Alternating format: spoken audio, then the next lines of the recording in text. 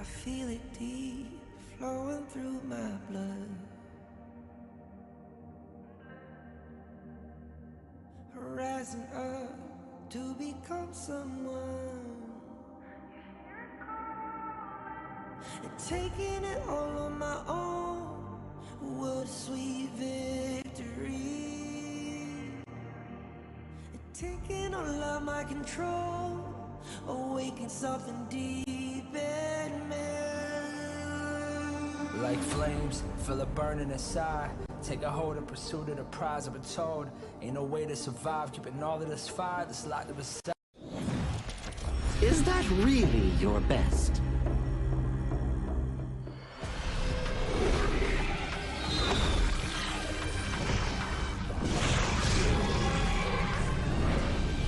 I reserve mercy for what's known as the masses.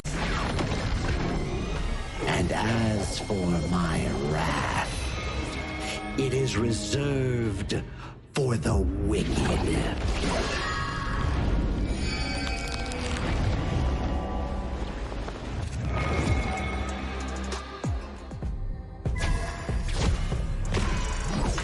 Only after enduring all 81 trials did I see how this world's hardships never end.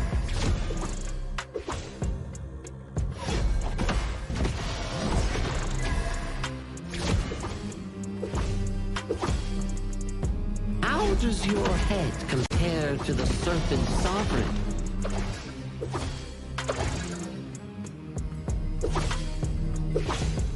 Yeah! Huh?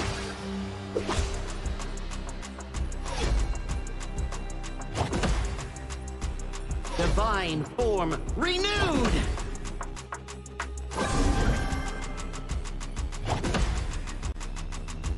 Evil, be gone!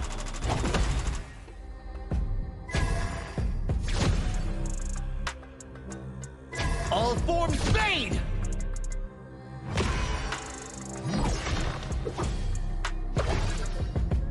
Before the Lotus Podium, all suffering ends!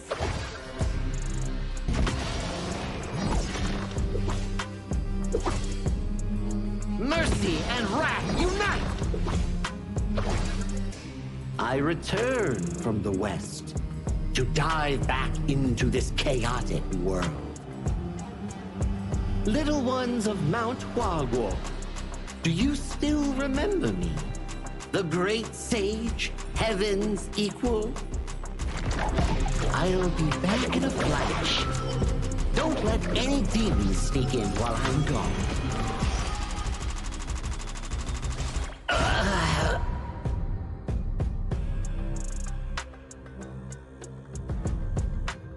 Time to leave the stone behind and see where fate takes me.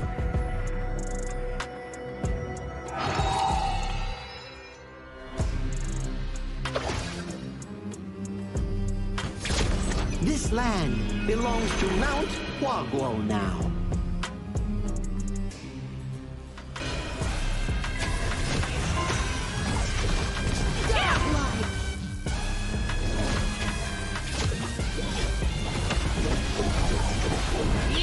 Legendary!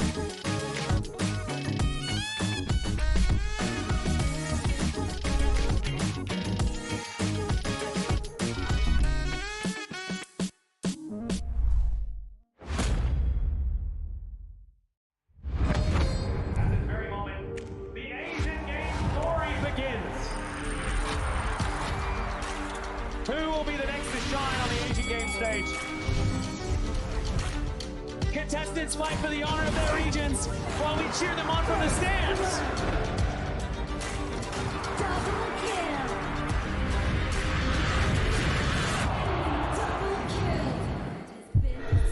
This is a challenge, but it is also an opportunity. The tide is turned.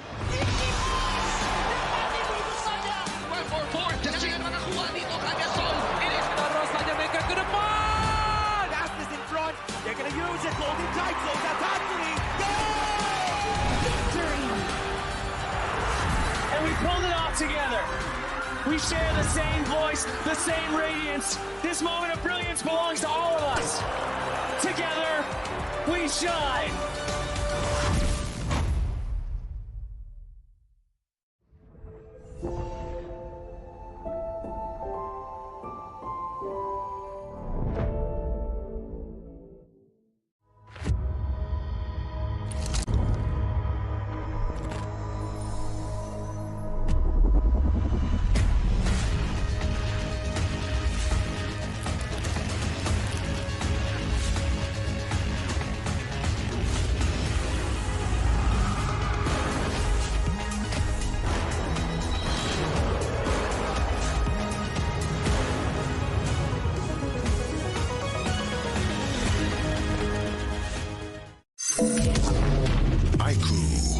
The new Honor of Kings version is here. Let's take a look at the two major areas of updates: hero control adjustments and battlefield balancing improvements. Basic attack targeting rules have been updated. If a player is crowd controlled for too long while using a basic attack, the attack command will now automatically be cancelled, preventing heroes from continuing to chase enemies after the crowd control ends. The movement wheel's dead zone has also been adjusted. After the improvements, there's no longer a dead zone in the center, helping prevent input interruption issues. After improving basic attack and skill targeting logic, even if base attack target priority is set to lowest absolute health, you still prioritize nearby epic monsters, and targeting will feel more intuitive. Next up is an overview of the battlefield balance updates. In the new version, the true damage value of the Crimson Golem buff has been adjusted, with the minimum value slightly reduced. The tower destruction slow effect has also been improved. When a tower is destroyed, nearby enemies will now be slowed. The teleportation portal cooldown has been reduced from 45 seconds to 30 seconds, allowing for more flexible tactical choices. A new lizard platform return mechanic has also been added. When a lizard leaves the platform's area, it will automatically climb back onto the platform. There are even more battlefield improvements waiting for you to experience in-game. See you in the Gorge.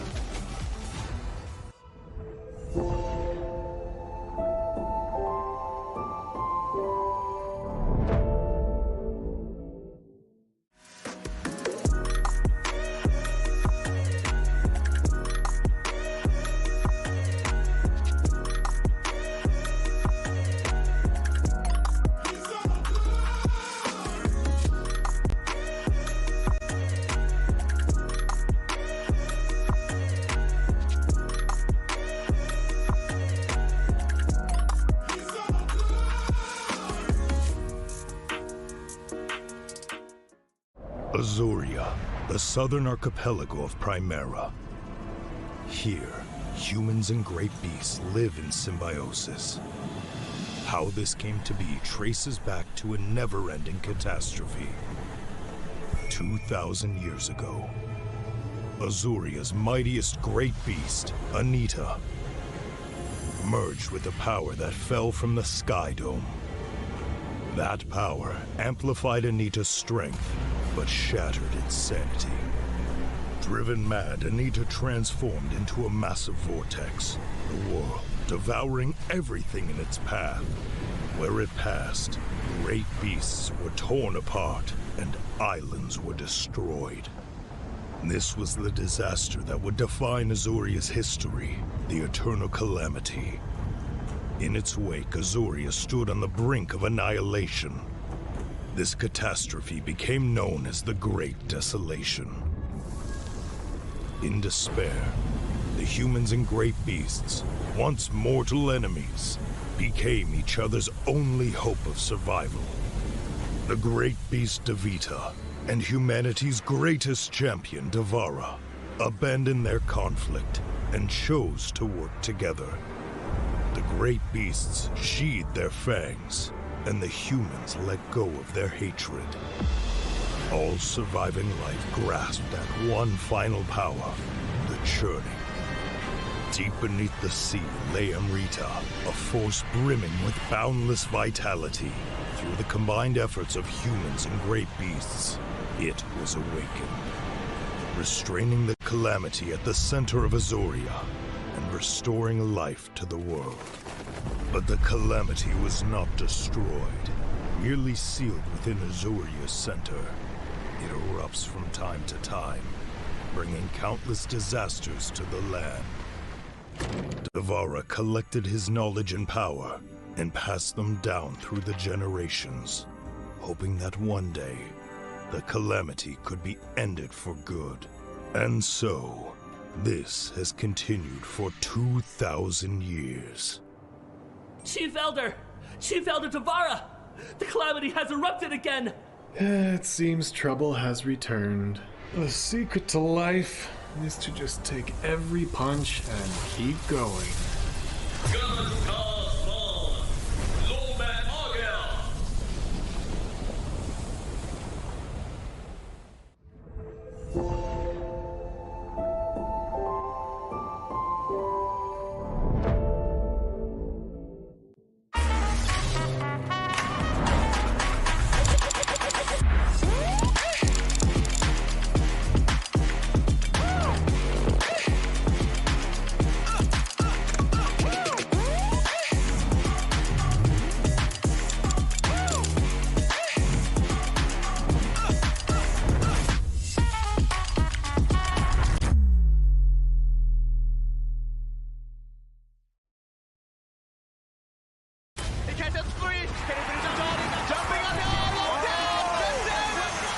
Welcome to the 2026 Asian Games Esports Qualifiers, Honor of Kings.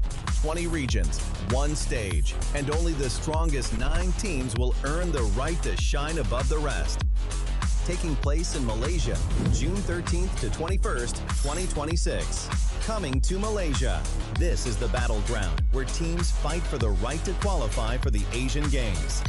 20 teams enter, but only 9 teams will move on. Apart from the 20 regions, there are 3 regions that have direct qualification. Here is the 2026 Asian Games Esports Qualifiers Honor of Kings format. First, the 20 teams will split into 4 groups of 5. In each group, every team faces every other team once in a single round robin, with every match played in a best-of-3 format. That means every match matters. Every game matters. Every single point matters. The point system is simple. Win the match, earn 1 point. Lose the match, earn none. At the end of the group stage, teams are ranked by the total points they've collected. And from there, the road begins to shine. The top 2 teams from each group qualify directly to the Asian Games main event. That gives us 8 teams advancing straight out of groups. But for those not through yet, the light isn't out. The teams that finish 3rd in each group still have 1 more shot. They move into the last chance stage.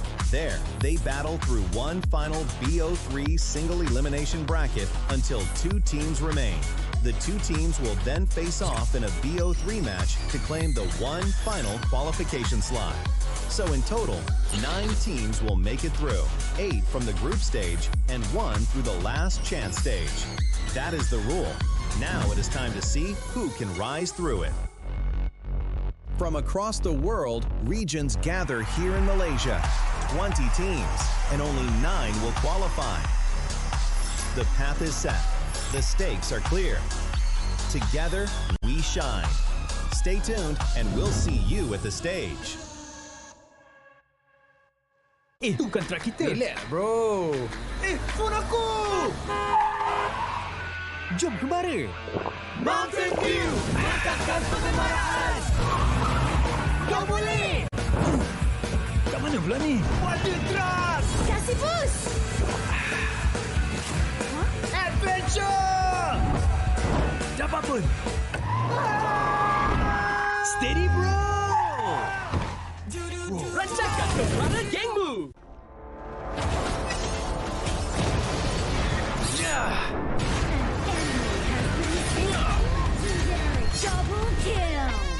shall I compare thee to a summer's day?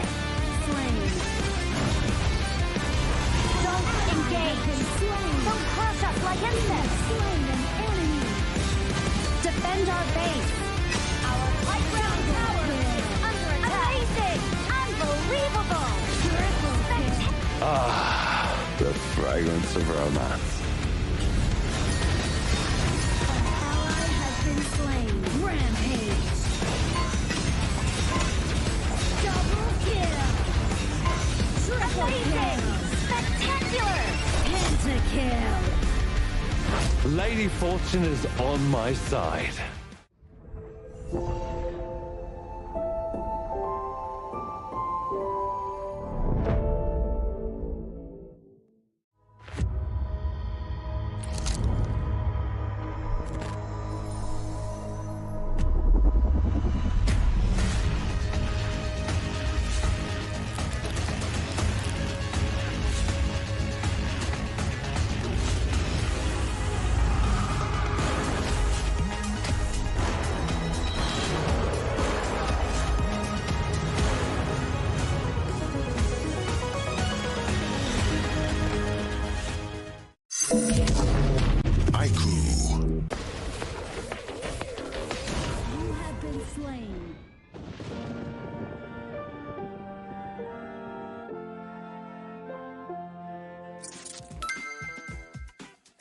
With the new consignment market feature, both new and veteran players can earn consignment items just by staying active.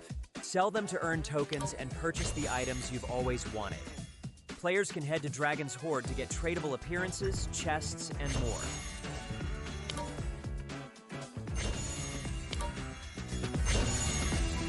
Players can list tradable items on the consignment market to earn curio tokens. During the initial launch period of this feature, all item listings will have their listing charge waived. Use your curio tokens to trade on the consignment market, or purchase skins that were available before June 17th directly from the shop. With the new consignment items, players can complete events to earn tradable chests. Choose to open them yourself or list them on the consignment market for sale. Tradable skins can be obtained by opening tradable chests or by redeeming them in Dragon's Hoard. Tradable spritlings can be obtained by opening tradable chests. Tradable cards can be obtained by opening tradable card chests. If you bought an item but did not use it yet, you can still relist it on the consignment market. Unstoppable.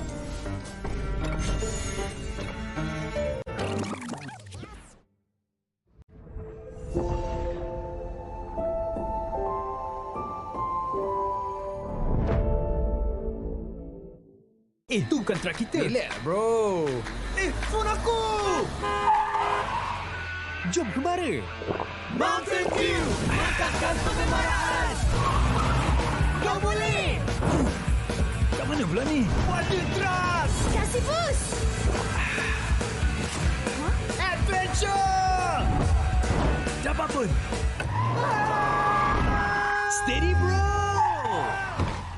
Rancangkan kekuatan gengmu. Ultimate not ready yet.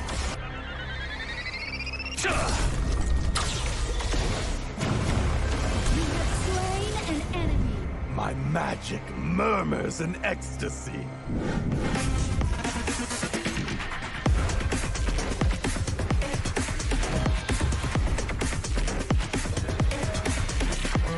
Amazing!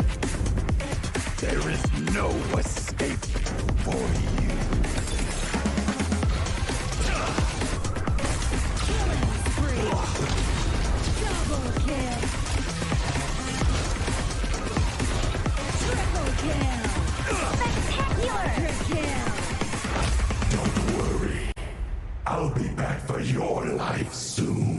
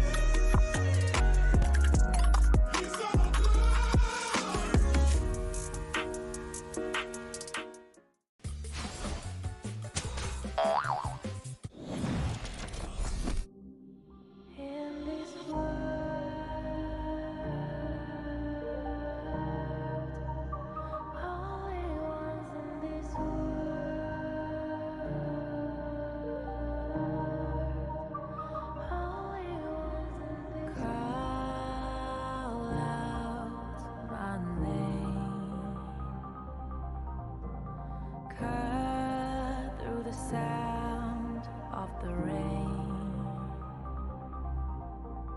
No matter how I feed the flame,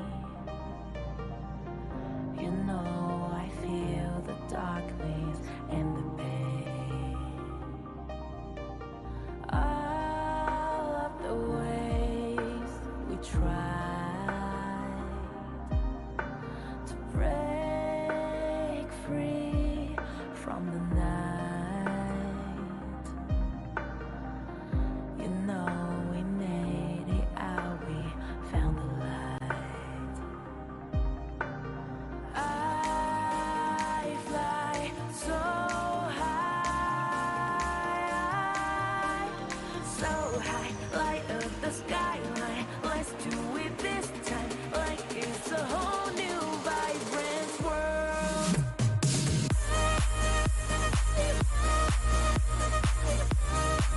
Like we're the only ones in this world. Like we're the only ones in this world. Now I see that I got everything I need. It's alright, I'm on fire, I'm alive, 'cause now I fly so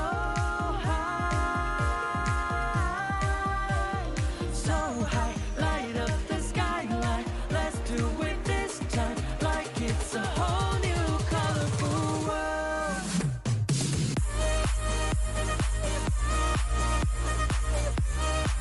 Like we're the only ones in this world. Like we're the only ones in this world. Never thought we'd get this far, burning like the stars. How we get this far, like we're the only ones in this world.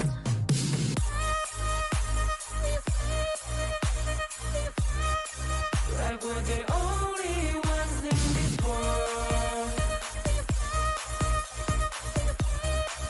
Like we're the only ones in this world.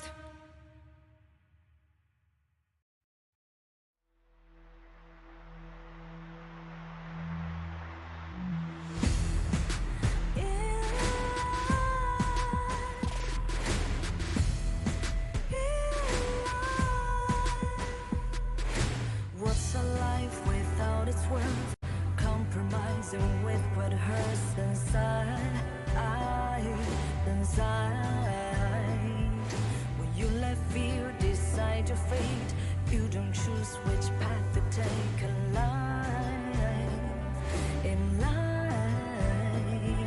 I'm finally letting go of everything that still holds me. I'm against all odds, but I won't give up, 'cause it's my time to shine. Standing in the storm, I can't no one let me down. Destiny is calling high. I'm not afraid to fight for everything I love. Victory's on my side.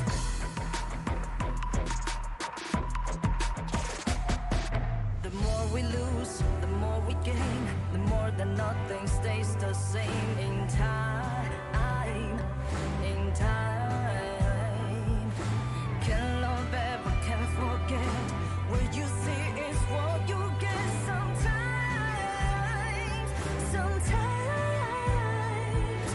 Gonna show the world tonight, the light that shines inside us. We're against the odds, but we won't give up, 'cause it's our time to shine.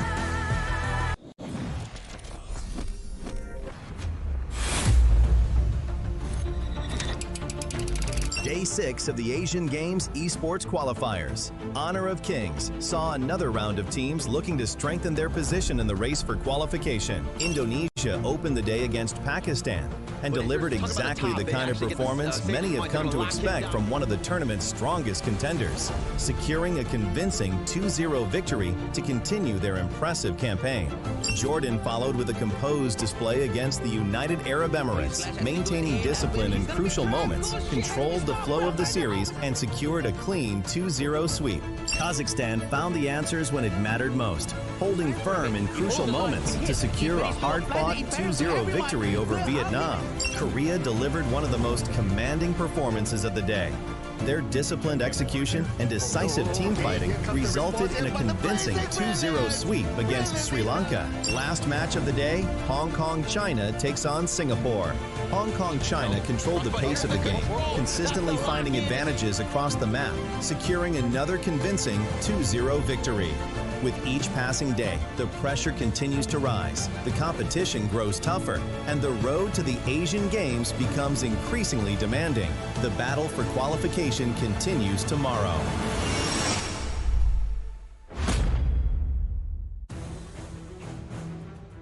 Good day to all the esports fans around the world, and welcome to the 7th day of the Asian Games Esports Qualifiers Honor of Kings. Direct qualification to the Asian Games await the top 2 teams in each region, and those outside the top spot may find themselves battling for the second chance clash. Now, we open today with Uzbekistan going up against Mongolia. For Uzbekistan, this is a must-win fight, as a victory will ensure their 3rd place spot. And coming in Group B, Myanmar enters the stage as the only team that have yet to lose a single match. But standing in their way is Kyrgyzstan, a region that has steadily climbed the standings. And getting a win today will ensure a top 2 finish. Now in Group C, Vietnam comes in hungry, just 1 step behind Laos. They want to overtake and change their course. And then there's Republic of Korea. Bold words have been spoken. We will win and we will end it fast. Syria has heard every word, and today they respond. Now we finish the day with Sri Lanka and Singapore still looking for their first match win, and one of them will be victorious at the end of the day. Some teams are protecting their position. Others are looking to extend their journey. This is Day 7 of the Asian Games Esports Qualifiers Honor of Kings. Casters, lead the gorge.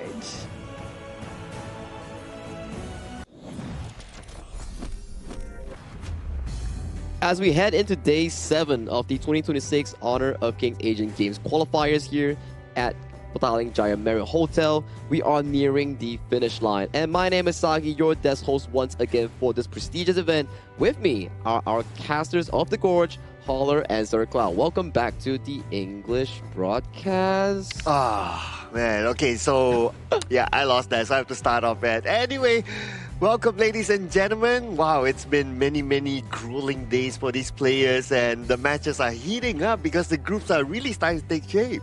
Oh, I thought I won. I don't need to talk for the rest of the day. Isn't that how it's Please, supposed to be? you don't get an off day for that. It's not an off day for that? Okay, it's just one thing at a time. But I'm excited about this because actually both of these two teams still have a chance, as crazy as that sounds. Exactly, right? We were thinking like, okay, in the first series of the day, Mongolia is already 0-3. But once you take a deep dive into Group A itself, you're thinking like, oh, Indonesia is 3-0, Philippines is 3-0. They are guaranteed for main event. So it comes down to the remainder of the teams who are 0-3, 1-2, and that specific result is reflecting towards Uzbekistan and also Mongolia. If Mongolia pulls an upset and wins a game, we're going to have a 3-way tie for 3rd place last chance stage coming in for Group A. Oh man, and the 3-way tiebreaker will be really tight as well, right? Man, it's crazy. But yeah, that's what makes this tournament exciting at this stage, right? Yeah, but let's check out the standings real quick here, because Sir Cloud, when you mentioned exciting here, there's plenty more room of games here before we venture into our final day. As we talk about Group A just now, that's the exact situation. 3rd, 4th, and 5th all fighting for that final spot to the last chance stage, with Philippines and Indonesia already securing for the main event at the Asian Games.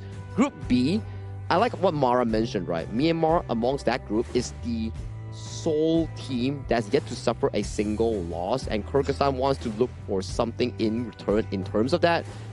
It's going to be close between Kyrgyzstan and Nepal because whoever wins gets that spot as well, right? So they're battling out for that main qualification spot with Myanmar. They're already like, they're comfortable in their own way. Now for Group C is where we had a bit of a surprising element yesterday. Everyone was thinking like, okay, it's probably going to be dominated by Vietnam and Laos, but Kazakhstan came in clutch, clean swooping Vietnam with a 2-0 victory. None of us actually expected that. And India and Saudi Arabia, days ago, they did play their final game on towards the Asian Games qualifiers, and they are out of contention. Now finally in Group D, Hong Kong, China, and also Republic of Korea, 2 strong powerhouses with Singapore and Sri Lanka still yet to find their proper footing in Group D.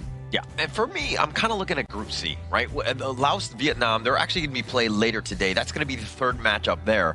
But whoever wins that one is actually going to be guaranteed going into 2nd place. They have to go through the main event, and they're going to be great. While the other ones have to go through the last chance qualifiers, that's going to be rough. Yeah, they'll be playing later today, but we're going to start off the show with teams from Group A. It's going to be Uzbekistan versus Mongolia, and then we'll jump on to Group B, Kyrgyzstan versus Myanmar. Group C will be playing next, Vietnam versus Laos. So this is going to be a really hot match here. Group D will be Syria versus Republic of Korea, and another Group D match will be between Sri Lanka and Singapore. Yeah, lots of storyline, right? Like the first one coming in from Group A, if Uzbekistan wins, then all is great. No one forces a tiebreaker. Everybody finds the 3rd placer, which is Uzbekistan, going into the main event. And then you look into Group B. Myanmar wants that last win to finalize their group in a 4-0 fashion. And Kyrgyzstan wants to punch their ticket to the main event. And Vietnam, Laos, although Vietnam did lose yesterday, they're still considered one of the favorites coming into Group C. But if Laos wins against Vietnam, they practically sent Vietnam into the last chance stage. So there's so much more storyline coming in for today's games. Actually, there could be even more drama as they're coming in, right? I think that's the craziest part where, like, even that series, the Group C, that could kind of get into a little bit of a tie as well. So there's like anything can happen at this moment. And I think that these final 3 days are going to be super exciting. Yeah, I'm pulling out my crystal ball right now, and I think we will see some form of tiebreaker somewhere. Okay, yeah. I thought you were actually going to pull out a crystal ball, but it was just your hands. But okay. Imagine. Okay. Imagination. Sorry, I have a terrible imagination. But if you want something realistic, you can always check out Honor of Kings official app itself to get the new Hunchy Playground Hunter skin for free. Just do some missions, do some daily milestone requests, and then you can get this skin for essentially free. Remember to claim those points and claim it when you reach the full bar. Have you got it already? I have not. I've not. Still need a little bit of time, right? I haven't been able to play them all, but this is definitely on my list of things to do here. Oh yes, I've already collected it already. Oh, yeah, so how's the skin? Yeah, it's a nice skin. It's a nice skin. Of course, I'm not a Baichi main, to be fair, so I get it just because it's free. And yeah, I mean, who doesn't like free stuff, right? I mean, everybody around us likes free stuff, right? And especially yesterday, we also saw Hong Kong China's Kahin. He played Baichi jungle. I think back-to-back days he played that, and he had a pretty good setup on the laneways. I think it could be like pretty good study material coming in for players who want to pick up Baichi as a Clash or jungle based on that gameplay. Yeah, he's definitely inspired me, at least to try it out. I've never really played Baichi. I like the Clash, but Baichi is one where, again, you saw the impact that he had yesterday, and I think I just want to kind of lay waste to my opponents as well, and hopefully I can get to that level, but let's be very honest, I'm not going to get that point. I see what you did there. I see what you did there with the wordplay. Yeah. But yeah, I guess we're going to be looking at who's going to be playing after this. Yeah, our first series of the day will feature both teams coming in from Mongolia and also Uzbekistan. A very important one coming in from Group A. As this is important, let's invite them to the stage with this teaser video.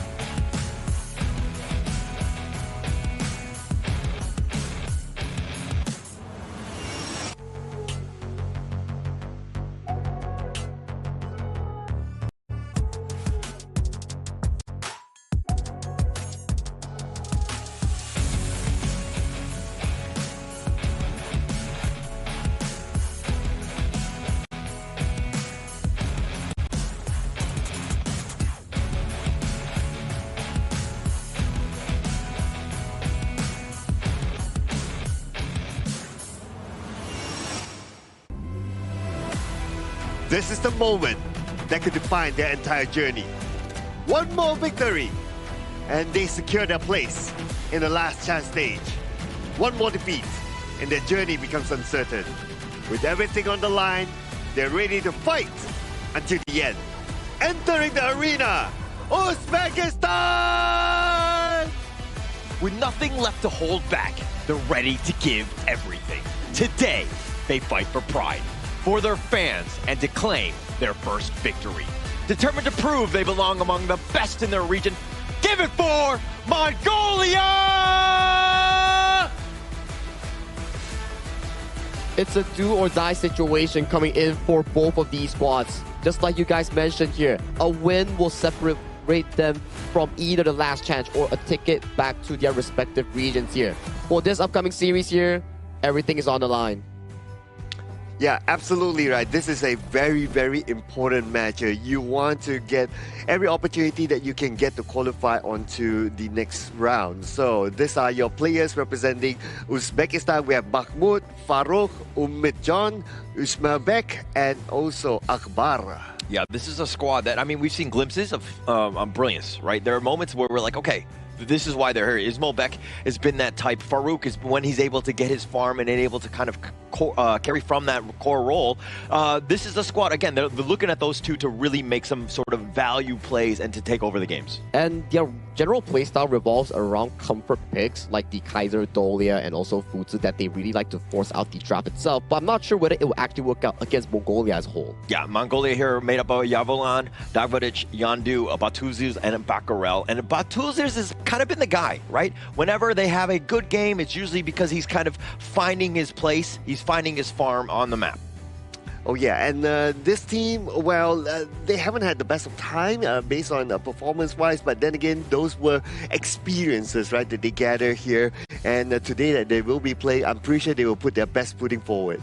And games were not as generally easy coming in towards Group A. You have Philippines and Indonesia, two of the giants coming in towards Group A that has already qualified to the main event. But Mongolia, we've seen from day 1 up until day 7 currently, they have been improving at a drastic rate. I wouldn't say fast, but there are signs of them improving as a team and as individual players as a whole. Yeah, and actually going into this, I mean, when you knew Indonesia and the Philippines were in your group, you're kind of looking at all the other teams, right? Those are the ones where you're trying to get the wins. But talking about this head-to-head, I mean, Mongolia just has not, again, really had as great of a time as Uzbekistan, especially since you've only gotten 17 kills in 6 games. Hey, but you got to admire the fact that they are willing to experiment, right? Just look at their hero pool here. Oh, yeah. 26 compared to 22. And if I'm not mistaken, so far, based on the stats that we have seen, 26 in hero pool is one of the highest. It is one of the highest one. It just shows that Mongolia, even though they are losing most of their games thus far, they are still willing to experiment such picks to find a way to break just a slightly through in their milestones here. You know, that first win is going to be really important if they can actually find it against Uzbekistan. But talk about Uzbekistan though.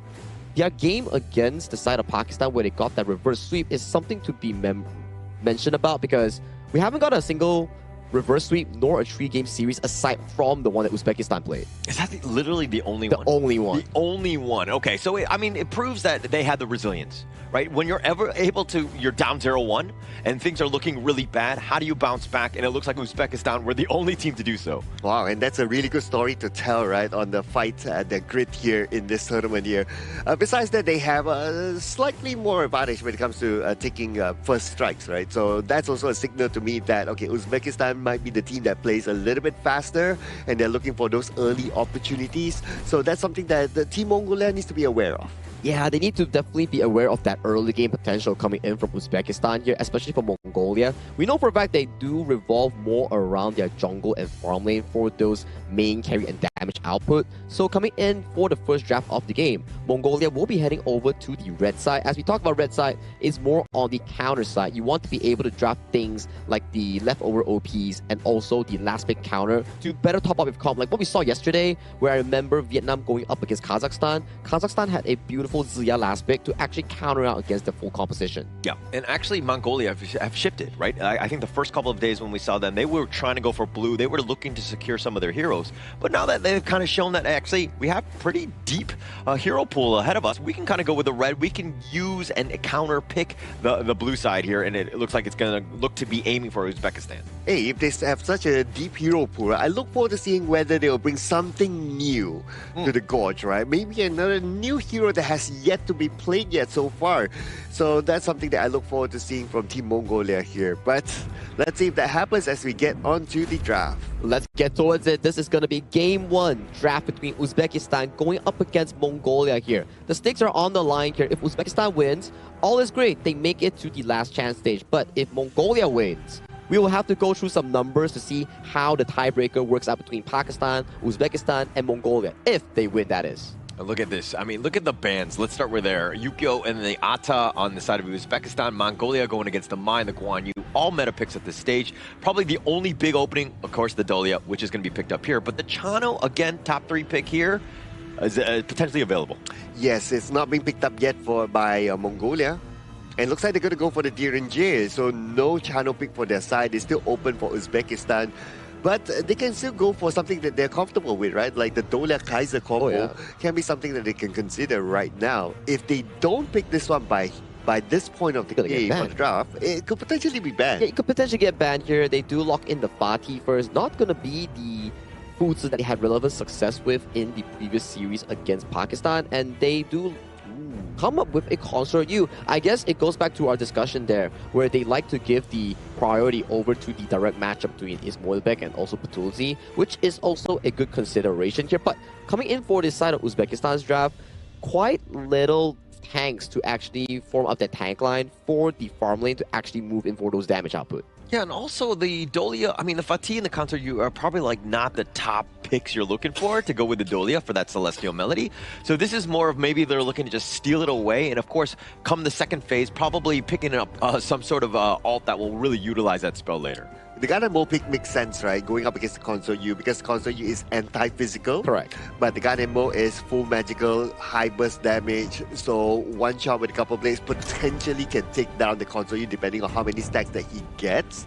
But yeah, it's a good pick that actually is able to at least shoo away the Consort U. You force the Consort U to not be in the position that the Consort U is comfortable with. All said, right? It also outranges Consort U from afar, making it really uncomfortable for Ismoilbek to actually be that first damage dealer coming in for Uzbekistan here. So coming in towards the second pick and ban phase here, we do see Byron and also the Hansin being locked away from the Uzbekistan pool. Still considered okay because sometimes we do see Fatih being flexed into the jungle by some of the Asian Games qualifiers teams thus far. And for Uzbekistan, they're locking away the Musashi and they also did lock away the Zhangfei. So more engaged potential has been removed from the pool from Mongolia here. Maybe they can go into a direction where a Lapu Lapu or a Mozi might be what they're looking for. Definitely. I mean, I think that especially when you're talking about like towards the last pick, it's readily available. It provides exactly what you want in terms of like team fights and getting some stuns on the board. And they're going to go with the Lian Po, another tried and true here, Romer. Well, somehow the Kaiser is still open. I thought that it would be banned. And it would make sense for Uzbekistan to still pick up the Kaiser, right? It could supplement the Fatih as the main tank, and then they can focus the rest of the final pick to be more of a utility or sort of like a burst damage. Either one is going to be okay for them. So I wouldn't be surprised if they actually lock in the Kaiser right now. And okay, Garuda, okay, Kaiser, let's go. Let's go with the Kaiser, right? Either Kaiser or the Dun, something to utilize the Celestial Melody. Yeah. Oh, they did go with the Dun here. So maybe during the rest coming in for Uzbekistan, they've been practicing, they've been adventuring and exploring certain options to potentially bring them back into a stronger position here. And Mongolia are down to their final pick here. They still lack a jungle hero for the side of Dark Gorge, so maybe they can consider something like a Ukyo Tachibana, but that has been banned out here. So those are a lot of junglers being removed from the pool. Not a lot of options left here. Potentially a Nako Ruru might be an option here coming in from the Mongolian jungle, but they go with something simple, easy and effective, the Zilong being locked in. Yeah, they're going to lock it down with that last one. But I kind of want to talk about the Dune as opposed to the Kaiser. The Kaiser, I mean, it's like a homing missile. It's going to be on, mini stunning that one guy. But what they were really lacking is that team fight sort of win slash that Dune will provide. And now you have that tried and true. Again, the Dolia and the Dune here. It's just a nice little combination. Exactly here. And once we do want to venture in towards this game one, you have to check the draft real quick, right? For Uzbekistan, it's a lot regarding how the mid-jungle roam play around their early game aggression in providing room for Ismoilbek's Consort U and Mahmoud's Fatih to scale in towards that late game. On the flip side, on towards Mongolia, that's a lot of engage and setup coming in from Yahoo Huan and also Darkodorj in making sure that these team fights always go in favor of Mongolia, but execution counts, and this also counts towards this important series where both teams want to find their win in their respective group to make it towards the last chance stage. Thank you so much, Saki. As we go into the first match, first game, Uzbekistan, Mongolia. Who are you giving the edge to here, Sir Cloud? Okay, it's kind of like a tough one. I feel that both sides have their own advantages. Like, I really like the Dynamo pick here to try to zone out the Consort U. I think that's really nice, and that will render the Consort U not able to give free damages. And you kind of think about it, Uzbekistan, they're very reliant on the Consort U for those continuous damage, right? So that's one thing. But I do like the teamfight potential from Uzbekistan because they have like the two big boys that can stay in front and allow Consort U to have that free hit. Yeah, you really like them big boys, right? Yeah, I like the big boys. Yeah, the media. Yeah. Okay, yeah, but if we're talking about the mid lane here, I mean, you mentioned this Garuda going up against Yanduz, Gan, and Mo. I think for me, it's about like who's got that long range, who's going to be going in with the poke, and to kind of really initiate some of the team fights, because that's like the initial starter of like really getting into it. Because if you're too low, nobody really wants to fight. All right, yeah. Speaking about fights, right? So to specifically answer your question, I know I didn't really answer your question earlier on. I was giving you a 50-50, right? Yeah, but I'm not going to be that guy who sits on the fence, just saying, right? So if Mongolia gets like first strikes and then they follow up with the second, third, like if they win the early game, basically, right? I would say they have a chance. They have a better chance here. Okay. But if Uzbekistan is able to stop that from happening and allow things to get in play during the mid-stage of the game, then they will have the chance. Yeah, and it looks like there was a little bit of a chance here. Now on the backside, actually, the flash away. Dagvadorch is going to be going down. Baccaral running for his life. He has the shields, but at what cost? Oh, but to set things up, Akbar going down. Baccaral's getting a little bit low. He needs to be on the careful side. Mahmoud looks like Mahmoud will walk away, though. Okay, it almost feels like after Uzbekistan, they got that first strike, they kind of let go of that concentration there. They grouped up together, not knowing that the Dharma was still around, and the Dharma got a good mantra there from the side, just pushing them towards the wall. And we'll get to see that again on this replay. Okay, so Uzbekistan goes in, yes, they get the first strike, and then they start to let go of the ball here. Okay, they chase, but while they were chasing, they grouped up together. And when they grouped up together, Team Mongolia took advantage of it. Yeah, they thought they could have him on the run, and they were chasing, right? And Yavalan was like, actually, I still have my flash truth. I'm able to just get in the right spot. I mean, it set things up where things were looking bad for Mongolia, let's be honest. I mean, they lost one member. They were looking to just run away, get out of that team fight. But Yavalan, okay, making them pay, got something in return. Yeah, but the best part about this is that for Team Uzbekistan, they did not give away any form of assist or takedown to the Ganemo, because you don't want him to get those stacks to quickly scale. Now, the Ganemo needs to find that. Yeah, and now Yavalan, who made that amazing truth play, he's going to be stuck in this corner, and now it looks like Baby going down in that corner. Okay, would it have changed if he just walked straight back? Maybe, because his teammate was on the way though, so I thought that, now that I kind of think about it, it would have been better if he just walked straight back, because he would have had backup. If he puts himself in the corner, then they can't help him. Yeah, there's no exit plan out of that one. And now the Tremor Smash, Batgirl just barely surviving. Thought about taking the healing dew, he's just like, oh yeah, I'm a roamer. I don't really have that much value yet. Oh, come on, roamers life matters, man. Yeah. Please show us some love. But anyway, it was good. The fact that he's still able to get away means that he knows what sort of threshold of damage that he's able to absorb, right? So that is a typical tank roamer playing a tank roamer style. You really need to know what sort of damage that you can take in. But because Uzbekistan, they've been playing this rather actively in the past 1-2 minutes, so they have created that space for them to get this Tyrant unchallenged. Now, talking about the winning conditions for Team Mongolia, right, is that they have to be able to win the early game. But so far, it's not about them not able to win it, but Uzbekistan has been responding well. Yeah, responding well, and actually, you're threatening. I mean, you saw that Baccaral got low. He had to actually just walk on back and then get on back. to the fight, and he's so far away that creates that space for the Tyrant to be easily picked up. Uzbekistan just kind of, again, playing the lanes properly here. Yeah, but I'm giving it to Mongolia as well, like how they're still trying to rotate. But here we go. For Mahmoud, trying to go in for this, but now the Tremor Smash used defensively. The Wind Slash will connect. Baccaral nowhere a way to get on out. He does get taken down, and now the jungle invade begins by Uzbekistan. Slight overextension there at the top by Team Mongolia.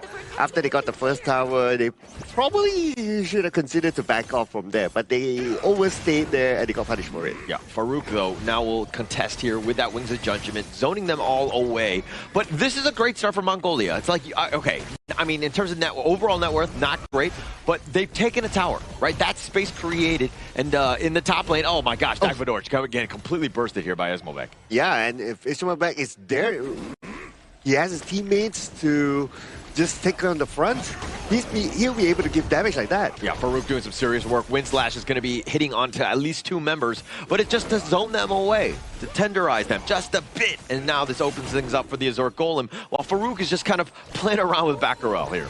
Yeah, keeping my eye on to Batuzi. Is he going to make any big moves there? But looks unlikely though, because Dirinje, he needs time to farm, and now they're around him. Yeah, they're looking for the ambush here. He's in the right spot, I guess. He's trying to just stay under the tower, but he's being focused from all angles. He's dodging a Wind Slash. The Unruly Blade also misses as well, and now it looks like he will eventually fall. But Farouk has done some serious work on the back line. Dagvadorch now running for his life. Just running into Farouk, the Dune, if you will. He's been an absolute beast. Oh, it was just unfortunate for Batuzi, right? Like, he went back to his first tower. If only he turned the other way to walk towards his own base side, then he might have survived that one. He wouldn't have put himself in that kind of awkward situation where he's sandwiched by Uzbekistan. So it was just unfortunate that he took that route. I think long term, if he was able to go all the way back to his base, that would have been best case scenario. But you were coming in from all front. Like, you have to be a little bit of a ballerina in the sense of just like trying to dodge some of the attacks and to get under the tower so it does a little bit of work. And Farouk did a good job of just making sure that the tower aggro wasn't on him, and now the Overlord being picked up by Umejan. Oh, okay. No steal there with a couple of blades by the middle. Oh, Kanemo! Oh, the moment he knows that, they found that he launched his couple of blades, that's it. They know that it's the opening to go in. Got stuck on the ledge, if you will. Nice little burst ram, the Wings of Judgment on the backside, but this tower is just being focused. Ismovek is starting to do a little bit of damage in terms of the structures here. Bottom lane is pushing. They did get the bottom T1 in return, though. Oh, while all that is happening, look at what's happening at the top. Mahmoud is pushing, and now Team Mongolia, they realize that they have to, like, okay, guys, we have to defend the top, but by defending the top, they leave the bottom open. The blue buff especially stolen away by Uzbekistan. Oh, right on the backside, the Unruly Blade with that Wind Slash, the nice little combination, but Tuzi, he's getting focused, and Mahmoud taking him down. Akbar on the run, the blades were not enough damage. Mahmoud is still going ham. Farouk as well. They're looking to dive T3s. I think they're trying to make a little bit of a statement as they get the Wind Slash. Dagvadorch will be picked off, and they will continue with this siege. Mid T3 going down as well. The team by Team Mongolia was very scattered. Yeah, Farouk, he is, again, no mercy, no hold, but the truth on back, and there's no backup. But Yavalon gets focused now. He's going to be taking down the hot streak going the way of Farouk, as he has, again, just been this monster up front.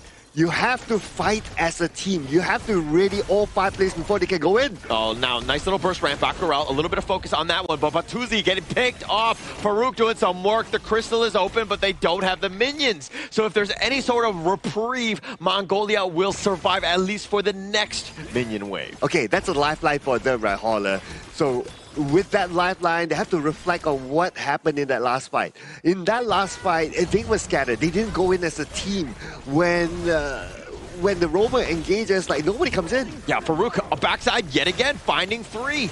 Just doing some serious work, and they all have to scamper off.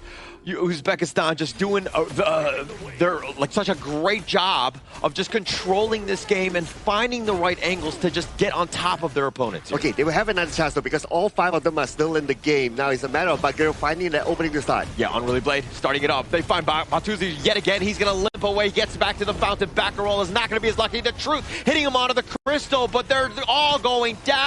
There's only 2 more members left. Mongolia is just trying to deal with the minions as Farouk is on the back line, continuing to threaten, but Farouk goes down, but they take the crystal, and Uzbekistan up a game. Good wake-up call here coming in from Team Uzbekistan after their loss going in towards Group A against both Philippines and Indonesia. And right now, with one win on the board in this series, they're one step closer to be hitting that finish mark of that last chance stage.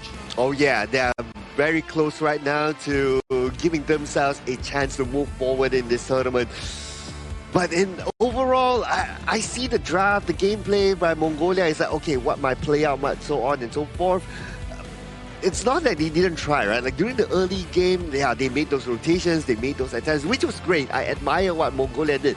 But towards the end, when they were pushed back into their own base, when they're forced to like, okay, guys, let's make the counter engage now, right? It feels like everybody was not on sync in that sort of fight. I think it's more on towards the experience that Mongolia actually has with a young squad, where some situations they couldn't find the answers or the plays to actually react towards them. Hence, they just couldn't find any answers for the plays that Uzbekistan was putting up against them. I was kind of looking at Farouk. I mean, they really didn't have any answers because they're like, okay, they're trying to defend, but then that supply line essentially gets cut off as they go for that. You know, Farouk is just there, right? And so he's always prowling around the back line. And when you're grouped up like that, it's just like amazing for Dune. Like that's like best case scenario because you can hit that wind slash. So he just made life incredibly tough for Mongolia to find any sort of footing, any sort of defensive hold here. Yeah, and while all that is happening, Consort U, nobody dealt with the Consort U, right? Nobody went to the back line to try to deal with the Consort U. But to be fair, I kind of understand as well. If your goal gap, your experience, your level is that far by that stage of the game, right? You can't even reach the Consort U. By the time you attempt to even reach the Consort U, your life would have been like half gone, or you would have been gone.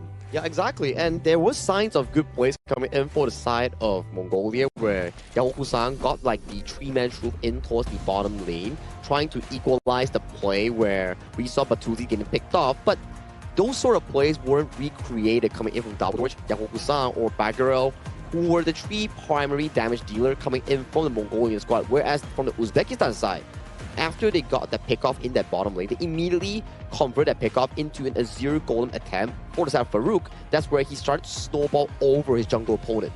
What a clean game by Uzbekistan, right? I mean, Akbar only dying a single time. Everybody else just understood their assignment. And with they were able to constantly siege, constantly put that, you know, just take advantage of all the space. Mongolia were looking to defend, again got caught off by Farouk many a times. It just seemed like this was completely in the hands of Uzbekistan here. And at one time when Akbar was taken down, unfortunately Yondo wasn't there. So he didn't receive any stack from either an assist or a takedown. So he remains at, okay, this is just baseline couple blade damage. But even baseline couple blade damage, he's still able to dish out the most within his team. But that's also because Batuzi was still not ready yet to take fights. Yeah, it was pretty difficult, right? Like, Batuzi just getting aimed down by multiple levels of flank. Like Mahmoud, one moment he's down there, and another moment you see Farouk all the way just flanking him from the backside, making sure that Batuzi didn't have the enough resource to actually find those big moments in the mid to late game with that golden token. We talked about it before. If you could land a golden token on the ultimate coming from Direnjie, you get to reduce the resistance coming in from the tank members, especially on towards Farouk. But the itemization and the gold provided just wasn't there in this short game. And for such a short game, it's just kind of like the jungle head-to-head. I mean, Farouk versus Dagvadorj. It didn't seem like Dagvadorj really had some sort of impact. I mean, he didn't have enough time to get that farm to really compete, but he was constantly just like, I mean, Farouk just had such an impact in this one where Dagvadorj was really not even able to fight whatsoever. Yeah, and I guess between a Dune and also an opponent in this game, the Dune is available to play the moment he's level 4. Right. And okay, the Dude is available to play the moment he hits level 4 and the Dola hits level 4. Correct. Like if they're able to start combining with each other, then they're ready to go. So that's why they are able to start things off quicker than Team Mongolia. Exactly, and I think these are the situations where some picks are just lesser focused on compared to some meta picks in this specific Asian Games patch, where we've seen more of the Dun, Adpa, and also Ukyo Tachibana, not because they are actually strong in their skill set, but also because their skill set provides them the strong early game potential to really dominate the map and the game itself. Zilong is great and all, but there's always this one issue where you enter the fight as Zilong and you don't really get to escape because you've already used all your spells in that little fight. Yeah, and again, just going back to some of these highlights, we're going to see exactly how. Like, Davidoff just jumped on here, gets picked off first, and then this is kind of like the snowball effect of Farouk where they were in. But the truth, this was an amazing play by Yavalan. Unfortunately, I mean, they get a little bit of a return kill on this one, but then he kind of locks himself in a corner here. Not the greatest spots for him. Yeah, I guess if he had that communication that, Davidoff was on his way and he just walked straight back, Davidoff would have been able to back him up. But yeah, unfortunately, that wasn't the case there. But because of those kind of like small communication mistakes, then things start to snowball from there. Yeah, it wasn't easy nonetheless coming in from the side of Mongolia here. There were signs of success, but once the pain train coming in from the Dun Dolia starts moving around, that's where you start to see how strong this combo is, and that's where you were pointing to, right? There's no one limiting Ismolbek's farm on that Consort U, and he just had a really free game. He was untouched, unbothered, and he was just pummeling through those towers and dishing out those spears on that Consort. It just seems like the rest, I mean, Farouk and Mahmoud were always the, guys just attracting a lot of the attention, where Yumijan and Ismolbek were just essentially hitting for free. So it's more about the team stepping up as opposed to Ismolbek or Yumijan having like these amazing games. Yeah, and towards the end, it was pretty much like, okay, you can't get out of your base no more. The level gap is big, the item gap is big. It's all about just closing up the game from here. And we can see that Uzbekistan, the way they close out is not like, okay, let's go out, let's take another Tyrant and let's come back in. Their mindset is that if we can end the game as quickly as possible without or with at least reducing the risk of a comeback, we will do it. And to talk about someone that actually did it in the game itself is Farouk. His presence in Game 1 for the side of Uzbekistan was everywhere, right? We saw him going in with the Unruly Blade, saw him flanking with the Wind Slashes here, knockups, CCs, and there was a few moments where he was just in the face of the multiple members of Team Mongolia, and he still sustained with his passive coming in from this hero. Absolute limit to that hero, right? I mean, taking 36% of the damage as well as just dishing quite a bit. I kind of wish there was a counter for the stun lock timer, because he was just constantly just knocking him up, right? Just holding him down for the rest of, Ismolbek to just take him down, so to speak. Yeah, and thanks to the Dolia as well, that refreshes him, right? Allows him to be confident to move forward, and he can just move back if needed to, or even move even further forward, depending on the situation. But still, very, very good play here by Farouk. He is showing that he's a very versatile sort of jungler that can, well, not only depend only like a Kaiser type of gameplay, but also a Dune works very well for him as well. They definitely need to start thinking that, do we need to ban this Dolia? Because so far, after every single game that Team Uzbekistan has started got on that Dolia, they've been getting consistent wins thus far against Pakistan and now against Mongolia. So at the very least, for the side of Team Mongolia, they need to start fixing things up, because this might just be their last ever game play if they lose out the next one. We gotta just like pray and hope, send energy to Mongolia to figure things out, right? I think that even going into Game 2, is Dolia like the difference maker? I mean, so far the data says yes for Uzbekistan, right? Ride that one out. Don't change things up. I mean, if you're able to win with it, regardless of the other heroes that you might have in terms of like Kaiser or Dune, just run with it. Yeah, and why Dolia is the difference maker here is because, okay, if you only have a Kaiser or only have a Doom without the Dolia, then the effectiveness is not really there, right? Yeah, it's effective in its own way, but not as effective as with the Dolia. But if you take out one Dolia, you just need to use one ban on the Dolia, right? Basically, you render like these two heroes like 50% capacity. Yeah, lesser effectiveness, right? Because at the very least, if you have a solo Dun, one Unruly Blade going in, it doesn't mean you can potentially come out after soaking all the damage. When you have a Dolia, you have so much more options where you can just continue on with another one towards the backline, where you're like, okay, poke's done, job's done, let's head out, let's throw another one back home. That works too. And talk about Kaiser as well. Usually 7 seconds of effectiveness, double down with Dolia becomes 14 seconds. So maybe the Dolia is the same thing that they have to venture into. They think like, okay, do we take this away, or do we actually ban it away from the side of Team Uzbekistan? Yeah, we're going to have to see if Mongolia decides to do that. But I mean, to kind of answer your question in terms of like why the Dune over the Kaiser, I mean, you're kind of seeing exactly why, right? Dune, it's more about the stuns. It's more about the control. You're still a tank up front. He's still able to play his playstyle as Farouk, but he can do it in a different way. And I think that they had a lot more success with the Dune as opposed to the Kaiser in this one. And you know what makes them successful? Is because these players, they are having a good time here at our official venue, which is the Petaling Jaya Marriott Hotel, ladies and gentlemen. This is the official venue and hotel partner of the 2026 Asian Games Esports Qualifiers for Honor of Kings. And yeah, great hotel, great rooms, great food, and that's why they're able to perform their best on the stage. If you ever want to find a hotel stay here, do check out Petaling Marriott Hotel here coming in for this prestigious event. But talking about the upcoming game right now, Mongolia is one game away from being eliminated, and Uzbekistan is also one step further in qualifying to the last chance stage. So tons of stakes are on the line right now, and if you are on the Uzbekistan side, you're definitely feeling confident after that first dominating win. Oh, a lot of momentum. I think that's the biggest piece to this, right? Where Mongolia, they haven't really been able to find that first game win as of now, and they have been learning, I would say. And they've definitely gotten better since day one when we did see them. But I think that still, Uzbekistan, it is pretty much their game and their series to lose. Hey, and this time Mongolia, they chose the blue side, so they had the first pick. So as what they say, right? If you can't beat them, join them. Maybe they will join them in, hey, I'll tell you to pick the Dolia for ourselves. Maybe that could work out coming in from the side of Team Mongolia, but we do know Team Mongolia's experience is considerably lesser compared to the side of Uzbekistan here. So hero pool-wise, for me, at the very least, this potential last game, Mongolia might want to consider picks that they are more comfortable with, so they can actually have a comfortable game in going in for those 5v5s, those stable early games. So we don't see much of a snowball being generated from Team Uzbekistan coming in from the previous game just now. Yeah, well, Mongolia shifting things up, right? They're going to go with the Mai. They want to go fast and furious in the early game, take a little tempo play, if you will. But Uzbekistan, they're going to respond in kind. Is this the first Donghuang? Yeah.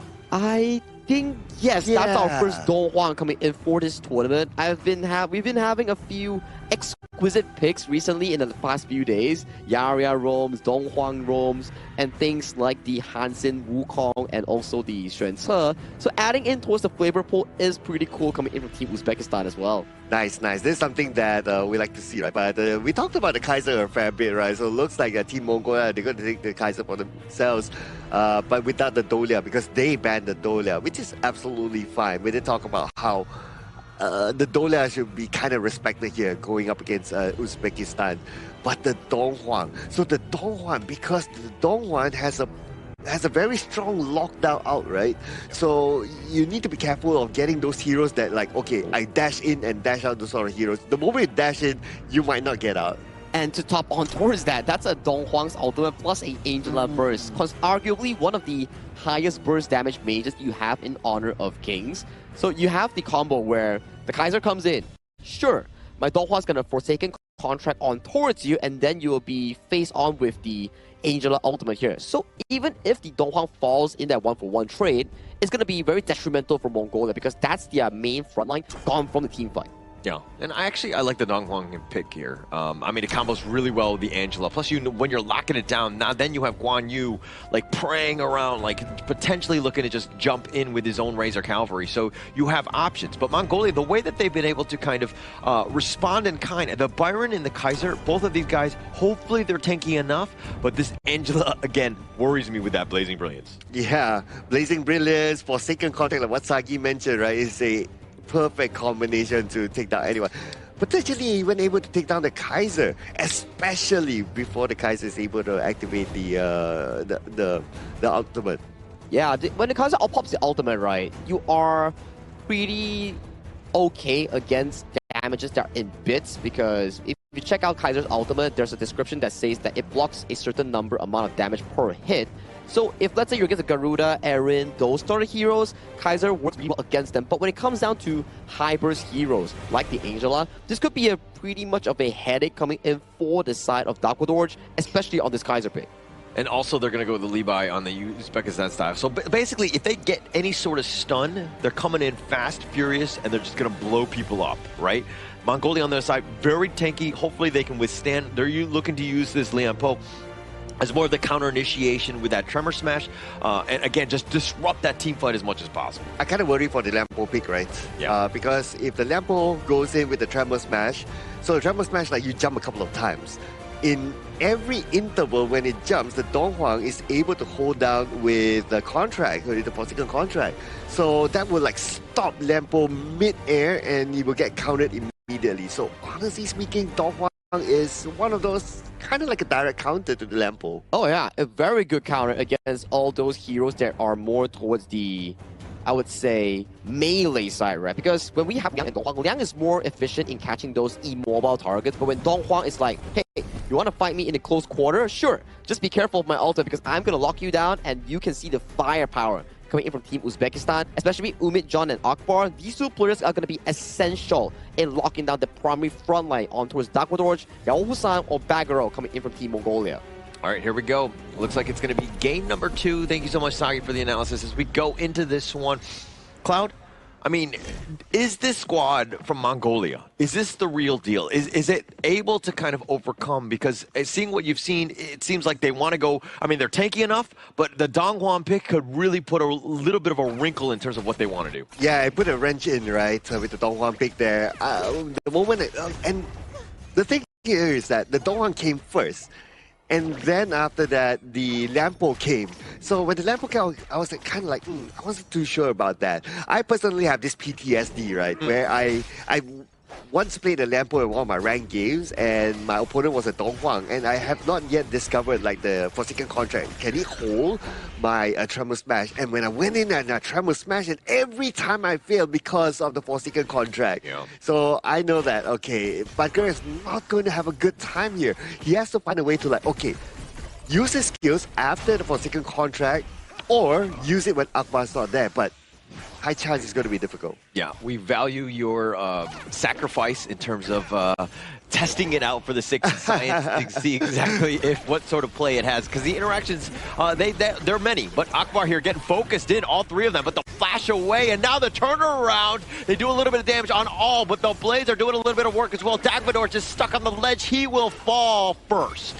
Ooh, just to try to get that side jungle creep. I'm not too sure if that's worth it though. And even during the process, they actually lost the jungle. One of the highest value roles that you need to keep alive at this early stage. Yeah, and he was not the invincible warrior. Again, just trying to be early, trying to be aggressive, but these burst ramps, and now the bombs are going down as Baccarat gets taken down. Okay, all right. And especially, like, we have to remember, right, like the Dong Huang's Eclipse, you can just spam it. This is a very spammable skill. Well, oh, a little bit of control here. Yandu, bad side. He's going to be taken down as well. And now Uzbekistan looking to invade their jungle, taking things away from you. Oh, man, they're not going to put a handbrake here. Yeah, not at all. He's going to actually have to just go golden. Farouk, though, is a little bit low. Yavalon making him pay. Says, hey, you want to stick around? Stick around for this. Okay, they respond back, and Team Mongolia is still able to take back the buff for themselves. So, okay, that's pretty decent, I must say. Team Mongolia, at least they're still showing grit here, but they have to find a way to catch up in terms of goal. Right now, the goal difference is close to 2K, and Batuzi has not been having a good time farming at the bottom. If he's left to fight against the console, you and also the Dong Huang, it's really, really difficult. Yeah, it's going to be tough. And you were talking about grit, right? Mongolia, this is it.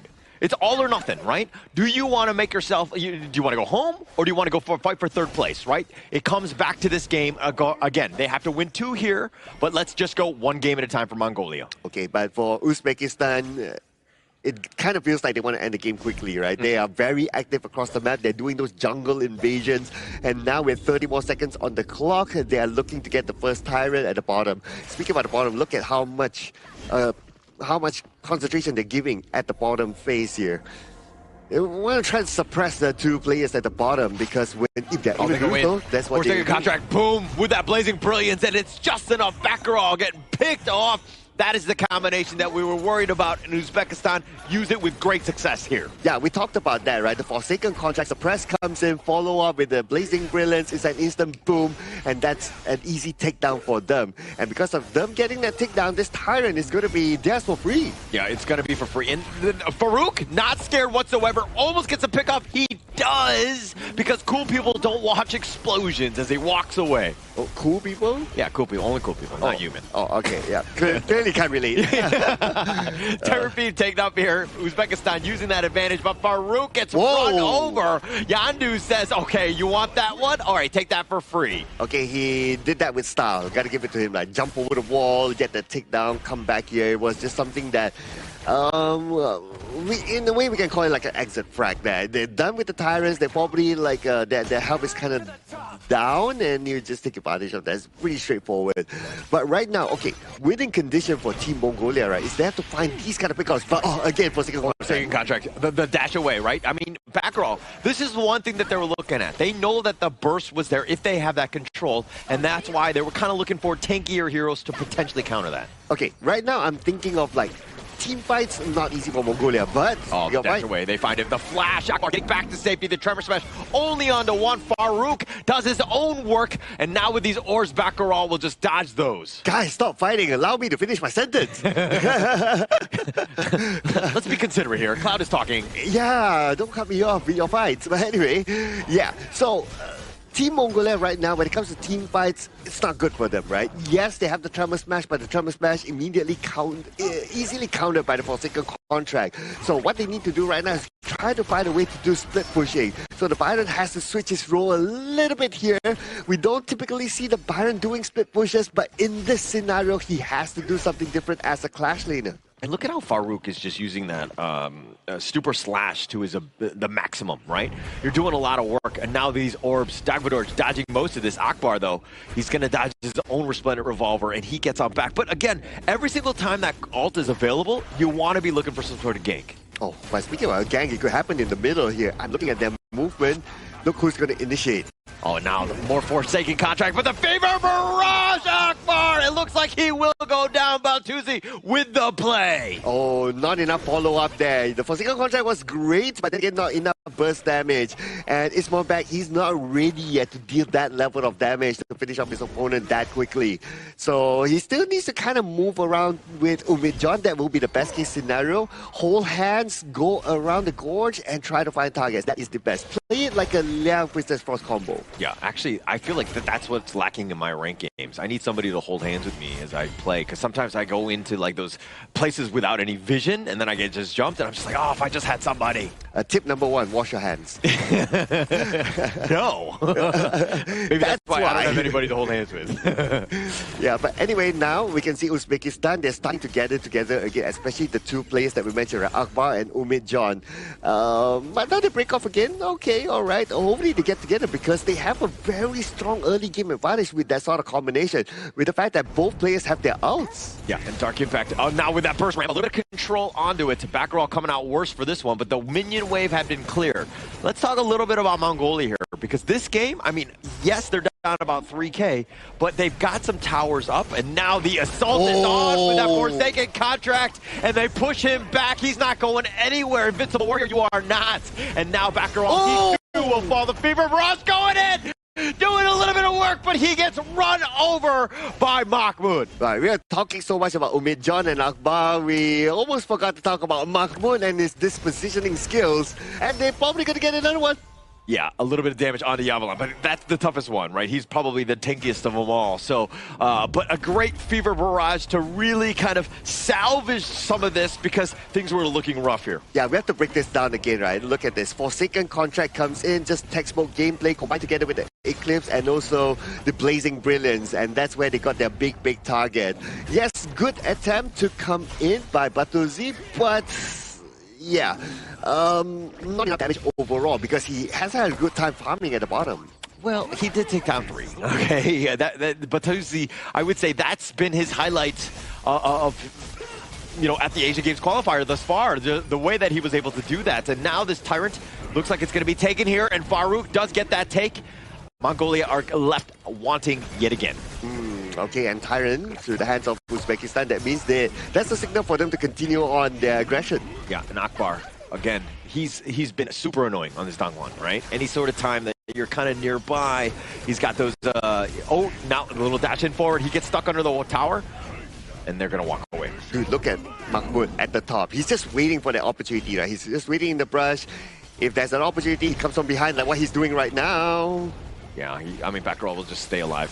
They're grouping up Uzbekistan. This is a problem for Mongolia now. They need to push. They need to kind of, again, cut the wave, if anything, buy themselves time. But Uzbekistan are starting to roll and making things tough, and Yandu getting picked off. He was looking to split. Yeah, and I was about to say that he's the best person to do that because of mobility, right? But Farouk was there to stop him, and once he's taken out, who else is able to split push? Yes, I did talk about like, yeah, maybe Yavula needs to adapt to doing split pushing, but the Byron is not the best hero to do that, and even if we were to talk about itemization, right, he went for the Blood Rage first as his first item. It's a tanky item. That means he's meant to be there with the team, not to play split pushing. So right now they have to find another answer to how they want to try to open up the map a little bit more by doing the split push. Who would it be? Frankly speaking, it's hard for me to answer, but if I were to pick one name, maybe Yondu has to do it. Yeah, I mean, it's not the draft is definitely not in their favor for split pushing, right? I think that this is more of like a team fighting early game to kind of set things up, because when you're looking for split pushers, yeah, mobility is definitely high on the list, but you also need wave clear, right? Yandu is not, I mean, you have burst, but it's like a single one. It's not like that AoE style of damage where you're able to take down minion waves very quickly, but they find Mahmoud under the tower. He takes it down. He's trying to gallop away, but he gets caught. It looks like the reinforcements have arrived, and Mahmoud will be taken down. I was half amazed that he was able to survive that one underneath the tower. Yeah. I thought he would have been like, okay, tower gone, but he's still able to walk away, still gets the tower. Not too bad, I would say. That's all right. But it just shows what sort of gap they're having right now, right? Team Mongolia having difficulty taking down one Guan Yeah, and now with those orbs, they're trying to potentially steal Uzbekistan just side. Any single time it's on, you know, it's available, they're going to contest. And that makes life a lot more difficult for Mongolia here, as they have to just fight for any sort of buff. It's a 50-50 even when it comes down to everything in their jungle. You know, in project management, there's this thing called risk management, right? Yeah, so right now for Team Mongolia, they don't have any risk management plan. Yeah. Like, what's plan B for them? Their only plan A is like team fight, team fight, team fight. But everything is cancelled by the Donghuang, especially. If you cannot get a good team fight because of the Donghuang, what else are you going to do? Honestly, I don't know. They have to, and this is one of those times where it's all about your opponent making those mistakes and you capitalize on it. Yeah, finding somebody out, right? I think that, I mean, they've lost some towers, which is a bit of a problem. These T3s, they need to hold here. Find somebody that they can get some sort of pick off. Who's, like, happen to be a little bit by themselves. Ismobek seems to be that guy. Obviously, they don't have this omnipotent knowledge like we do here, as we see everything. But now Yandu, he's on the chase, misses the Kachusa, he dives in, and he dashes away with that protecting wind. Yeah, easy for him, right? And they can't chase him because they don't have that level of mobility. You can argue that Yondu can, but Yondu doesn't want to overextend as well because they don't know who else is behind him that could potentially counter. Yeah, and now just clear the wave. Again, Batuzi is that late game hero, right? You just got to buy him a little bit more time. We're at 13 minutes.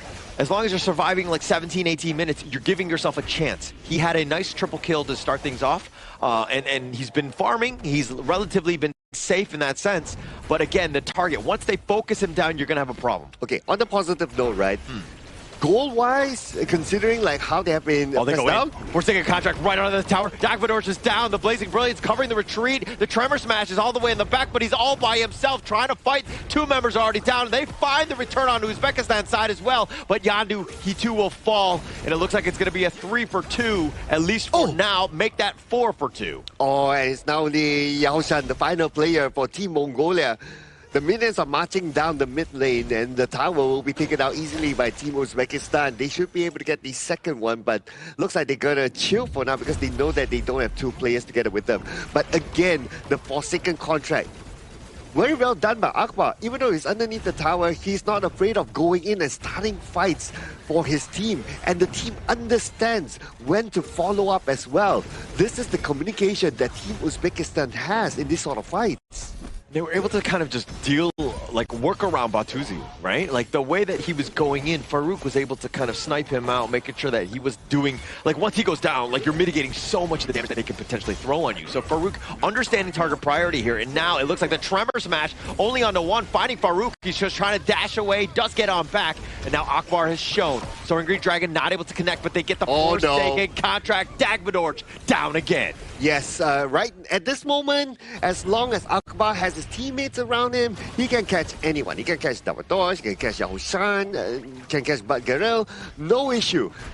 As tanky as they are, they cannot hold this amount of damage output by Uzbekistan. So they need to be like, even, I don't know, they need to wait for that to be used somehow onto a target, and then they try to counter-engage. That's the best that Team Mongolia can do. Yeah, and Mongolia, I mean, they need, if they find Imagine and Ismobek, those are the two guys, right? Finding them across the map somehow, getting some sort of angle. Best case scenario, Baccarol if he's able to get that Tremor Smash, and then you have like Yavalan on top of that with those Storm Strikes where you're doing a little wombo combo. It looks like Mahmoud, not the greatest of targets. The Tremor Smash, they're going to try to commit for this. Baccarol, that might have been a little too much. He needs to get on back to safety. He's trying to run, and these impacts are going to do a little work. The Forsaken contract, and Yavalan is down. Oh, well, the tower got Akbar though, so that's a little bit of a trade-off for the teams. But Akbar, he has done his job. Forsaken contract goes in, gets one player, that's it. That's all he needs to do. And now the rest will be done by his teammates, and they will focus onto the top instead. Yeah, do a little bit of work here. I mean, Akbar, you'll be happy with that, right? Because now with 4-on-4, you have even more space to potentially kind of take some of these towers down. So you're kind of opening up the map a bit. And, I mean, you're going to be happy trading away your roam for a clash here. And this time, Uzbekistan, okay, they could be in a hurry, but they have to be careful there, not to overexpend themselves. But look at the damage absorbed by Badgarel while the tower was down. Yeah, so Baccarel was trying to go for the players, but the biggest piece was the Vanguard, right? You got to just clear the Vanguard as quickly as possible. It didn't seem like Mongolia were on the same page there. Yeah, it feels like, okay, do we want to clear? Do we want to focus on taking down someone? Not too sure, but I can totally understand what they're going through here, right? It's that if you're pressed, if you are pushed to the corner like how they were, then it gets kind of difficult to decide on one decision. Decisions need to be made like split second, and they can change just like that. Yeah, and now Uzbekistan on the prowl, looking to end. They decide to just go in, a little bit of work here. Akbar searching for his prey. You could see him looking to go. Who does he go for? Not able to find a right target at this point. Plus, they don't have minions to continue this push. Oh, everybody's just afraid of Akbar right now. Like, the moment they know that they step out, Akbar will go in for second contract. One person gets taken out, the rest will follow up from there. And that's why they cannot engage onto Akbar right now. Yeah, and you know that, oh, now they're going to use it. They find Baccarel. That's going to open things up. And the Fever Mirage on the back, but he's going to be picked off. They have enough to take him down. Yandu was fall as well. They've got the Razor Cavalry with these heroic charges, just bashing them around. They will take him down left and right. And Dagmadorch will go down as well. And it looks like Uzbekistan, off of the ace, will take game number 2, and they will sweep Mongolia out of the Asian Games qualifier here. Through that sweep itself, Uzbekistan do also aim their rights going into the last chance stage. We'll have to check the scoring between Uzbekistan and Pakistan later on, but this is where Mongolia's road meets the end. This is their final game that they'll be playing here at the Asia Games Esports Qualifiers for Honor of Kings. Yes, thank you so much to Team Mongolia, but what a game that was for the debut of Dong Huang. And because Dong Huang is his first debut here in this tournament, right? So maybe some of the teams will be looking at it as like, maybe we can kind of use the Dong Huang in the future, because there have been a lot of landfall picks that a lot of teams not able to counter. I mean, for me, I whenever see the Dong Huan like running at me, and he's like, you know that the Forsaken contract is coming. It's like, I'm not signing that. I'm gonna run for safety. No, I don't want to deal with the papers. Like, no, I'm not. I'm gonna run for the hills, so to speak. But the way that Akbar was able to play that, he was so threatening. Sometimes he didn't even use it, but people would be pushed off, and that creates more space for your team to find different angles and to take some of those outside towers. And it's about a numbers game here coming in for the side of Team Mongolia, where Forsaken contract connects on towards the side of one of their front lines, but the remaining members just wasn't ready to actually respond immediately to those team fights. So going in for Mongolia in towards future games, maybe it's about the cohesion, moving as 5, moving as a frontline unit. But we gotta give them props. Batuzi had an amazing game on the Marco Polo here. Early triple strikes, mid-game pickoffs, and then going in for the backline for the takedowns. He played a pretty good Marco Polo, I would say. Yeah, I agree on Batuzi having a good game with the Marco Polo, right? Like, he still held on to his, although he was like very pressured at the bottom lane and all that, right? But imagine if you remove the Dong Huang from the equation. Yeah. Batuzi would have been like, let's go, right? Let's go, yeah. Yeah, because he would have the support from his team, and then he can goes in and does his thing, right? But yeah, the Dong Huang was their bane. Yeah, and also, like, in terms of just execution, though, I mean, like, you're thinking Baccarat with that Tremor Smash. If he is able to time that properly, right when the Fever Barrage is coming in, you have, like, such a disastrous way to just take over that team fight. Right? And then it seemed like they were a little out of sync. Like, one was going at once, and then the Fever Barrage would be late, and then they would focus in and take down Baccarat. Like, it wasn't, like, perfect on this one. I want to be fair to them, right? Because if you're the Marco Polo, right, and you've seen the Dong Huang does what the Dong Huang did a couple of times, right? You also self-doubt. Like, okay, if you go in with the Tremor Smash, can you Tremor Smash, right? Yeah. And then, like, would it be worthwhile for me to follow up, or should I wait for that to end before I come in? So that's why there was some disparity there.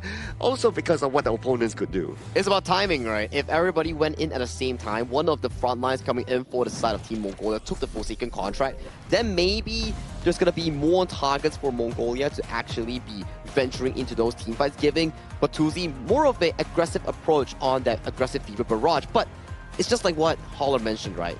The discrepancy on the follow-up is like left one, like early 5 seconds, right one, late 5 seconds, so on and so off. Yeah, and if we're looking at Dagvador's KDA, I mean, he's 0.69. Other than that being a nice number, I think that he was constantly focused. You know, like, every single time, like the Forsaken contract, the Angela, the Chaos Cinder, that burst, that 1-2 combination really made him mortal. He was not able to kind of find those backlines and to get on top of some of those squishies. Yeah, item-wise, yeah, it's pretty decent, but then again, the gap is just too far for him to really tag. That's why we didn't really see him being that effective of a tank inside of this game, right? But there's also the Blazing Brilliance that cut through all the tankiness of either the Kaiser or even the Byron as well. So it was a very difficult game for them to tank. It's a very good 1-2 combo, right? I would say that every single one of the Forsaken contract coming in from Akbar minimally forces a common skill flash coming in from Team Mongolia. If not, it will always break through one of the key targets. And this is the post-game damage output.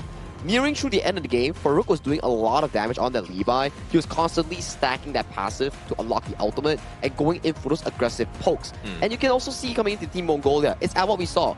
Batuzi was trying to hold the team together, trying to find those miracle moments in those team fights. Yeah, and actually, I mean, you're going and looking at the stats here. I mean, Batuzi doing almost everything that he could on this Marco Polo, and that and like Yandu trying to find some sort of pickoffs left and right, while Baccarat was, again, being that frontliner, which you need. So that's like the core set. Yavalon, again, not finding the right angles, Dagvador's getting picked off. It just seems like some things were a little out of their hands because Uzbekistan, the way that, again, they were able to initiate, start those team fights, they always usually had a man advantage.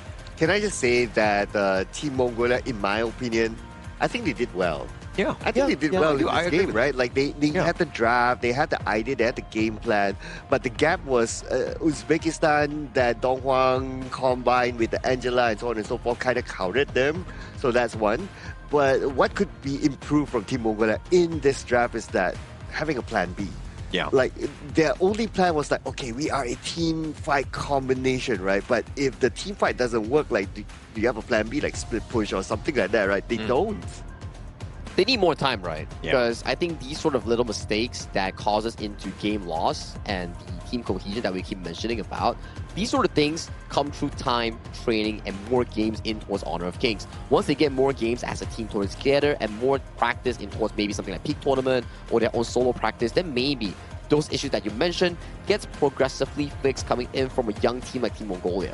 Yeah, and actually from day 1 to now, day 7, we've seen the growth of this Mongolian squad, right?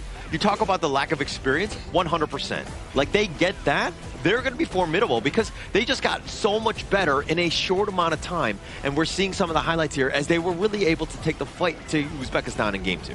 Yeah, I mean, a lot of these highlights will be the Dongwon highlights, right? Just look at this. Again, for single contract, sometimes you get the takedown, sometimes you don't, but that depends on who's there to follow up. It is quite clear that Umid John, if he's there, they will surely get the takedown. There's going to be another example here on screen.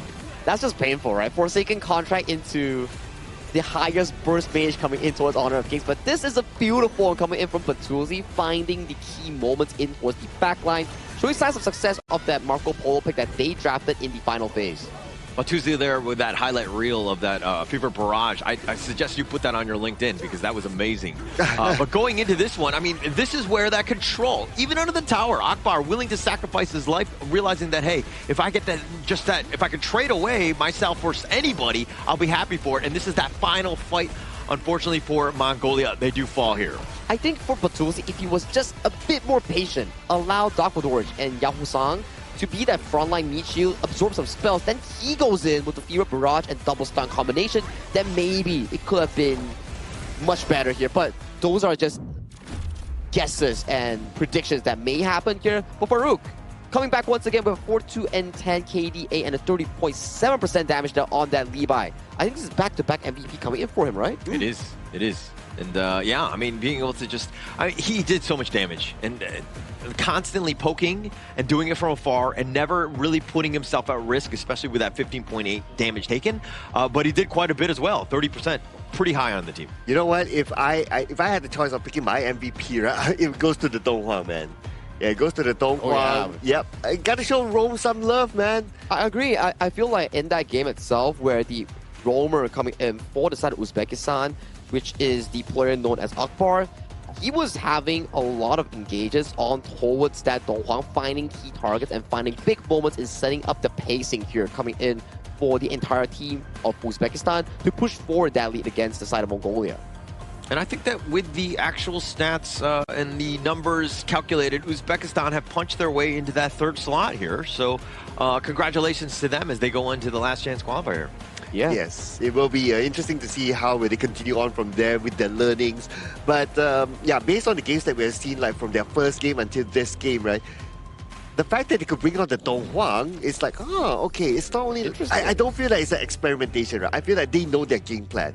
They know how to combine that with the Angela and all that, so they have a lot more cards underneath their sleeves. And we were saying that Uzbekistan relies on their tried and true, which is the Kaiser Futsu plus the Dolia combination. But not a single game today that we actually get to see that. They brought up something different, and they still managed to win convincingly against Team Mongolia, putting Team Uzbekistan right now in towards the last chance stage. Sadly to say, Mongolia and also Pakistan has been eliminated coming in from Group A. Yeah, it's the evolution of the draft as well, right? Their showcasing thing might not be the greatest thing because obviously they were looking to punch their ticket into the third slot. They finally got there, but now you're kind of showing your cards, as you were talking about, now to all the other teams that are going to be maybe going into that last chance qualifier as well. I mean, what better time to show your cards, right? It's like, okay, this game is important for us. It means a lot whether we qualify to the next round or not, and they put it in. But I'll be interested to see like what other cards do they have. I'm sure they have more hidden. I mean, they still have yet another few games to come in the last chance stage, so that's where they need to bring out all their cards. This sleeve, that sleeve, at the pants, you know, in the pockets. You gotta review all of them if they really want to make it to the main event. Because in last chance stage, if we were to remind the folks here watching this tournament, you don't immediately advance. And there's only one team out of 4 third placers that gets to get the final spot, the 9th spot, going into the Asian Games main event. So I'm excited, right? I think that if you're talking about Group A, who would be that champion? Because it's like a representative in each of the groups, right? And all of them going in, I think that Uzbekistan being able to stand in there is going to be, you know, Group A are going to be very proud of having that champion there. Oh yeah, definitely, no doubt, right? I mean, when we saw the groupings after the draw, right, it's like we can kind of like tell a little bit here and there, but there are some that it's like beyond our expectations too. I think Uzbekistan has been one of those teams that defies expectation and made it towards last chance stage. And another team, I think it has been Kazakhstan coming in from Group C. They beat Vietnam yesterday, and it shocked us and the whole internet. Everyone was thinking like Vietnam was going to take it easily, or at the very least 2-1 against Kazakhstan. But the way that they did it, convincingly and in their own playstyle of team fights and jungle assassins way, these are the things that we want to see moving forward in the final few days of our Asian Games qualifiers. And that's why it's been exciting, right? Seeing some of these teams, they're a little bit of an upset. Like some of these teams we don't know as much, but now that we've seen them on the stage, it's been impressive, and they've been able to kind of control things and to take over, right? I want to see some great games, and that some of these teams have really stepped up to kind of answer that call. Yeah, Uzbekistan, that message is for you, okay? Yeah. Honestly, before we started this tournament, I see Uzbekistan, the lineup is like, okay, I don't know where will they end up, but yeah, they're making me impressed right now with their draft and how they execute their gameplay. They had a lot of storyline, right? They are the only team to play a BO3 with Pakistan fully, our first 3-game series ever, and it came into what, Tempest Dragon games, into back-to-back reverse sweeps, and then coming in with niche picks like the Kaiser Jungle, Fuzi Clash Lane, and then just now with the Donghuang Roam as well. I don't think we get to see much of this often, but yes, you can say that it's not the best of the meta picks, nor have they played a perfect game. But when you talk about how they're able to find their comfort and converting their comfort into game series wins in such a difficult group, that is something that I think is really nice to see. Yeah, and actually thinking about back on that, I mean, they were down 0-1. They lose that one, Pakistan takes their slot. They would have been eliminated, right? So like all of the little baby steps, all the good decisions, all of the little wins, just to give themselves a chance was just enough to get them into that third slot. Hey, I want to ride on the point that you mentioned about, it's not meta picks and all that, right? Well, I guess if you win games, it doesn't matter whether you go for a meta pick or not, right? As long as it's effective enough to use in the game, based on the game plan, based on what they have already practiced, they win. All good. All good. I mean, as long as you win, that's the clean slate answer. You can be picking 100 meta heroes, and if you don't deliver a win, it doesn't matter here. But congratulations once again for Uzbekistan for making it to the last chance stage here. Their road doesn't end, as they will be facing off against Group B's third place, and then going into the final moments to find whether they can actually make it to the official event of the main qualifiers. All right, going into this one though, who had it on their bingo card where Uzbekistan was going to be third place in this group? Not me. Not me, definitely not me. Not me. Right, well, okay, would you think it was Pakistan or Mongolia? Like, what were your, like, between the three? I mean, we know what we know now, but, like, going in, I don't think I had, I think I would have probably put Pakistan there. Yeah, likewise. Likewise, I think, yeah. I think I only predicted the first and second one because it was kind of obvious coming from Group A. Yeah, it was a gimme, right? Yeah, but then coming towards third place, maybe it was like a bit more close, but I didn't expect it to be this close. Yeah. Like, that one series against Pakistan coming in from Uzbekistan, that was the most important series that they actually played in this group itself. Okay. All right. No, because it's always interesting seeing, like, I wish we did a little bit of the predictions just to kind of see, and then we can make fun of that guy, to be honest. But, you know, I think that there's been a lot of surprises, even in not only in Group A, but throughout, right? Even the leaders that we're talking about. Look, I'm happy to see some of these other regions really get some of that spotlight, if you will. Yeah, likewise as well. Likewise. I mean, not only in Group A, right? Like in other groups as well, there were a lot of surprises for us. Like, even I was talking backstage with some of the guys here as they were following the game, right? And they're like, oh, you know, this team or that team, they didn't expect this. They didn't expect it. They thought that this team would have been up there, but no, they're actually down there. Yeah, that's why this tournament is so fun to watch. You can't decide things before it actually plays out. So that's the beauty of mobile games or esports in general, because everybody has a shot. Because when you pick like 5 heroes each, it's always going to be depending on how you execute them as a team and how you control that mentality going in towards that play itself. But the interview is ready coming in for Team Uzbekistan, and we do want to congratulate them after that win. So let's check out with Mara, with Team Uzbekistan representative on the stage. So Mara, if you may, please lead the interview. We're here with a jungler from Team Uzbekistan. Congratulations for Rook MVP Game 1 and Game 2. Though when I told you you were also MVP in Game 2, you were surprised. How come? Birinchi o'yinda damage chiqib berdim. Unda shu MVP olishim aniq. Ikkinchi o'yinda shu Libo olganimda olishimni bilmadim, chunki ko'pchilik yaxshi o'ynashdi. Masalan, XP Guanyuda yoki Donghuang Roamda yaxshi o'ynab berdilar. Ular oladi deb o'ylaganim, ikkinchisi haqiqatan menga surpriz bo'ldi. So in the first pick, he was confident that he gonna take MVP, but in the second pick, in the second match, he wasn't like he wasn't weighted that he gonna be MVP, you know, because of the pick. Yeah, he picked another hero, and so that's why he thought that another players from our team was ready to take that MVP. But regardless what your thoughts were, everybody was impressed with your performance, hence why you were MVP. And congratulations, because with this win, it means that Team Uzbekistan now has their dream alive for the Asian Games. You get to battle in the last chance stage. So how did this dominant win contribute to the confidence, and what does this do to the confidence of Team Uzbekistan? Xo'p, demak, mana shu ishonchli g'alaba sizlarda qanaqadir demak yana qo'shimcha ishonch paydo qilyaptimi yoki qanaqa hissiyotlar beradi oldindagi demak Last Chance o'yindan oldin? Albatta bizga ancha motivatsiya beradi bu narsa, chunki biz O'zbekistondan kelayotganda shu hech bo'lmasa shu 1-2 yoki eng kamida 3-o'rinni olib, shu Last Chance'da o'z imkoniyatimizni ko'rsatib, xudo xolasa shu Yaponiyaga slot olishga harakat qilib ko'ramiz. Bolada ishonch juda yuqori. Xudo xolasa O'zbekistonning yuzini yorug' qilamiz. Winning in this match, it means a lot for us because when we were arriving to Kuala Lumpur, we were thinking our goal was at least third place in our group because we know that Philippines and other teams in our group are really strong, and wish good luck for Mongolia, Pakistan and other teams as well. Yeah, like this. You had your eyes on third, you got it, but you know there's 3 other regions in the other groups that have been watching today's match, specifically studying Team Uzbekistan. What would you like to say to your future opponents?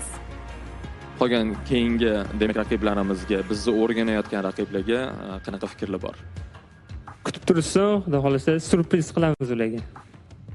Wait us, you will be surprised. And what would you like to say to everybody that's watching from Uzbekistan? Invite them to support you for that last chance.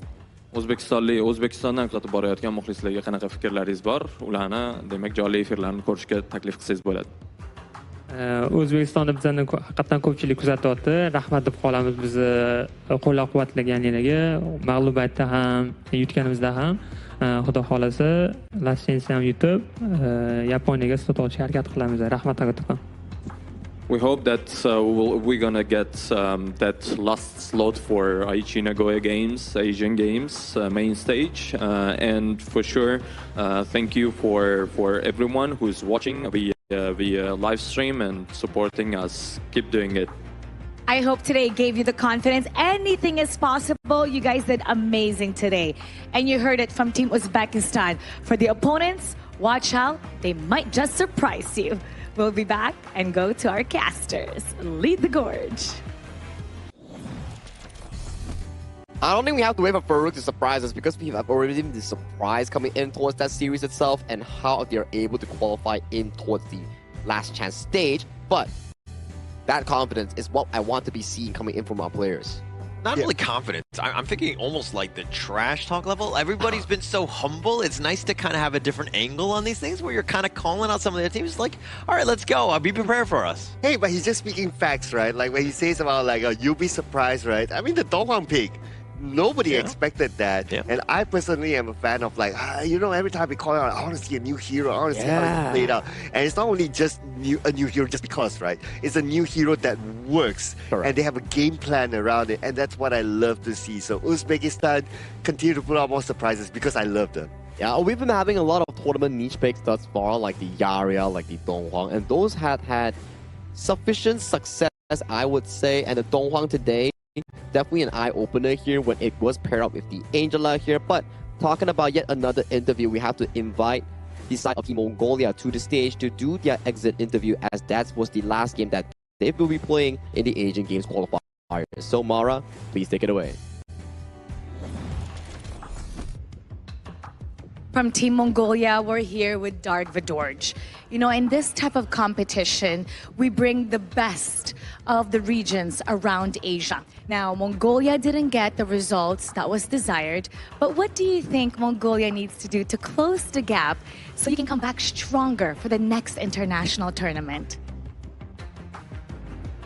Сая одоо энэ Азийн хүчтэй багууд ерөнхийдөө оролцлоо энэ тэмцээнд.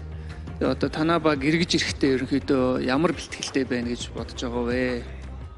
Ерөнхийдөө Монголын HOK сценд бол Монгол баг үзөөхөн. Тэгээд нэг 2-3хан баг үүдэг. Тэгээд тэд нар нь хоорондоо тоглоо ерөөсөө дээшгээ ахиж гардаггүй гэж боддог. Нэмээд тоглож зүг болохоор анхаарал хандуулалтан баг гэж боддог тоглоомны үед. Харин бидний хувьд дараа нь эрэхтэй илүү сайн бэлтгээд илүү өөр олон улсын багуудтай тоглоод орчлог солилцож ингээ дараа ирье гэж бодож байгаа. In Mongolia, there are not many teams, so we are considering to play more of international games with the other experienced teams. And then get more experience, and then we come back strong.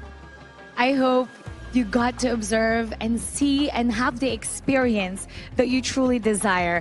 In every victory, there needs to be humble beginnings, and I believe Mongolia was able to experience that. But would you like to say to everybody who's behind you and who's continuously supporting Mongolia?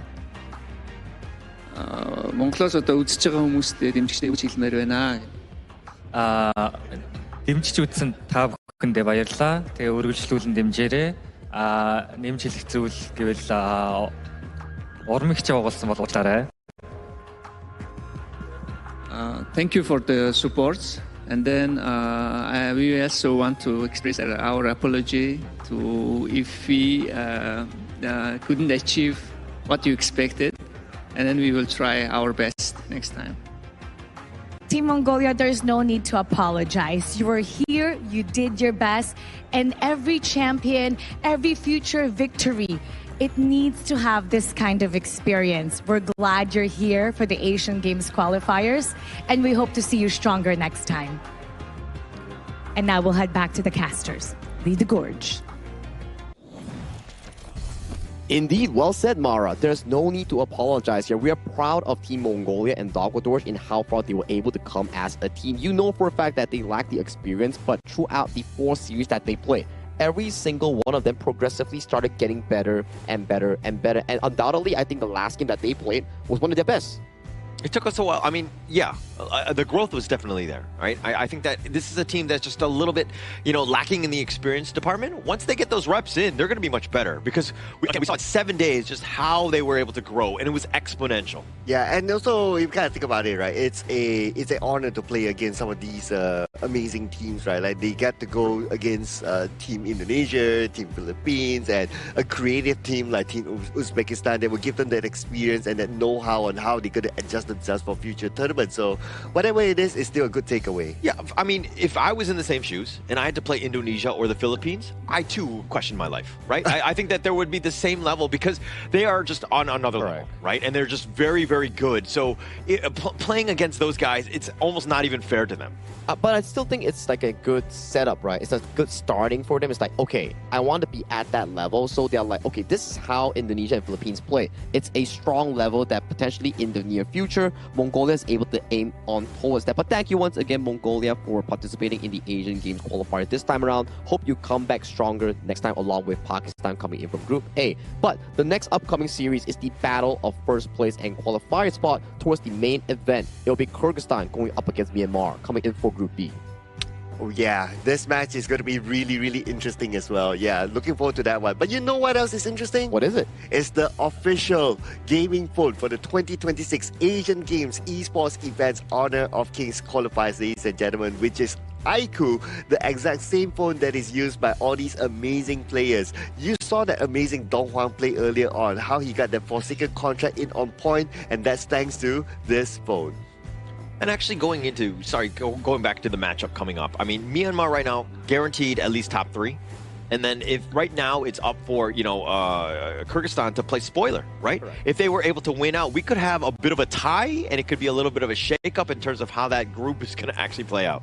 Things are going to get messy when tiebreaker starts coming in, because as we pace on towards day 7 and day 8, lesser and lesser days for teams to actually lock in their spot towards the main event. And so far, we only have like 2 confirmed teams coming in from Group A, which is Indonesia and Philippines. But coming in for the next series, we'll definitely have to go to a short break before we bring you more Honor of Kings action. Whether or not Kyrgyzstan can stop Myanmar's dominance in Group B is what we want to find out. So see you after this break.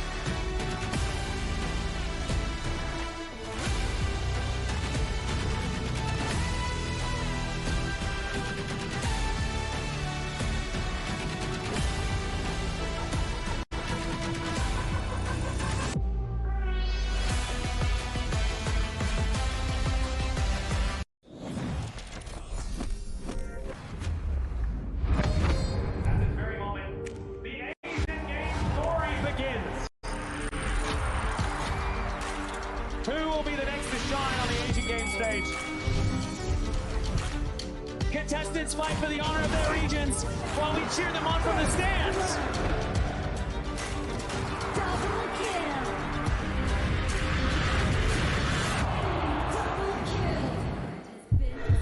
This is a challenge, but it is also an opportunity. The tide is turned.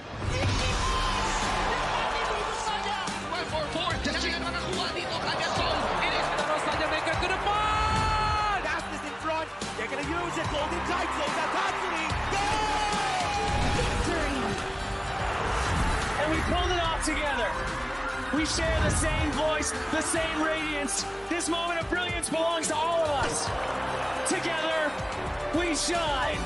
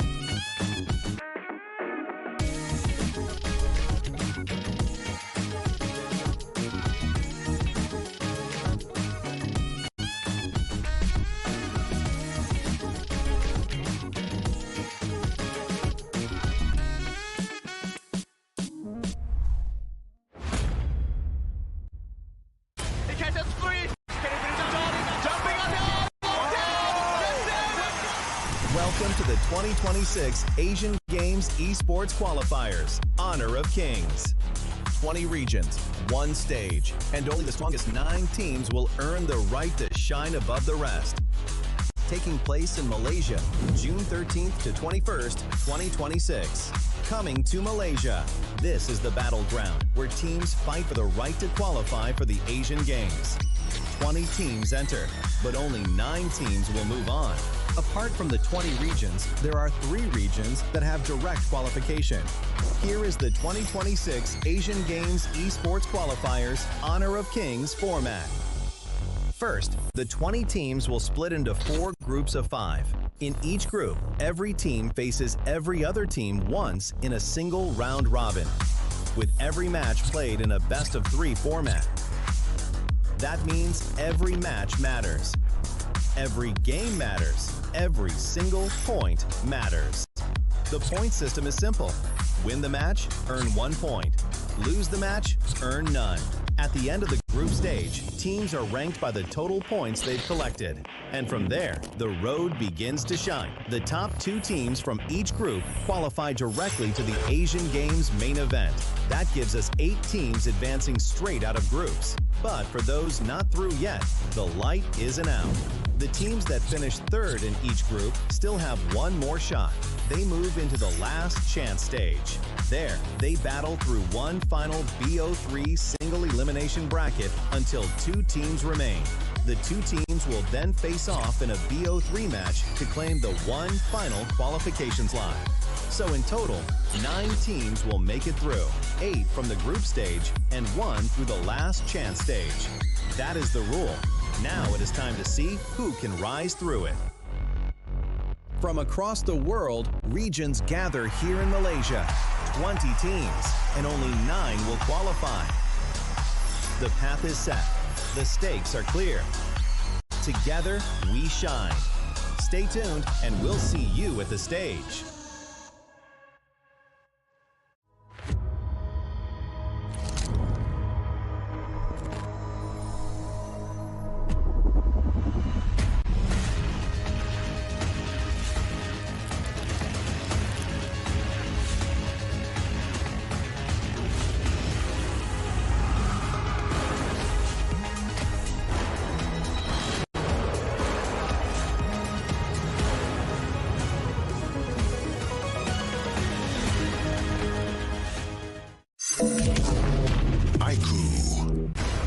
Ultimate not ready yet. You have slain an enemy. My magic murmurs in ecstasy.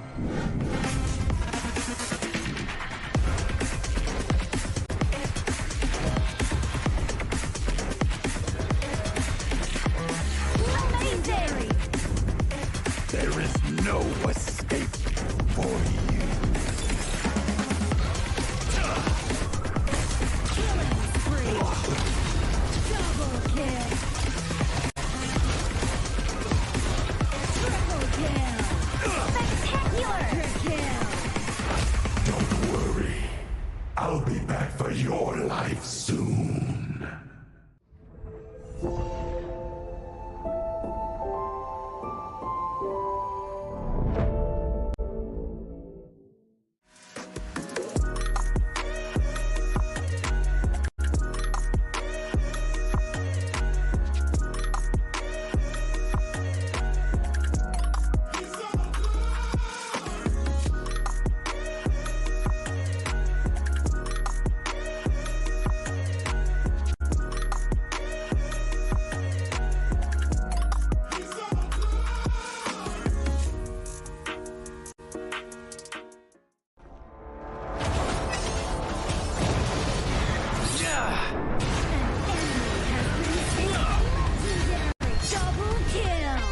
Shall I compare thee to a summer's day? Don't engage in slain. Don't crush us like insects. Slain an enemy. Defend our base. Our high ground tower is under attack. Amazing! Unbelievable! Triple kill. Ah, the fragrance of romance. Ally has been slain. Rampage. Double kill. Triple kill. Spectacular. Pentakill. Lady Fortune is on my side.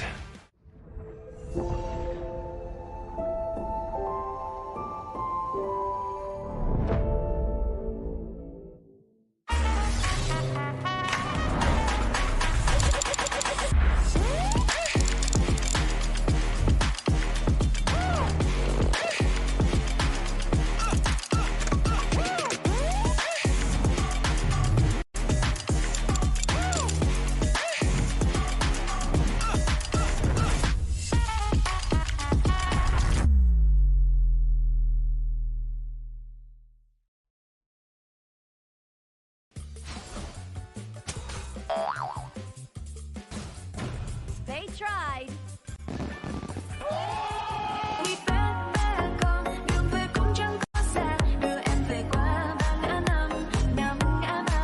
The new Spritling skill is a passive skill, which will automatically trigger at fixed times each match, up to a maximum of 10 times. The skill grants guaranteed standard rewards like gold, XP, shield, health recovery, and more. There's also a small chance to uncover mysterious grand prize effects during the match. Digit may also produce tradable high-value treasures. Detailed information about acquired treasures will be shown after the match ends. Each treasure has its own rarity and storage size, and obtained treasures will be automatically stored in your warehouse. If you want more high-quality treasures, make good use of the Treasure Fusion feature. You can also copy and share your code so friends can help speed things up. Treasures in your warehouse can be sold for event currency, which can be used to redeem skins, items, and other rewards on the event page. You'll even have a chance to win physical prizes like smartphones and cash. You can also spend event currency to bid on high-value rewards. The auction uses a hidden bidding system, where you can submit 2 bids for the same reward. The highest bidder wins, giving you even more ways to obtain rewards.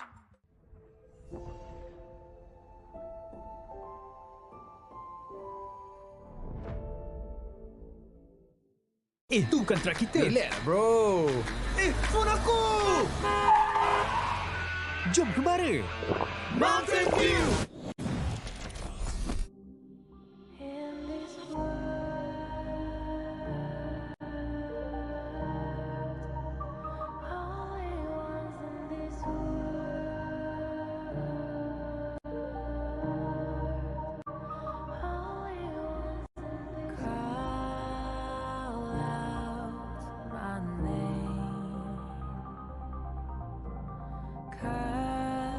Sound of the rain.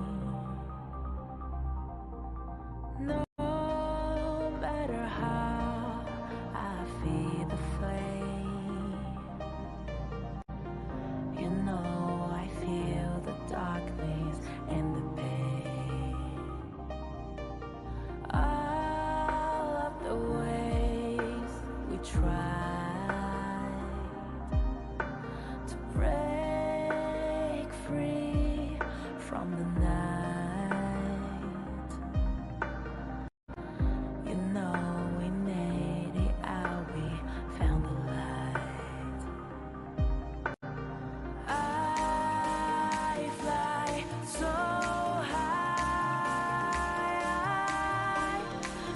high, light up the skyline. Let's do it this time, like it's a whole new vibrant world.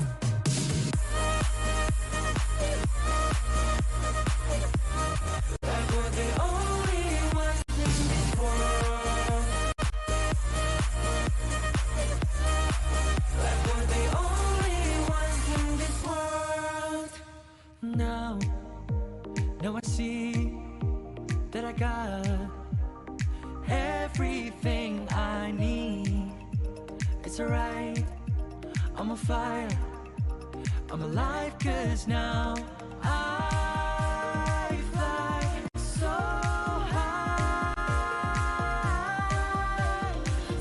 high, light up the skyline. Let's do it this time, like it's a whole new colorful world.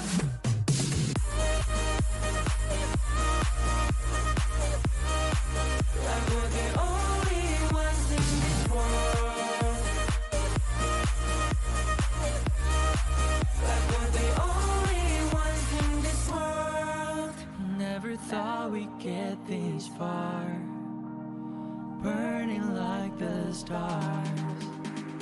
How we get this far? Like we're the only ones in this world.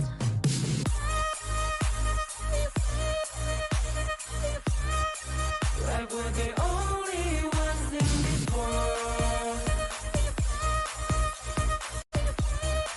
Like we're the only ones in this world.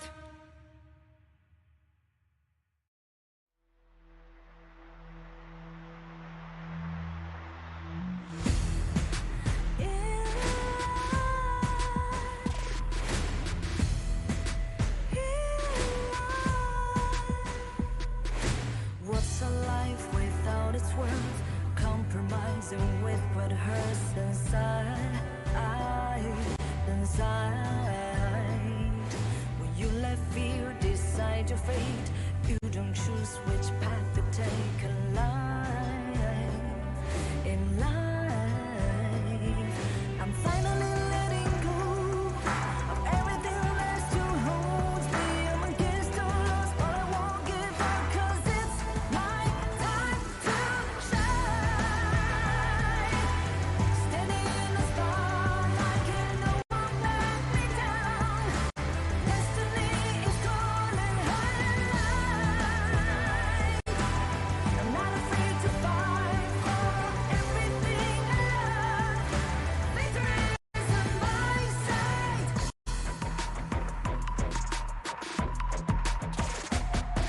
The more we lose, the more we gain. The more that nothing stays the same. In time, can love ever, can forget. What you see is what you get. Sometimes,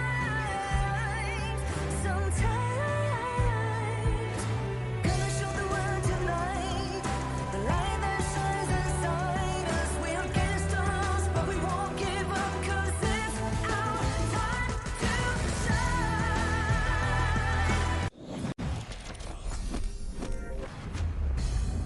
Welcome back once again after that short break. This is day 7 of our Asian Games Esports Qualifiers for the Honor of Kings official event. My name is Sagi here, and I'm proud to be hosting once again this prestigious event. And with me on the English broadcast will be none other than Sir Cloud and also Holler. Welcome back to the English broadcast again. Oh, no. Okay. I didn't get the memo. Yes, I'm actually excited about the second series of the day because, again, there's a lot at stake in this one. The top 3 potentially going into this one. And now it's about seeding which of the 2 move on to the main event, which one plays in that third place last chance stage. And this one for me is really hard to tell, right? Because these 2 teams have been showing really good games here in our tournament so far. So it's going to be a tough one. It will be a tough one, right? In a sense where we do look over to how both of them play the game, it's really different. For the side of Myanmar, it's more relying on towards the side of Ant to get those early game objectives. The team plays around his aggressive jungle choices and then they build the lead apart. For the side of Kyrgyzstan, it's more towards the side of Azad's late game potential on that farm lane and making sure that he gets his signature picks and he scales into the late game. Not forgetting as well, the assassin picks coming in from the side of Marlon and also Marapat. Those has been pretty eye-catching as well throughout the tournament. Yeah, and actually, I like it how you rightly pointed out Azad. He's definitely been the guy in Kyrgyzstan. And most teams that have success generally limit him. They put pressure and they take away space so that he's not able to farm. I mean, Dastan has also been the guy as well. So he's kind of stepped up when they need to. But again, those are the 2 you focus on. And the best part is that those 2 players that you highlighted, right? Azad as well as Ian, they're both very young players. Correct. They're both like 16, right? Yeah. So this is like the battle of like who's the better youth player here. I mean, we always love some, young talent coming in towards Honor of Kings. It just shows that there's still more talents to be discovered coming in from different regions. And they've been showing us through the Asian Games qualifiers here that they have what it takes to be the next generation of stars in HOK esports. Yeah, and going into this one, it's funny that you rightly point out that they're both 16, right? Which one is going to grow in terms of who's going to be? Why are you looking at me in terms of like whenever I talk age? I always think it's funny to see these guys because the prodigy, the way that they're able to play, and the level of calmness that they have when they do, right? Especially at that age, I was nowhere near that level. Yeah, but you know where else is everybody able to play, especially a new season? Where is that? Yeah, it's the new update here, ladies and gentlemen. The grand venture has begun. So a lot of new things are happening in there. That includes like you can trade stuff inside for skins. There's the new Dig It feature. There's the new hero called Devara. Man, so many good stuff in the new patch. I'm just like very intrigued with the graphic that's like on the lower third. Is that a Meowna Lisa sprite paint or something? It's looking that way. It's looking that way, right? Yeah. Meowna Lisa, yeah. You're probably gonna dig it up, in the game itself. Like I've been playing a few games where the spriteling will occasionally dig out some treasure on the ground and give you like 10 to 15 gold plus like the paintings or like the things that you can sell on the consignment market to exchange for goods that Sir Cloud mentioned just now. But that's enough for the official server here. We're in the Asian Games version of 85 Heroes that we are referencing from Season 13 if I'm not mistaken. And the upcoming matchup featuring Kyrgyzstan and Myanmar, I think we had a bit of like discussion just now, right? Winner cements their spot. For Myanmar, it's about going undefeated. For Kyrgyzstan, it's about tying up the score and forcing that first and second place tiebreaker. I don't like to usually select a team going in, but I just want to choose Kyrgyzstan just because I want the chaos, right? The tiebreakers. I want them to just like to see exactly who's going to end up coming up on top. I want to see some tiebreaker games in this one. Yeah, I mean, so far we have not cemented any tiebreakers yet, right? So let's see this one, because the Kyrgyzstan is a team that potentially can do that, right? So yeah, I look forward to it. I mean, ever since yesterday, what happened with Kazakhstan and Vietnam, like all things are not fixed and everything can have a solution if you work hard towards it. But if we want to welcome this exact matchup between Myanmar and also Kyrgyzstan, let's hop into a teaser video introducing the team roster coming in for both teams for this expected matchup here. So let's go.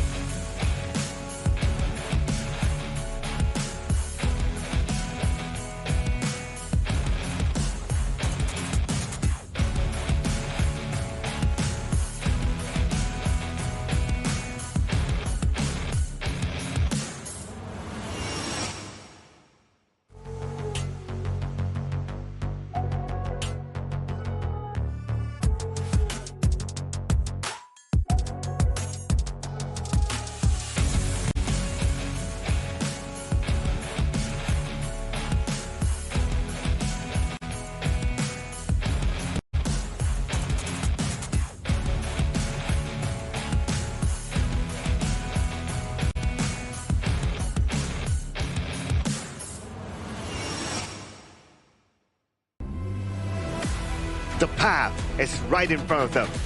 One more win is all they need to secure their place and take the next step forward to the main event.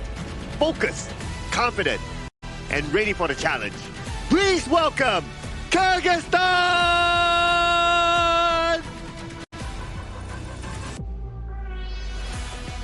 Nobody has been able to stop them so far. Another victory today would cement their dominance over Group B, sending a powerful message to every team in the tournament. Looking stronger with every match. Make some way for Myanmar!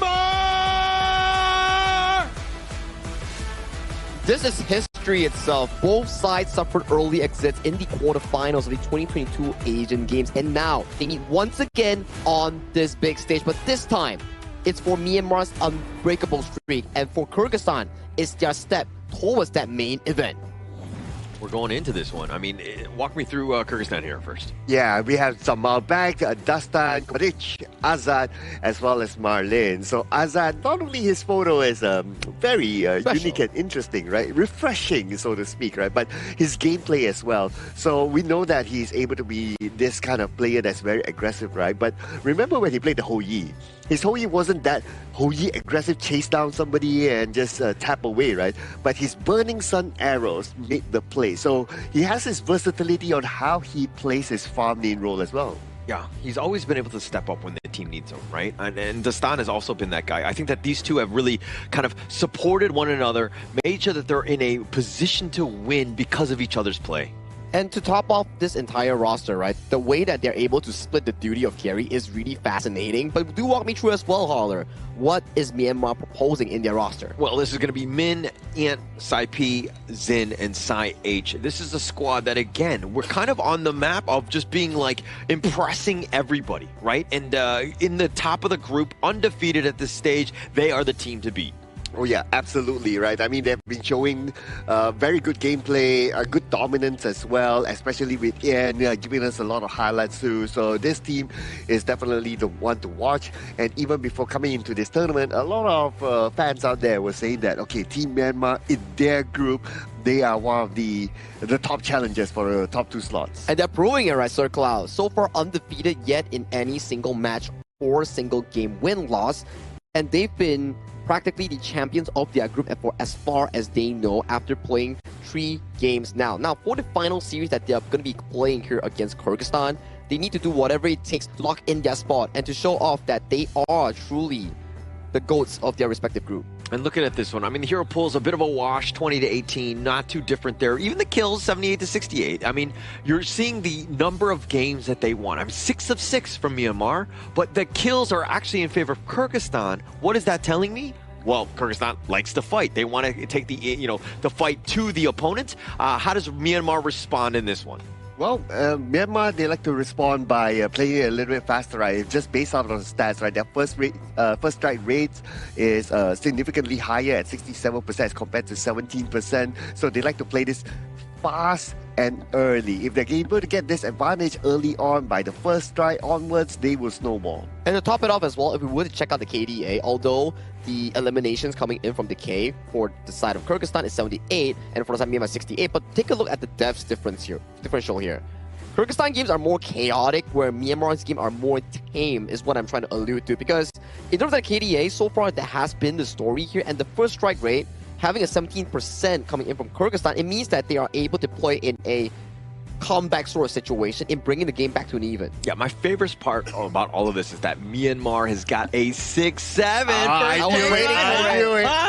knew it. Is it cooler than day to do this? I don't know, but we're there now. We've gone to that level. But Myanmar, the way, again, I like the fact that they've been able to stay alive. The 11 deaths, that speaks volumes about the team and their positioning. The way that they're able to, again, just survive and to just take over games. You know, it's lucky enough that they actually got one more kill on towards the KDA side from Myanmar, because that's 68. If not, you're going to be having to do it twice towards us. Well, we're going to zoom in onto the stats even further, right? We're going to compare the individuals before we continue our debate here, right? So Zamalbek and Min is compared with each other. So, of course, some of these stats are dictated by the fact that, okay, one team has more wins, right? There's average KDA, it does favor to win 7.5 as compared to 4.1. Average damage taken per minute, DTPM. That's a lot of the Zamalbek. So this exact matchup coming in says a lot about the two Clash Laner style, where Min is more of a traditional carry style Clash Laner. Yes, he takes lesser damage, but he returns more in the GPM part where it converts to damage here. It's a different selection coming in from Zamalbek, where he likes to be able to contribute that gold into players like Azad or Dastan, and he becomes that meat shield for the team in being able to scatter off that vision value. So both of them, again, I love the fact that they're both head-to-head on this one, because this is pretty much the eyes of what role and lane you should be looking to get into, because they're the ones that set things up for everyone else. If Zamalbek is able to get to the back line, if he's able to create all that chaos and that damage that you're seeing, they're going to have a pretty good time. On the other side, Min, if he's able to mitigate, again, be that farm carry, if you will.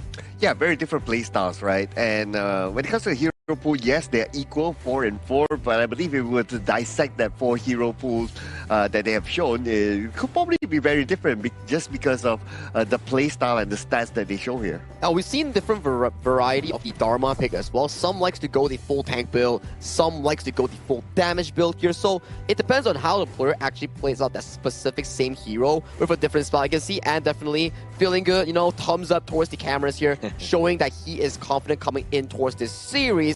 But coming in for this specific game number 1, Myanmar has side selection. They have chosen the blue side with Kyrgyzstan going towards the red side. What does this say about this specific startup here, Haller? I mean, like, are the teams going to be ready for it, right? I think that's, both of the guys have kind of done a lot of the research in terms of what they will be potentially looking to draft here. I kind of want to address the fact that, like, you know, Ant was smiling and waving at the camera. It just seems like they're growing, right? They're getting comfortable under in the spotlight.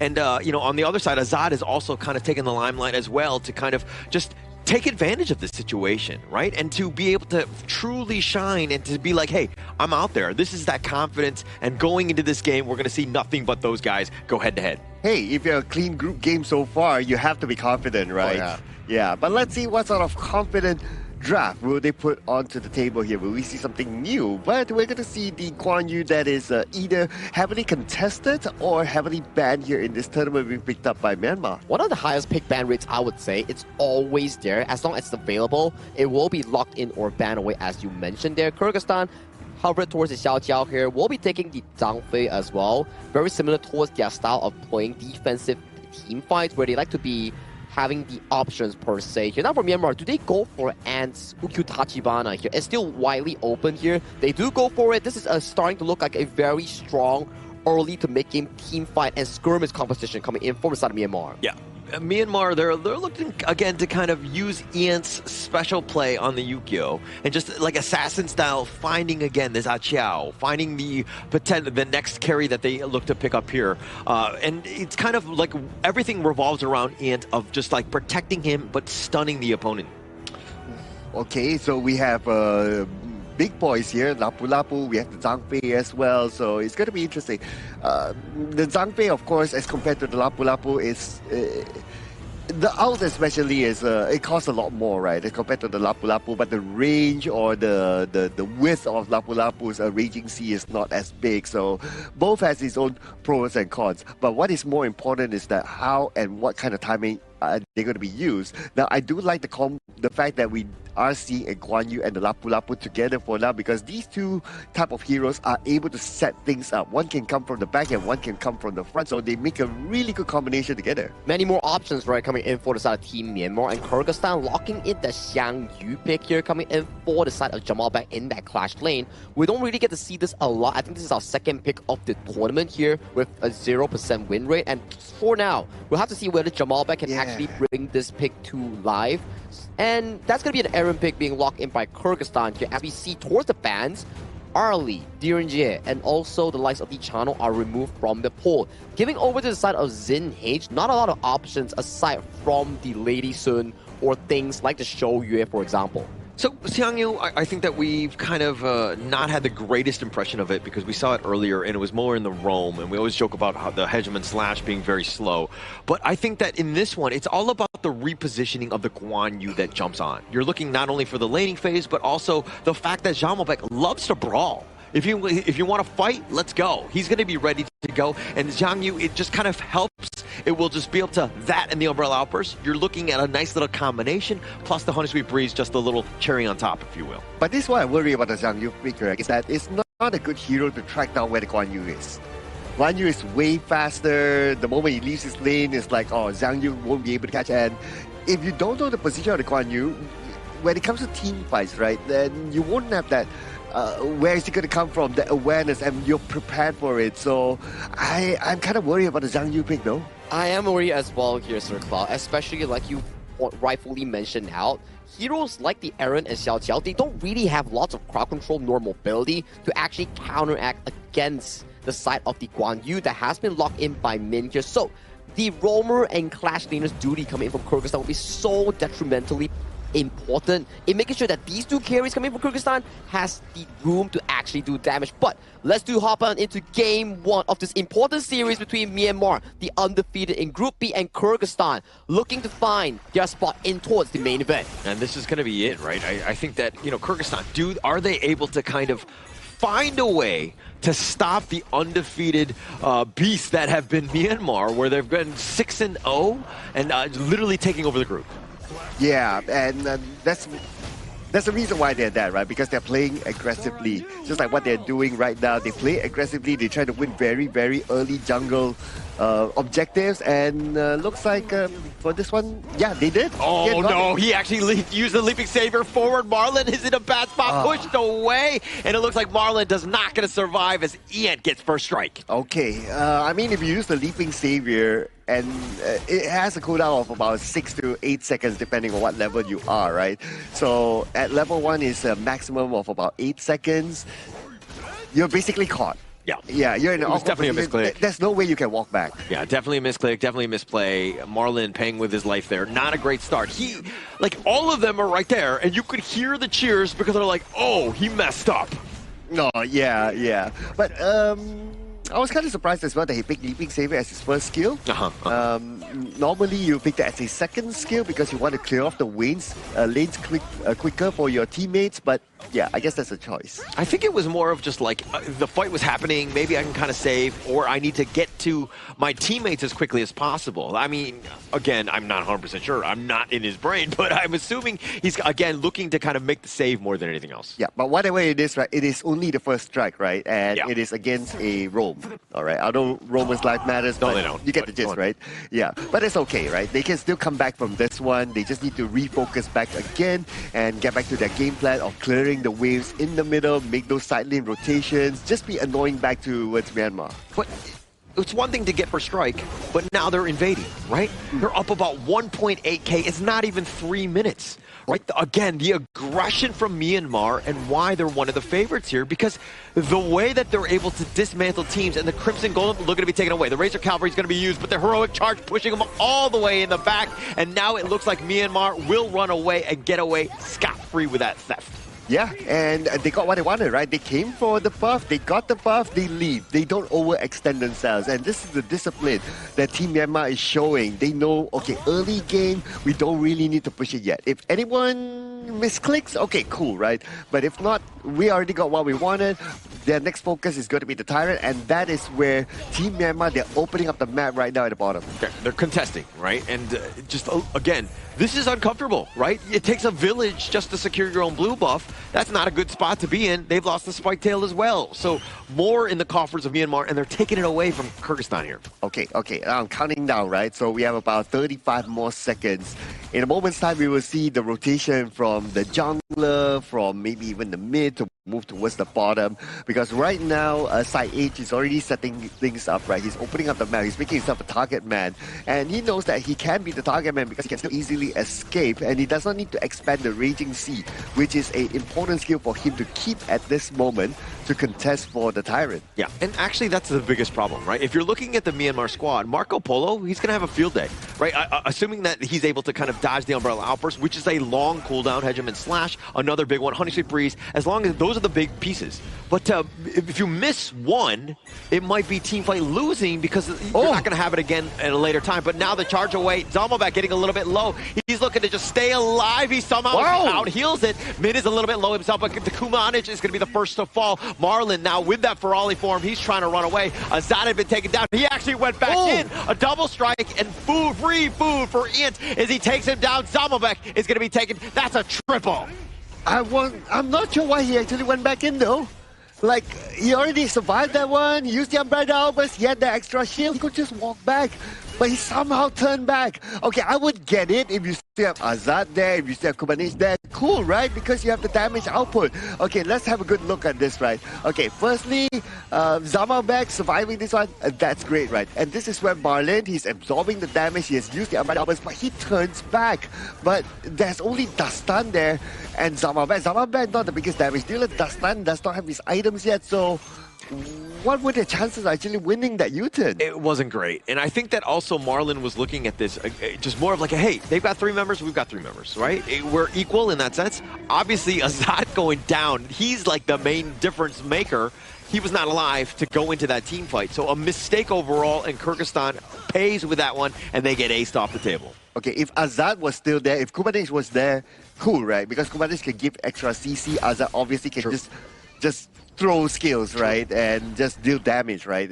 But yeah, whatever it is, hopefully they'll be able to reflect on that one and really time their attacks better. Yeah, and this is also when you can kind of feel like the nerves are a little bit under Kyrgyzstan, right?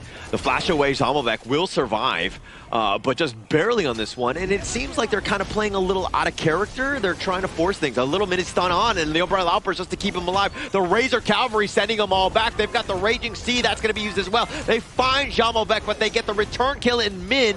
Marlon is down as well. The chase is on. Azat running for his life. Not able to get away from Ian, who's chasing them. That's a Quadra strike, and it looks like it's the Penta strike for Ian.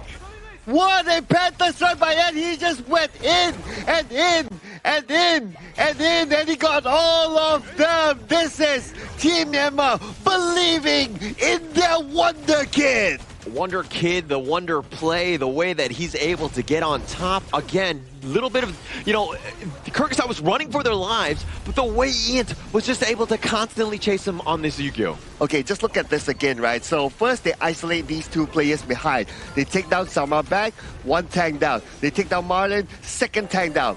No tank, everyone else is a squishy, and Ian loves squishies. He goes in, he just takes down 1 by 1, and it became a Penta strike like that Good for him. And the rest of the Myanmar was just like hands off, right?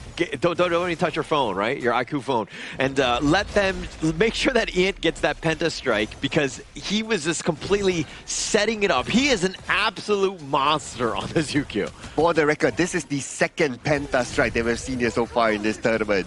So great job here by the young prodigy of Team Myanmar. But they go in. Yeah, a little bit just into the bottom T3, zoning them away. Marlon just got enough madness to potentially use this ult, but I don't think he's going to expend it here. Bottom T3 is down. No, he has to keep that one. He does not have the right opportunity yet to actually use it, and then his teammates are able to follow up. They're not in position yet. But it's not only about position right now. The gap is starting to show. Look at the difference of level. It's almost an average of like 2 levels, depending on which hero that you're looking at. So for them to really find a good one, they need assistance from the tower at the same time. Yeah, and if anything, Ant has a 4-level differential over Dasan, right? That's how much he's rolling. He's absolutely taking over this game. If you ever wanted that moment where you're like, okay, I need to just take over, this is it, Ant showing how it's done. Oof.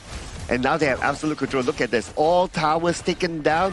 The Overlord is still open though, but we are at 8 minutes. So if Myanmar wants to go and take the Overlord, might as well wait for the 10 minutes. Yeah, a little bit of a misplay by Azat. The Raging Sea covering the return. Oh, the Ranger Cavalry with their own charge, pushing them all into your team. All members of Kyrgyzstan are down, and Myanmar are going to take game 1 at the 8-minute and 37-second mark. 16-1 in terms of the score, and gets a penta strike coming in for game 1 itself. They are definitely feeling it, and they are looking heck strong going in towards the series. Oh, this is solid. Solid gameplay by Team Myanmar.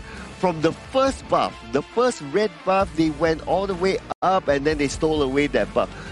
I wonder if Kyrgyzstan is able to get any red buffs at all. I don't think so. I don't think so. Throughout the entirety of that first 6 minutes, first one where we saw the Leaping Savior coming in from Marlon, mispositioning and getting caught. Prior towards that, they already took away the Crimson Golem. So these are not coincidences. They pre-planned this knowing for a fact that, okay, jungle matchup-wise, mid lane matchup-wise, I get to push, I get to invade. Hence, this Ukyu Tachibana was played to a perfection coming in, not just only Ant, but the teammates helping him perfect that value. Yeah, the strategy in they're like, okay, we see some weaknesses. We know that they're not really defending their buffs early. Once we're able to take the first one, they got first strike off of it, then it's on a timer, right? It's going to be contested every single time, and Myanmar were able to play their games, and Kyrgyzstan, again, reeling, trying to play reactive, that's a losing proposition. And look at all the highlights, right? Like Team Myanmar, they were just all smart throughout the entire highlight. They're like, they know they have it in the bag. They know everything that they plan is falling into place. They knew there were a few misclicks here and there from their opposing side, and that's where it almost felt like they were having fun. I mean, we are at the caster's booth, and the players are right outside of us, and then when we heard the penta strike, the first strike happening, they were really loud, and we can hear it all the way from here. The energy just vibes from outside all the way to here.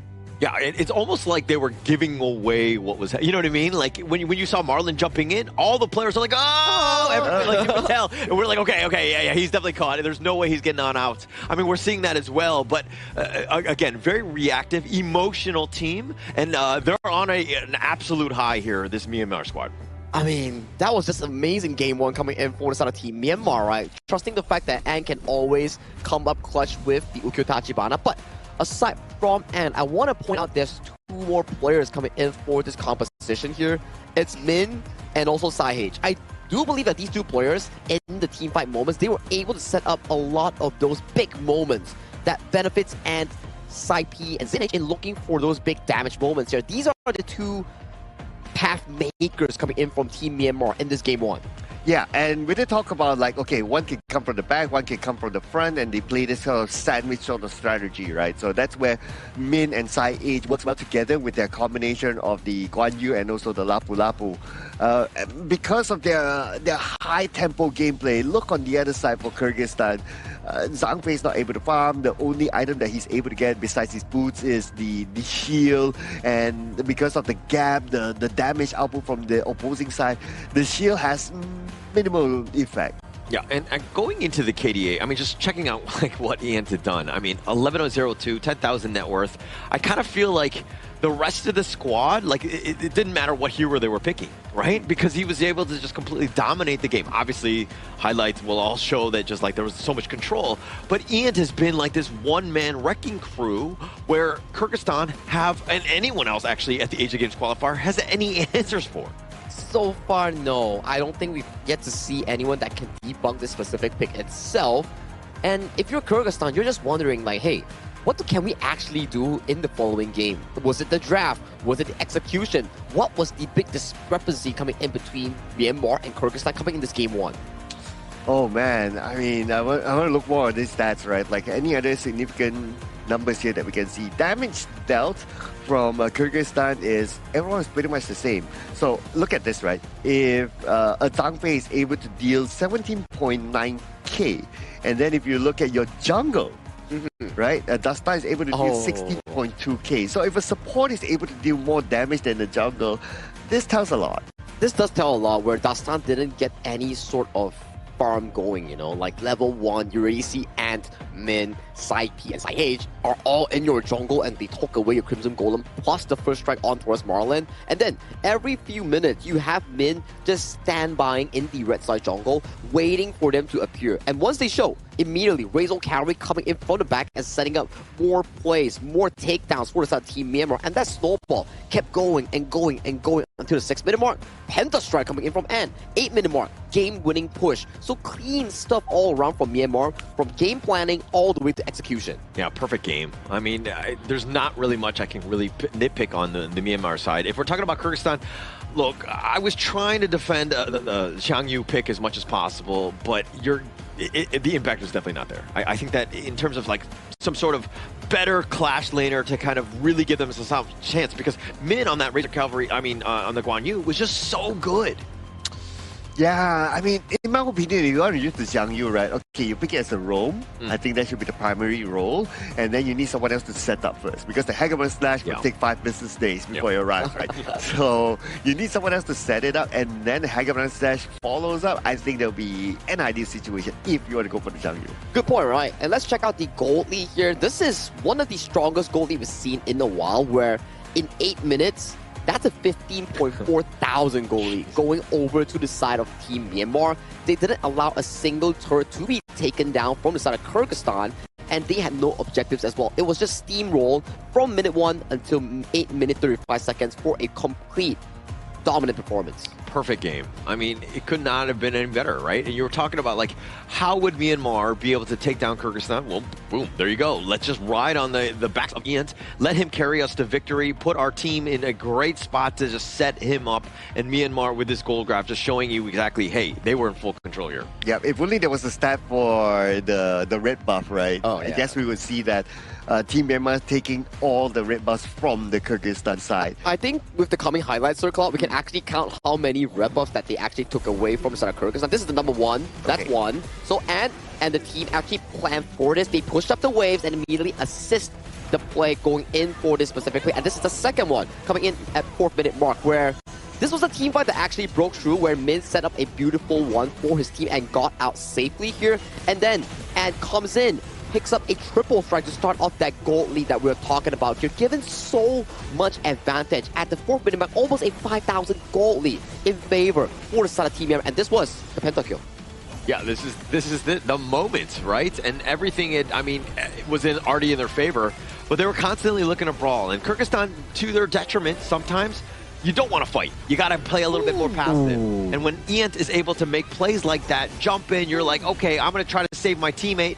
You're just going to get rolled like there, and congratulations again to Ian on that penta. Oh, that was so beautiful to watch again. Thanks so much for the slow-mo as well. And this was the final moment. Wow. If you have a Guan Yu behind you, you're bound to get pushed like that. Yeah, that's the problem that we talk about, right? When the Zhang Fei uses the Unbridled Outburst and Jamal back on this Xiang Yu isn't able to defend the team, it allows for so much room for Min to set up for the MVP performance coming in from Ant on this Ukiyo Tachibana here. 11-0-2. That was just an 8 minutes game.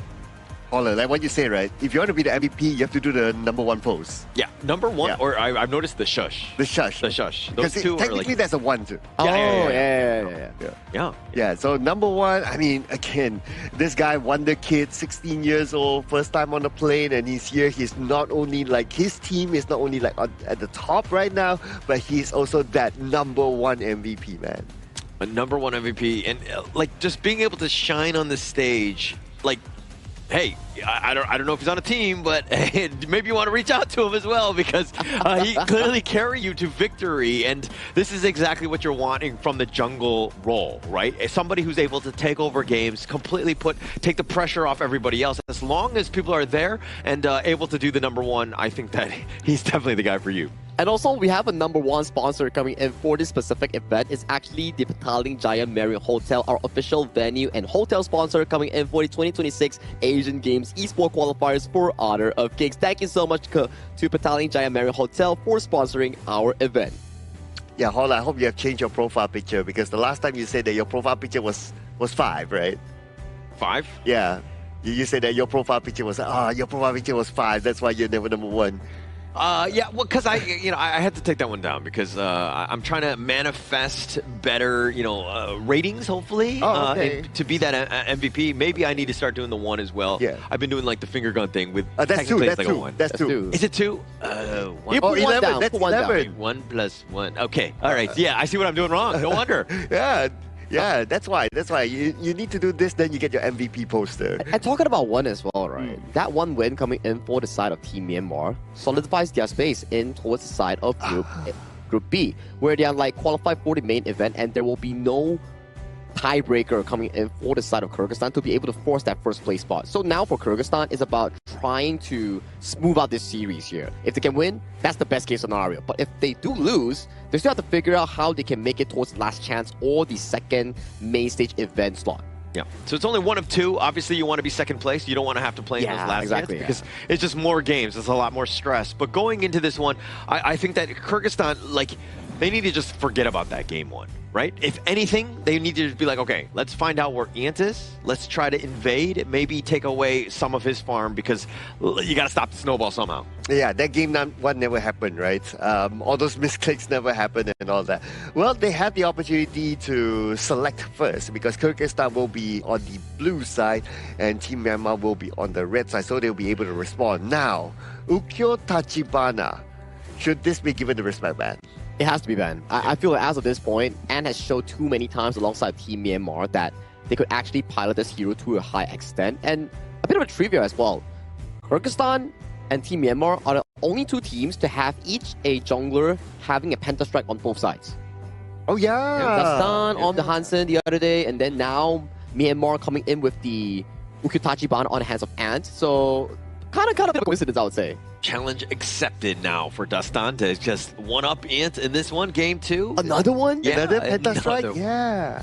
Well, first thing they have to actually figure out is how they can stop the Myanmar pain train, where they have been really, I would say, dominant in their early game. Those jungle invasions, those Crimson Golem invades, that's something that Kyrgyzstan needs to figure out if they actually want to figure out the Game 2 draft. Now, let's go into the Game 2 draft with Kyrgyzstan on towards the blue side, as they do lock in that D-Ranger while banning out things like the Guan Yu and the Maestro. Some heavy setups have been removed away, but if you pan over to the right side, that Ukyo Tachibana is that freely into the hands of Ant. Oh, okay, but the Ukyo Tachibana is going to go up against the Hansin. So these 2 heroes got pentastrikes. So both of these might be like, okay, let's see who will one-up each other here with that particular hero when they got that pentastrike itself. But Aaron this time will be moved over to Myanmar, though. I would say that it's still pretty okay. You just need a good tank in front to kind of soak things up for Aaron. All right, I really don't like the fact that Kyrgyzstan didn't ban out the Ukyo. I think that, the Mai has impact, but let somebody else carry, right? Target Ant as much as possible. Take away clearly his comfort hero. He'll pick it into anything. So if you're able to kind of target that one out, maybe play something that he's not S tier on, and he's like S- tier on these other heroes, but at least you're giving yourself a little bit of a chance. I think it makes sense, right? As of this point, if you don't have an answer to a specific pick, for now, there's no harm or shame in actually banning the hero because that's what bans are for. You can't handle it, you gotta remove it from the draft itself. And talking about draft, Fatih has been locked in by Myanmar. They proceed to ban away things like the Dharma and Byron. They don't want to handle against that, while Kyrgyzstan removing picks like the Garuda and also Lianpo. This does signify that Myanmar can still pick up the things that are lesser on the tank side because tanks has been removed from the pool. Maybe something like Mozi, something like a Liang per se, or even venturing into another path of the Donghuang again. Ooh, okay, yeah, the Donghuang. Would that be interesting though? Yeah, the Hansen likes to get into your face, right? So having the Donghuang does make sense. So that could be one. Any other options? The options are actually very thin here. But what if they go a bit creative? Like, what if they go for like a Mozi, for example? You have a Mozi and a Haino, just a lot of projectiles. Yeah, just throwing projectiles in front, and there's no way that Kyrgyzstan is going to go for Ali no more. Yeah, that seems to be the case, right? As of now, we can see there are a few picks left coming in for Kyrgyzstan. Need a clash lane, something to equalize out that top side. That's going to be the Xiao Xiao locked in and also a Charlotte here. Comfortable picks thus far coming in from Kyrgyzstan. This is exactly what allowed them to win several games thus far in Group B. Just wondering, what is Myanmar going to lock in here? They don't really have a solid front line, so it's going to be the Mozi here. I like it. Very aggressive stuff in the jungle and roam synergy. One cannon blast and immediately Ant's going to jump on you with the Unleashed Sword and just going to be taken down flat. So for Kyrgyzstan, same thing like last game. How do you handle the early game? How do you defend the buffs away from the Ukutachibana? Yeah, and I think Myanmar are going to look to just kind of play very confidently, right? And the lineup that they have isn't about the wombo combos. It's about just winning the laning phase, getting an advantage, and then surgically removing your team, right? And they're not, again, looking for those big ults like the Raging Sea that you're seeing on the Kyrgyzstan style. And come these fights, it's going to be very fast. Again, Kyrgyzstan have to do a better job of the laning phase to give themselves a chance in this one. And if anybody's wondering, like, oh, you don't have a tank, who's going to open up the map and try to do jungle invasions like how they did before this? Well, you have the Mozi. And though Mozi is not a natural tank, but every time he dashes, he gets a shield. And first you get mobility. Second, you get the slight amount of shield that allows you to survive even longer. But look at the pressure at the bottom lane here by Zid. Azad is not having a good time. Yeah, completely zoned away. This is a rough one, right? He might be losing some, and now it's under the tower, and it will eventually push. He wasn't even able to take the pheasant away. So a little bit of a rough start. He takes another shot from this Aaron Zin, and he is just like teetering on Cannon Blast. He's looking around. Oh. Azad was like, haha, I'm not there, but now he's going to be spotted here. And joke's on you. Yeah, but here comes Marlin. But yeah, it's more of like a distraction, right? But still the Cannon Blast is really, really annoying towards Azad. And Azad now with this level of health, he cannot move forward. He has no choice, but he needs to reset. Yeah, needs to reset or do the Walk of Shame, depending on how you look at it here, because that's going to get him out of the lane. He's only level 2. Zin H, this is a huge win. Now he's taking the Firehawk Phoenix for free. He's taking that away, and this bottom lane has just completely crumbled for Kyrgyzstan. Yeah, Azad needs more protection, and that's why the mid lane, Kobanich actually rotated towards the bottom to give him that extra boost there. Dastan still clearing. They need to play this a little bit faster, in my opinion, right? Because if you play it late, then we know that the late game potential from Team Myanmar is kind of big. So Kyrgyzstan, with the fact that they have managed to still maintain this as a 50-50. A bore, right? And Myanmar had kind of counter-moved based on what Dastan was doing, which was stealing their board. So they got their the opposing teams. These are good calls, right? When you're not in position, Dastan was farming, Sai saw it, and he let Ian know that, hey, you got to go to their side. So the rotations setting themselves up for this 4-minute tyrant that's coming up. Okay, they were setting up. Looks like they were setting up at the bottom, but Sai H, not the easiest target to take down, especially when he dashes. He does have the extra shield, so he will be safe for now. Yeah, you got to protect that Hellbrush. If Moat's Sai H is able to just camp there, but now they're looking to dive in. They do a little bit of work, not able enough damage to take down Zin 8. The dash away, Dastan playing with fire, and he is on the very edge. Oh, that was a really close one for Dastan. He was taking damage from the tower, and with only one more shot, the tower would have taken him down, but he was very lucky there. Yeah, Jamelbeck, though, he's having to just watch his own jungle just get decimated and taken away from him. He's all by himself, and this is like lane at times. Sometimes it's you're completely outnumbered. Oh, okay, so looks like Kyrgyzstan, they're going for the blue buff. The range you see. Azat, a little bit low. He eats a scepter. He's getting careful, but Dastan running for his life, and he gets picked off. He's going to give him a first strike. Marlon trying to stay alive too, but he too will fall. It's a disaster for Kyrgyzstan. Okay, the one that started the buff was Marlin, so I wasn't sure it was that the best choice, but Ian now in Jace. Oh, Ian, you can't get away from him. But look at Sai H. He's got both of the buffs. He's just like, haha, I'm the jungler now. Oh, that cannon blast. That cannon blast was blocked by the minions.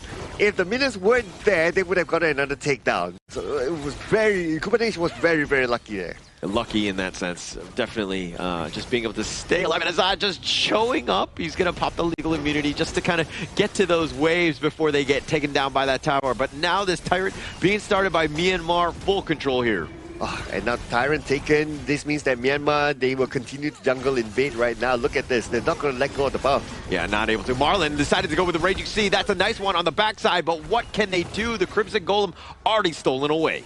And this almost feels like deja vu, right? They start stealing the Crimson Golem one after another, and then Team Myanmar will just steamroll from there. But Team Myanmar, the difference between the game before this and now is that they don't have like a dedicated frontline tank. So without that, they cannot like, okay, open up the map inside the jungle side. Yeah, they can kind of do it with the Moses, but it won't be as effective or as frequent as like having a dedicated tank.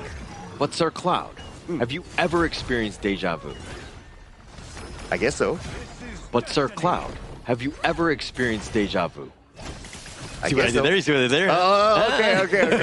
As we're going into the top lane, this is a bit of a problem. It looks like Min will get back to safety. 3 members on here that might get that jump, but Zin H taking the tower down, just munching him down. Okay. Right now they're looking at the bottom. Here you go. Stan, he's stuck around. The box had been used just in case, but the bottom T1 will be traded away for Dastan's life. Oof. A bit of an overextension there at the bottom. The comp should have came like, okay, the rotation's happening because they kind of had information that there was movement from the middle to the bottom, but I'm not sure. I kind of feel that there's a bit of a disconnection there. Yeah, a little bit of a disconnect here, but Myanmar, again, using those minions to the last. Jamelbeck taking a lot. He's trying to dash away, mid T1 down. Myanmar in control of this game as well.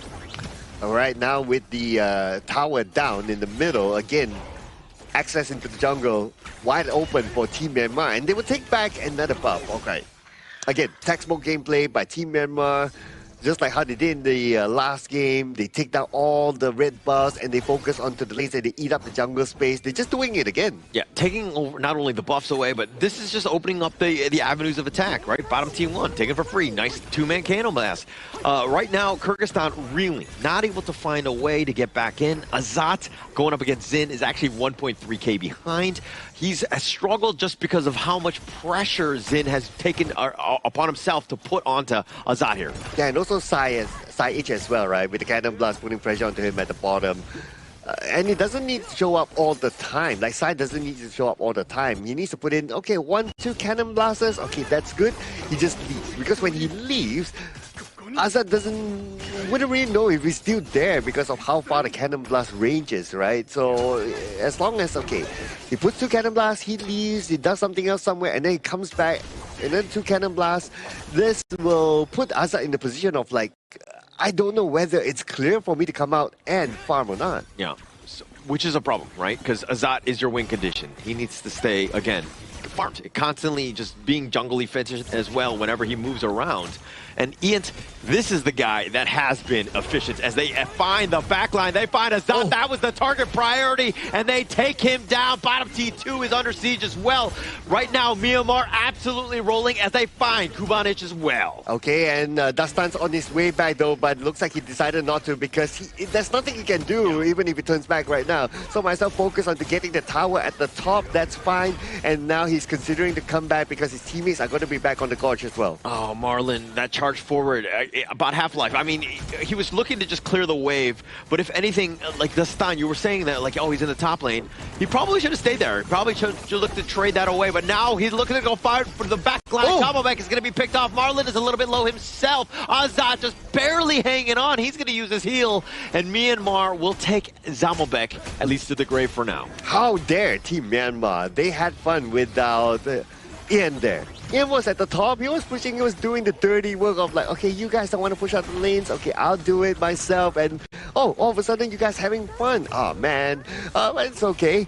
Most importantly, objectively, all the lanes now are being shoved in. Yeah, and I mean, you're thinking about, oh, the mini stun, the box, oh, on the side, they find a stun. He's not able to run away. Just a nice pickup again with this huge advantage. The Favorite Wind, not fast enough. Side P going down as well. Okay, that was a close one. I thought Side P would have got away, but yeah. Still got taken out, but that's okay. One player sacrifice, but still enough room for Team Myanmar to get the double objective. So Kyrgyzstan on the other side, now they have enough damage. Again, when you're not able to go fast enough to use that Fate Rewind to get on back with that time travel Fate Rewind, this is a situation now where, again, Myanmar have to play a little bit careful. They're definitely in control. I mean, they're up almost about 8K at this stage, but still, you don't want to be throwing a kill here or there in favor of Kyrgyzstan. Yeah, though to be fair, it was only one so far, right? Yeah, but I get where you're coming from, right? You don't let that one snowball to other and so on and so forth. Yeah, and now the dash away, the Honey Sweet Freeze covering it, but now Min M doing a little bit of work, finding Marlon. The Fox is going to look to lock down Dastan, and Azat on the run. Min with a left slash, taking him down. Zamalbek is the only man standing. Myanmar looking to end this game at the 10-minute mark. I gotta tell you, this is clean, well-executed gameplay coming in from Team Myanmar. You gotta pay respect towards that Ukkyo Tachibana. It's just such a destructive early game pick that, yes, we saw signs of Dastan trying to go for the aggressive invade, but he got punished for it. Went into deep, got taken down, got the bottom tower, got taken down again, and then if you're on such a resource-heavy pick like the Hansen and you're unable to get that snowball running, you're going to be paying a lot of price back towards your opponent because they're not going to let you breathe. And this time around, Myanmar utilizing the Ukkyo Tachibana plus multi-combo, it really made Dastan suffer in that jungle department. So Dastan, I think that in terms of just gameplay, like not just with the Hanshin, it was more of like a basic or a different jungler. I think that he would have had a little bit more impact. And the reason for that is that he was aggressive. He was looking to take fights, right? But Hanshin is so greedy. He needs that farm to really take him over the top, where if you're not finding that farm through kills, then you're kind of wasting time and you're not putting yourself in a position to win. Yeah, as compared to the opposing side, right? Like, they don't need as much farm. So that's one thing, and that's why they're able to play this a little bit faster. But compared to game one, this game took a little bit more time just because of the role pick. Because of the Moser, the playstyle of the Moser is not to be like, okay, I'm always in the jungle and opening up that map and setting things up through there. It's not that, but it's more of his Cannon Blast. And his Cannon Blast was used really, really well at the bottom to suppress Azat.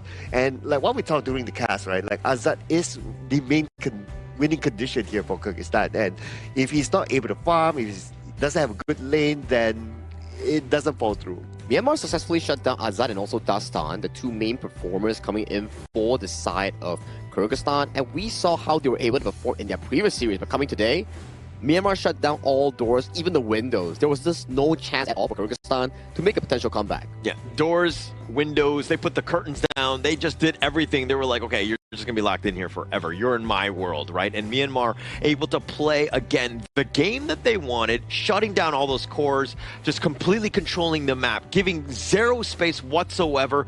Again, a flawless series by Myanmar. Actually, the entire flawless Asian Games qualifier, if I'm going to be completely clear. I gotta agree, man. So far, they are, I think that's their fourth game thus far, and they have cleaned up the entire group. Yeah. You know, props to Myanmar. That's a 4-0 clean slate coming in the side of Group B, and they've defeated every single opponent, Jordan, UAE, Kyrgyzstan, and Nepal in a clean 2-0 fashion. Yeah, definitely a team to look forward for in the main event later on. And besides that, they didn't start, right? They had a Penta Strike. With the Uko Tachibana. So Penta Strike also to introduce that, hey, this is our prodigy, right? Our 16-year-old prodigy pulling off a Penta Strike with the Uko Tachibana. That will go down in history. Yep. And I mean, I think that, like, we expect to see even more, right? I think that this is just the beginning of his play, right?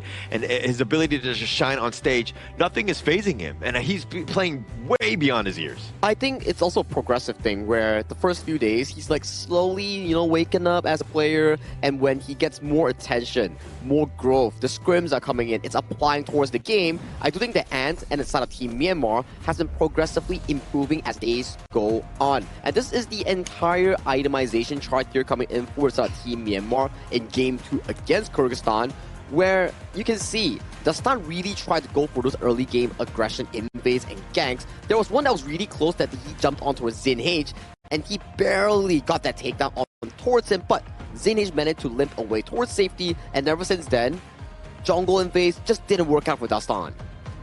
Yeah, it was very difficult for him, right, if he cannot snowball from the beginning, because like what we discussed, right, he's a hero that requires a lot of items. He's a greedy hero, and if you don't start off good early, then it's hard to reach that peak moment towards the later stages of the game quicker than your opponent. Because let's also remember that Team Myanmar, yes, they start off a little bit slower just because of how their draft is, but the core still remains. They will jungle invade you when it's the time. Yeah, and also, I mean, the biggest thing to me is the deaths, right? Sai P, that one time he got caught out where he wasn't able to get the Fate Rewind off in time. That was his only death. That was the only team's death, right? They played a flawless game, completely controlling. And again, with the way that they do things, where Kyrgyzstan are trying to respond. They're trying to find, you know, ants, but they can't get on top of them because they can't find them. It almost sounds like you're saying it's Sai P's fault now. I am. I mean, previously there was also a suffer death coming in for the side of Min as well, right? If I'm not mistaken. And back-to-back games, they only suffer one takedown coming in for their team. And for this game, for the side of Myanmar, the stats are really similar, even in terms of damage output. Everyone is really neck and neck. But only Zinhage has a bit of an edge over his teammates. Yeah, just a small one, but everybody contributing, right? Even Sai H with those cannon blasts. We were talking about this last pick mode. You know, how would it do? Do they need more of like a Lian Po or a Zhang Fei? It's like, no, actually, Sai H, as long as you just kind of control him from afar, everybody else will be able to take him down. It's really destructive, right? Compared to the side of like Lian Po, Zhang Fei, or Lapu Lapu, you need to be kind of like a level 4 kind of status with your flash up. But for Mozi, it's more of a, I hit the cannon blast, you go in. If I don't hit it, we try another time. It's like you are fishing for fishes with your cannon blast. If you hit the cannon blast, great. If you don't, let's try again later. But this is how exactly Myanmar played the composition. They were able to rely on Sai H accuracy in generating those pickoffs with the damage coming in from Ian and also Sai P, gaining them the advantage to really push forward, just similar to Game 1. Yeah, big projectile gameplays by Sai H and also Sai P, I must say. Combined together, and because there wasn't any Arlie there on the Kyrgyzstan side, so it allowed them to just spam those projectiles. But looking at this graph here, yes, there's one. It was a big control game here by Team Myanmar, and that's when it's shown by the graph. It goes towards them all the way down. What do you think that they could have done better as Kyrgyzstan? Was it like a draft, or was it like execution? Like, what could they have done to give themselves a chance in this one? I think it's more in draft, because if you were to look into some of the jungle picks here coming in for the side of Kyrgyzstan, it's more towards the jungle assassin. Yes, but if you break it down towards the level 1 to 4 sort of status of these two picks, of Nakoruru and Hansin, they sort of don't do too well into the early game skirmishes that the Uko Tachibana actually excels in. So maybe next time, if you want to play a jungle assassin, you will need a strong mid lane that can guarantee push. Your roamer needs to be able to stand that vision ground, because in these moments here, you can see Dastan going in for the aggressive invade, but he got caught out and he got taken down. It's okay if you miss the smite on the camp, but if you get taken down as a jungler, it's really bad going into the late game, because look at this. Back-to-back takedowns leading into a jungle invasion. Dastan has to go for the split push, and when the team has no real jungler nearby, Kyrgyzstan was just getting picked off one after another, and it was so difficult for them to actually venture into those late game power spikes. Yeah, it looked like when they jumped in, or they were trying to make some sort of play, the aggressive play is right. but you need an exit plan. You need an exit strategy. They didn't really have too many of those where they would get caught out, and Myanmar were like, okay, 5, well, there's 5 of us, there's 2 of you trying to steal one. And like, even if you steal it, we're going to take you down, we're going to take the buff away, so you're not getting that value. Yeah, and this is when Min was he came from behind. And then when he landed a few slashes, he dealt damage, he chased down. This is basically just Team Myanmar overpowering Kyrgyzstan because of their level and goal gap and dominance in the game overall. But our MVP, of course, double MVP. Our player prodigy, Ian. I mean, he's just stacking it up at this point, man. He's like back-to-back, and I think previously in some of the series, he was also MVP as well. Gotta fact-check that real quick whether or not he's our current highest MVP count players, because I think so far highest MVP count is about 4 or 5 MVP counts. Yeah, I think Ian will probably be on there. It looks like Ian is probably going to be the guy. I mean, he's got 5 now, so yeah, I think we need to change his picture so he's got 5 fingers up, because that's the way it works, right? Based on how many. No, one at a time. One at a time. No. Don't get greedy. I want 5 MVPs at the same time. That's why in all my profile pics, I've got 5 fingers up. I mean, for Ian, he's really taking it one at a time. Like, if we were to venture back into his day 1 performance, maybe not the most confident, but that's the thing. 16-year-old, first time on the plane, coming over to Malaysia here and playing the qualifiers, representing not your club, but your region or nation. That's what impresses me. Like, maybe for me, if I was 16 years old, I don't even know what I'm doing here, but he has the courage, he has the growth coming in as a pro player to do this. 5 MVPs and with a Penta strike of all things today. Oh man, this guy, he is definitely getting a hero's welcome back when he returns back to Myanmar for sure. What a play, what a child prodigy he is. Bright future ahead though. Yeah, I mean, if ever we do see a Myanmar team in the pro scene itself, I definitely want to be hoping to see Ant in that pro scene or in that pro league. But for now, we have to congratulate Myanmar because that is a clean slate coming in for their Group B run. They won every single opponent, lost 0 games, and they are on their way to the main event of the Asian Games. So congratulations, Myanmar. Yeah, and I'm actually going to keep this finger up until they create an MVP photo for me as well, so that I too can have one, just one. That's all I want, just one MVP picture right there. Are you good with the Ukyo Tachibana? I'm terrible with Ukyo. Okay, then that's one too many. Yep. Sorry, I'm man. sorry, man. It just doesn't work like that. Yeah. You can't ask for something you got to game for, just like Ant. Wow, look at you, look at you. All right, I'm going to go back into the drawing board. I will play some flow games in terms of just flow ball and just spam that hero so that I will get to the same level of Ant. Good call. And you got to be wondering for the side of Kyrgyzstan, right? I think this is a good wake-up call. Whether or not they make it to the main event or they make it to the last chance stage, this is a defeat that will wake them up. If they take this in a positive note, they can start to dissect down like what happened in that draft, what exactly they need to be improving in moving on to the main event if that's their ultimate goal, right? Because that loss wasn't any single one's fault in the side of Team Kyrgyzstan. It's a collaborative mistake that they did that caused the jungle to falter, that caused the draft to not function in their favor, whereas previously Dastan had a fantastic Penta strike on the Hansen, but today it's just on a different note. Yeah, and all that bundled together with the fact that they had to go up against Team Myanmar that was on their top game. Going up against Ian was at his top game with a Penta strike as well. So all together, it was difficult for them. Yeah, definitely difficult. I mean, if we're looking at the standings, I mean, Kyrgyzstan, they're going to be 2-2. Probably does not look like they're going to get into the top 2. They're going to have to go the more arduous path, if you will. But they still have a chance. I think that, hey, use what you learned in that series to kind of get better, grow. You still have time and you still have an opportunity. Now, if we were to venture into Group B's result, right? Okay, Nepal is currently 2-1. Yes. They have one more game going up against Jordan, if I'm not mistaken. Yep. So if, and only if, Jordan beats the side of, hang on a moment. Nepal. Yeah. Then we might have a 3-way tie between Kyrgyzstan, and Jordan and also Nepal. So they have to duke it out to see who goes on towards the main event on second place and who between the last 2 teams makes it towards the last chance stage. So it's a bit complicated if Jordan takes down Nepal in a 2-0 fashion. Yeah. We wanted to see some tiebreakers, and this could be a little bit of a shift. I was only looking at the top 3. I was not really looking at Jordan. My apologies, Jordan.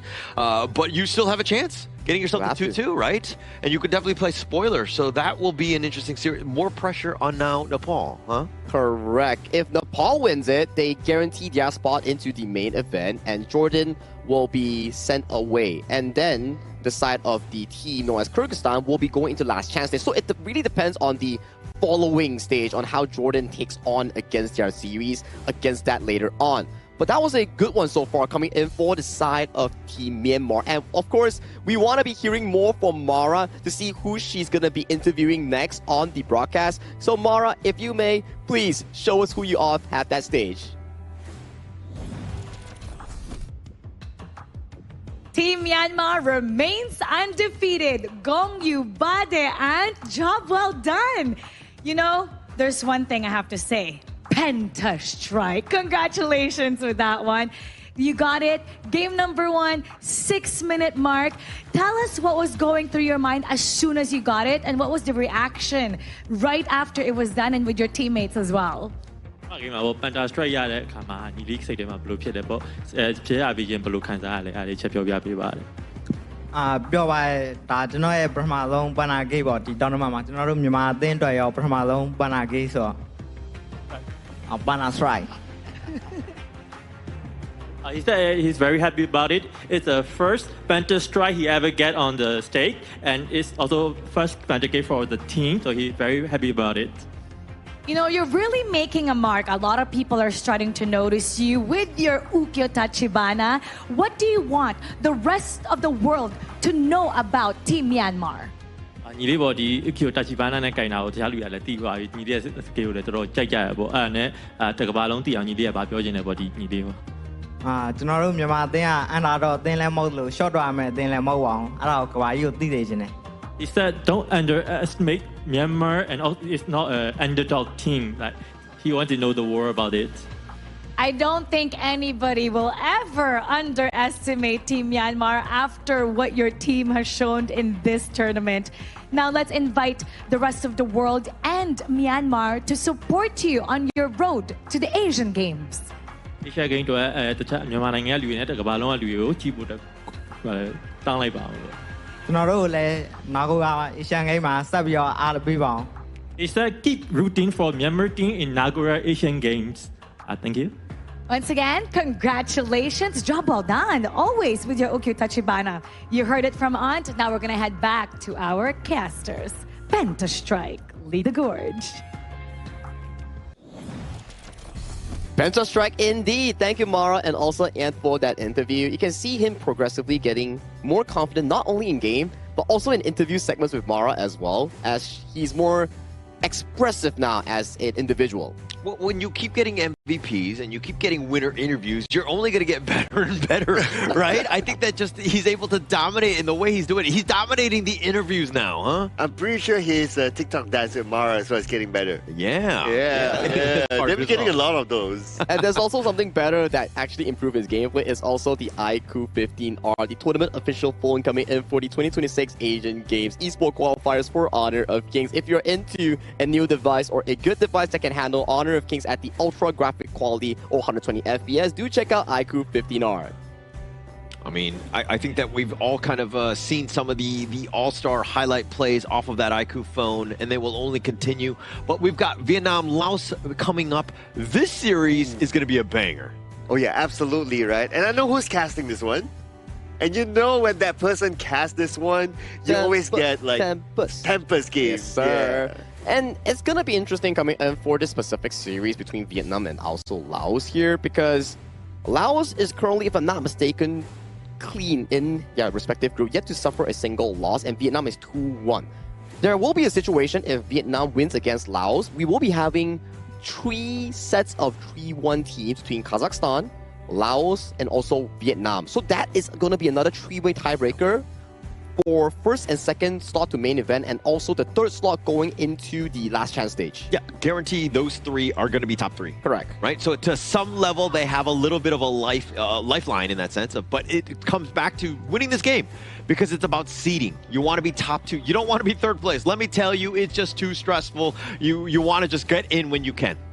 Oh yeah, absolutely. You don't want to play the last chance qualifiers, right? Especially when it is a single elimination. Like if you get eliminated because of the draw and it doesn't favor you, you don't have a second chance, so you don't want to go through that. Yeah, for now, as we can see, if Laos wins against Vietnam, there's not going to be a tiebreaker. It's only going to be Laos having a clean slate 4-0 going into the main event. But if Vietnam wins against Laos, that's where it gets complicated, and the tiebreaker that we mentioned might be coming up if the numbers just don't match between some of the teams here.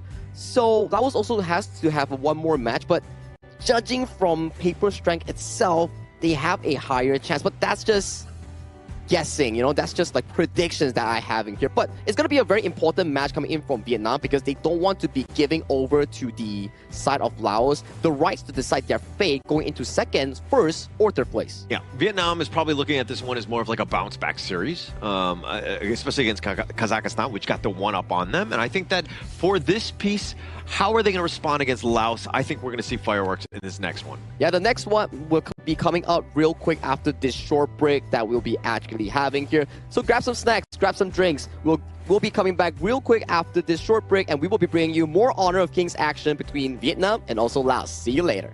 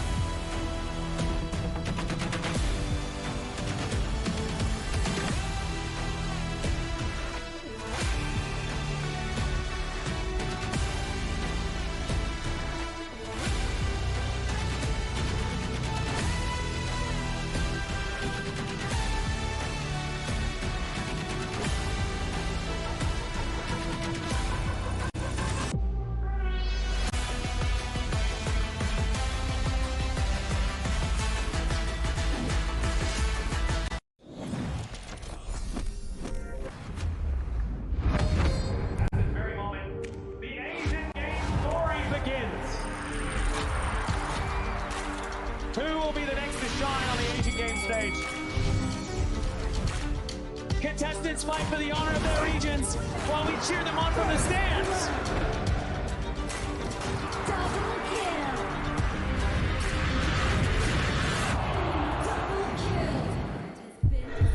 This is a challenge, but it is also an opportunity. The tide is turned.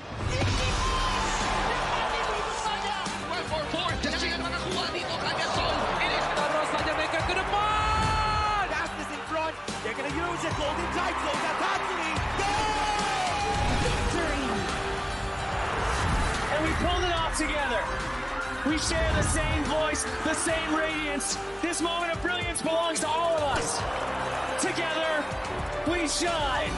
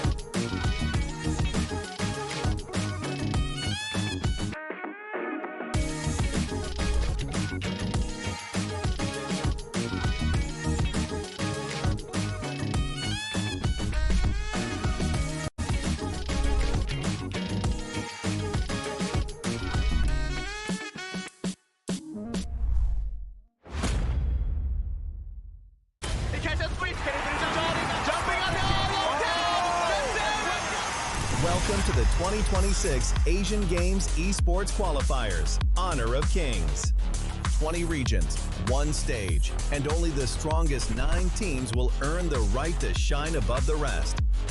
Taking place in Malaysia, June 13th to 21st, 2026.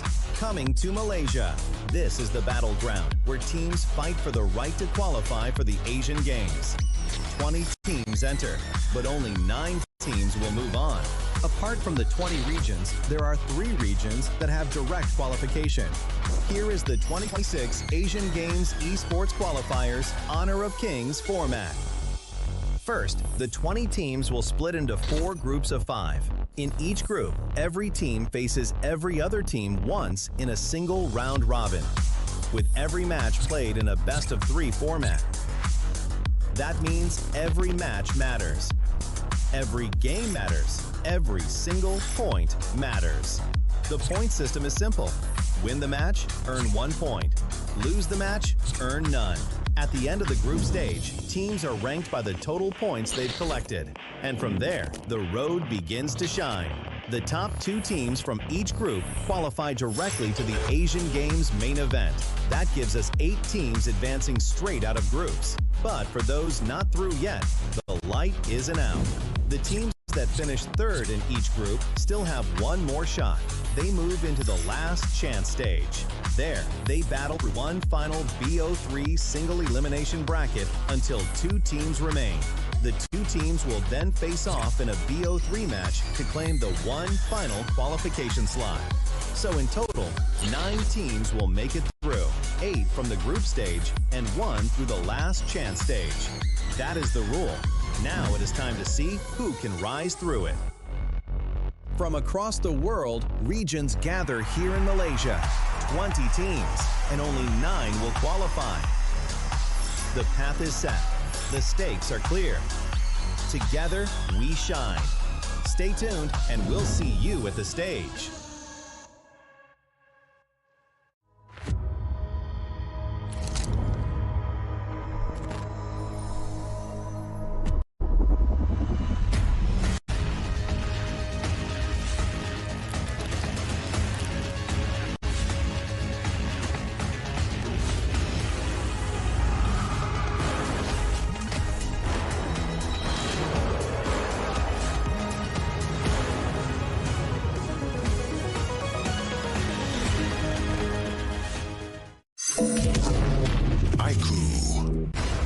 Ultimate not ready yet.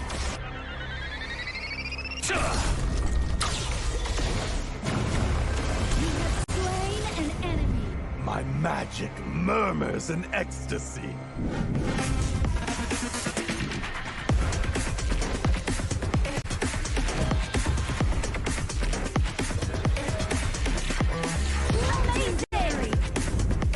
There is no escape for you.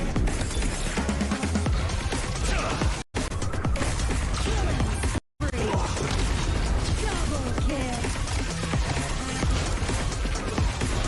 Triple kill. Spectacular kill. Don't worry. I'll be back for your life soon.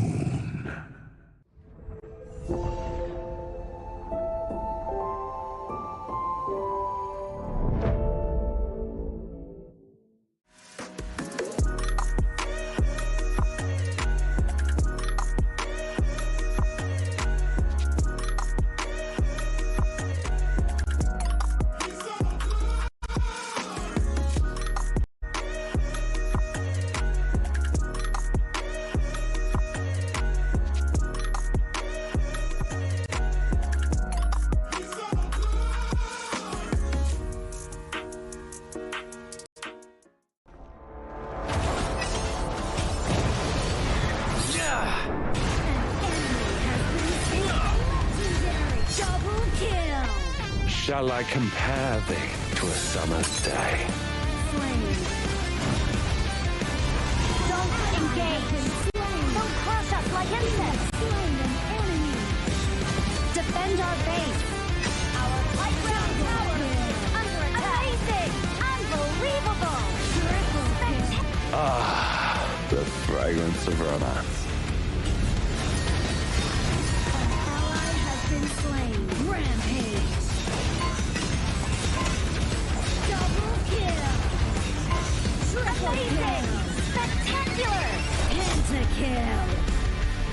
Lady Fortune is on my side.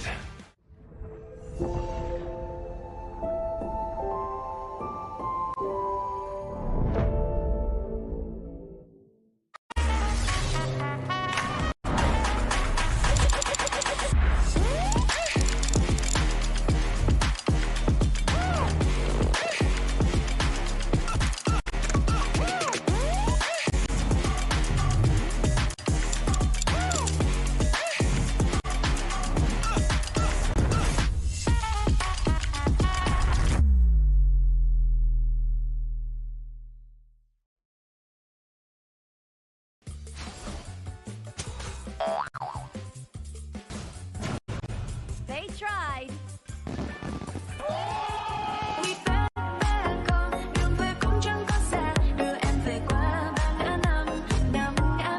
The new Spriteling skill, Dig It, is a passive skill which will automatically trigger at fixed times each match, up to a maximum of 10 times. The skill grants guaranteed standard rewards like gold, XP, shield, health recovery, and more. There's also a small chance to uncover mysterious grand prize effects during the match. Dig It may also produce tradable high-value treasures. Detailed information about acquired treasures will be shown after the match ends. Each treasure has its own rarity and storage size, and obtained treasures will be automatically stored in your warehouse. If you want more high-quality treasures, make good use of the Treasure Fusion feature. You can also copy and share your code so friends can help speed things up. Treasures in your warehouse can be sold for event currency, which can be used to redeem skins, items, and other rewards on the event page. You'll even have a chance to win physical prizes like smartphones and cash. You can also spend event currency to bid on high-value rewards. The auction uses a hidden bidding system, where you can submit 2 bids for the same reward. The highest bidder wins, giving you even more ways to obtain rewards.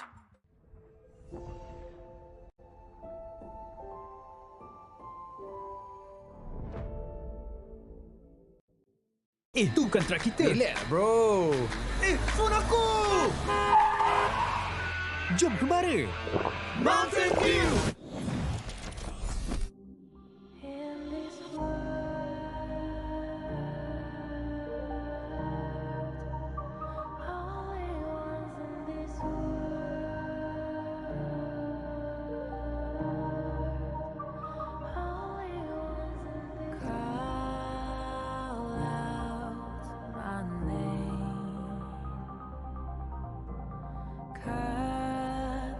Sound of the rain.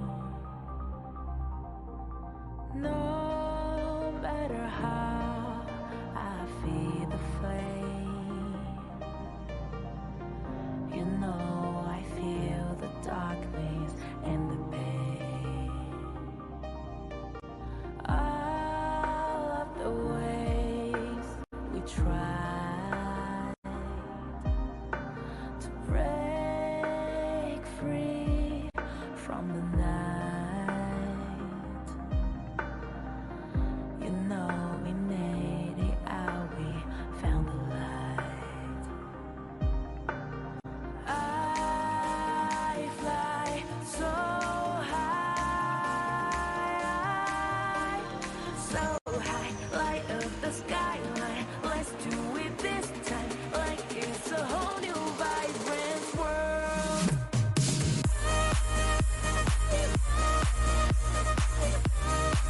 Like we're the only ones in this world. Like we're the only ones in this world. Now I see that I got everything I need. It's alright, I'm on fire, I'm alive, 'cause now I fly so high, light up the skyline. Let's do it this time, like it's a whole new colorful world.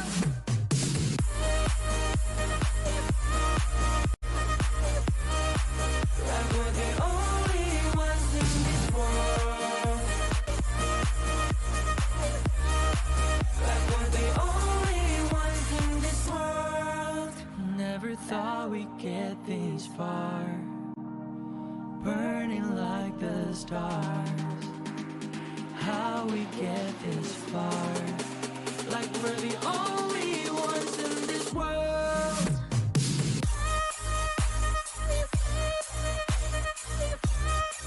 Like we're the only ones in this world. Like we're the only ones in this world.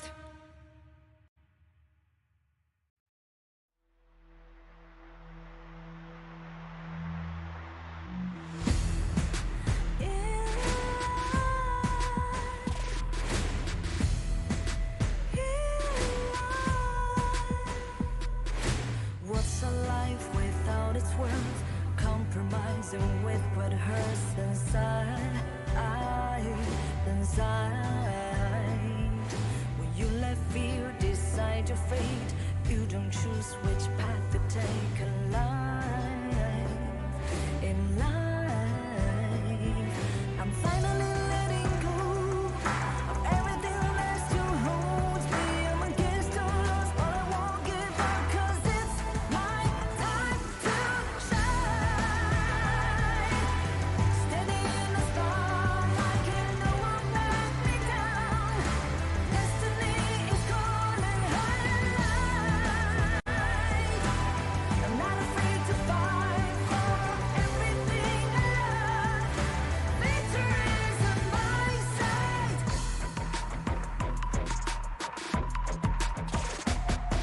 The more we lose, the more we gain. The more that nothing stays the same in time. In time. Can't love ever, can't forget. What you see is what you get sometimes. Sometimes. Gonna show the world tonight. The light that shines inside us. We're against the odds, but we won't give up, 'cause it's our time to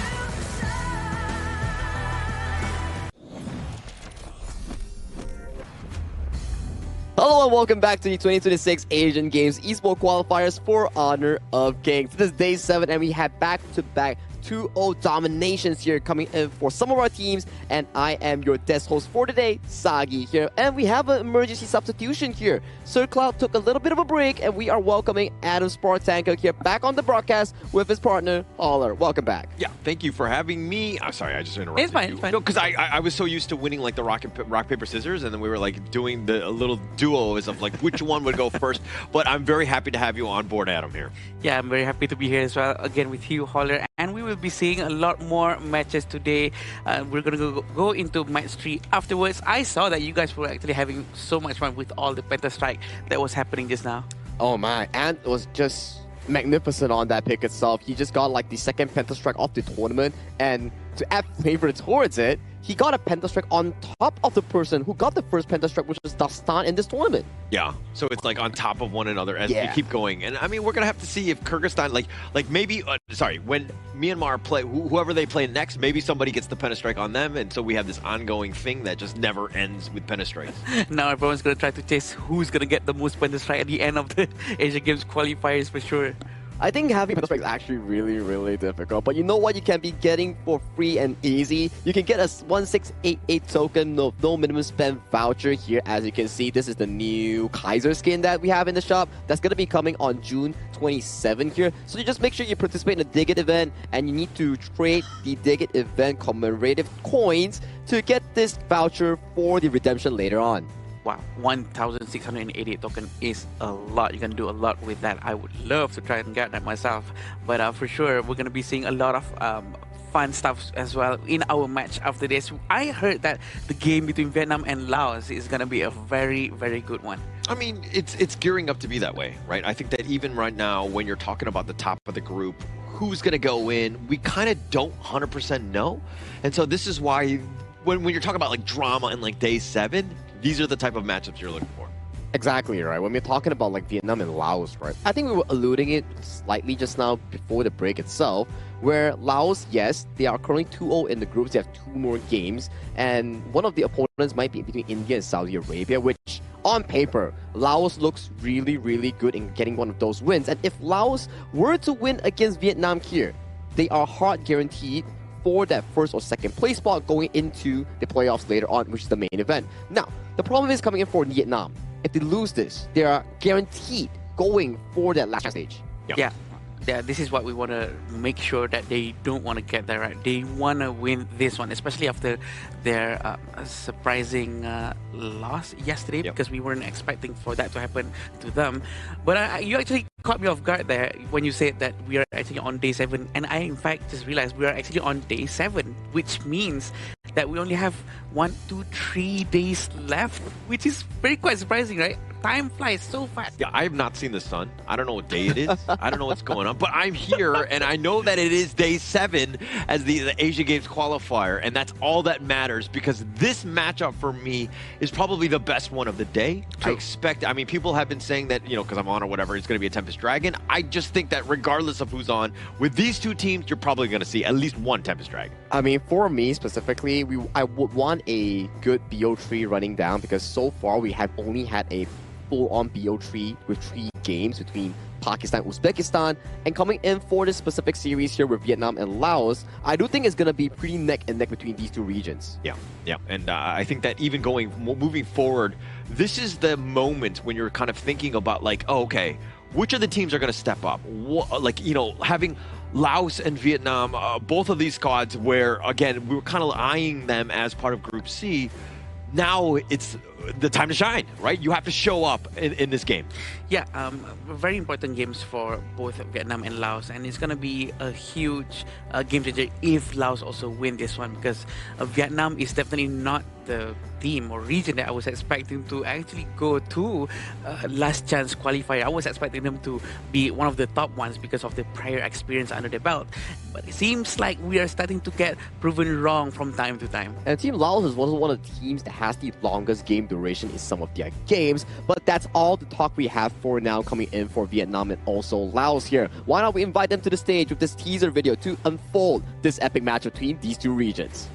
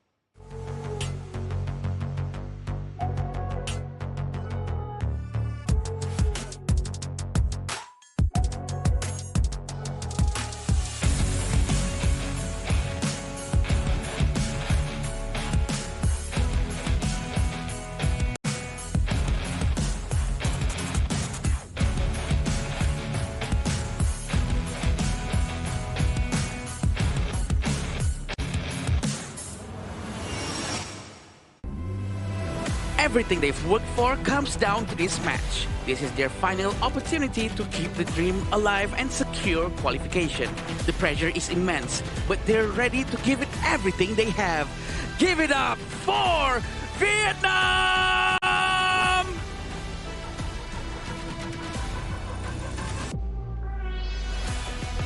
Match after match, they continue to deliver. Still unbeaten, still standing strong, and still proving they are a force to be reckoned with. With momentum on their side, they're looking to take another step to qualification. Please welcome Laos! These 2 teams are such squads that have so much experience coming in towards Honor of Kings and the MOBA scene in general here. And the stakes are on the hand right now. For Laos, it's about 1 step closer in locking that spot into top 2. For Vietnam, it's reclaiming that loss from yesterday and turning it into an experience for today. It's going to take immense amount of effort to reclaim for sure for this lineup. Hui Duk, Bao Huang, Lin Van, Hui Tan, and Nam Phuong is going to be a very hard match for them as well. We know that they might have been a little bit demoralized from yesterday's games, but can they manage to reset their mentality as soon as they can? Because today's game is very important. Like Sagi said, if they lose today's game, they're gonna go down towards position 3 and gonna go through the last chance qualifier. Expectations were definitely there for the squad. I think that, you know, when you were like, who's going to come out on top, Vietnam were definitely at the top of the list. They had a little bit of a disappointing series yesterday, but I do expect them to bounce back. And you know that they were eyeing Laos as well. So if anything, they're going to be ready and prepared going against this Laos squad, which is going to be Kampeng, Vilacon, Sudasai, Volcom, and of course, Salav. And Salav definitely reminds me of a lot of things, right? Like how he's like outgoing in terms of that energy, those little dances that he does pre and post game. And for this specific team, I have to say they have one of the longest game durations coming in for this entire tournament. Yeah. I think under their belt, their longest game was 26 minutes and 19 seconds. This is when stamina comes into play, right? So also with the mental stamina that they really have to train to try to maintain their composure inside the game. Laos would probably be considered as one of the team that actually has the most experience in that one. Now, this is going to be interesting. If Laos loses to Vietnam, then there's going to be this circular chain. Kazakhstan beats Vietnam, Vietnam beats Laos, and Laos beats against Kazakhstan. So that's going to be a very interesting circular motion if this exactly happens here. But do walk me through the head-to-head between these two teams. Yeah, the only thing that really sticks out to me is, of course, the 6-7 first strike rate, huh? Yeah. Every single time. Oh my gosh, we've been blessed by the 6-7 gods as we see it yet again in the first strike rate. Guys, why are you just telling me to go? Wait, can I stay over there? No, I want to stay here. Don't kick me out. Well, that's a very high first strike rate for sure coming in from Laos, and we do have this total game wins which is coming in from Laos. They have been winning all of their games. Yeah, all of it. All of it. And it wasn't easy, right? Remember going back to Laos' game over against Kazakhstan? Both games were Tempest Dragons, and both went to the certain extent of almost making it being a comeback coming in from the team Kazakhstan as well. Hence, Group C, to me, has been shaping into one of the most difficult groups coming in for Asian Games qualifiers. You say difficult, I say entertaining. I like the way, when they're more competitive like this is definitely more fun to watch. You're seeing just like, you know, epic games that they had. I mean, Laos came in firing. We saw like that epic series on, I think, day 3. Last match. Yeah, absolutely insane one. And I want to see that continue here going up against Vietnam. It's just so entertaining for us to watch, right? But oh my God, we're going with Holler's number here. Go ahead. Wait, why are they muting my mic? God, give me a chance. 6777.7 average DPM. Lingva, living the dream. Just stop playing because you got to keep that number, my friend. 3 average KDA, which is very high. Going with an average goal per minute, which is 726, almost close to the top tier, which is 800. I think aside from the 6-7 that we are spamming right now, I think if we were to analyze the head-to-head match between these two players, you can definitely see that Ling Vang is given more of the resource in general to become the secondary or primary carry coming in for the side team Vietnam. And for Sudasai, he's more towards the side of being the setup and also the main provider, and let's say for the side of their jungle or farming for him to get those resources under his belt. Yeah, it seems like Sudasai is much more comfortable playing with more towards a supporting mid lane as well, because he, well, definitely not doing the most damage out of his entire team. Even his average KDA is not the highest, but he's definitely going alongside with the utility mid lanes. But I have one question actually, Holler. Do you actually tell the production to actually change this 6.7 just so that it fits your narrative?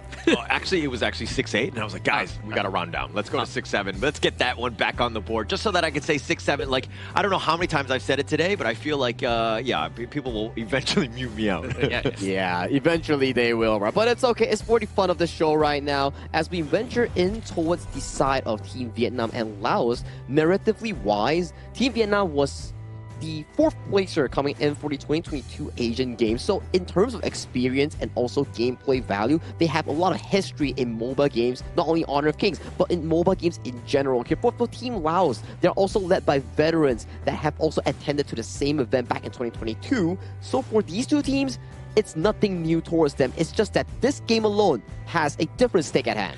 Which is probably why there's so much more pressure on top of these two teams, right? For them to actually settle it all out in this match to make sure and to see the standing, to see who is better in this group before they move on into the main event coming up in a couple of months. But do you think that, like, Vietnam or Laos, which of these two teams do you think has more pressure on their shoulders? I think it's Vietnam, Holler. I personally feel it's Vietnam. What do you think, Saki?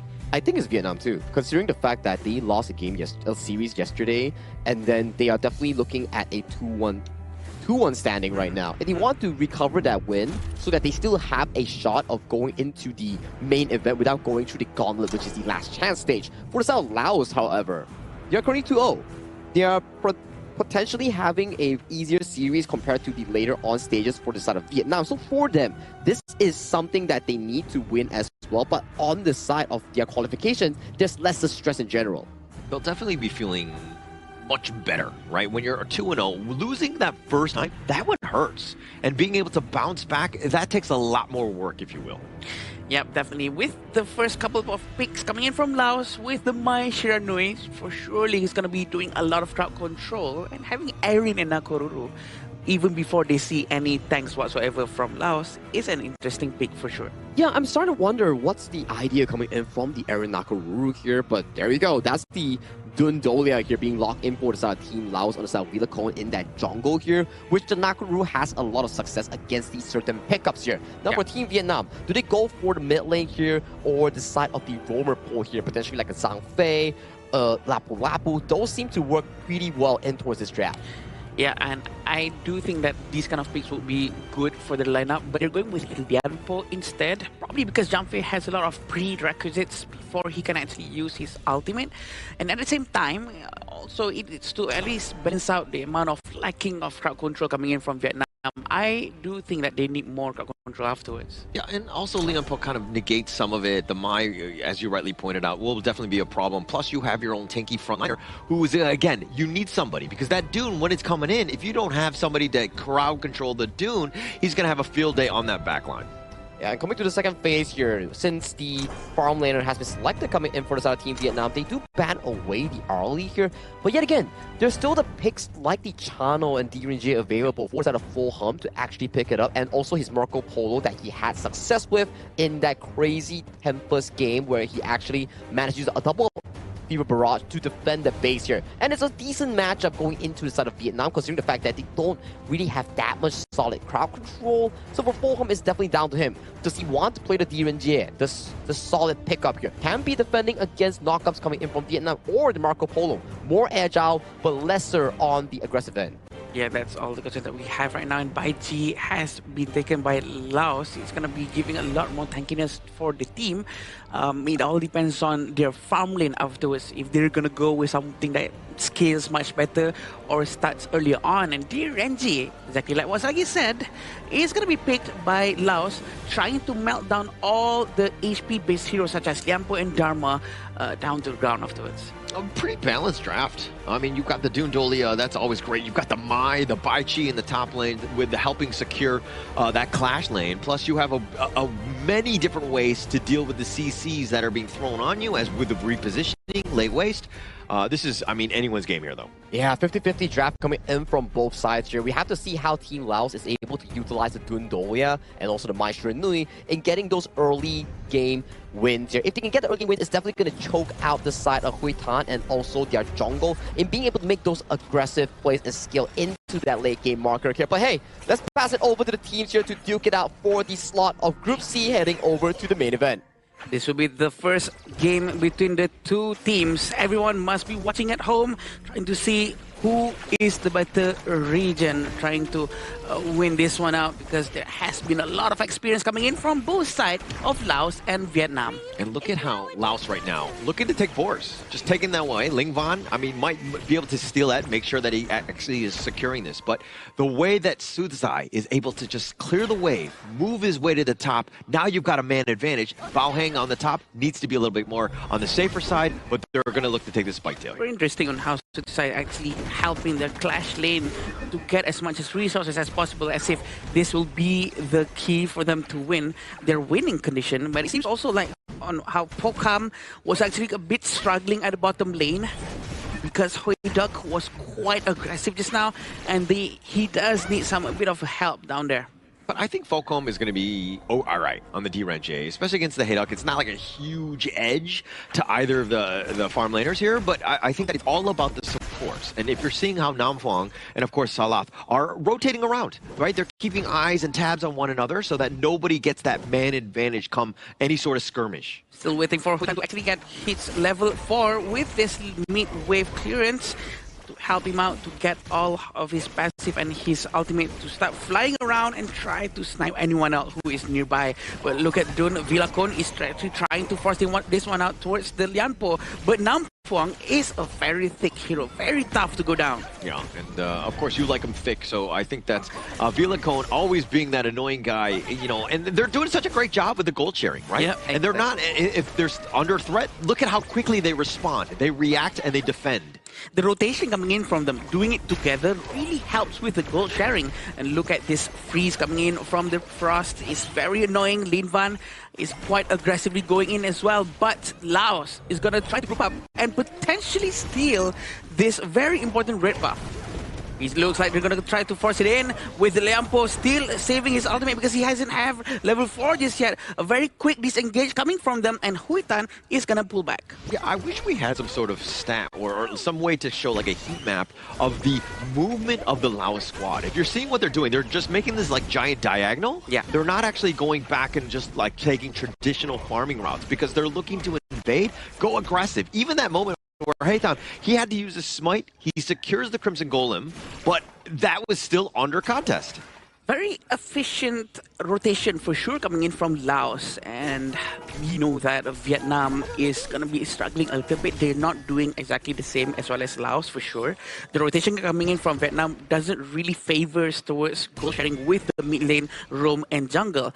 And if they want to really get closer to the amount of economy coming in from the team, they have to try something almost similar to that at least. Yeah, and if we're talking about this like what, 300, 200 goal lead right now that's like slowly dipping, it's because it's Villacon and Huitan, right? Those two guys, you see the gap and it's right there. And the ultimate actually comes out from the Huiduck, but he did not manage to hit all of them because of the quick disengagement coming in from Sahalat.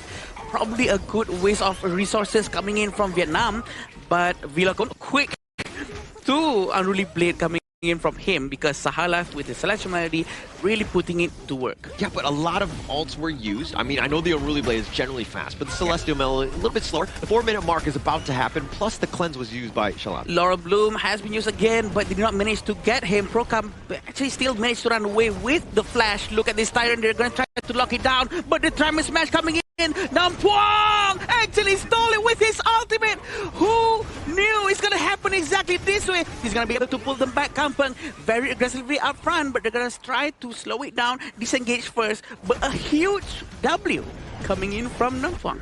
It's just a great play. I mean, the steal with just enough damage, and you were thinking, oh, how would he's just a roam, but the Tremor Smash, right, perfectly timed, perfectly placed, just enough damage to get that steal.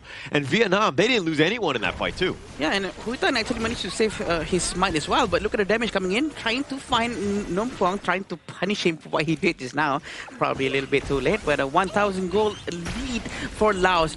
They still do rotations very quickly though, although I do believe that they need to focus more down on objective and try to make sure they don't lose their overlords and tyrants to any last hits coming in from the likes of Namfwang. Yeah, but Laos right now, about 1K, it would have been way worse if they took that tyrant. So I guess they salvaged a little bit of this early game by just keeping it close. Like, that's where you want to be. You don't want to be so far up where it's like 2K at the stage. You want to just be within an arm's reach, if you will, just a little closer. So Namfwang with a huge save to, again, just save this early game. Yeah, with the 2,000 gold lead, 1,000 gold lead coming in from Laos, it's going to be giving them a little bit of an edge. And I do believe Vietnam needs to stick together more, which is what they're trying to do right now. Play much more closer, open up more space for their carries to do a lot of more damage. Lin Van is getting quite close towards the mid lane. he's trying to be ready with the winter is here. Yeah, if anything, they're just mirroring your movements. Heitan and Vilacon are just been like kind of on the same side, but on the opposite sides of the river. They're just like eyeing each other as of like where they're looking to go so that they don't miss out on anything. The jungle invasion doesn't take it away. Tremor Smash is forced to be used because he was actually quite low. He needed extra dashes coming in. Kampang was actually tried to be surrounded by the Dharma and the Nakoruru of Huitan at the bottom lane, which is quite aggressively coming in from Vietnam. They need to focus down to try to defend top, or they need to try to trade at the bottom. But with Kampang being there, defending the tower, it's not going to be easy for Vietnam. So they knew that Nam Phong had used his Tremor Smash, right? And that's a huge opening. It's like, okay, you don't actually have that ult. Let's just walk it down. They take the top T2, realizing that they will never really be able to fight. Yeah, having the Frost here always ready to use his ultimate, but look at this. Liampo still doesn't have his ultimate though. Kampang actually tried to dive in using the lay waste. It seems like he is the one who wasted down under the tower. I don't think that's a pretty good move if the team is not really fully committing into that when the minion is already gone. Yeah, very aggressive positioning, and especially under the tower, because he got targeted by that one as well. I mean, at some point, Bai Chi is going to be a problem. He's not there yet. But the thought process is like, okay, we're going to be able to tank it, we're going to have enough, but with those minions being cleared out, he was target number one by the tower itself as well. Yeah, and we see Focam is being sent towards the bottom lane. They might want to be more ready for the Tyrant coming in 50 seconds. Huitan is going to try to pull back just a little bit. A very good use of his mobility, by the way, because it's very important for them to let the Nakoruru roam free for him to do what he needs to, especially to get a lot of resources. But it seems like there's going to be a little bit of a fight at the top lane. Yeah, and actually this is the way you want to play as Heitan, right, on that Nakoruru. You want to be just flying around, farming efficiently, and then when the opportunity is there, that's when you strike. Yeah, there's no one better to do it because of the mobility. The only mobility that they have from Vietnam is from Huitan. But look behind the Nam Quang, seems very ready. Tremor Smash has been used, but it's not a good one. It only hits a Dune, which is sort of a jungle tank. Such a waste coming in from them. But right now, Laos do know that Vietnam doesn't have any Tremor Smash anymore. Yeah, and they'll just take the enemy jungle here. I mean, the only problem about the Laos push is that they haven't taken the mid T1. They will now, but if they had that open, it would have turned it probably into T2. Not able to do so at this point. And again, just taking those buffs away right now. It's very interesting to see on how Laos is actually taking control of the entire map. Even though they lost the first Tyrant and whatnot, they actually managed to regain control just by pure macro only. Yeah. Nothing else. Yeah. There's no like force or aggression trying to start war, dive into towers, nothing like that. And it's going very well for them. Yeah, it's going very well, right? I like the fact that you're talking about like, hey, they're not really doing any wars, but I mean, they're not actually, they don't have any kills, right? They're just playing objective base, and it might be like you're like watching, you're like, okay, what's gonna happen? But here we go, they're trying to force it out, but it seems like they're gonna pull back just a little bit, but yeah, back to your point. Yeah, no, because they're just, again, they're not really looking to take any sort of team fight. Everything is about spacing. Everything is about just enough damage so they get out of here. Maybe they use their Tremor Smash, and then they're not in the fight, and they're able to take towers. And so, again, objective-based gaming here by Laos. Right, if we see on the top of our screen, there's 5 towers that have been destroyed by Laos, which is a huge amount, just by pure macro. Because it seems like in Honor of Kings, one of the most important things are macro, aside by, of course, your mechanical skills with particular heroes, but it seems like they're trying to force it out here. Having a Princess Frost really helps with the high ground, defending all any minions coming in with ease. Yeah. It's all about that wave clear, right? Yeah. And I think that that's kind of what they were looking into, because, I mean, if they extend the game, that I would think that helps. The Dune will eventually fall off. Kampang is a little bit of a different story. Falcom is kind of there, but I think that it will help you long term if you're able to extend, especially since they're in the losing department right now. Yeah, and right now Laos seems like they're trying to get the Tyrant, but the Dharma is trying to rotate towards the top lane as well. Laos with the Nam Quang, Mike most likely trying to steal the Overlord again, but apparently it was just a distraction. Vietnam just realizing that Laos was actually busy, sending 2 of them trying to get the Tyrant, but it seems like they're all going to pull back to safety, and even Nam Phong is not going to get caught. A new Unlimited has been refreshed, and Laos going to try to force it out on this one. Actually, it's a really smart play, because it looked like they were going to go for the Overlord, and that's kind of where Vietnam had been shifting, but actually it was the solo. They just wanted the Tyrant, and they were definitely not going to take the Overlord, especially when you have that Primal Bond, that debuff, if you will. So it's just a really smart play of creating space. Very smart move coming in from them. Also, having the Tyrant buff sort of make it easier for them to zone the Overlord area as well. So, very smart coming in from Laos. Huitan actually trying his very best to get the blue buff, but also he's actually in a very good position to try to flank out anyone from the back, which is exactly what's going to happen very soon. They have to communicate, they have to tell Nampuang to try to use his Trimer Smash right now, but it seems like he's going to try to go in alone without any communications. The team actually managed to destroy one high ground tower. The force is coming in from them to try to clear the bottom lane, but it seems like Laos is not going to force it out and be more disciplined. I mean, he could have gone for the flank, but the way that Laos are moving, it's a death ball. It's very difficult to crack into this nut, if you will, because Dune is there, then you have Comfang is like, okay, somebody jumps in, like, those guys are going to be completely controlled. You have big bruisers that make it very scary for Huitan to really make any sort of ambush play. That's true. I was actually hoping for Nampuang or someone to actually start something so that it distracts them away from Huitan, but unfortunately that is not the case. Villacon actually manages to get the Overlord, and the Shadow Vanguard is being held by Villacon. For sure, it's going to be sending towards the middle or the bottom lane for them to actually have an advantage to distract them away from wherever they're pushing with a 4,000 gold lead. I mean, Vietnam have a number of good team fight winning ults available to them. But if they're able to find the right time to do it, Laos, look at how they're spread around. Even with a death ball, but they're within arm's reach of one another. If somebody gets jumped and the squishy guys on the back are there, then you know that the guys are, you know, like Villacon can just come and help clean up his little brother, if you will. Yeah, and right now Huitan is being sent towards the bottom lane. Very odd from Laos sending the Shadow Vanguard towards the top instead of the bottom lane. But Huitan doesn't want to commit to pushing that tower. He's going to be trying to focus down to help his teammate at the base.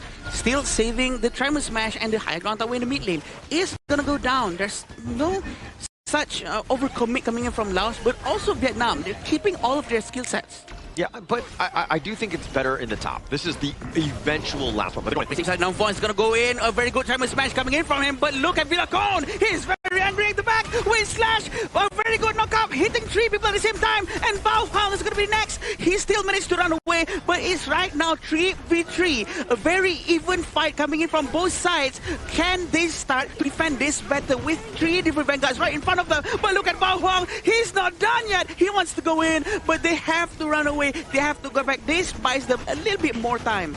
I mean, they bought themselves a light line. They hold for now. But Vietnam, everything. They threw everything into that fight. And now they're down without any towers. Base, again, wide open. The biggest piece to this is that Falcom not dying. If they were able to get him, that completely changes things. And now they're going to take the Tyrant here. But breaking this one down, you could see that the fight, they were fighting in that Winter is here. Everything right on top of that. It's going to do quite a bit. Lingvin doing a lot of damage on that side and staying alive. Right, that was the biggest piece, and they find Sudazai, who's again very squishy, and Villacon playing a little bit with fire here, just kind of potentially going in, and it looked like Bao Hao was trying to get on, but the Unruly Blade, that is his get-out-of-jail-free card. They're really trying their very best to push out of their base right now, which is very difficult to do, especially when all 3 of your high ground tower has been destroyed, which means the minions coming in are all mega minions. It's all big, and it will naturally be pushing towards Vietnam. So Laos do have the upper hand because they can push wherever, get any objectives with ease without having to worry about their landing phase anymore. So this is a huge advantage coming from them. But look at the back! He almost actually managed to get one, but Huitan, a little bit of overextension coming in from him. Southeastside tried to bait that out and managed to be recovered by his team. Yeah, but I mean, if you're looking at this, but now the flash on 4, they find him. The nice little taunt with that lane waste. The 2-man stun. They're doing some serious work as Bao Hang is going to be taken down, and Laos are going to take game number 1. Slow and steady, but Laos brings in the game with a clean victory. I would say that they played around Bo Hum's Durian really, really well. Didn't provide any single opportunity coming in from Team Vietnam to actually find and engage on this pesky little farm laner here. All the towers taken down. No respawns coming in for the side of Vietnam. Just couldn't be reactive with this. They need to be proactive, but the proactive attempts has been shut down coming in by Laos. Yeah, it's very, very hard, it seems, for Vietnam to try to counter-rotate from what has been doing by the Laos team, because Laos was actually really controlling the entire map just by pure rotation, rotating together, clearing waves together and jungle resources together, which helps them a lot. First of all, in terms of goal sharing, but also in terms of trying to have an overpowered amount of number of people in the same area. Yeah, Laos is so clean, right? I think that the way that they were able to just dismantle everything that Vietnam was throwing at them. And Huaytan, we were talking about, oh, the flank. He tried to go for it, but probably the worst time because it was so far from the rest of their squad, and it was into like 4 of the members of Laos. So probably not the right time to go in. I think there were other better opportune moments. Unfortunately for him, he chose the wrong one. And I feel that although, yes, for the South Team Laos, they play slow and steady, but Team Vietnam, they were just following the pacing coming in for the South Team Laos. They didn't take any risk. They were afraid of doing something wrong, which is really different compared to the first 2 series that Team Vietnam actually played. Prior to that Kazakhstan series, I understand that they lost, but it's really different compared to those games. Yeah, we get to wonder why the difference is coming in here. It's most likely because of the pressure, but also because of what Laos has been proving from the previous match, because on how resilient they were in trying to win a very long matches, right? So right now, having this considered as quite a long game as well, right? So I do believe the mental capacity and mental stamina starts coming into play and starts to affect Vietnam as well. And Laos is very much used to a very long game. Yeah, I think you need to start playing to win instead of playing to not lose. Correct. Yeah. Right? And I think that the way that they've been kind of pushed back and forced to play a game where they're like, you could tell they're not comfortable. They don't like this. But you're not playing to the strengths of the Vietnamese squad. Which is a bit worrying, I would say. And you do see a form of a lane swap coming in for the side of Team Vietnam, where you have Bao Huang, original jungle, going into the Clash lane role, Huida being the original Clash lane playing the farm lane role, and Huaytan being the original farm lane playing the jungle. So there seems to be a bit of a experimentation here coming in from Team Vietnam after their loss yesterday against Team Kazakhstan. But I would say, coming in for Team Laos, they played around the DRNG composition really well. And quick shout out towards Kampeng, 034. But later on in towards the replay, I want you to look towards what he exactly did in those team fights.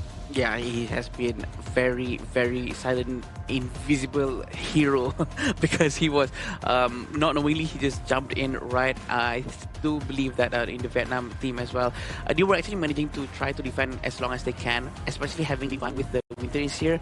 He does make it a lot more difficult for Laos to actually push in. So many times they tried, but has been cancelled just because of the invite. Yeah, and the net worth spread by Laos was much more even across the cores than the Vietnamese squad. It was all in on this, the Nakaruru, the Huaytan, and he was never really able to kind of really shine, right? Ling Van is the type, we talked about KDA and all that, about how he's like more utility type of mid. He's actually setting things up. The winner is here, all these good things that you want in terms of control, but he doesn't need the net worth. The other guys do, right? Yeah. And that's where they needed to have stepped up. Hayduk, especially him, and Huaytan, when they're looking to kind of find the right course to, again, just do enough damage to take over a team fight.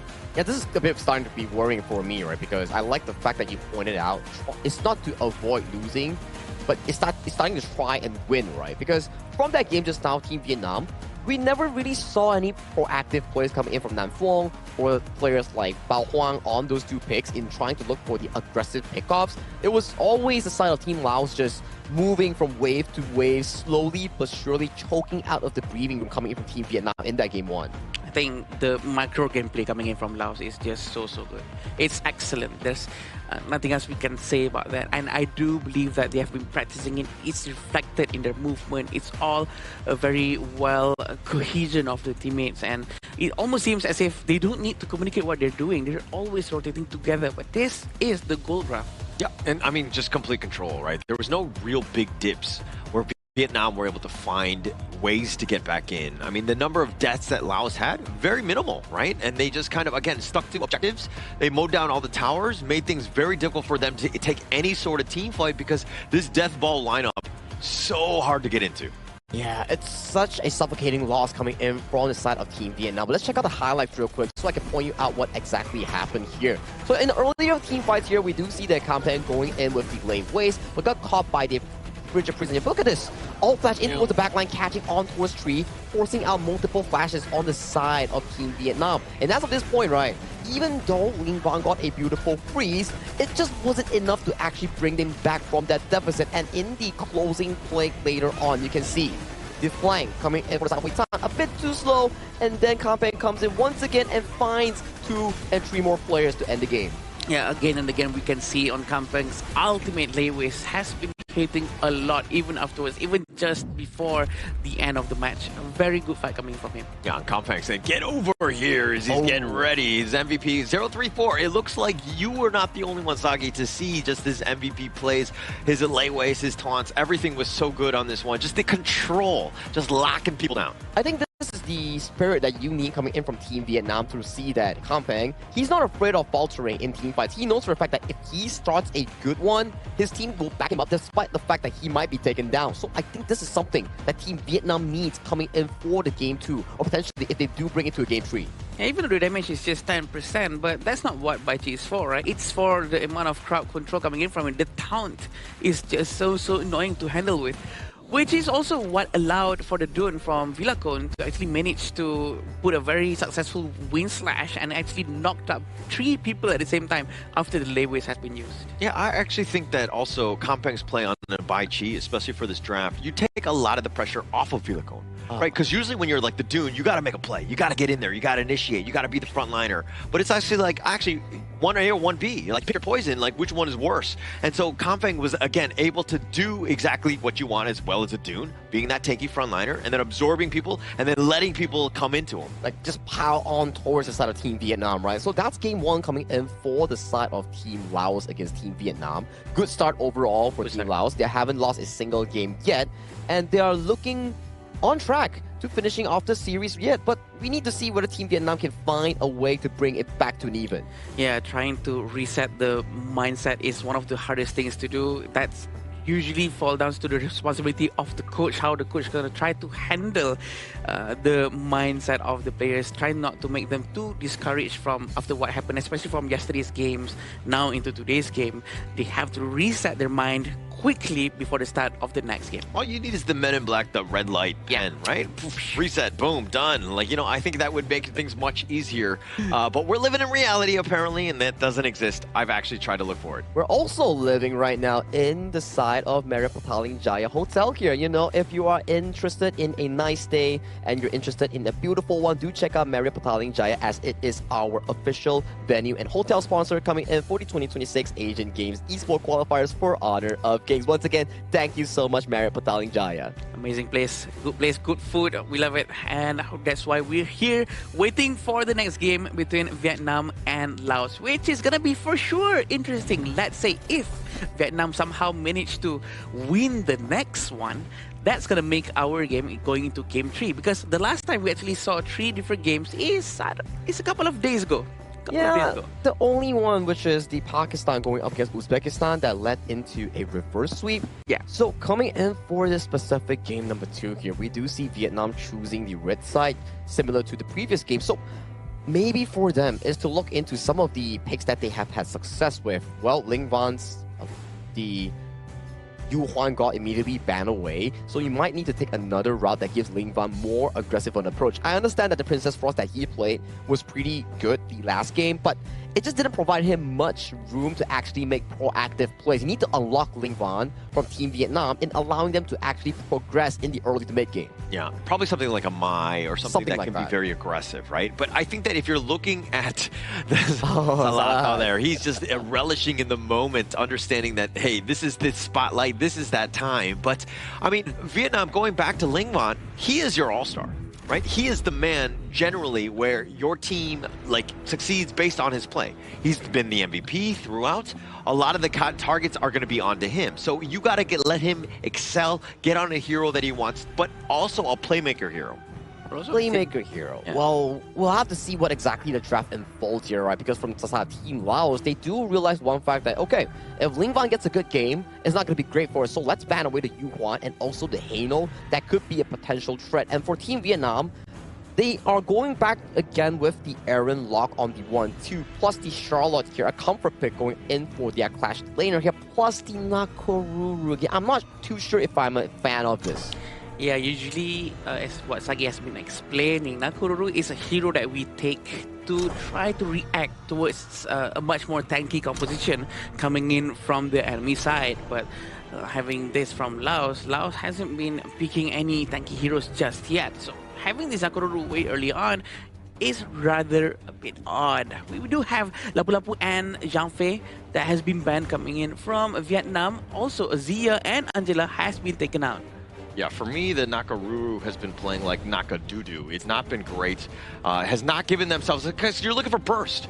I mean, the Zaqiao is definitely a target. Yukio is on the high on that list as well, but Laos is completely countered by having the tanky frontliners. That has not let, the Nakaruru really burst anybody. And that's also a really aggressive draft here coming in from the team Laos here. We saw how destructive it can get when you have the Mozi, Xiao Qiao, and the Ukatachibana in the previous series, where the jungle pressure coming in for Team Vietnam will be pretty evident here. And there's just not a lot of tag roamers left aside from the Lianpo that Team Vietnam can actually lock in unless they want to go into a different direction, per se like the Diadea or something like the Zhuangzi, to deal with the layers of crowd control that's being proposed by Team Laos right now. Oh, this is going to be very interesting. Laos actually went with Bai Chi, Mozi, Xiao Qiao. The Cannon Blast goes in, the Lei Weis comes up. All the combo is going to be done very well, but Vietnam has the answer for it. It is by taking Zhuangzi. It's going to try to stop all the crowd control as much as they can with the butterfly effect. I think on paper, it really makes sense, right? You can block the crowd control, you can actually cleanse it for your teammates here, but it goes back to the same question here. In Game 1, Vietnam wasn't really that proactive despite having the Lianpo, despite having the Dharma per se. Now, you have the Zhuangzi, but you don't really have any sort of engage coming in for that Team Vietnam to actually make these fights happen. I think it's going to be up to Hathon, right? He's probably the guy who's looking to burst, right? Starting things.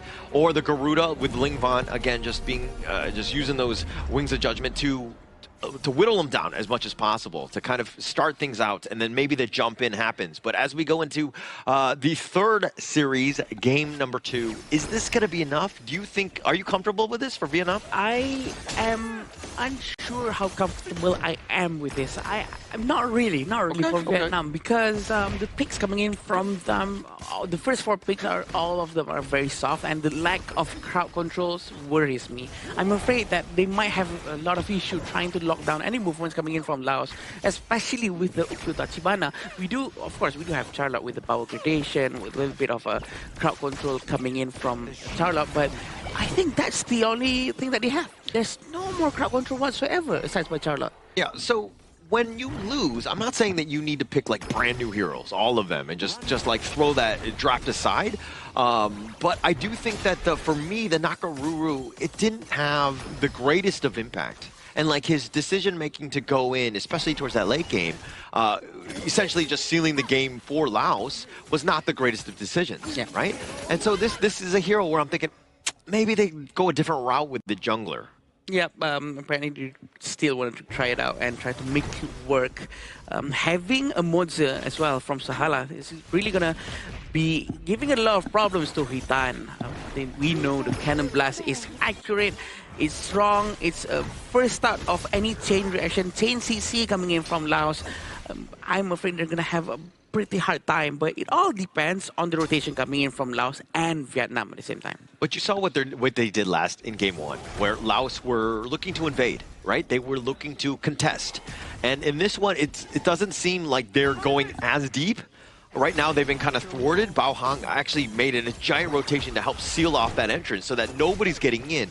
And now Laos, you're forced to play on your side. Even the fact that Pokam actually made his rotation towards the mid lane, trying to prepare for any potential early team fights, that shows something that Laos was already over there and already ahead of them, trying to be ready for anything possible. But it seems like a very weird coming in from the Garuda with the Wings of Judgment. I think it's a bit of a waste. I mean, like the ult isn't that long where it's going to really affect you. You kind of saw that maybe they were attempting to go in and invade your jungle. So you just kind of, again, you just want to repel them away more than anything else. Repel them as far as possible. But with the Laura Bloom, it's not going to be able to find enough damage because this is very early on. But having Pokam, Huitan is still behind. They were trying to wait for this particular moment. Southeast Side almost got trapped by Hutan. Very, very patient coming in from the jungle of Vietnam. Yeah, but Sudazai actually just able to flash away. That was actually kind of close. If he didn't, he probably would have died. Got fast fingers, make sure that he stays alive. But a good gank attempt. These are all things that you put on the board. Now Vietnam a little bit scared as they move around this map. Yeah, they need that confidence back. They cannot let any previous games to discourage them right now. Having Bao Hang as well, who hasn't done any rotation just yet, by the way. So they need to play around with all of their teammates. Try not to wait for too long for things to happen, for gold to come up. They have to force something out. They have to force Laos to be thrown out of their feet so that they have to follow Vietnam's pacing instead. And look at how Laos, right? Okay, look, actually in the top lane. Let's see on how he's trying to run to the back. Kampeng is gonna be okay, it seems, because he is a very tanky hero for sure. Bao Huang and Huitan doesn't have enough damage for now. I mean, everything was committed, though. Flash as well. He's going to be low. The 4-minute Tyrant had already started, but I guess it's space created for Laos. And just like that, on the other side of Vietnam, understanding that, hey, we're probably not going to take the Tyrant. Let's take the Overlord at the same time. Very smart coming in from Laos to react to the attack as well. They started by going through Tyrant, but we have to see on how they're going to try to get the buff. No problem whatsoever. Sahalas is still in front. Cannon Blast tried to connect to Bao Huang, but it did not hit. Still waiting for Vietnam. Lingering around the mid lane. I love the way Laos are playing. And they took the Tyrant and they didn't use the Smite then, right? And then they rotated at the top. The Overlord had been taken. They know exactly where he's going to be, where you're going to funnel back into. It was going to be towards that Crimson Golem. They met him there. Vilacone had the Smite ready, was able to take it away. Now they got 2 red buffs. The awareness coming in from Laos is just so good. They're aware. They probably have the timer up on their map that the buff is coming up. Also because of the roamer of Laos. He always goes check here and there, making sure that all the icons on the map gets updated every time he has vision on them. But still waiting on Huitan, who's probably going to try to get them from the back. It's very dangerous for Pokam. Pokam's trying to run away. Can he manage to survive? Having the Moza not be able to use his ultimate. He's not using his thing inside the box, trying to save his friend. He still has his ultimate. I love this. This is something that we didn't see in game 1. Huitan, the long way around to get that wrap. They thought they were safe because they generally, most of the gank attempts have been going through the river, but they went all the way through the jungle and they completely caught him off guard. Finding Fuckum, huge win for Vietnam. This might be why they're trying to take the Nakururu again, but it seems like the Wizard of Judgment almost managed to get the damage done, but the flash was a bit to the side. He still managed to survive, and Charlotte will go back as well, but another wave coming in from Vilacone is going to try to force it out. This is a Zhuangzi, not the best target, but just to poke him out, to push him away. Yeah, but the one saving grace was that actually the bottom T1 stands. The minion wave had been cleared. If Vietnam was able to get that, that would have been a huge win for them. And they're still a little bit on the defensive side or on the losing side because, again, they didn't get that big objective. And now it seems like Vietnam themselves, they're forcing Laos into a certain playstyle, certain rotation. Very good coming in from them. They're not forced to follow Laos, but look at this Wings of Judgment coming in, and Huitan actually managed to get one. Vietnam is really trying to force this one. Leyways has been used. He's alone though. There's no backup or follow-ups coming in from the other side of the team. Bao Huang is still waiting. He just arrived. He wants to go in. He is so ready to help his team, but seems like everyone really wants to disengage. Yeah, I like it how Kampong looking to initiate, right? Yeah, he was under the tower, but he's tanky enough to understand that I'm just threatening, right? Nam Fong on the Zhuangzi, a little bit of a different story. He's just trying to stay alive and just, again, attract attention to use that butterfly effect when those team fights are happening. Let's see how it goes for this part of the match. This is hitting the 7 minutes mark. It's gonna be a little bit slower, but a little bit faster as well. It depends on how they're gonna rotate. Wings of Judgment has been used because it has a very low cooldown. There's no Leyways has been used as well. It's still being kept. A very good discipline coming in from the Laos players, but they have to be very worried with the flanking maneuver capability coming in from Huitan. Yeah, and we were questioning the Garuda pick. Is Ling Van gonna be enough? I mean, he's 1.3 ahead of Soothsai, and it looks like bottom lane. He really tries to use the Laurel Bloom, but it's not enough. The regeneration coming in with the recovery. A Leyways with a flash did not hit. He misses it out, but it was a good try. It was a very good try. If it hits, the follow-up coming in from Sahalat is gonna be very good. Yeah, now Fong actually using the butterfly effect. Right, they got Sun. Yeah, very good Wings of Judgment. He's trying to get the two heroes in front, and Kampeng is gonna tank all the damage here. Sahala's gonna try to get some crowd control as much as he can, but a very good basic attack coming in from Pokam. a lot of space has been made by Laos. Yeah, stun after stun after stun. Baohang not even able to use his flash to get back. They perfectly timed that one, stacking them so that he's not able to do a single thing and locking him down. That's going to set things up. Vilacon, he's going to be captured. A very good trap set up by Huy Tan. This is the gameplay that Vietnam was trying to prove and show to the world that it really, really works when they know what they're doing. They have to be a little bit more proactive, a little bit more smart in terms of trying to hide in which brush according to what's the position from the Laos players. Yeah, so they know that the aggressive style of Vilacon, he's going to be looking to just be in that enemy jungle and rotate off the map, and he was spotted out. He tried to go over the ledge, and then he walked into the hands of Vietnam. A great trap setup, and now this net worth lead, it's next to nothing. We're even. Yeah, it's pretty much even. Having Sahalas trying to stun, but it's a little bit off to the side. Winds of Judgment has been used, trying to find them off away. Still have Kampung hiding inside a different brush right now, trying to capture anyone off guard, but they're gonna try to pull it off to the back. They have been doing this 4-1 formation, both sides of the team, by the way. 4-1 formation, trying to really handle half side of the map. Yep. And hanging on their, I mean, they've been rotating together, right? It's all about the junglers, Huy Tan and Vilacon, as of if they're able to get that farm. Vilacon has probably been more of a solo push here, but now in this top lane, a little bit of action. Yeah, they're really trying to dive in, and having Huy Tan nearby. Also the Xiao Zhao, they are relentless. They really want him to be down, and they make sure he stays down. A very good move coming in from them. Vilacon has been punished very quickly. I think Vilacon might have to start to rotate together with his teammate now, or maybe more communication has to be done for them to actually try to have more vision towards the movement coming in from the Vietnamese players. But Vietnam has just did such a good job of like shutting down the Yukio, right? Vilacon is definitely the win condition. This is how you do it. You jump him, right? And it looks like Laos, they're letting him solo because they're taking advantage of that space and like taking the bottom T2, for instance, and now it's pushing to the T3. Yeah, they haven't cleared that one up yet. It seems like Vilacon is going to ignore the top minion as well. He's trying to rush towards the Tyrant. They really are trying to force this one out, but the Wings of Judgment has been used as well. The Lei goes in. Huy Tan manages to steal it away from Laos. Everyone is low from Laos. They have to go back. The stun hits, and they still managed to be able to get the Tyrant in a very stylish way. Oh, the Zhuangzi has been so good. Kampang, every single time game one, he had so much control. He's able to taunt, just pull them all in. But with Nam Phuong there, he's just like, nah, you're not getting anything. You're just like literally not able to get any sort of CC. It negates all of that, and Vietnam, again, just able to walk away. Wings of Judgment has been used once more. Nam Phuong and Huy Doc has to go back with a very low HP and a very aggressive gameplay coming in from Vietnam. Oftentimes has been started because of the Wings of Judgment, really forcing Laos to move a certain way that really benefits Vietnam. Also having Sahalas trying to do Cannon Blast, had been a very proper follow-up coming in from Kampung. It seems like Kampung's layways or Baichi's movements right now is not as good as the previous one. Well, it's not that, I mean, like when you have like a butterfly effect, which it negates your skills, like all of them, right? You're not able to do as much. You're not able to have as much control. And now they're trying to chase, not able to do so because again, just he's able to negate everything you're throwing out. That's true. It's very annoying when you have a Zhuang Zone on an enemy side of team, especially when your team is really revolving around a crowd control CC playstyle. But look at this Charlotte. Baohang is so aggressive that he gets punished. Wings of Judgment actually hits, and they get to 3 people. Laos is gonna go down.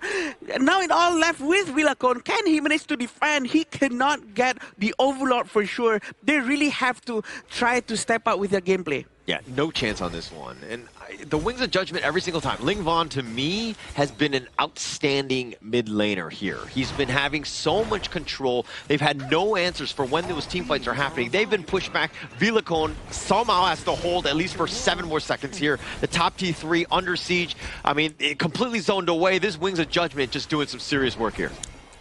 And this is a very good fight coming in from Vietnam, and they have been very aggressive, which what we like. We want to see more of that aggression coming in from Vietnam. And Laos has been also quite confused with what they want to do. But we do want to see that cohesion coming in from the team game, because that's what they've been demonstrating just now. But also, the overlord has been taken by Vietnam. Having the Shadow Vanguard being held by Huitan will be able to make sure that they have a good part of the next 3 minutes. Yeah, Vietnam, I love the way that they've bounced back in this game, right? It's been a very strategic game. The way that they're able to outmove, outmaneuver, outdraft in some situations, like this has been great for Vietnam. And the way that they're doing it, I mean, it's only a 4K net worth lead. They have not won this game. They are far from that. But they're in the driver's seat, which we have not seen a team be against Laos here. Here's the good thing about this, right? Because we don't know which one's going to win. Even though there's only 3,000 to 4,000 gold difference, still, the amount of showmanship and sportsmanship coming in from Laos and Vietnam is just so high that they are still trying to be composed with this. Lei Waste is still trying to find his target, but it seems like the Ukyo cannot manage to find a good ultimate. All ultimate has been used quite a bit, leaving Sahalat and Kampung with their last few ultimates. Yeah, I mean, taking down this mid T3, just walking away. You can't go into the team fights.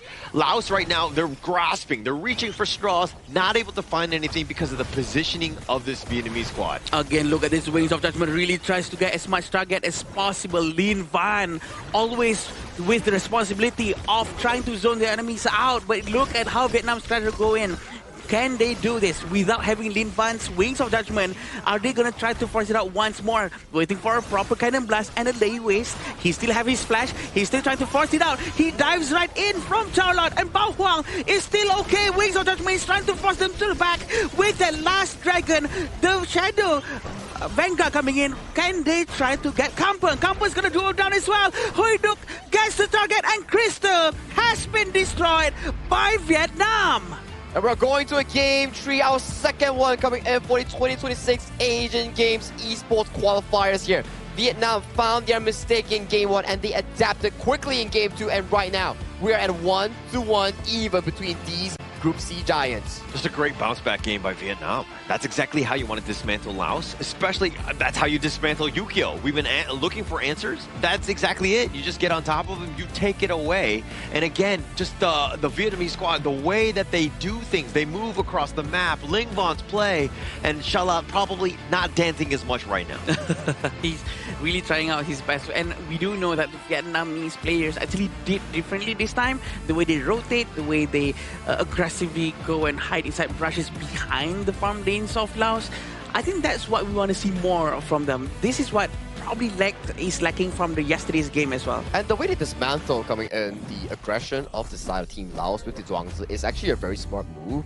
Like, we did say, like, yes, there's not a lot of proactive takes coming in for the side of the Vietnamese team, but the way that they baited out Team Laos' aggression is like, Campaign continuously jumped in, wants to find those catches that he got in game 1, but when he goes overly deep with the Lei Waste, Zhuangzi cleanses it, and then everyone focus fires on the first member that's like out of position here. So the hard engaged style from Team Laos got dismantled coming in for the side of Team Vietnam. Going to game 3, the draft will be more interesting for both teams because each one of their tried and true drafts has been dismantled each one time by both sides. Yeah, and I think it's the chess match, not only from the draft, also in terms of execution. The way that they were able to go, they're like, okay, Kampang, he was the MVP, right? Yeah. On the Bai Chi, he had a tremendous amount of value in that game, almost controlling it, and that was why he's MVP. But now the Zhuangzi negates everything, right? Yeah. And now you got to go back to the drawing board. Now we got a game 3. Well, we were all sort of quite questioning if the Zhuangzi is going to be working or not, but they have proven that it works very well in the right hands. It's all about the timing. It's all about mirroring the movement coming in from Kampung, and this is the itemization coming out from them. Clean, right? Clean game coming in from Team Vietnam, right? They play over to the side of Team Laos' aggression and punish them for being overly zealous in some of these plays. We saw a few moments where Campaign just jumped in without the assistance of his team, and then he mispositioned heavily, while Namfo just casually dropped the butterfly effect, and all of the players coming into Team Vietnam just focused fire down on that one single player here. And Pho Ham, yes, he had his high moments in this game itself, but when you're outranged severely coming in by the Wings of Judgment, before the fight even happens, you are suffering so much damage loss because Fulham gets continuously poked out by the ultimate coming in from Ling Van. And their target priority from Vietnam was very good. Bao Hang, when he needs to go in, he is 0-2-5, you're thinking very pedestrian, but his initiations started all of the team fights. That was how they were able to win and overcome. Everybody else didn't pretty much die except because he was sacrificing to make those sorts of plays. Yeah, I was actually worried that no one's going to start to initiate the fight, but it usually starts with Lin Van's ultimate, with the Wings of Judgment, and then Bao Hang's diving in with all of his skill sets, trying to make sure that at least they get one. And actually, they pull it off very well with Bao Hang's presence. And that can be reflected towards the side of Ling Van and Hui Duck's damage dealt, right? Given so much room to actually be able to push forward with those cannon blasters and also the damage output.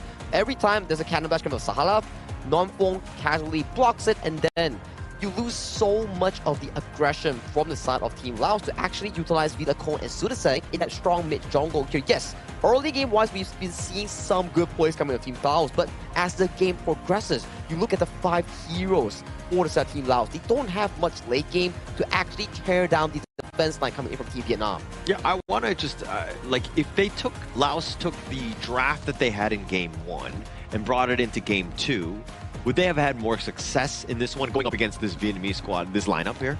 Probably going to be able to have a little bit more success with the unruly blade of Dun and the Dahlia, right? Because Yeah. we do know that he's much more tankier that way. Because the way they rotate with Dahlia and Dun seems like they are much more cohesive rather than a bit detached to one another. It does seem like with having Moser, Ukyo and Xiao Chao, the way they rotate is a little bit all over the place, not really moving as one. It seems like the farm lane is doing their thing, the mid lane is doing their thing. What do you think, Saki? Well, it goes back to your point, right? Like Game 1, where we did see that Team Laos grabs the game firmly in their hand and force Team Vietnam to react to every single play. In Game 2, Team Vietnam used that psychology that they actually got from Game 1. It's like, okay, you like to engage, sure, come on in. We have the Zhuangzi, we cleanse it, we make you be impatient. That's where we start to see Kampeng, Sahalaf starts mispositioning in some of these plays, and Villacon, without any front line, he was constantly being caught in the side lane, doing side lane things. And then as the game progresses, Vietnam getting pickoffs after pickoffs after pickoffs, because Team Laos, they're starting to get a bit frustrated because their plays were just mitigated by a single button on towards Non-Fong's ultimate. Yeah, and that's something that we didn't really see from the Laos squad. You rightly pointed out, they were frustrated, right? And it seemed like they were playing an unconventional game. They've never been in this spot before where they were losing. And Villacon, again, he was trying to split push, trying to create a little bit of space, but he got punished. So there was really nothing that they could have done. Again, Vietnam completely shut down what Laos wanted to do, and you see it in the goal graph here. Yeah, this is what happens when we hit around the 8 minutes mark, is when the Huy Tan is really trying his very best to really turn the game around. Huy Tan and his team together moving forward and trying to catch off people behind off guard. But I think also thanks to a little bit disorganization coming in from Laos positioning, because I think they themselves are not really moving as one. Like, these are the moments, right, where Fulham still has the flush but didn't use it because he overestimated his tankiness, and Sahalaf getting casually checked out in the side lanes here. And yes, you do get the mid turret here. These were signs of success coming in from Team Laos, where they got the mid tower and got the game in control. But Villacon getting caught in the silence, this was really big. You can see the quadrant of their jungles. Every single camp was available after that pickoff. They proceeded to another pickoff on towards Villacon, and this is a crucial timer. 30 seconds until this objective. Take a look at where is Villacon. He's nowhere near this objective. A 3-1 going over to the side of Team Vietnam, further pushing that gold lead into a much larger lead here. Even though you pick up Bao Huang here, the backside being accessed by Hui Duck. Hui Duck is so fed on this Aeronaz at this point. Yeah, and when Villacon was just running to the tyrant, he just spawned it, right? He was running as fast as he could, but getting picked off, I mean, that was that snowball effect and why they were not really able to compete. But Vietnam, look at how just they navigate everything. The mobility, the back and forth, finding the pickoffs, taking them down, and then going back out. The re-engaging, disengaging is incredibly smart by Vietnam. And this will be the most valuable player coming in from Vietnam, Hui Duck with 604, and a whopping 33.4% damage with 21% damage taken and a total goal of 22.8. Definitely one of the most effective airing gameplays we've seen with the Lord Bloom. We've seen him actually just spamming Lord Bloom as soon as he gets level 4 against the Laos farm laner. Yeah, clean performance, right? Coming in from the side of Hoida, coming in from game 1 on his airing performance, then bringing that deficit and turning into an offensive strategy, coming in game number 2 with a clean slate on the KDA here. He was the cannon, the consistent DPS coming in for the Team Vietnam, in allowing them to back this win coming in on game 2. Now, the focus is who gets game 3. If Team Laos gets game 3, they're soft secured. If Team Vietnam gets game 3, they can force a tiebreaker for first and second. Actually, for myself, I don't have a horse in this race, if you will, but I do like the way that Vietnam was able to bounce back. I think that speaks volumes about a team. Losing the way that they did, it looked bad, right? Yeah. Humping constantly jumping you, that's incredibly scary. But they're like, no, it's a draft issue. We're going to deal with it. We know that you have this mechanical skill to be able to take on this team. Let's just fix the draft and then put our team in a position to win, and they were able to do so in game 2. I do think that if they actually managed to perform like game 2 just now against the team yesterday, I think Vietnam can actually pull it off and actually win that one. But if only they have that mindset and that kind of cohesion and that movement that is so good. It almost as if Laos and Vietnam actually switched their playstyle just now for a bit. I would say so, like lesser proactiveness, but yeah. I would say that from Team Vietnam's side, they were more planned. They planned more on towards the gameplay itself, protecting the side of Hoida and allowing him to consistently do the DPS. And you can see for the side of Team Laos, there's more mistakes this game compared to the previous game. Maybe they are like saying that, okay, that was a pretty clean game 1. We can repeat the same thing, but they actually let their guard down in that case. And that's the problem, right? When you're talking about teams that have not lost, they're not as hungry. They're going to be lackadaisical at moments. They're going to just do like, not the most efficient of, rotations, all of that. It affects them, right? And now when you've lost that second game, now things are shaken up, right? What is the mental resolve? How do you now bounce back? Yeah, that's the thing about being probably a little bit too comfortable with not having any loss for now, but we do know that Laos does have it because we've seen it in game 1. The way they rotate in game 1 was excellent and we wanted to see more of that. But having Vietnam on the right mindset now, can they try to reset this mindset from Laos as well? Because if they are a little bit discouraged and having Vietnam is, well, relatively on fire right now, can they try to really beat Vietnam later? Only time could tell, right? I think the drafting phase coming in for both coaches in the series of Vietnam and Laos has shown signs of back and forth, like a chess match that Hollow likes to mention, whereby if Vietnam found a way to counter out against Kampeng's Bai Chi, I don't think as a side of Team Laos, you need to revisit back the same thing. Yeah. I believe the Direnjie, the Xiao Qiao Mo Zi, those are okay. But revisit back into a different route where it puts comfort to Villacone. That during performance was magnificent, but coming to game 2, the gameplay coming in from Villacone was just really different compared to game 1. Yeah, it almost seems as if Villacone's performance is strongly tied towards Dun Dolia just now. But also at the same time, we still have Okyo again from Laos. They also want to try to prove it to us that, you know what? The Okyo can work and it will work. We will prove it to you no matter what. The Arlie and the Fatih has been picked. A very fast hero picks coming in from both sides of the team, right? We just got in, they keep on picking 1 and 1 and 1 and 1. So quick. And Holler, you were talking about deja vu, right? I just want to let you know, Team Vietnam, we're in game 3, and that's the exact same 3 picks that we are looking at. Yep, might as well go back to the well, right? I think that this is one where, like, hey, I don't know if they're just being stubborn and they're like, okay, we're just going to prove that we can get it to work. Because even on the other side, the Nakaruru will be there. You've got the Aaron to kind of go in with Charlotte. So we're seeing, the same picks going into this. But I think they're like, hey, it's not a draft issue. It's about execution. I do believe that they have the same mindset as well right now because they executed so well, and pretty sure that gave them a boost of confidence to do the same thing over again. Like Sir Cloud always says, if it's not broken, why fix it? Exactly. Here, Team Vietnam, they do fix slightly on towards the mid lane picks here. You can see Xiao Qiao, Ano, and also Yuan all removed from the available pool here. Vietnam also, they're like, okay, that's a lot of roams removed from the pool. Let's just ban away Zhang Fei and also Lapu Lapu. And then that's Lian Po as well. All these roamers engages are all gone and dusted here. And I'm liking the stuff here that I'm seeing on my screen. We have a Zia and Diadia. Lesser on the aggressive side here, but remember what I said about unlocking Ling Vang, allowing him to have control of the game. Angela, Liang.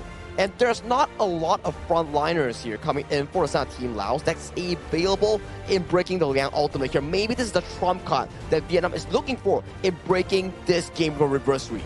Yo, that was the fastest draft I think. So fast, the right? Games qualifier. I am not gonna lie, they were just like, it was like a speed run. They're like, okay, I know what they're picking. Let's just go. Because they're going into this one. But as we go into the third series of the day, Game 3. We haven't seen too many of Game 3s here.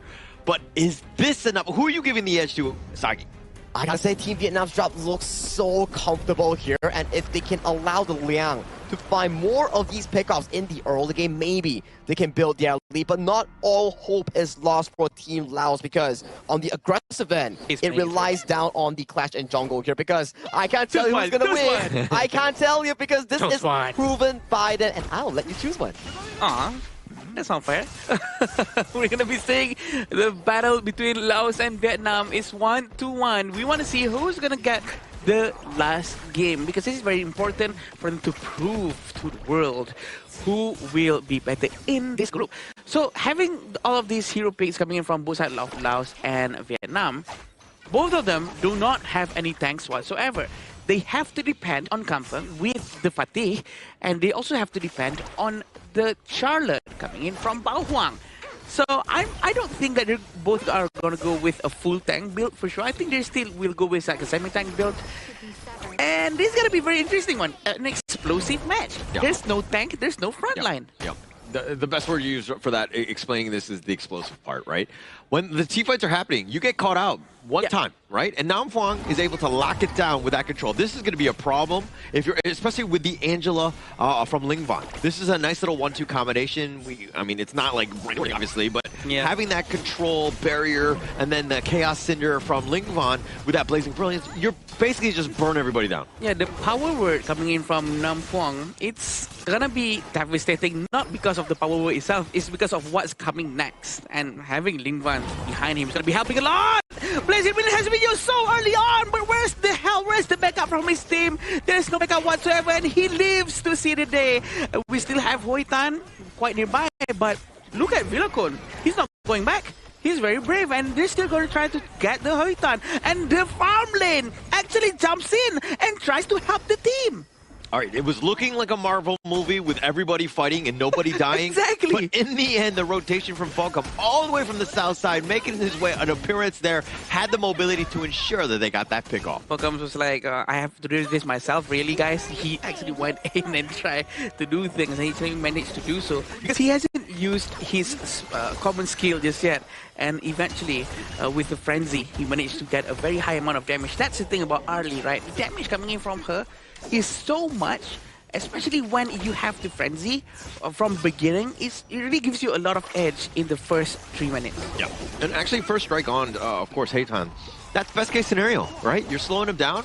You want that edge. Villacon, he kind of fell off because he got caught out. He started to fall behind. And Vietnam made him pay for making any sort of rotation. So taking down Heitan, he is definitely the #1 target for you. Spark Force Dagger has been bought by Falcom. This is very good. He hasn't bought any shoes as well. This shows on how confident he is to survive without any shoes, because he has his Parasola, the umbrella that's going to be bringing him around the entire map. We also have this gold lead a little bit by Laos, and we want to see the same kind of rotation coming in from Laos to rotate from bottom to mid to top to mid to bottom, all the way into trying to invade the jungle of Vietnam like the game 1. But we haven't been seeing that anymore after the game 1 ends. Hasn't happened. Oh, the flash forward. He gets the control with that Blazing Brilliance. And Villacon was just trying to parade around in the river to make a rotation. He pays with his life. And he's waiting in this brush right now. He's not going to try to commit. Still trying to play it safe. A very quick move coming in from Vietnam, catching with Blazing Brilliance. We know that this is going to happen a lot of times, right, with Lin Van for sure, but the power is still dead. Laurel Bloom is being used. They're trying to run away. Blazing Blaze has to be used once more, but a very quick smite coming in from Hoi Tan manages to secure the Tyrant quickly away from Laos. actually pretty scary. Shalat almost going over the wall, almost doing enough damage to take down Hayduck, but he gets on back to safety. But Vietnam, they're playing with fire. It's on the edge, and we're talking about, hey, both these guys don't really have tanky frontliners. The flash away, Lingban. He made a mistake. Oh no, that's the first one he emotes because he knows what shame it was. What was that? I was shocked. I lost for words. I'm lost for words. Okay, maybe he wanted to cancel it out, but it just slipped. But that's a bit of a mistake coming in from them. 2 of 4. They were actually hiding inside the same areas of brushes, and they did not manage to get any kills from that. I mean, the idea was there. As soon as I was making a rotation, he was going to flash on top with the Chaos Cinder. Then you had Namfang for that other control after that one. But seeing as that he flashed the wrong way, it's a bit of a Roadrunner, a Coyote moment where he just kind of face plants into the wall there. If it actually worked just now, he would have got 2 free kills most likely. True. So you know what? Let's not rub it into his face. No, I want to rub it in his face. No, Lingban has had a great... No, I'm kidding. Okay, we still have Southeast Side in the mid lane. Hoitan is going to try to pressure the lane as well, but it seems like Kampan is going to have a little bit of a hard time having these 3 people rotating together, waiting for that power word with the flash to go in for the follow-up of the Blazing Brilliance. But it seems like Laos or Vietnam tries to focus down onto the Overlord because, you know what, we don't have the Tyrant, we might as well just get the Overlord. So one thing that Vietnam could probably be doing better is probably being more aggressive in Namfang. Yeah.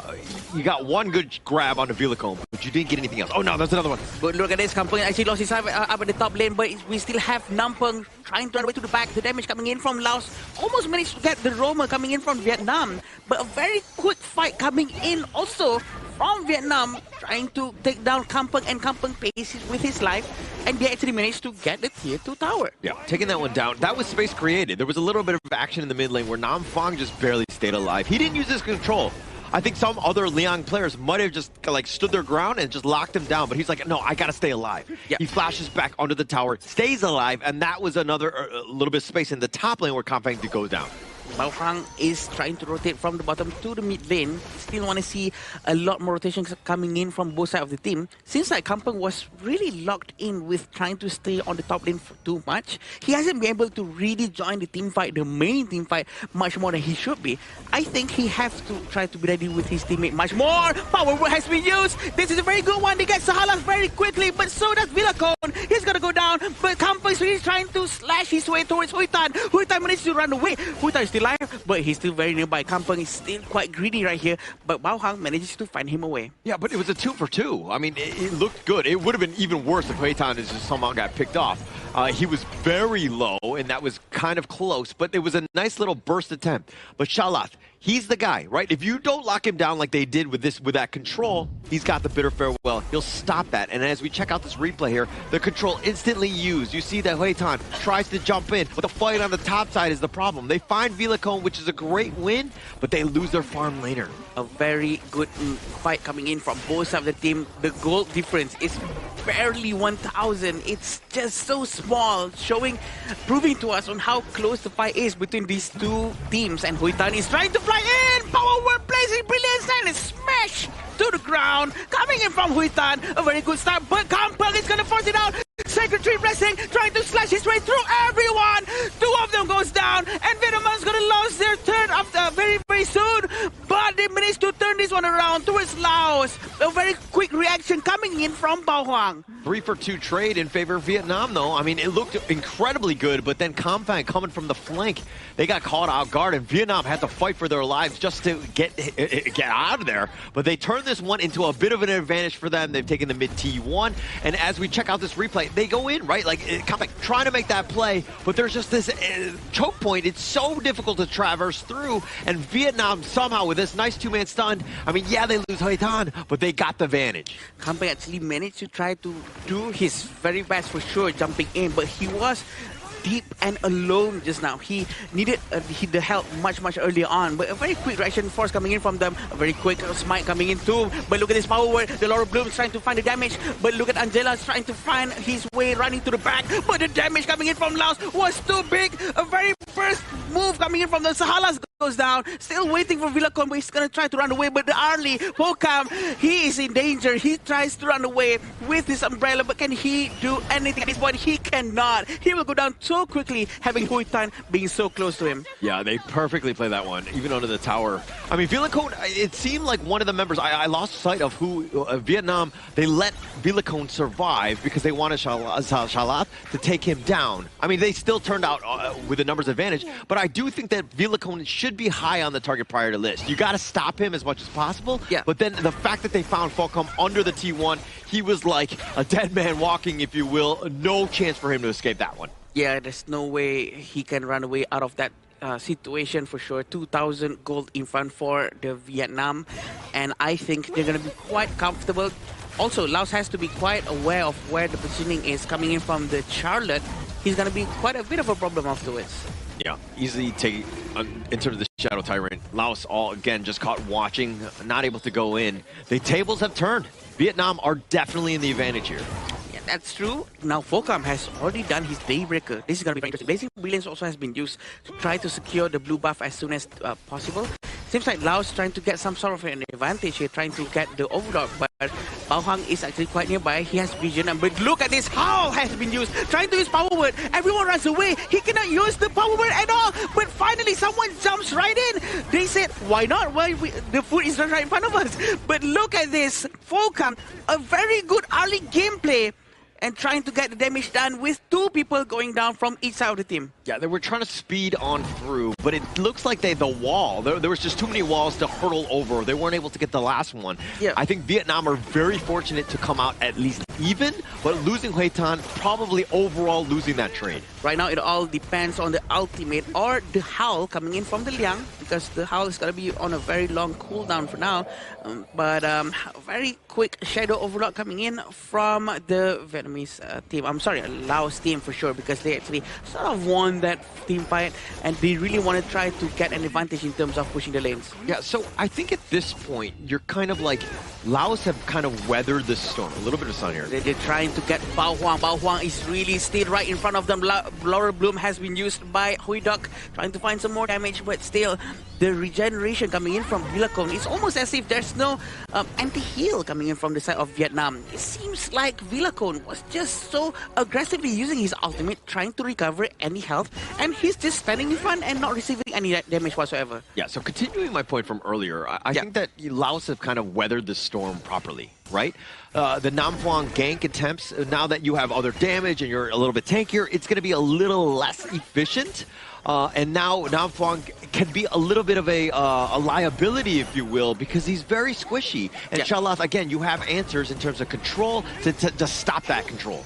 And oh no, I actually saw Nam Phuong. He just used his Howl again without actually capturing anyone. I think that's a bit of a waste right there, but he can use it right now. This is what he was keeping it for. And Huiduck gets the kill. Yeah, I was saying that it's a liability, but not yet, because he's still just enough, because Villacon, when you're being aggressive and you're going into the heart of the Vietnamese squad, you can't go 4 versus 1, right? That's not a winning situation for you. Yeah, he was actually alone in front. He was actually trying to open the map for his team, I think.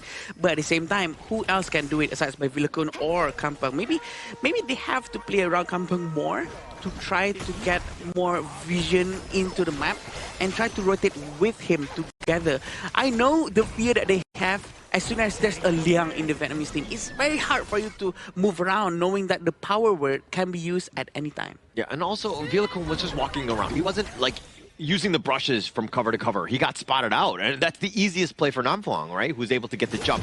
Now they're going. A very good power word here, but the Blazing Brilliance just in time, trying to deal more damage. Hoi Duck is always ready. Laurel Bloom has been used, but he still tried to run away to the back because they actually lost their Nam Phuong, and the Blood Rage has still not been used by Hoi Duck. He can still go to the next one with no problem whatsoever.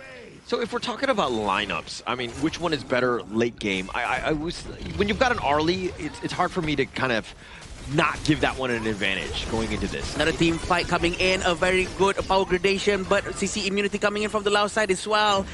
They actually managed to get the Tyrant buff so quickly. And I'm not surprised if you're actually going into Tempest. I mean, we might get there. We're still a ways away, about 6 minutes or so, but it's looking that way. I mean, both of these two teams, Game 3, this is what you want, right? Yeah, Vilacol with the ultimate very quickly, but he did not manage to get the blue buff in time. The smite coming in from Huitan is just so painful, and it's enough for him to actually get the Azure Golem whatsoever. 5,000 gold for Vietnam is a huge number. Huge number. And now it's just, what do they do with that advantage? Because right now you're just seeing them just barely across the river. Yeah. That's saying that they're showing a lot of respect. Yes, they're in control, but they're not taking over the map, and this is allowing Laos to get back into this game. This is the magic of Liang, right? Because he can always try to rotate together with his teammate. Going into the mid game towards the late game, he will always try to move from brush to brush. We can see a move we made here, a very quick capture coming in towards Sahalas. Sahalas is just a little bit overextended, but what else can he do? Who else can actually open the map if it's not Sahalas or Kampeng? I still feel it's supposed to be someone who tries to sacrifice their life to open up a team fight, but it seems like there's no one else. Yeah, no one else. I mean, Chalat, he'll be happy with that. You would rather him take that control more than anybody else. True, that's right. So him going down, not the worst, but them losing an objective, now it got a little worse. A very good objective taken by Vietnam. This is the most important thing. After they get one strike down, the most important thing is for them to actually progress into the game. What's next, right? Do they want to try to get a tower? Is that the objective right now? Or do they want to get an Overlord or Tyrant? They went with Overlord without wasting any time. They try to rotate together once more. Very soon, Nampuang is going to have the Howl. He has the Howl right now. They will be able to move very quickly and capture anyone by surprise. Yeah, this is about the map control. And now you're seeing Vietnam, it's just like, okay, this Crimson Golem, let's get some numbers on it in terms of just like when the respawn is about to happen, potentially looking at as some sort of ambush. But you can see that Laos are like, okay, actually, we know, let's play a little bit more timid because the Vanguards are coming. We don't want to stray too far from our base. Oh, the Vision Sprite is actually showing up onto the map for them. They have to clear the Vision in the left side of the jungle, but it seems also like Kampeng is going to try to activate the Vision on the right side as well.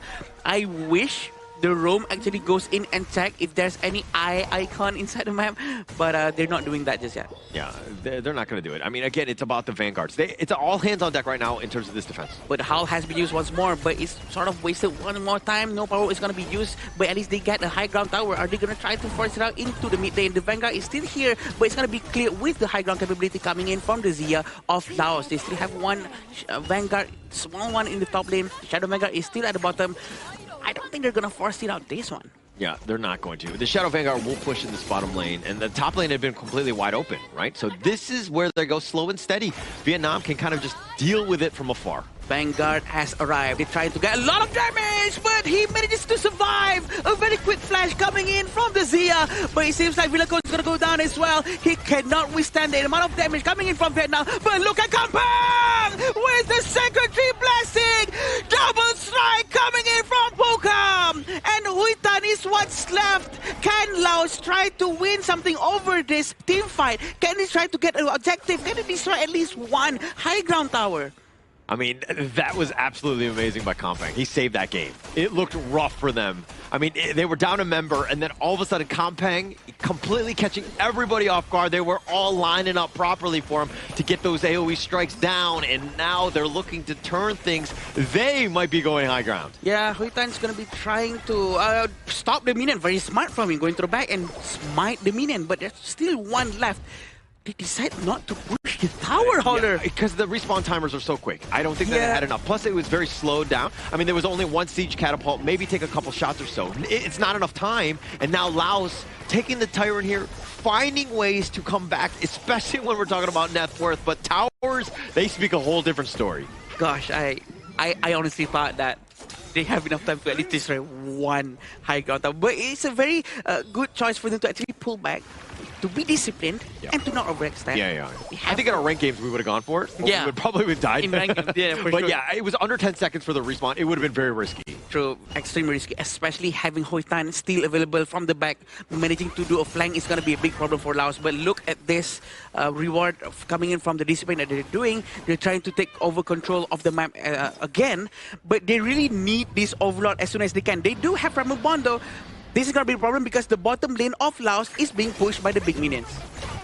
Oh, this seems like a power word has been used one more time with the Zia at the back, trying to help with the huge damage. Villaco's gonna go in, but Villaco's gonna go down as well. But he's done the same century. He's trying to regenerate his HP. Recovery from the saber-tooth sword. And they actually managed to get all of them. Aced.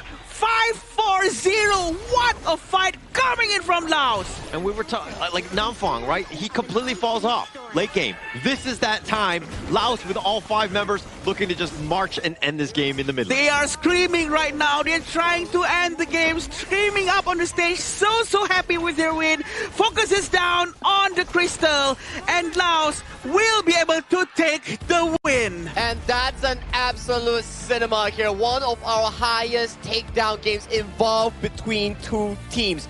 Things were looking so good coming in from Vietnam. Power control into Angela Ultimates here. Pickoffs left, right, center. But the late game potential coming in from Kampeng, coming in from Pho Ham. These 2 side laners, every single clutch play, they found it and they delivered a comeback win. Yeah, Laos, it's one of those, it's like the meme where it's like, I didn't hear no bell. Like, they were continuing to fight. They got punched, they got uppercutted, they got knocked down multiple times, but they got back up, realizing that the late game, if they were able to survive to it, they would win. It's always the Laos with the long game. It's always them turning out all right at the end of any 3 games matches. And they've proven one more time their resilience, their defense was just so good with that discipline. And probably, Harley, if they actually try to force out the mid lane high ground tower too early, they might have regretted it if something goes wrong. Yeah, and you could tell that everything was kind of in the favor of Laos, right? Yeah. Especially when they were when they got the Tyrant and they were wrapping around the Overlord. They were looking to take control. And then that was kind of a situation where you're like, as Vietnam, do we want to be aggressive? We probably should have just held the fort a little bit, maybe wait for the Tempest Dragon, and then when they go for it, then we can jump. I think this is such a game where personal, a specific individual performance stands out to me the most. Coming in for the side of Team Laos is Kampeng on the Lafati, and also Pho Ham on the Arlie. I think these 2 are the heroes of the game for the side of Team Laos. If there is ever a moment I can give double MVP, this is one of those games. It's gonna be hard for the to this side, these 2 side lanes. Yeah, it's gonna be hard for the team to choose for sure, because both of them looks very impactful in the fight just now. And having the Fatih using Circuitry Blessing and the Pho Ham was so ready with the umbrella to just start in and go out and just deal damage non-stop. It's just so beautiful coming out from both sides of the team. Yeah, the resilience, right? And Laos be able to just kind of weather that storm. Things are not good. I mean, anytime you're up against the Liang and they're going on that gank train and just taking people down, it's so demoralizing, right? And then it's just like, okay, we just slow the game down, we get our items, we're able to survive. And then you saw that 15-minute mark. Everything changed. Namfong, he was basically like a melee creep, if anything, just very non-factor. I mean, yeah, he had that control, but it wasn't really as much as what he was doing in like the 5-minute mark. I mean, the first few minutes, the side of the Charlotte as well, he was finding a lot of plays coming in for Team Vietnam. The Team First were very explosive in both sides of the jungle, but in the end, the late game factor here, yes, we did see the Liang Angela come into fruition, but the problem is, if you can't close the game convincingly, you open up the game for your opponent to do so. Like we saw in the blue side Laos base, Team Vietnam was finding that chance. They traded 1-for-1. Liang for a front line coming in for the side of Team Laos, but they weren't composed enough to end the game. Yeah, it's very hard for them to close the game, right? I think they tried their very best to really go in, but again, the discipline from Laos still, trying to put the right person in front, trying to tank as much damage, trying to have their mid lane at the back, trying to put out all the skill set that they have, trying to stop all the waves coming in. The discipline is just so good. I'm lost for words, to be honest. Yeah. And I think that we'll see a little bit more. We'll get a little bit of a deeper dive in terms of the items of just how they were able to withstand. But for the wave clear, again, you had that Arlie and you had that Fatih, both late game monsters. Plus they had the Zia, right? Yeah. Really underestimated, if you will. But those universal laws constantly would stop the approach every single time. It would just clear out the waves. He was also the one to pump up all the levels here in Sudisai. Although he doesn't have those big moments, he had a clean KDA. The impact that he was given, he's also the silent hero in this game itself with 4-0 and 11 KDA and only 11,000 gold in the game because he's just feeding all the resource into the strong two side laners here, which is Kampang and also Fulham. Yeah, and if I'm not mistaken, he actually sanctified Arlie now, right? And so that also gave Arlie a lot of advantage and potentially get up to level 25, but for sure, it was just so effective coming in from this Zia, even though on the early game, it doesn't really seem like he's doing any impact whatsoever. But in the end, when all the waves are coming in towards him, that's what he wants. All he has to do is just put one universal law and all the waves are gone. Yeah, and again, this was kind of built on, we don't need tanky heroes, we just need that late game. We need wave clear, we need damage, let Kampong and Fulcom really just carry us to victory, and you kind of saw exactly just how this one played out, because even Vilicone and Sudasai, they were more support style, but they were just enough to get them over the hump. And this is one of the few moments where comebacks like this gives you so much confidence because this is the last game for the side of Team Vietnam, and unfortunately they are 2-2. They're guaranteed for the last chance stage. But for Team Laos, this win pushed them up and they are now on track to the main event already. Yes, they still have one game, but based on the standings right now, is Team Laos and Kazakhstan going to the main event? Yeah, that's the thing, right? They really want to go to the main event and they get it. And right now they managed to do it. And congratulations to them. I'm pretty sure they're very happy. This means that Vietnam is for sure going to be in the slot number 3. Correct. Where they will have to go through the last chance qualifier, which will also be giving them a lot more games, which is going to happen in game number day number 9. Yeah, and actually, I mean, so Vietnam, they still have, the job's not done, right? They're 3rd place, and now they have to go through the other hurdle, the other stage, if you will. But checking out this gold graph, we were really back and forth. The way that Vietnam took advantage, they were in the lead. They were in the driver's seat. Everything was looking good for them, but Laos able to hold on, and that's that resilience of the team. Wave clear, slowing the game down. Let us get to the almost 20-minute mark because we know we'll be at the finish line first. It's a heartbreaking moment if you're on a Team Vietnam side because they were so close in ending the game. They got 2 high grounds already and they had a overlord just marching through the bottom side, but they were too overly hasty. If they were just patient for a little bit, maybe they could have forced it in because once you falter there, you're giving back the losing team, the disadvantaged team, the Tyrant and Overlord, which is not what you exactly want. And in the early game we are seeing right now, it's really back and forth coming in for both teams here. You can see pickoffs left, right, and the Liang giving so much of an edge here. And you see Fulham just going to the back line here, challenging it and trading 2v2. And this has happened not just once, but multiple times in this game. And you just love to see on how Liang kept on using Howl, which is a very good roaming item, by the way, to give a lot of movement speed to your team, to make sure that they can capture someone and surprise them. But sometimes we do see it's been used and not be able to capture anyone, like Howler mentioned just now. There's walls all around, they cannot traverse, they have to traverse around it to get someone, and a very good use of the terrain by Laos. Yeah, that fight was almost like the tipping point, where things were just looking disastrous, but then, they stumbled that one time, and then that kind of opened the door. Laos able to slow it down. This looked rough, right? But that mid T3, as long as you still got that, you're fine. And this turtle round, again, Compact, he was making MVP plays throughout this entire game, set it up, and they survive off of that one. And again, just being able to close it out into this one. Yeah, Compact here just utilizing the Sage Sanctuary, taking in the Liang ultimate here, and then, as of this point, when you lose your front line here, you just have no one to sustain the heavy DPS coming in from Fulham's Arlie. He's just pacing himself for that game-winning fight. And we're wondering, who's going to be MVP of this game-winning series here? So it's going to be Fulham on that Arlie here. Magnificent performance here. I would say it's a strong individual showcase coming in from this Laos farm lane player. 33.6%, and the Sanctify coming in from Zia is definitely going to be helping him a lot in terms of dealing more damage. 828. That is a huge amount of KDA. I'm pretty sure he's very happy with his own performance. Not to take anything away from Fulcom, obviously the KDA, the damage and all that, the stats are great. It's just staying alive, very difficult in a long game like that.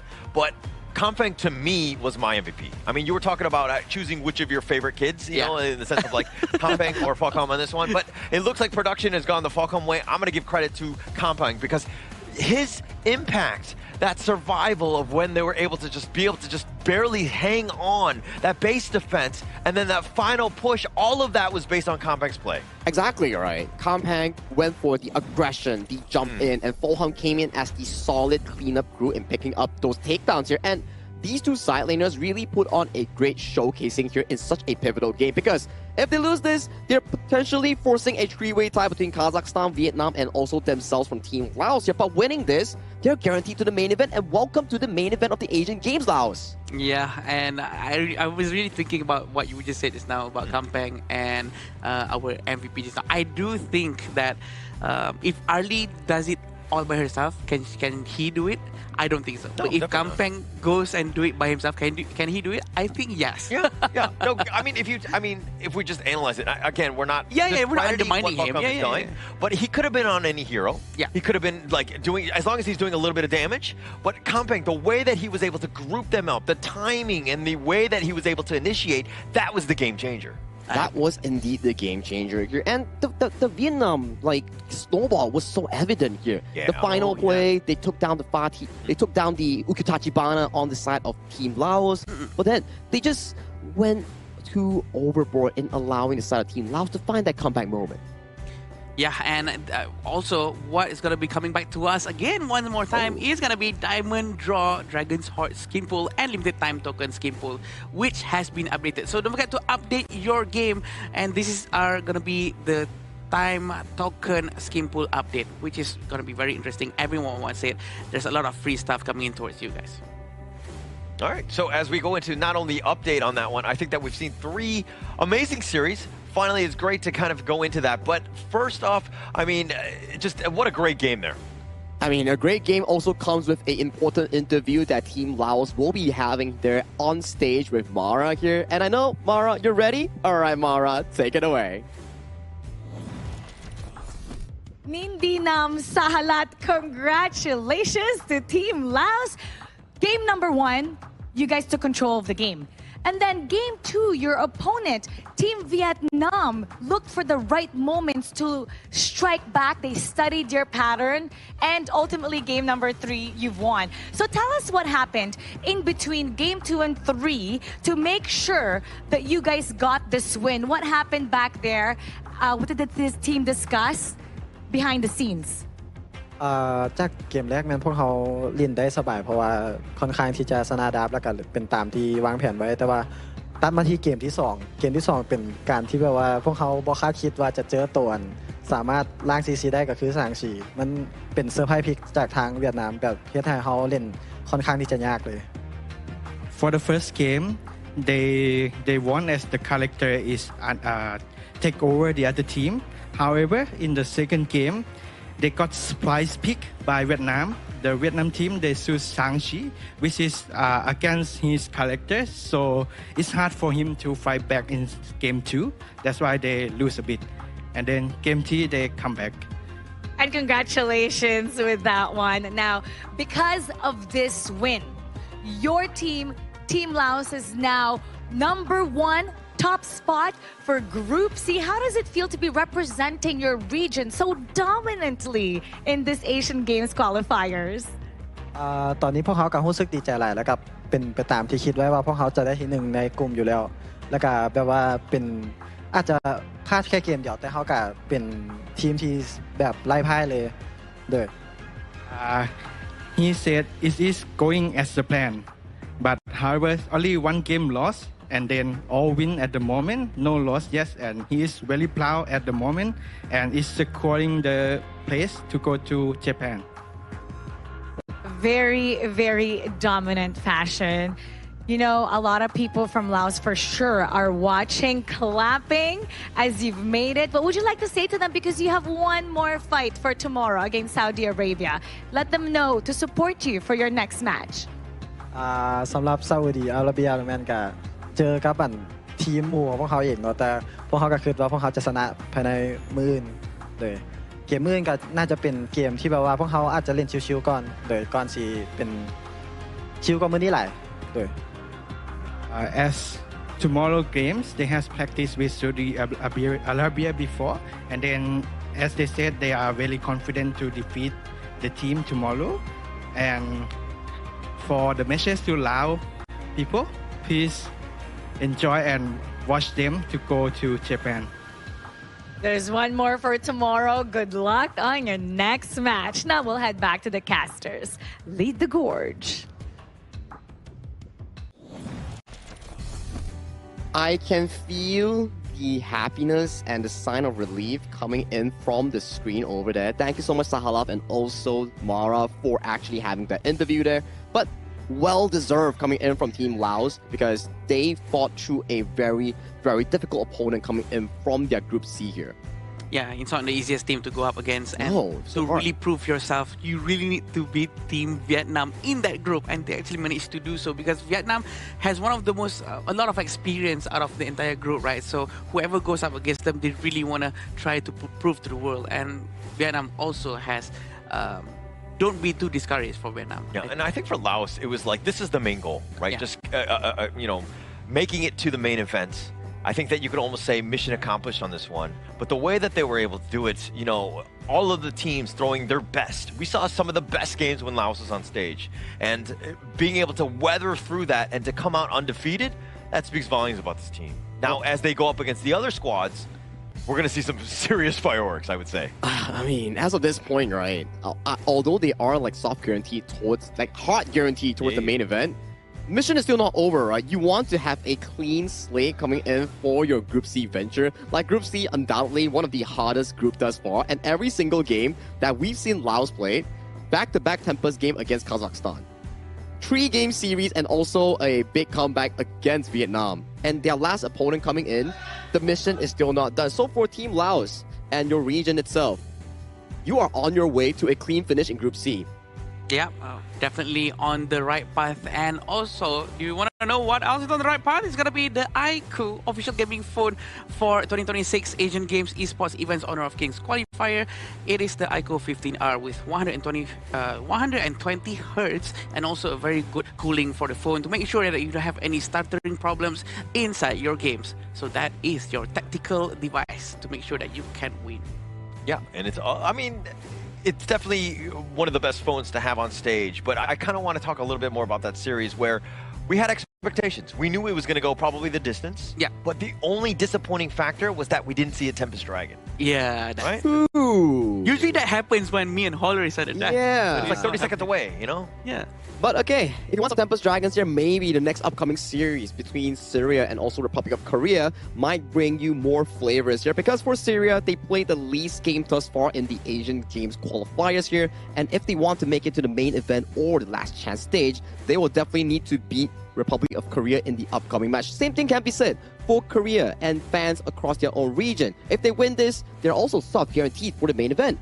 I think that they have the surprise factor that they can use because no one have seen them play that much. So maybe they can try to pull out a new different strategy going in, fighting against the Republic of Korea. And they've watched Republic of Korea play it before. So maybe they can study them before this, right? So it's going to be interesting for us to be casting. Actually, there's a lot of games, Korea, right?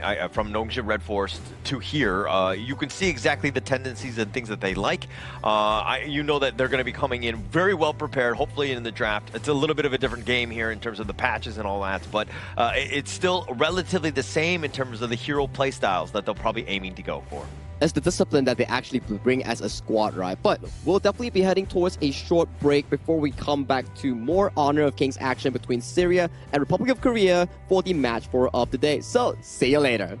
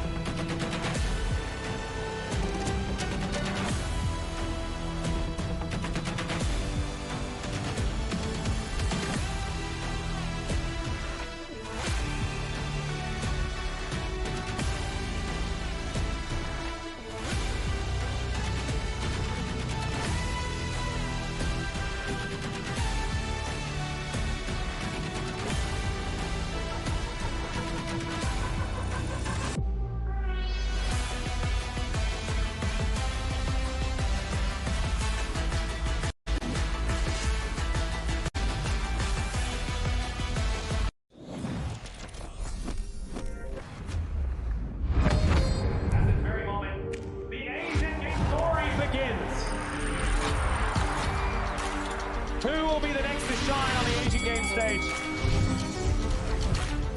Contestants fight for the honor of their regions while we cheer them on from the stands.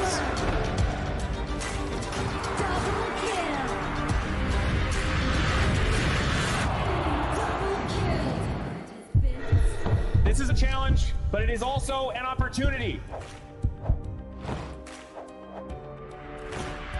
The tide is turned.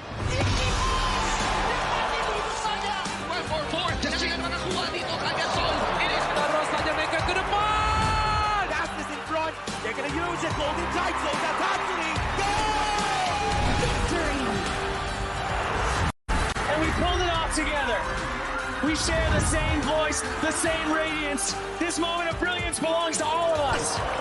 Together, we shine.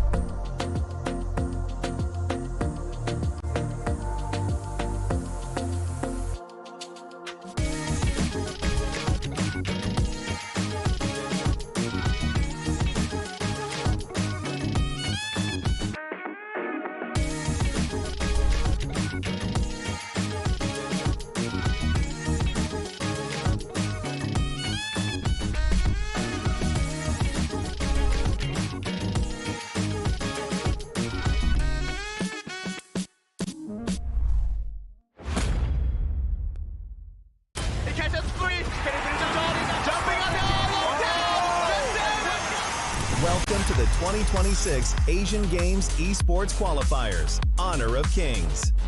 20 regions, one stage, and only the strongest 9 teams will earn the right to shine above the rest. Taking place in Malaysia, June 13th to 21st, 2026. Coming to Malaysia, this is the battleground where teams fight for the right to qualify for the Asian Games. 20 teams enter, but only 9 teams will move on. Apart from the 20 regions, there are 3 regions that have direct qualification. Here is the 2026 Asian Games Esports Qualifiers Honor of Kings format. First, the 20 teams will split into 4 groups of 5. In each group, every team faces every other team once in a single round robin, with every match played in a best-of-3 format. That means every match matters. Every game matters. Every single point matters. The point system is simple. Win the match, earn 1 point. Lose the match, earn none. At the end of the group stage, teams are ranked by the total points they've collected. And from there, the road begins to shine. The top 2 teams from each group qualify directly to the Asian Games main event. That gives us 8 teams advancing straight out of groups. But for those not through yet, the light isn't out. The teams that finish 3rd in each group still have 1 more shot. They move into the last chance stage. There, they battle through one final BO3 single elimination bracket until 2 teams remain. The 2 teams will then face off in a BO3 match to claim the one final qualification slot. So in total, 9 teams will make it through, 8 from the group stage and 1 through the last chance stage. That is the rule. Now it is time to see who can rise through it. From across the world, regions gather here in Malaysia. 20 teams, and only 9 will qualify. The path is set. The stakes are clear. Together, we shine. Stay tuned, and we'll see you at the stage.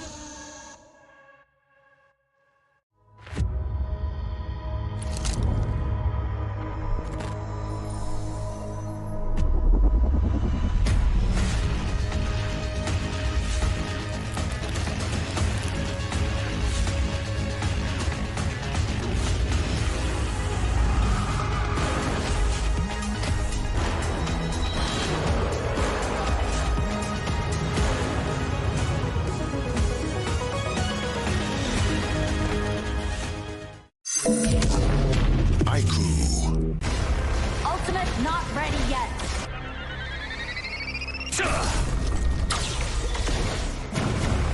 You have slain an enemy.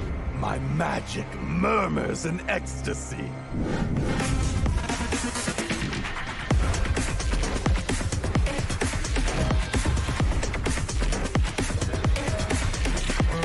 Amazing! There is no escape for you. Killing spree. Double kill. Triple kill. Spectacular kill. Don't worry. I'll be back for your life soon.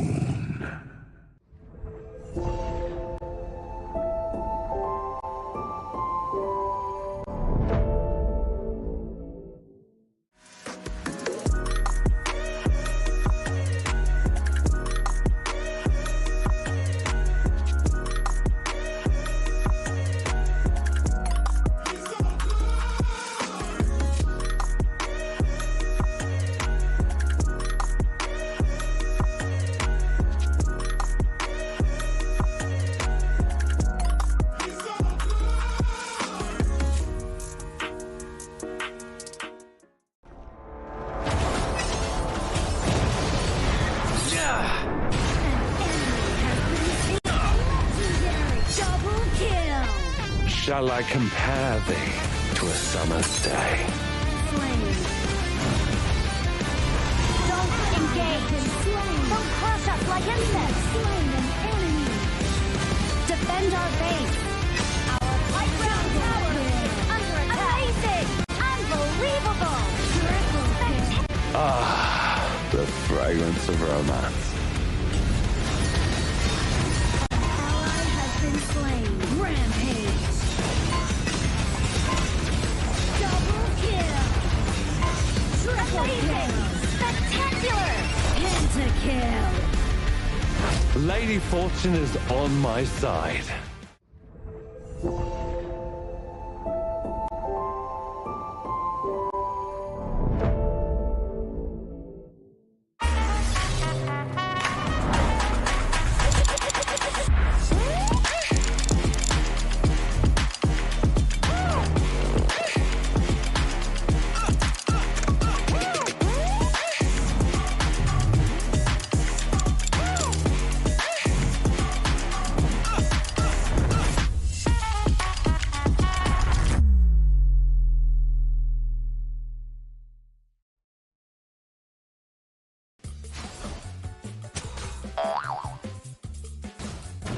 They tried.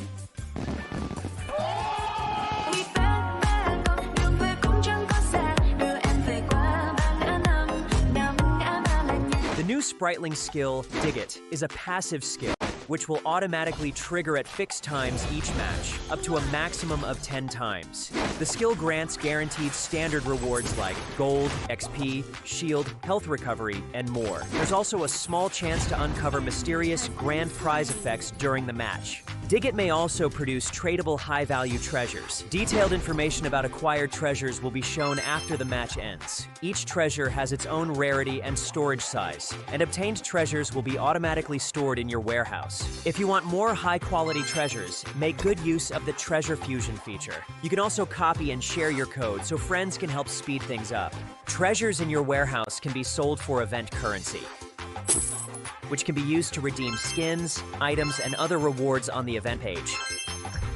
You'll even have a chance to win physical prizes like smartphones and cash. You can also spend event currency to bid on high-value rewards. The auction uses a hidden bidding system, where you can submit 2 bids for the same reward. The highest bidder wins, giving you even more ways to obtain rewards.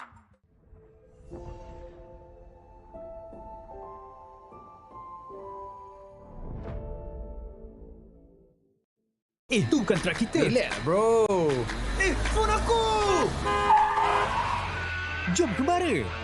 Mountain Dew.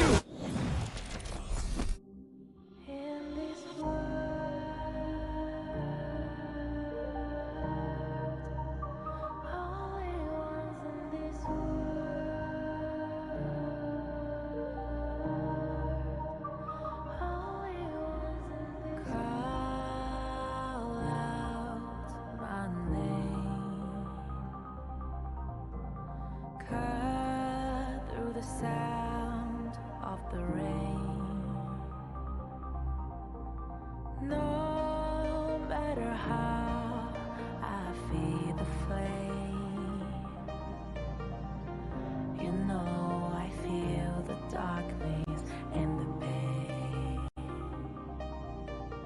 All of the ways we tried to break free from the night, you know we made it out, we found the light. I fly so high, light up the skyline. Let's do it this time, like it's a whole new vibrant world.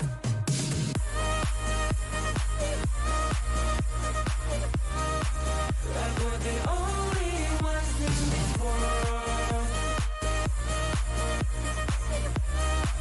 Like we're the only ones in this world.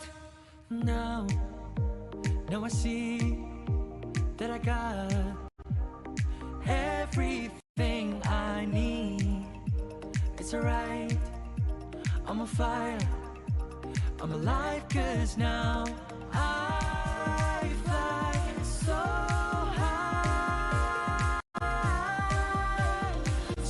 high, light up the skyline. Let's do it this time, like it's a whole new colorful world.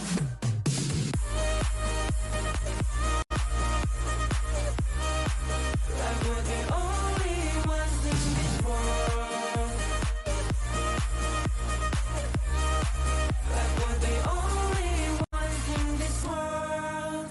Never thought we'd get this far, burning like the stars.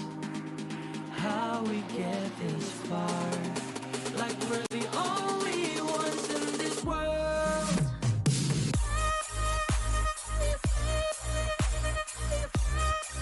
Like we're the only ones in this world. Like we're the only ones in this world.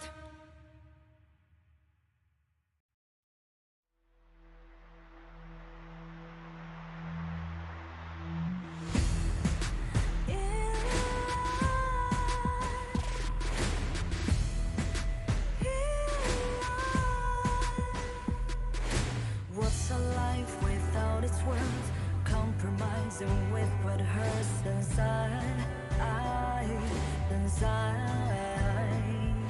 When you let fear decide your fate, you don't choose which path to take in life. I'm finally letting go of everything that still holds me. I'm against all odds, but I won't give up, 'cause it's my time to shine. Standing in the spotlight, and no one back me down. Destiny is calling high. I'm not afraid to fight for everything I love. Victory is on my side.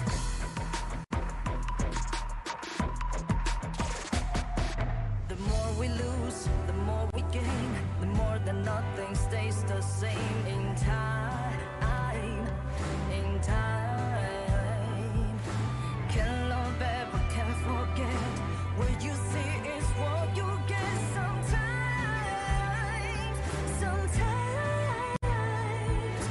Gonna show the world tonight, the light that shines inside us. We're against the odds, but we won't give up, 'cause it's our time to shine.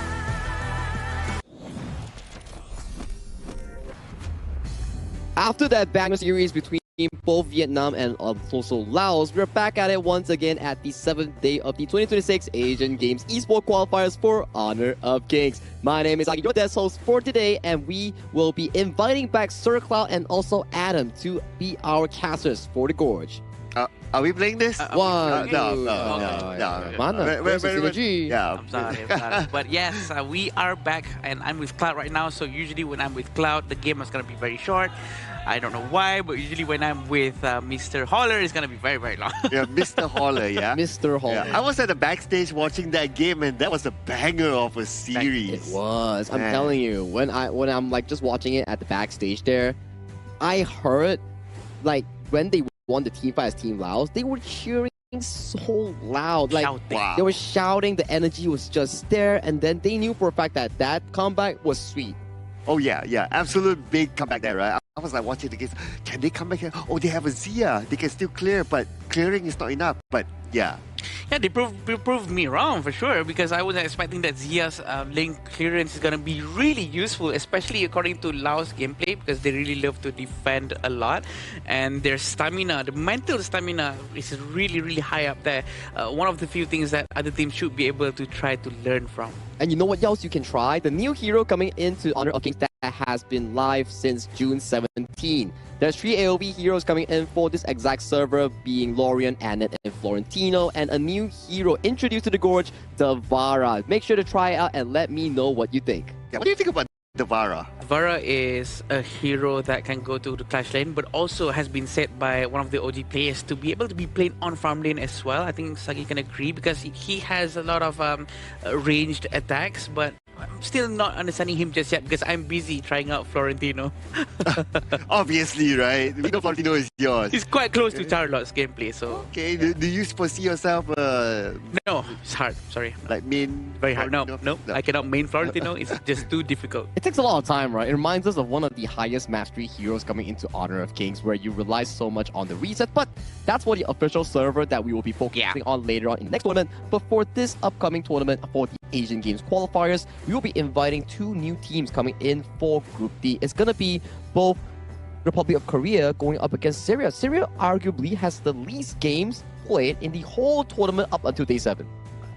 Oh yeah, now that you mention it, right, we are almost like at the end of the group stages, right? And it almost feels like, a lot of teams have completed their games and all that, and Team Syria has played the least. That means they have the least information out there for teams to read. Yeah, I just actually realized it just now as well, that tomorrow is going to be the last day for group stage. Correct. So this is going to be quite sad for us, because it's nearing to the end of this qualifier, but just the qualifier.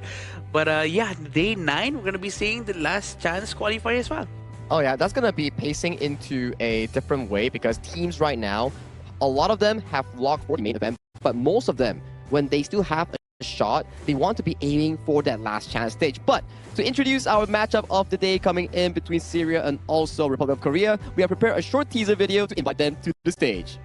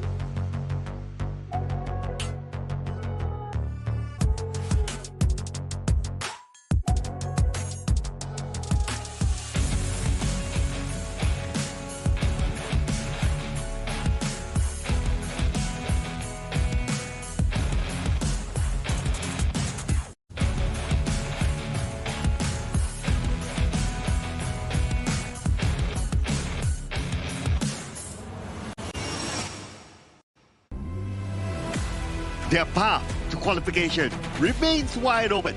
Every game matters. Every fight counts. And they must battle until the very end to secure direct qualification. With everything at stake, they refuse to back down. Ready to fight for every opportunity. Syria! Every time they step onto the stage, they make a statement. With flawless record and commanding performances, they have become one of the standout teams of the tournament, determined to keep their winning streak intact. Please welcome Republic of Korea!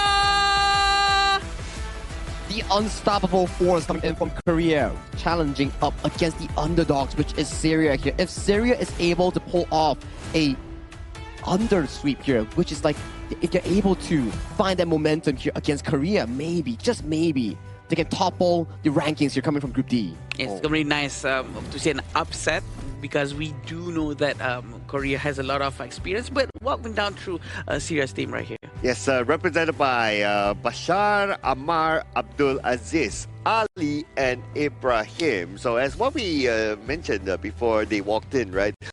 This team has played the least games. That means their data is not as much as many other teams out there. So who knows? A surprise might happen. It's a double-edged sword, right? Whereby you don't really have much games in the official tournament, but you also don't have enough data for the opponent to actually have information on towards you. The best information that we have on this squad is that they played a very long game double Tempest back then, and it came down to Abdul Aziz stealing the Tempest Dragon with his Angela. No, to Angela steal with the Blazing Brilliance. It's just so good. And we remember that Ammar was the one who was supposed to be there, but he wasn't. There's a lot of things happening with Syria, but at least they have the idea what is supposed to happen. But this is the lineup coming in from Republic of Korea with Yuno, Jihoon, Songbin, Hunmin, and Songgon.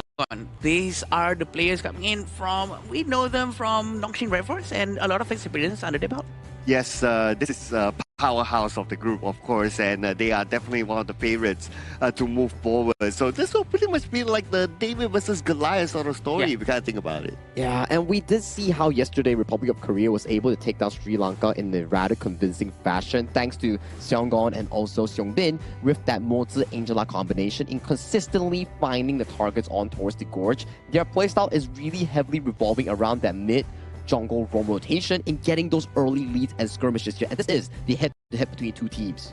Yeah, the two teams going on head-to-head with a 49 and 27 in terms of strikes, and the elimination is 41 to 19 for Syria and Korea. But the amount of assists coming in from Korea is going to be so much more. It's because the fact that they have went through a lot of team fights, and this shows that they love to play as a team much more compared to Syria. But the hero pool here is not too far off, right? Like, even though Republic of Korea, they played more games, but they are still keeping their hero pools pretty tight. So it looks like they might be the kind of team that likes to play things by the textbook, or a little bit safer, or something that's tried and true. Nothing too risky yet. It's more in the pacing, right? Like, we went through some of their games. They are more on towards the control mage side for their specific mid laner, lesser on the aggressive end. They like to play games where team fights are slow and steady, non-pressure. But for the side of Team Republic of Korea, the way that they play is through dominant picks, through heavy crowd control, setups coming in from the mid and roll. So it's gonna be a rather difficult situation coming in for the side of Syria to actually respond to Korea's playstyle. I agree, because Korea always force a certain playstyle. They force the game to happen a certain way, which in turn we can say that they're trying to create their own opportunity. Compared to Syria, they have to be much more a bit safer. They try to react a lot more. So can they handle the potential onslaught coming in from Republic of Korea? That's what we want to see, because Korea has a lot of experience in terms of trying to do jungle invasions and trying to really force a very good play. Well, what we're sure to see is that Republic of Korea chose the blue side, so they're going to have the first pick here to set the tone of what's to come. I do want to see creative plays here from Syria, right? Because if they want to go for like conventional plays, I worry that, okay, you play normal versus you play normal, like Korea's standard of normal because of their experience will be a little bit higher. So I would want to see Syria play creatively. They need to find an even ground, right? Something that puts them on the advantageous end, because if they are on a 50-50 footing in the general playstyle, like what's the mentioned, macro-wise, so far from our observation, Republic of Korea seems to have much more experience and are more advanced in those segments here. So regarding on what this exactly comes down to, Syria needs to find something niche to actually be able to topple Korea. I agree. I think that they do have the mindset to do so. They have the idea. They executed well in the previous games too. So we do know that sometimes these teams, they just need a little bit of more warm-up to get used to what's coming up next. And Korea going with the blue side, they're going to be able to pick the first hero, which is going to be Mai Shiranui, which goes along with what Sagi was saying, a very aggressive pick, aggressive gameplay. Oh man, the moment you see a Mai, you know that they're going to play this very, very fast, right? They clear out the first wave in the middle, they start rotating towards the side, and they put pressure on either the farm lane side or the clash lane side. But we're going to get the Yuhuan and also the channel being picked up by Syria. So since the channel is being picked up, I don't expect to see it early picked up by Republic of Korea. But the D-Ranger has been pretty popular. Yeah, D-Ranger seems to be one of the key picks here if they do want to fight up against the channel here. And we do get the Nakoruru plus the Byron locked in here coming in for the side of Team Korea. I do think that this is a strong 1-2 combination coming in for the side of Korea, where Byron and Mai, they are very active in the early to mid game, allowing Jihoon on the Nakoruru to find those early jungle wins. And this is not the first time we're seeing a Nakoruru has been picked even before any tanky heroes has been taken into their team. But Syria sort of taking a Dune right into their hands, sort of really playing into what's the plan coming in from the Nakoruru. But also, it seems like Syria is going to go with a much more conservative playstyle, just a little bit more, with the healing coming from Yuhuan. And we can expect maybe a Dolia is going to be picked, but Dolia has been taken out. Yeah, I was kind of hoping that Syria will be able to lock in the Dolia, right? Because it can be comboed together with the Dune, and then as the final Clash Lane pick, they can pick someone who is more engaging. But now, since the Dolia is out of the picture, well, you can go for other tank picks as well, right? Like the Lianpo, for example, which is not too bad to be comboed together with the Dune. You can have multiple knockups if you can do that sort of combo. I mean, if they do want to consider the fact of flexing the Yuhuan into the Romero also works out, but they did take away the Mozi here coming in from their fourth pick. And you can start to see that's a lot of roamers removed from the pool. Korea still has the Lianpo, but judging from the bans, Zhang Fei, Lapu, Dolia, Diadia, plus the Kui. So if they want something engaging, maybe go towards the side of the Liang, the Donghuang, or things like the Lianpo, or even the likes of the Kui Gutsu might come out. To be honest, the fact that they banned Kui, this just shows that they don't really want any heroes that's just so annoying to handle with. They want a much more passive gameplay, much more clean run throughout the entire jungle, especially for the Dune. I think this is actually a very good call for them to just ban out heroes that will give them too much of a problem. And it seems like Lady Sun and also the Lianpo is going to be picked for Korea. A huge amount of damage. Also, the crowd control is going to be a lot from them. The Dharma is open. You have the Dharma, you can engage, you can try to find opportunities with the Lady Sun because there will be a lot of protection needed for the Lady Sun. But it looks like they went for the party instead, which is not too bad because the party can play from a front to back and try to just shoo away the Lady Sun. Don't allow Lady Sun to get free hits from behind. That is only if they can actually scale towards the late game, right? My worry coming in for the side of Team Syria, yes, the late game scenario is really beautiful, but under the circumstances that they actually scale into that late game, because we know for a fact, Fatih, Chano, these two heroes, they need a lot of farm to start coming online. However, take a look at the lane matchups here coming in from the side of Team Korea.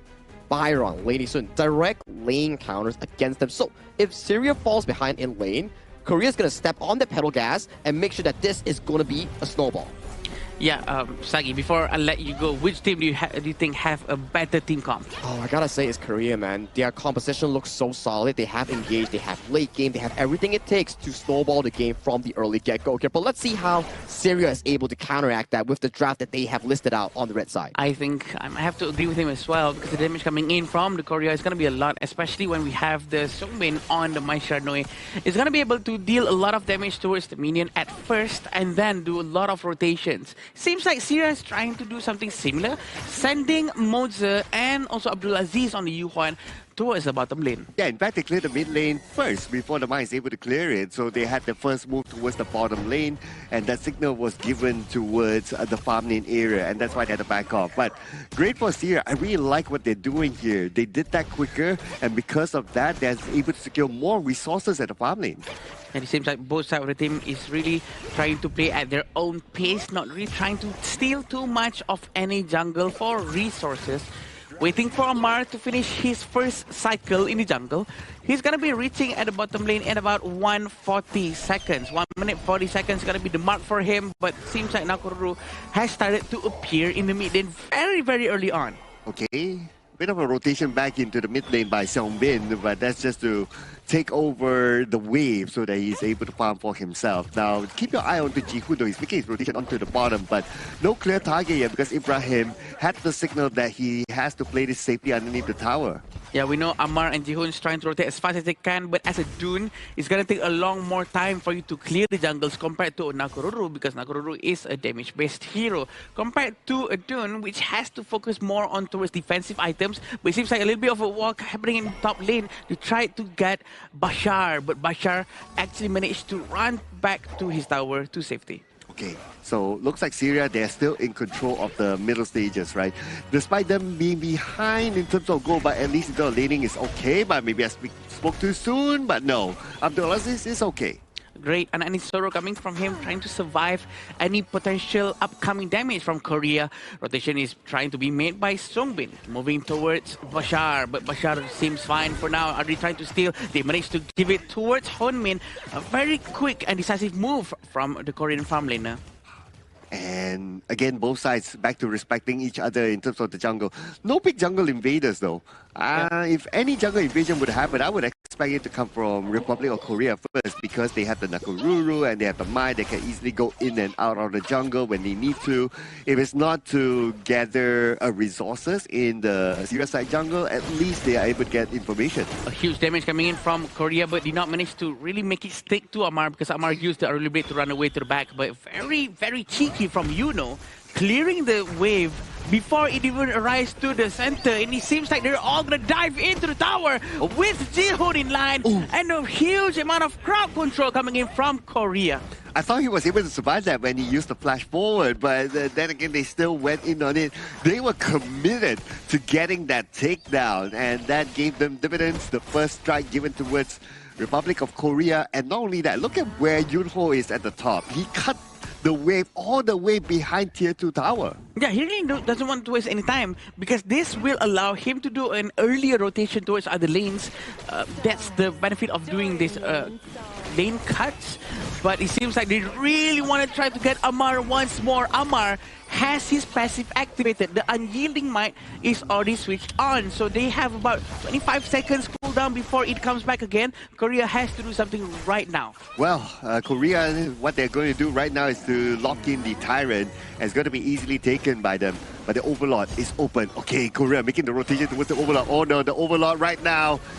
It's up for grabs. Who's going to get it at the end of the day? And from behind as well, Syria coming in to give backup. The Overlord still stands though. Very good team fight coming in. A disengage that is forced by Korea. They do know that Syria wants to go in, but look at that unruly blade. He really wants to try to get him, but he did not manage to do so. But look at this! Ibrahim is going to go down so quickly, coming in with Korea, diving into the tower. 3-man treble smash, and they're able to get one out of that attack. Beautifully executed by Republic of Korea. And now it seems like even though the Overlord was kind of open for them, they weren't really interested in that. Wow, a huge fight coming in. They really want to force down towards Ali. There's nothing Ali can do. They dive into the tower, really benefiting from Lianpo's tankiness. It almost seems like there's nothing Syrian can react to that. But Bashar is quite busy at the bottom. It feels like Bashar is trying to buy some space for his teammate. But is it enough for his teammate to actually survive the attacks coming in the center? Or he might need to join up with them right now because they still have a chance. Look at this. Behind, going in, is going to be one. And it's going to be Ibrahim taken down just like that. Yeah, Ibrahim has always been one of the first to fall down first. But it seems like it's very different for Korea and Syria, right? The winning condition for Korea is to actually funnel as much goal as possible towards Honmin and also Jihoon. But for Syria, instead of their farm lane, but wait, let's see. This is what's about to happen. Bashar is going to go down.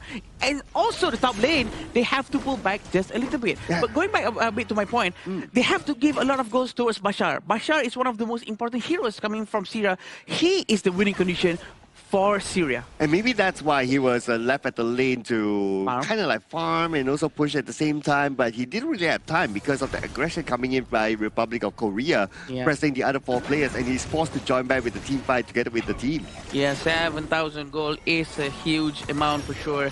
We have Yuno's trying to find a proper knock-up We're still waiting for the skill sets coming in from the Yuhuan, trying to use more full tempo, hopefully to hit multiple targets at the same time, opening a space for his teammate to go in, especially Bashar.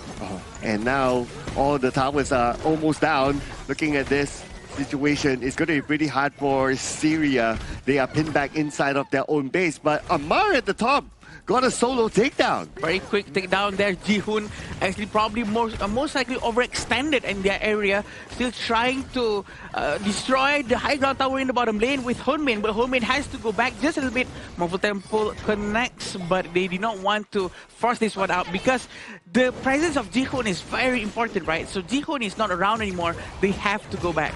Yeah, and Jihoon is the one that you can play at the top lane by yourself and then quickly transition to join together with your teammates because of the level of mobility that the Nakaruru has. So without Jihoon, this gives a little bit more space for Syria to come out and farm, and that is what they need. Like what you said, Adam, they need to funnel the farm towards Bashar, hence they need to create that space. True. Right now, June being played by Amar, he has one strike, but still with 0 eliminations, which is very nice for him. So they still have a good chance to try to fight things out properly. Even though the 7,000 gold lead is going to be extended way more towards 8,000 now, thanks to Jihoon getting the Tyrant. The fact that they got another objective right now is a signal towards Syria that they need to play this very carefully. But now, Korea, they're going to force the fight onto them, and Songjin gets Ibrahim, and they're looking for Bashar, but Bashar backs out immediately. 3 players from Syria, can they defend this one? That's the question. They have to hold on as strong as they could. Bashar, he's going to lose the high ground tower in the bottom lane. Look at now, Koruru coming in from Jihoon. He's forcing in the backline. Managed to get that one huge explosive damage. They're going to try to force it out, trying to push them all the way to the back, and the crystal will be destroyed. 8 minutes 30 seconds on the dot, and Team Korea established dominance in this game 1 of this BO3. And I gotta say, it's not looking good for Syria. Oh man, but it's looking really good for Team Republic of Korea though. I mean, look at the kind of performance that they put in. Okay, at the first 1, 2, 3 minutes, I thought that, okay, it looks kind of balanced. But after that 2, 3 minutes, it just goes Republic of Korea all the way. Yep, definitely. I think Republic of Korea just know exactly how to win against Syria because they used to watch Syria's gameplay as well, but Syria has been a little bit too passive. I think if they try to be more proactive to try to force something out, they can at least even out the energy level between these two different teams. I think it's difficult, right? Where Team Korea, the way that they move is far more efficient compared to Team Syria. They waste no time in trying to go for the side lane plays, which allows Team Korea to capitalize on side lane members for the side of Syria much more faster. Like we saw, the first gang on towards the Fatih coming in on the side of Team Syria, it was smooth as butter coming in for the side of Seongbin.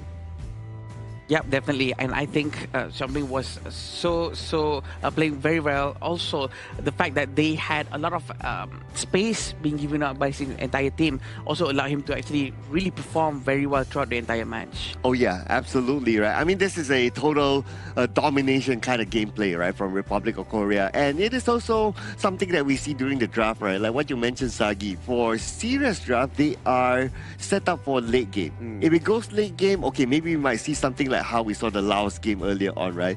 But because the draft is set up for late game, Republic of Korea sees that opportunity. They know that we have to end the game fast, and that's exactly what they did.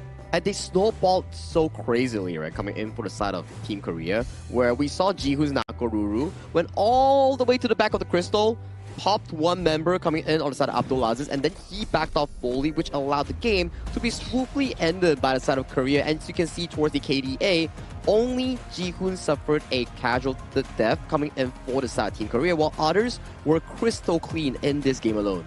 Yeah, definitely. And these are the itemization coming in from everyone. We do see a Blazing Cape coming in from Amar, who's going to be stopping a little bit of the damage coming in from Korea. Also, the healing from them. But probably not the best thing to do as well, because there's not too much of a health recovery coming in from Korea. And Korea's soul trying to really rotate throughout the entire map. The way they really rotate throughout the entire map is just so successfully done. Oh yeah, super smooth, especially when you have like a Dakukururu and a Mai, right? These two heroes are able to rotate across the map very, very quickly, and they utilize it very well. As compared to Syria, right? If you look at like the level of mobility that they have, actually it's not much. It's slower, right, compared to what Korea is actually able to provide. Hence, you need to be moving faster as a whole. The mid lane control needs to be better coming from Syria, because if you can control mid lane, Yuan and Moses can definitely match the 3v3 to whichever lane that they're bringing people towards to. So this is something maybe Syria needs to be venturing into and try to fix going into game 2. Yeah, and this will be the stats shown to us from the side of Korea. The amount of damage contribution coming from them, all of them are quite evenly spread out. This shows that everyone really contributes the same amount of damage output, while Byron not only dealing damage, but he is the initiator, right? Alongside with Lianpo, really helping for Hunmin to have a lot of space to go in. And looking at the stats here, well, it's obviously quite heavily towards Republic of Korea. Damage output, I would say it didn't really go that far because this game ended rather fast and they were very objective of how they play this game.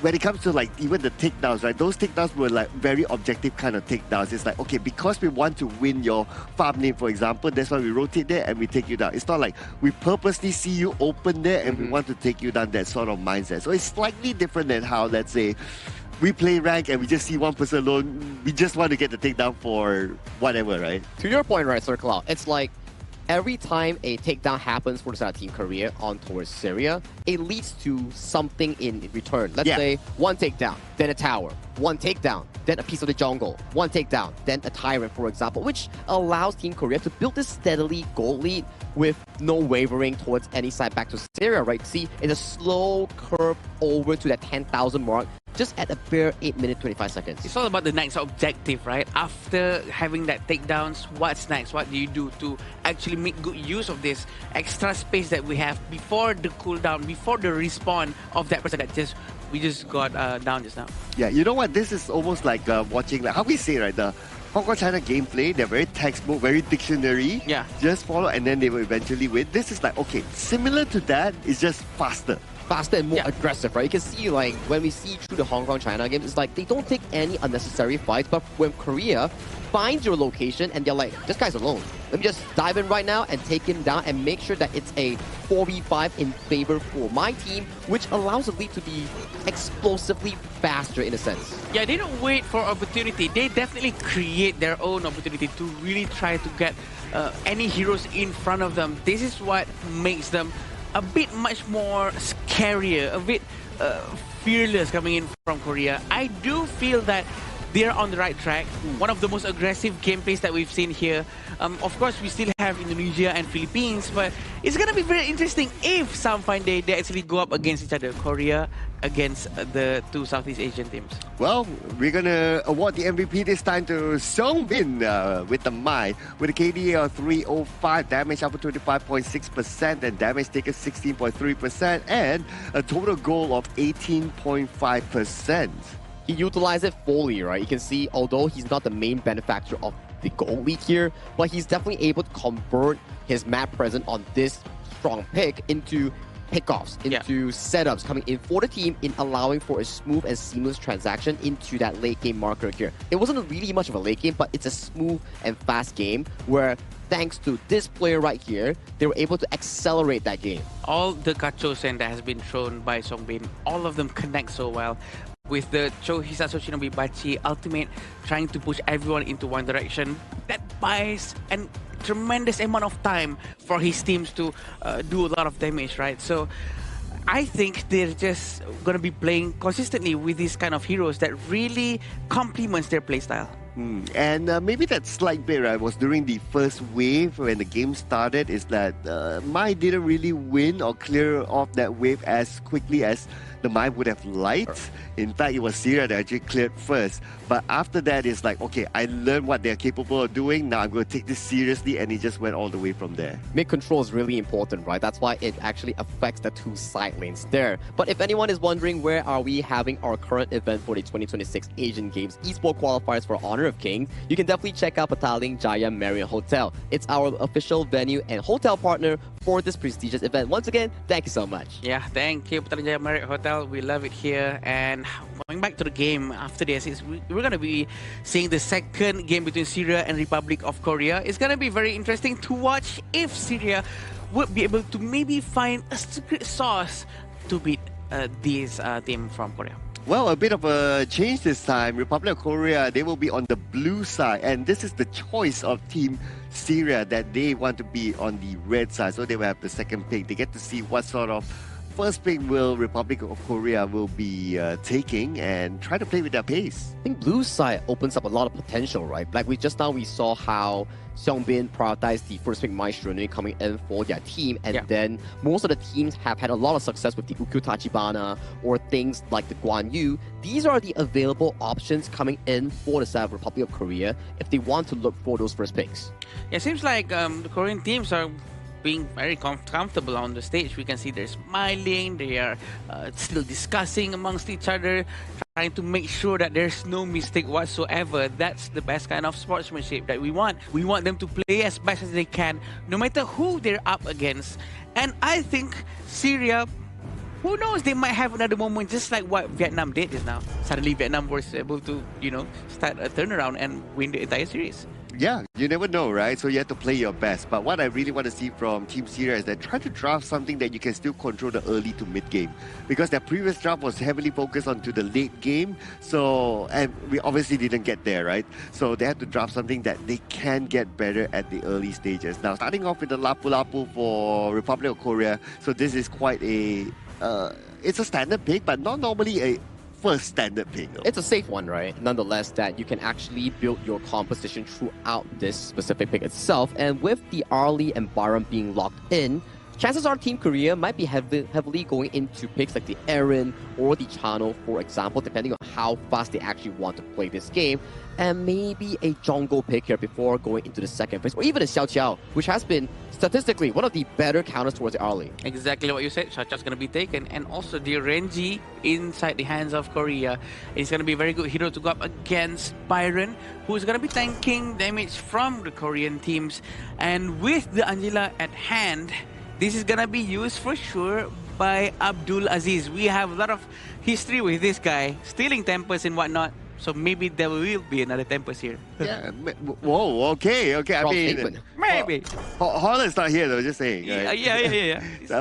Yeah. But anything can happen, right? So the Angela can combo very well with the Mozer as well. We've seen like a gameplay where there's like multiple projectiles, and with the fact that they took Arlie for themselves, so you don't have the Arlie to try to negate all those projectiles for Republic of Korea. So having a Mozer makes sense, but if they were to go for that, they have to consider a tank jungle for Syria. Yeah, there's still a lot of options, right, available coming in for the side of Syria, and that's the tank jungle option that you talk about here, Dun being removed from the pool.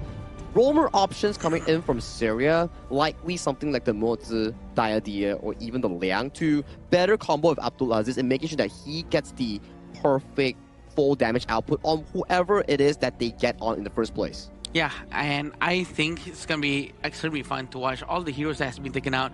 Kui has been one more time taken out by Korean team themselves, because previously it was Syrian team who took out Kui.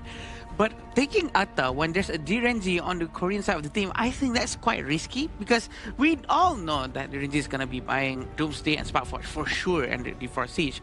So I think Atta is going to be melted too quickly. What would be better if he goes with a hero that has maybe much more armor rather than HP based scale? But now because they've already locked in the Atta, right, so they have to roll with it. I'm still thinking if the Mozer still makes sense. I do think so though. If the Atta is able to get a good go ship, then the Mozer flashes in forward and uses the thing inside the box, will be kind of nice, and obviously follow up by the Angela. Yeah, that seems to be some proper combination that may be coming in for Team Syria. I like the Fatih here in the Nakoruru. Extremely good in handling the backline and also the strong front line. We talk about Nakoruru, right? Capable of assassinating backlines and also has percentage health damage and handling some of the key HP tanks like the Byron, the Atta, for example. And you supplement that with a Fatih that somehow counters the Arlie towards the late game. You can jump on towards the Arlie and go for that full combo. And the Diadia being locked in by Team Syria, they want to play a strong mid mid-roam synergy in making sure that they find a first target and they burst him down. So whoever gets locked by the idea is gonna get that blazing brilliance right into their face. It's not gonna be cool when that happens. The damage coming in from Syria is a lot as well, so they really have to be careful. Korea cannot be too complacent with their previous match victory. Yep, so before we let go of Sagi, last thoughts from you. Last thoughts from me, Syria will definitely have to be able to find those early game advantage with that 1-2 combination coming in from the Angel Lot and also the Diathea if they want to be able to see that Shadow Drag, Shadow Vanguard and Tyrant come into play here. If they can maintain the game into a 50-50 up until 10th minute mark, that is definitely will be a main goal for them going into this game. Yeah. And we can see, thank you, Sagi. I'm sorry about that. I forgot to say that. Thank you, Sagi. Don't need to thank him. No. Yeah. He's fine. Abdul Aziz is going to be going to the mid lane with the 2,000 gold. For now, it's a bit too early for us to see any changes throughout the itemization, but a very early rotation coming in from the Xiao Xiao. Songbin really wants to try to punish as much as he can, trying to steal this jungle.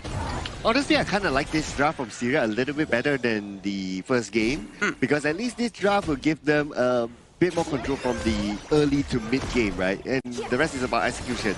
If they're able to execute it well, able to control Republic of Korea from the early to mid or late game, then the Arlie, once he gets his items, might be able to wreak havoc.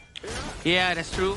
Still going on with very slow pace coming in from both sides of the team. This is still very early for both of them, for sure. And Korea usually starts to come a little bit more online during the 3-minute mark. It all depends on how Nakoruru is going to start her rotation.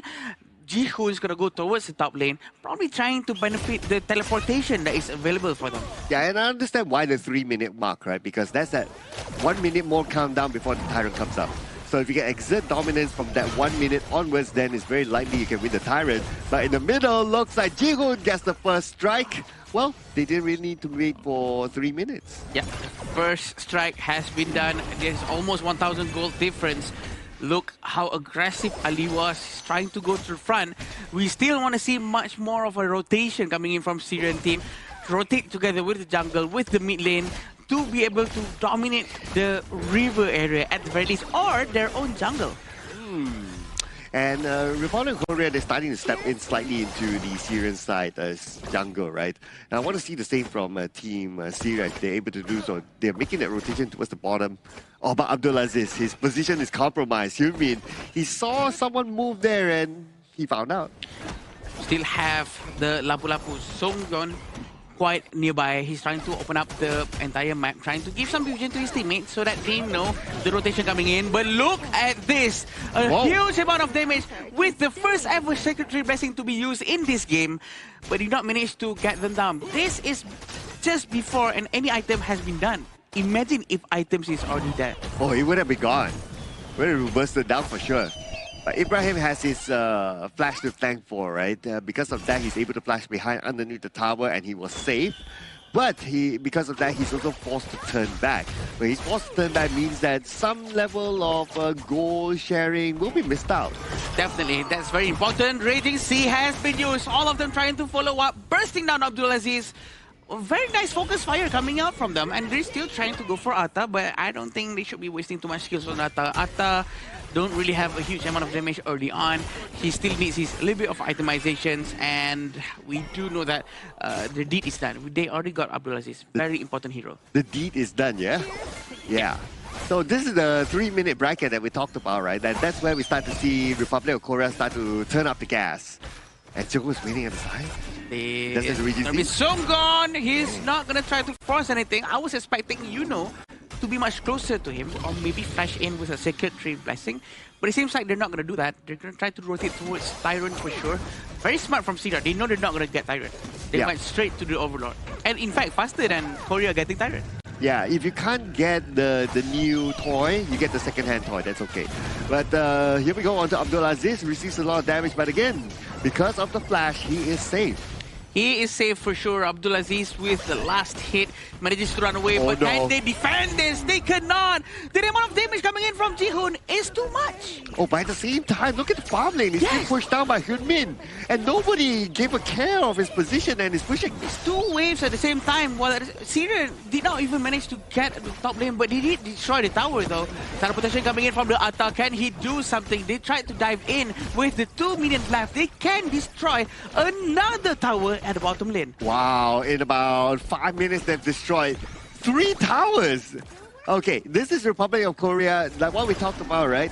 Like you mentioned, 3 minutes onwards, they start to turn up the gas and now they are not letting go of the pedal. Sacred Trail Blessing has been used not for the heroes, but really focusing down on objective, using it on towers. It might be a waste right now, but getting 1 tower equals to more gold. So this is actually good for the economy. Oh yeah, but okay, they have to give a little bit of attention to what's happening at the top there, but that's a slight push. The bigger push is happening from Republic of Korea towards Syria. From the mid to the bottom. Right now, they're just playing like in these 2 lanes, and Syria is having a hard time. Very good, right? You can see he knows where the umbrella was, but look at this. They really go all the way in with the Sacred Tree Blasting, cutting down everyone in front of them. And Jihoon just arrived just to have a little bit of the taste of the last few seconds of the team fight. And they got ace. Syria got ace, unfortunately, and because of this ace, okay, we don't have enough time though to end the game. The minions are marching in. Minions, okay, coming. Is there the time? They're trying to destroy the crystal as soon as they can. They go. They focus down onto the minions, but will they get a huge war comeback? That might be it. Ali managed to get 1 at the very least, and now they try to disengage as soon as they can. I thought they're gonna end within 6 minutes. I thought they wouldn't be able to make it, but because of the respawn time was too short, because the lower level you are, the faster you respawn. That just helps them in a way. Yeah, and also what helps Syria is that after you just exploded the tower, right? Yeah. The minions will move slow. Yes. Yeah, for a moment. If the minions didn't move slow, this game would have ended. So that's why some teams out there, what they would try to do, they would try to destroy the tower before the minion comes close. But this is what happened in the previous war. They literally just dive all the way in, but this is a new one. Okay. This is a very good blazing minions coming in. This might be a huge comeback coming in from Syria. A very good fight coming up from them. Abdulaziz with that blazing brilliance, helping out his teammates with Ibrahim in the front, knowing that Ammar was also tanking a lot of damage for the team. Oh, this is Syria not going out without a fight. And they're looking for more opportunities in the middle of blazing brilliance. On to Seunggun. Seunggun is tanking enough to absorb that damage. He is okay for now. But Syria, now they want to push down the mid lane. It's just that they don't have the minions. They don't have the minions for now, but 5,000 gold, they actually pulled the goal closer. And I do think this might be because of a little bit of overextension coming in from the Blazing Brilliance was just so nice. Again, with the damage coming in from the Fatih, but that was just so much. That is so much, but actually still managed to go down so quickly because of the consecutive damage coming in from the Syria side. Yeah, and for Republic of Korea, they're realizing that, okay, only 2 lane advantage is not going to be enough for them. Now they're looking to take down more towers at the top. They're opening up more opportunities for them to push into the base later on. Now they are right in front of the doorstep of Syria, and Syria is full on defense for them again.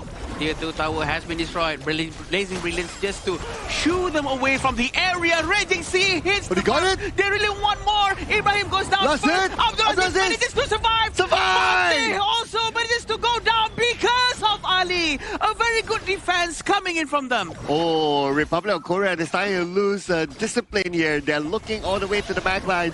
Well, it would have been a different story if they actually got their target, but the fact that it did not happen. But that's also thanks to the Blazing Brilliance that bought a little bit more time to take down those small minions. And because of no minions, the tower is free hitting. Will free hit onto those heroes. 6,000 gold in front, and they still cannot try to finish the game. But this is because of Atta. Ammar is gonna go down. The damage is just too high. Thanks to the presence of Hyunmin, they're gonna try to find a lot more damage here. But see how Jihu has been stuck behind, and the Byron manages to survive. Bashar is always prepared to try to stop the movements of Jihoon. You know what? The Blazing Brilliance right now is almost like the Fire Brigade, right? It's trying to put off the fires here whenever they come into the base. But now all the towers are down. And with the towers down, it's all in here for Republic of Korea. Juno will get Bashar, and the Crystal will be their focus. And they will end the game 2-0. And that's the trio score coming in for the side of the Republic of Korea in towards Group D, booking their slot into the main event. But valiant effort as well coming in from Syria. They did not allow the game to be a landslide coming in for that specific case. We saw how Korea, they were trying to go for that specific time limit, but Syria came back and they immediately shut it down. And then after that play in the high ground, in towards the mid lane, they punished Korea for being overly zealous. But these are the things that makes a good team. Korea, when they face a play that has been failed, they find another way to make it come back towards that. They pace themselves well. They make a comeback well. They improvise and adapted within a short period of time. I think assessing the situation, okay, you know what happened just now, I think we can manage this and we can change the way we try to engage into the next team fight, and they actually proved them very well.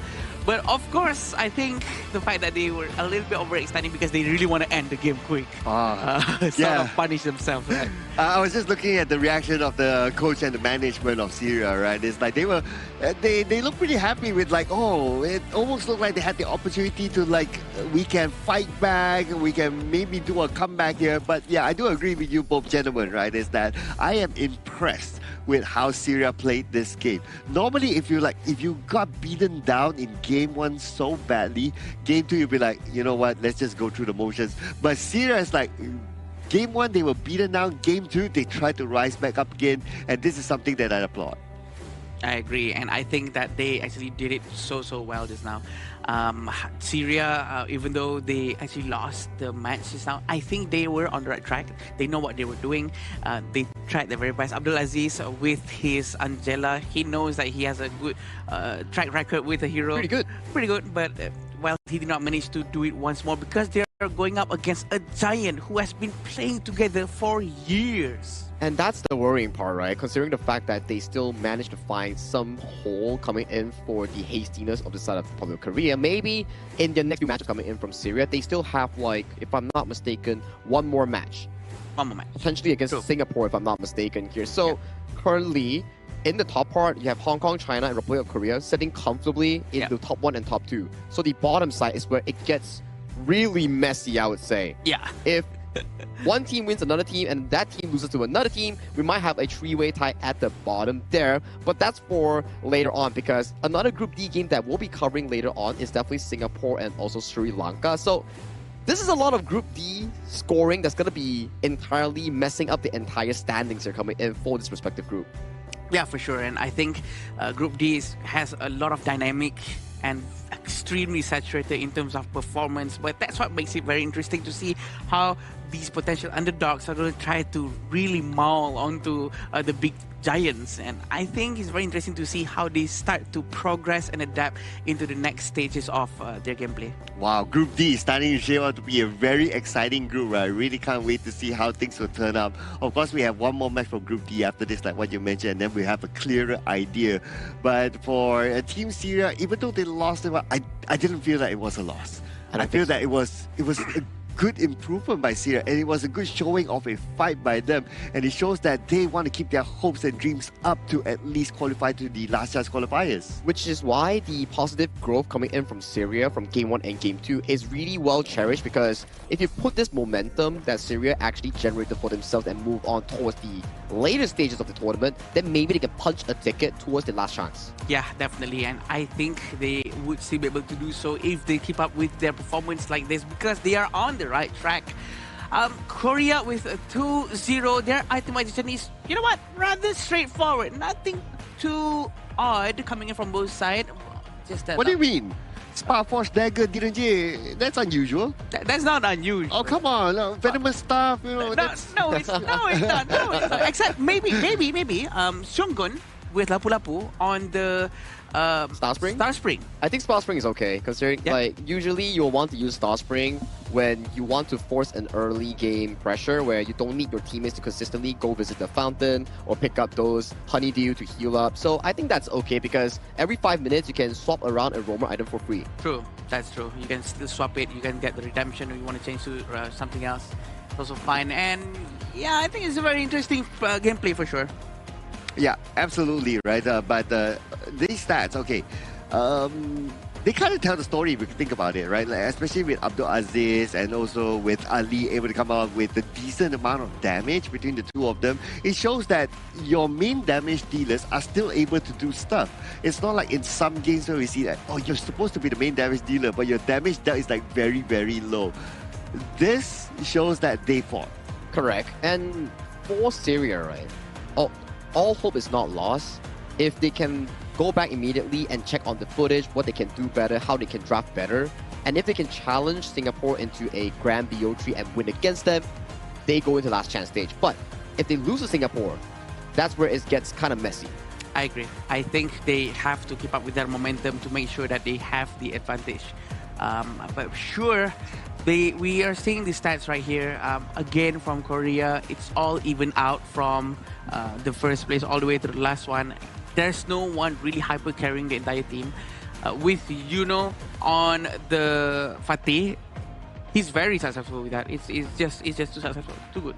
Well, speaking about success, right, just to illustrate even further of the success of Syria, able to slightly fight back there is by this goal graph here. That was when they were able to win that fight in the middle, and it starts to look like, wow, they win this one fight. Are they going to win the second one? Are they going to win the third one? Are they going to win the fourth one? Are they going to snowball from there, right, basically? So I kind of got a little bit excited there, right? Yeah. But obviously, Republic of Korea, they are very experienced. They know how to bounce back very quickly from one small drop. But hey, it's the proactiveness coming in from Team Syria that counts, right? You want these sort of plays when you're on the losing end to be able to find opportunities in coming back towards the game. So applause towards them, but we need to celebrate the victors as well. With this win, Korea and also Hong Kong, China are guaranteed to go towards the main event. Now, it comes down to Group D. Who will be getting towards that third place spot? Because right now, for those two teams, it's going to be like an Indonesia versus Philippines situation where it doesn't matter anymore, even if they win or lose against each other, but it's for regional pride. Yeah, that's the most important one. Regional pride is on the line, but this is what happened in the previous one. Because the damage coming in from Korea from the beginning of the game is a lot. But again, what made it so exciting on how Syria actually managed to pull up their pants and really try their best to make a comeback. They almost did a comeback. They actually destroyed a couple of heroes at the same time during the mid-game. You're saying that they weren't wearing pants? They were. Oh, okay. Another second one. Oh, okay. They have a second layer. Probably, because they need to keep themselves warm, right? Yeah. But, okay, this is towards the end. And let's be real, right? This is a bit of overextension by Republic of Korea because there were no minions there. Yeah. But I guess they were kind of feeling the groove, right? That's why they just went for it. Oh, you can see Bashar just going in with the Storm Strike Flash and finding Seongbin and Ji-hoon. This is more of a, I would say, undisciplined play here coming in for the side of Team Korea, where they are trying to go for a 3v5 angle. And they're like, okay, guys, we are 2 ahead of ourselves. Let's repace it, and then let's go for a true ender here, which in these moments here, this is why I say, numbers game is really important. Amara needs to respect the fact that the other members just aren't here in the vicinity to assist him if he gets open. Yeah, definitely. And we will be seeing who's going to turn out as the MVP from the Republic of Korea. It's going to be Hoodmin with the DRNG. I'm not surprised with the 30% damage that he just dealt because of the Atai right in front of him. It's a perfect counter for him, and definitely the biggest damage contribution for DRNG as well. 405 with 11.3% damage taken and 22.6% total gold. Yeah, and a fairly low damage taken, right? If you look at it, right? So he keeps himself well and healthy, and obviously that's reflected by the fact that he was not taken out even a single time, and he had good protection by his teammates as well. So this is also showing that when they had that fight in the middle, the one that Syria won, he was the one that survived. And when you think about it back towards the game itself, right, when there's like accidental stuff happening left and right, he was the main guy coming in from the side of Republic of Korea to be consistent enough to not falter any single time, making sure that, hey guys, I know you guys are a bit hasty, but remember, we can pace ourselves back and still send a good and clean win coming in from Republic of Korea. So that's a 2-0 coming in from Korea, and they are comfortable right now. Very comfortable for sure, and Korea, they're on the right path, even though we would say that their gameplay is also rather textbook. but it's much more aggressive than that. If we have to really compare it to Hong Kong China's playstyle, Hong Kong China really don't want to overcommit into things, and they will not take fights that they don't feel 100% about it. But with Republic of Korea, they really love to force it out, make their own opportunity, which is why it's very exciting to see. Yeah, it's like if for Hong Kong China, it's like you have to be like perfect, 100 marks in your exam, right? Yes. But if like Republic of Korea is like, okay, you can get 99 marks, that's okay, as long as you finish quickly so that we can go have lunch. It feels like they're having fun, you know. It's like they are trying out aggressive moves, making sure that they can challenge their limits, make sure that they're always active and available in terms of their terms, in terms of mechanics here. But, you know, congratulations to Korea on taking that 2-0 victory over Syria. Let's check out Mara on towards the stage with an interview prepared with the representative coming in from Korea. Let's go, Mara.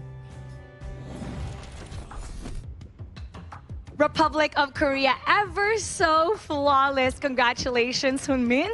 We always notice that Team Republic of Korea always secure the advantages early, turning those into objectives, map control, towers. What makes Republic of Korea so superior? And it seems like you don't break a sweat every single match. 한국 팀은 초반에 작은 이득도 놓치지 않고 운영을 통해 점점 더 큰 격차로 만들어가는 경우가 많은데 이런 압도적인 경기력을 보여줄 수 있는 한국 팀의 강점이 무엇이라고 생각하십니까?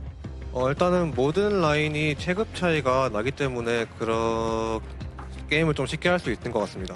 So I think that there was a obvious class gap, tier gap. With all the line, that's why that's our advantage. But tomorrow it might be a narrower gap because here it goes. Your team captain, Sung Bin, yesterday predicted that the match today will end really fast. That was his promise. So how do you predict the match tomorrow against Hong Kong China will go down? 어제 우리 캡틴님 선빈 선수가 경기가 빠르게 끝난 것이라고 예상을 했는데 실제로도 그렇게 됐습니다. 그렇다면 내일 홍콩과의 경기에 대해서는 어떤 예상이나 각오를 가지고 계신가요? 내일 홍콩 상대 같은 경우는 굉장히 조금 이제 강한 팀이라고 생각을 해서 빨리 끝내기 쉽지 않을 것 같은데 최대한 빨리 끝내려고 노력을 한번 해보겠습니다. So we understand that tomorrow opponent Hong Kong is very strong team. So we know that it's not easy to finish the game very fast, and so but still we will try our best to finish it quickly. It's going to be one of the most anticipated matchups here in the Asian Games qualifiers. Let's invite everybody to tune in tomorrow. It's going to be very exciting.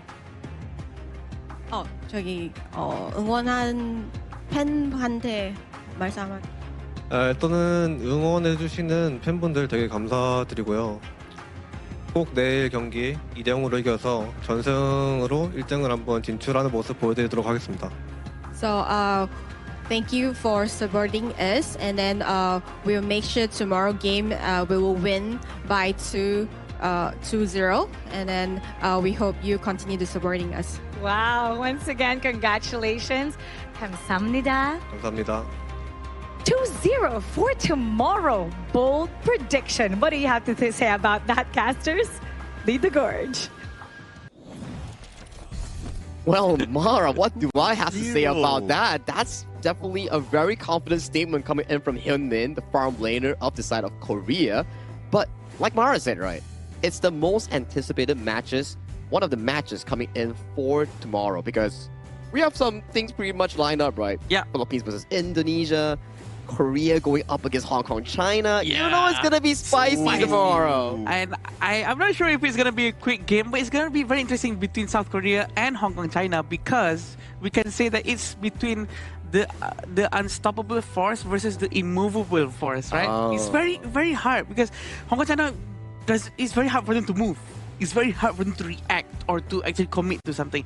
But Korea, they are already very relentless. They want to go in and force everything into the fight. Yeah, but Hong Kong, China, we have seen their gameplay. They're so disciplined. They won't be easily baited for sure.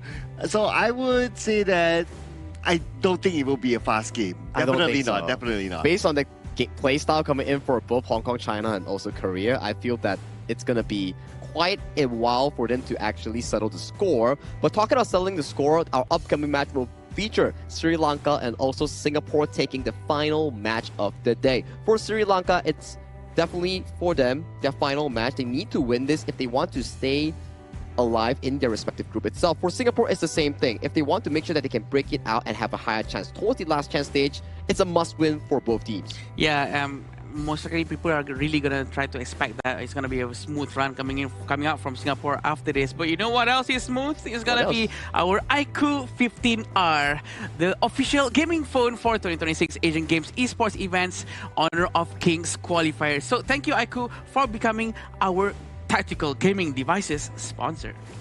I like the term tactical gaming devices. Wow, that's pretty nice. That's pretty nice. Yeah, it's the same phone used by our players up on stage as well. And because of this smooth 120 FPS phone, they're able to end the games as fast as what you saw. I mean, if I have a good phone like that, I mean, thank you, please, iQOO, please sponsor me. We would love to sponsor as well as casters, this iQOO right in front of me. But, having a good device is really important as well. But coming in for the upcoming series, we'll have to go to a short break later. But before we go to a short break, right, what are your expectations for Singapore versus the Sri Lanka squad? Yeah, I think the expectation is going to be very towards the Singapore side. That's why I think. What about you, But Grab? Sri Lanka might be able to turn it around. Yeah. Well, I think that after Singapore having gone through the two group favorites, they would have learned something and they will be ready to show their best here in the next game. Well, it's about adaptation, right? Well, before you actually are able to witness the finale between these two teams, let's head to a short break before we bring you the final match of the day.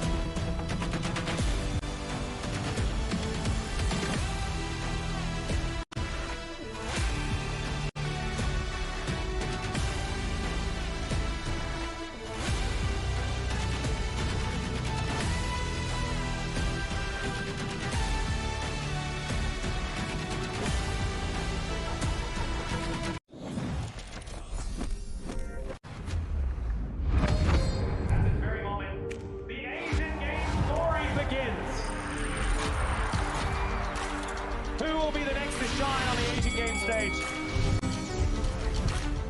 Contestants fight for their regions while we cheer them on from the stands.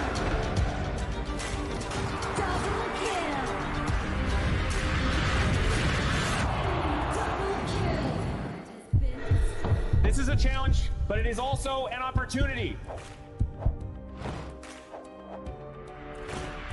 The tide is turned.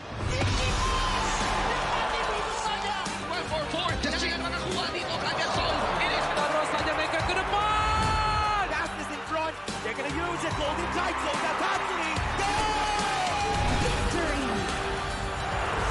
And we pulled it off together.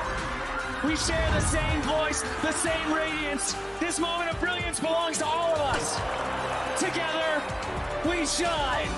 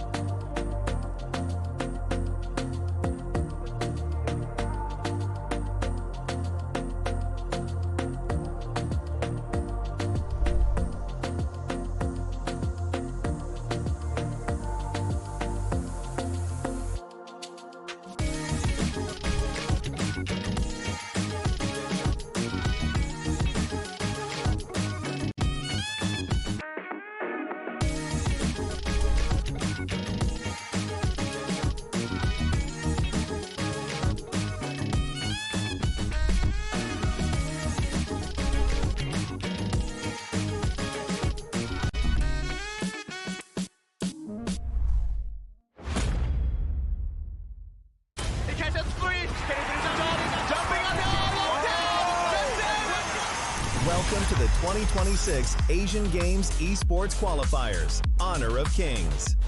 20 regions, one stage, and only the strongest 9 teams will earn the right to shine above the rest. Taking place in Malaysia, June 13th to 21st, 2026. Coming to Malaysia, this is the battleground where teams fight for the right to qualify for the Asian Games. 20 teams enter, but only 9 teams will move on. Apart from the 20 regions, there are 3 regions that have direct qualification. Here is the 2026 Asian Games Esports Qualifiers Honor of Kings format. First, the 20 teams will split into 4 groups of 5. In each group, every team faces every other team once in a single round robin, with every match played in a best-of-3 format.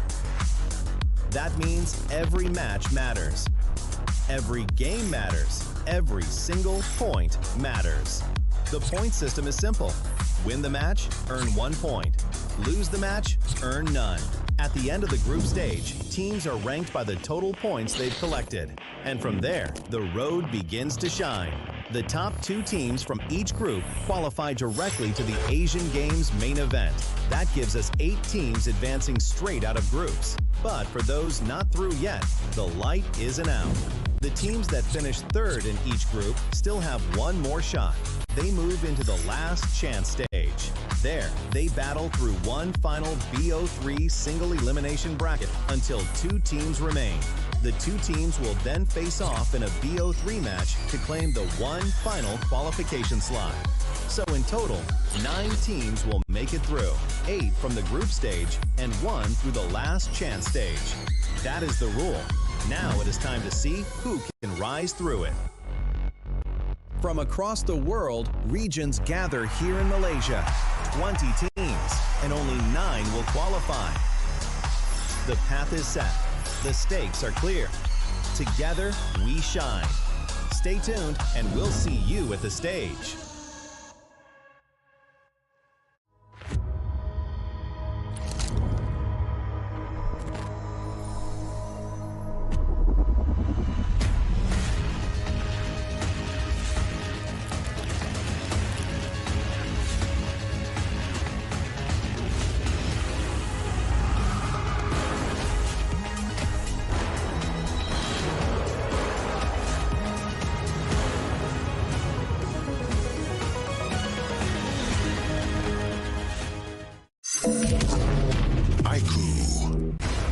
Ultimate not ready yet.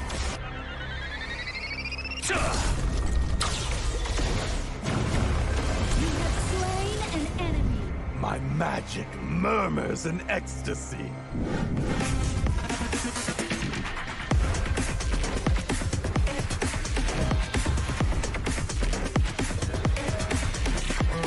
Legendary. There is no escape for you. Killing spree. Double kill. Triple kill. Spectacular kill. Don't worry. I'll be back for your life soon.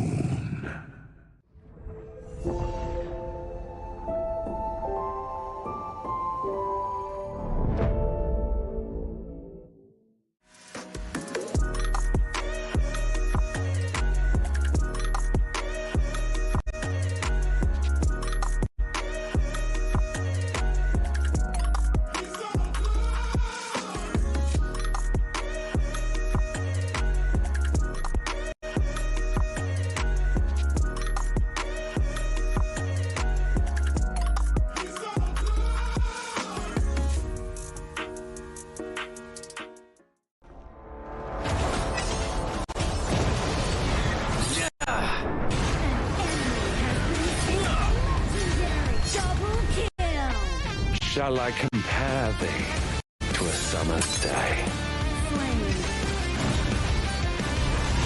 Engage and slain. Don't crush us like insects. Slain an enemy. Defend our base.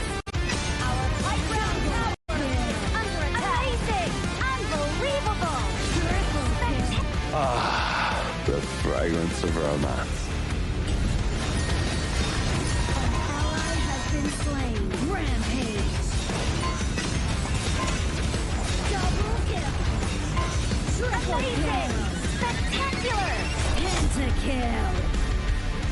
Lady Fortune is on my side.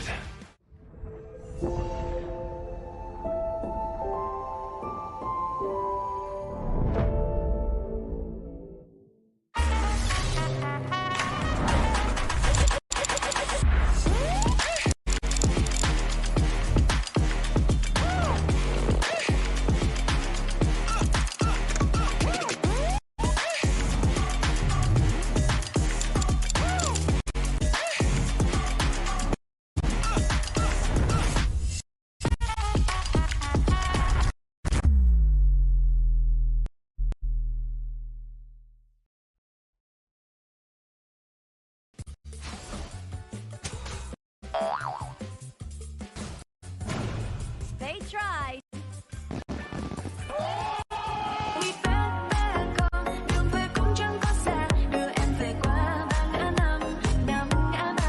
The new Spritling skill, Dig It, is a passive skill which will automatically trigger at fixed times each match, up to a maximum of 10 times. The skill grants guaranteed standard rewards like gold, XP, shield, health recovery, and more. There's also a small chance to uncover mysterious grand prize specs during the match. Dig It may also produce tradable high-value treasures. Detailed information about acquired treasures will be shown after the match ends. Each treasure has its own rarity and storage size, and obtained treasures will be automatically stored in your warehouse. If you want more high-quality treasures, make good use of the Treasure Fusion feature. You can also copy and share your code so friends can help speed things up.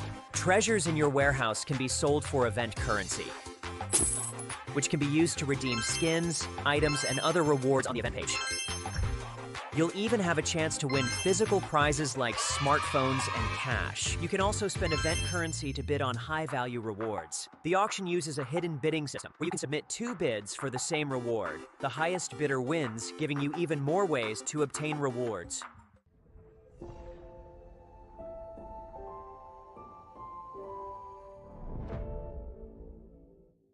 Itu bukan track kita. Relax, bro. Phone aku! Jom ke mana? Mountain Dew!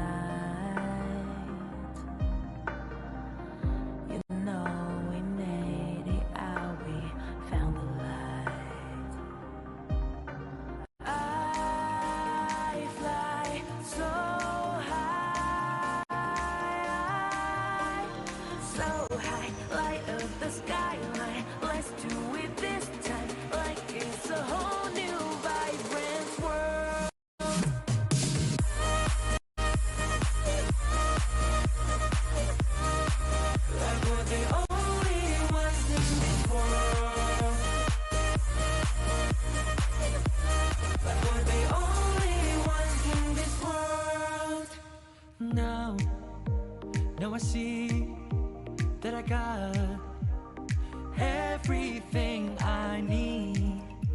It's alright, I'm on fire, I'm alive, 'cause now I fly so high, so high, light up the skyline. Let's do it this time, like it's a whole new colorful world.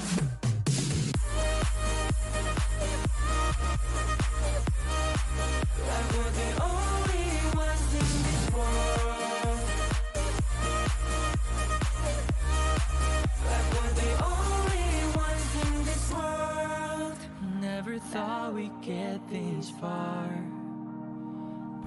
shining like the stars.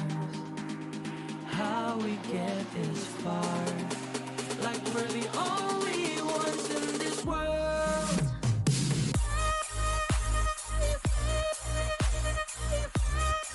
Like we're the only ones in this world.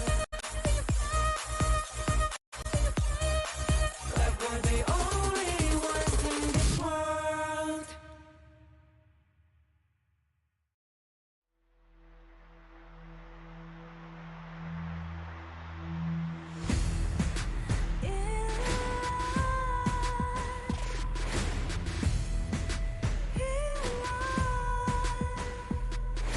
What's a life without its worth? Compromising with what hurts inside.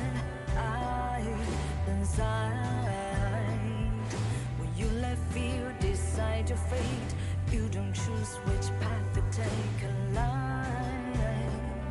In life, I'm finally letting go of everything that still holds me. I'm against all odds, but I won't give up, 'cause it's my time to shine. Standing in the spotlight, and no one let me down. Destiny is calling high. I'm not afraid to fight for everything I love. Victory's on my side.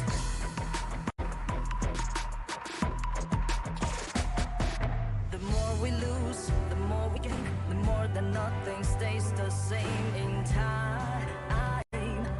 In time,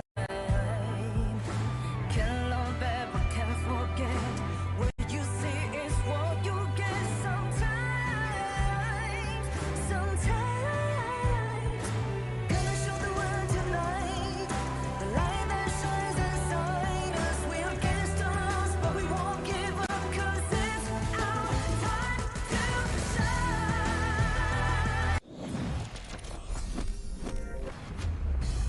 Quick break, and we are back at it for more Honor of Kings action at the Asian Games Qualifiers here. My name is Sangi, your desk host for tonight, and with me are the casters, the voice of the Gorge, Sir Cloud, and Adam Spartanko. Once again, welcome back to the broadcast. Welcome back. Thank you so much, Sagi. Happy to be here with Cloud as well. And we're going to be seeing the last match of the day, Sri Lanka and Singapore. It's going to be fun for us to watch for sure.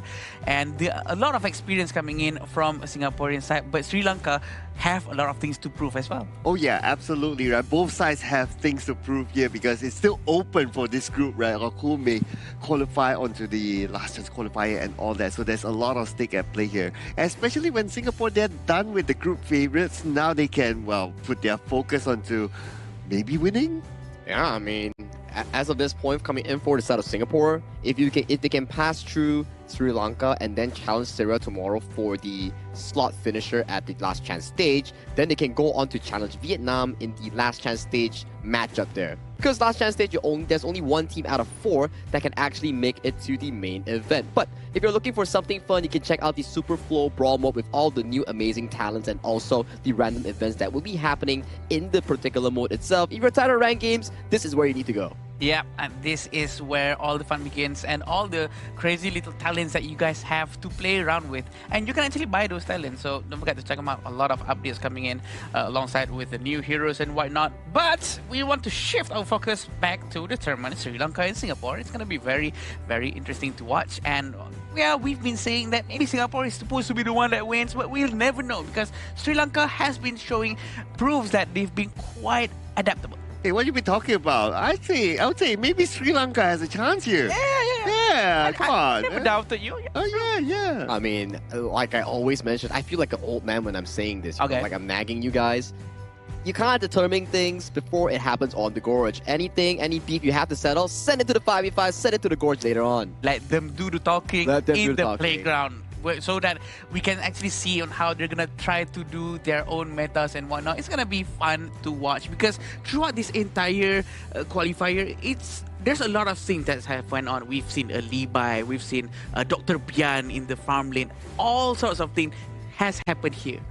And We see the Donghuang today. Yeah, with Donghuang, the Yaria, the Xuanche, Wukong, all these are like amazing picks that we actually have in our Asian Games qualifiers. So you can argue, it's Asian Games version patch. Lesser heroes, yes, 85 heroes, but it doesn't stop the creativity of our players trying to find ways in getting those wins in representing their nation and region in this tournament. Yeah, I agree. This is the most important thing, right? The regional pride that they're bringing, especially with all the family members who's watching at home. It means a lot for them to be up on the stage. So regardless if they win or lose, at the very least, they can bring their regional pride and represent their region. It's the most important part. It's what they say, right? There's no losing. It's Correct. just learning, right? Yes. Whatever it is a learning process, right? If you do well, it's also a learning as well because it's not over yet. Whoever who has qualified, there's still the main stage to play for, and that obviously is going to be a lot more at stake. I wish I could have that mentality when I lose my rank games, Like, Right? when I play that rank games, I don't feel like I'm learning. I just feel like, man, I lost another rank game. That's why you're not playing pro anymore, right? It's the mentality that counts,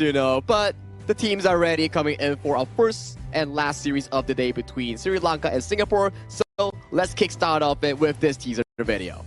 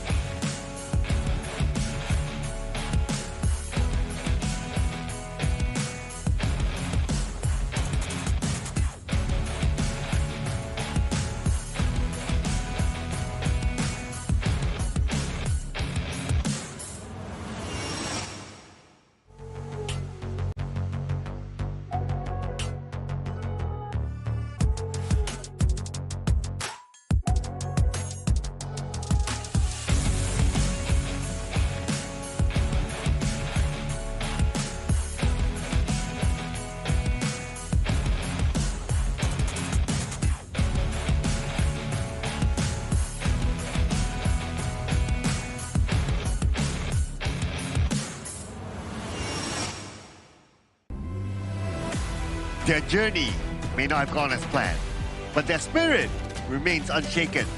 Still searching for their first win, they continue to fight with pride, passion, and the determination to represent their region on the international stage. Ready to give it their all once again, Sri Lanka! Their journey is still unfolding and every match is another chance. Hungry for a victory that could keep their hopes alive, they continue to fight with everything they have. Driven by belief and fueled by ambition, they're here to make their mark. Give it up for Singapore! The last battle that we will be having in day 7 of our Asian Games Qualifiers 2026. This is all they are looking for. These two teams winless, but looking for their first W on the street so they can actually continue their road to the Asian Games. The first win is always the sweetest one. They want to try to prove something, and this is where they can do it. Yes, the players representing Sri Lanka, Nasanda, Tarusha, Janif, Anjana, and Amalka. So this is an important match for them to keep their hopes and dreams alive. Very important as well, yeah.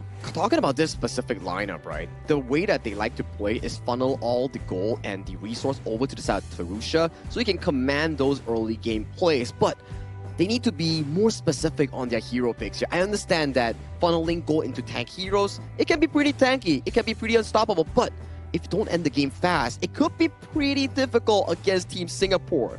I agree, and this will be the lineup coming from Singapore. We have Yeonji, Yuming, Yihui, Kayang, and Wikiat.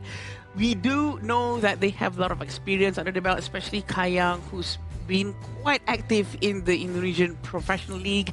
I think that they have a lot of things to be proving here and also trying to get at least their first win of the day. Yeah, and they have their own respective competitive experience as well, right? So they know how it feels like to be on this sort of stage, how it feels like the fact that you're representing your country as well. So they have that experience. And they had to start off their campaign here in the qualifiers, going up against the two group favorites, and the result didn't really favor them. But now they're done with that, they can focus on what's ahead.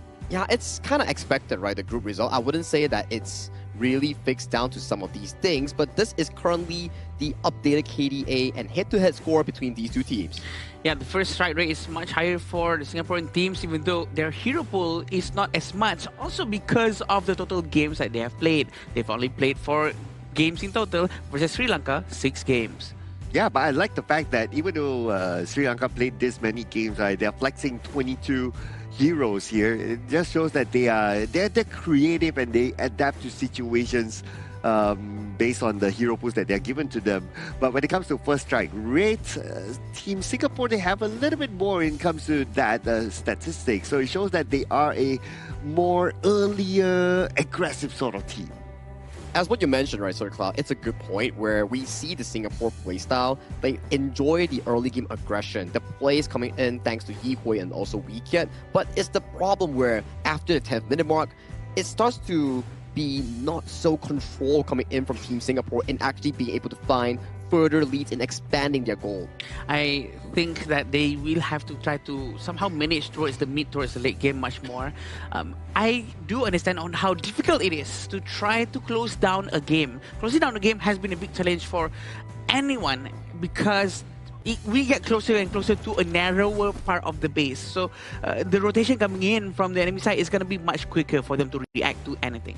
Well, looking at the side selection, looks like Team Singapore, they themselves choose to get the first pick by being on the blue side, whereas on Sri Lanka, they will be on the red side as the second pick. So Singapore, in their mind, they want to try to set the tone of how the draft will look like. Yeah, and based on our knowledge on Singapore's pick and bans thus far, on the blue side, they have yet to receive any single form of channel pick in this particular group because everybody is respecting on towards Kai Young's ability in playing those hyper carries here. And usually what they will actually pick if the channel is banned is something probably like the Dharma, like the Lapu Lapu, or even the likes of the Guan Yu, enabling Yanzi to be the primary playmaker coming in from Team Singapore. It's all about that winning condition. Who do you want to put it on? Is it onto the channel, onto Kai Yang, or is it onto the Clash?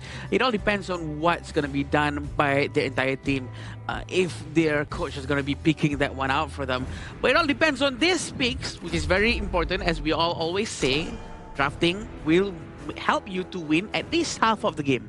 Wow, I'm surprised. Team Singapore, they start off by banning off the 2 main tank supports, which is the Lapu Lapu and also the Zhang Fei. So now the options will narrow down, right? So let's see, are they going to go for a tank support first? Because if they don't, then Sri Lanka better grab it. Yeah, or they could go for the Mai Shiranui on the hands of Yi Hui. Those are available options here. And there we go. That's the Mai Shiranui here. And going in towards the side of Sri Lanka, they have options here. Things like the Ukutachibana, things like the Yuhuan to counter out against the Mai Shiranui. These are decent pickups here that could potentially go 50-50 in this matchup. Yeah, a lot of crowd control capability coming in from just the Mai Shiranui alone. So this is a very strong pick. A lot of still heroes that's still very much open. Dolia is still around. He can do a combo with a Dune as well. But they're going with a Guan Yu and a Lianpo. A huge amount of crowd control to react against this Mai Shiranui. Yeah, I love the fact that Sri Lanka went for the Lianpo, right? Because now tank supports are no longer available, but of course there are other options. You can go for the Mozer and so on and so forth, but that will be a second discussion depending on what Team Singapore wants to go for.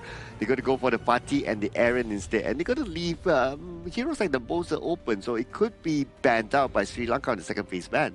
Or they could go venture into the pick known as the Zhuangzi that we've seen back in the Vietnam against Laos series, because that's a lot of crowd control. Yeah. And if you can make sure that your farm lane and clash lane is safe in that DPS zone, especially on Kai and also Yanzi, then maybe it pretty much works out, right? And for this Fatih pick, potentially it will be flexed between Yanzi and Yu Ming. We still don't know where this specific pick is going as we head on towards the second side of the draft, the second phase. More Romans will be expected to ban out from the side of Sri Lanka, targeting towards weekend.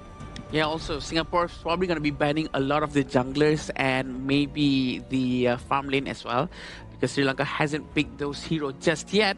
I think trying to reduce or just get Zhuangzi out from the Sri Lanka side would be a very good choice for them. But removing Leisure is also a good choice. Why would you say so?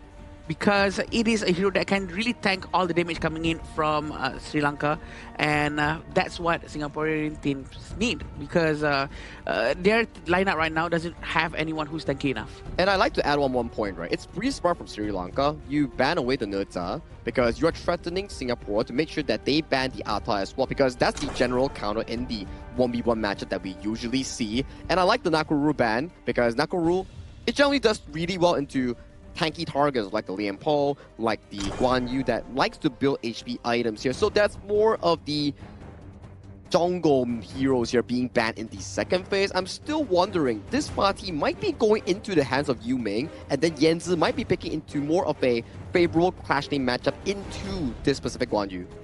Yeah, that's the beauty of picking those heroes that are flexible, right? That, especially early on, so that you kind of throw your opponents off. It's like, where is he actually going to go at the end of the day? Are they going to waste bans banning the role that is not supposed to be? Yeah, there are question marks until it's fully revealed later on.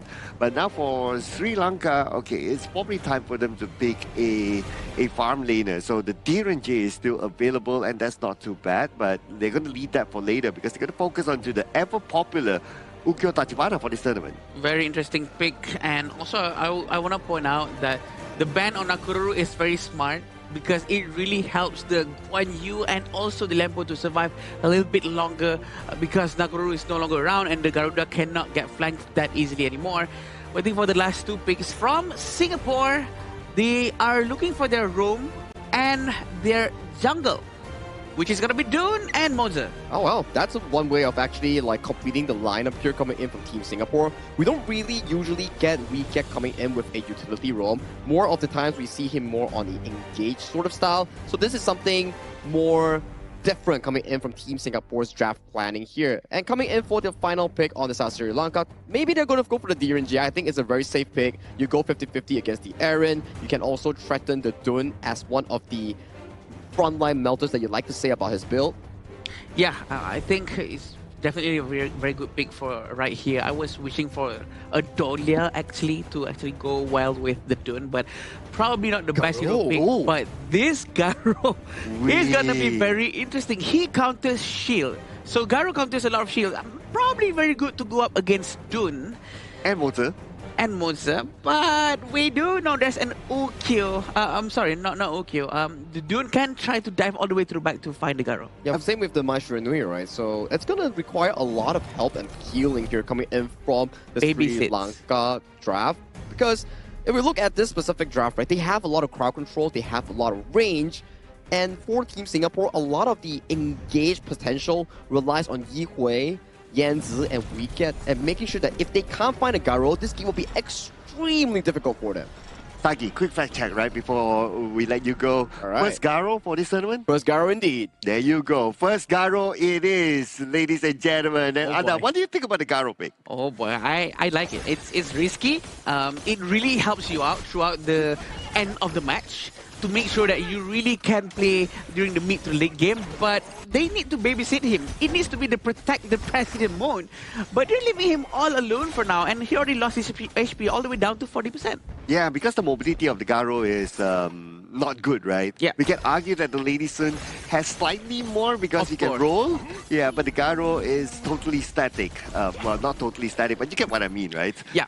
Yeah, so they need to be able to protect this one. Is it enough protection with the Guan Yu and also the Lampo? I hope it is, because they have to go through with a Moza with a Cannon Blast coming in non-stop, and they will try their best to get Garo. But we have to remember, if Garo has her itemization, they're going to be running away from Garo. Because the shield on Liampo, the shield on the teams, they're really going to try to get Anjana, but Anjana is still okay.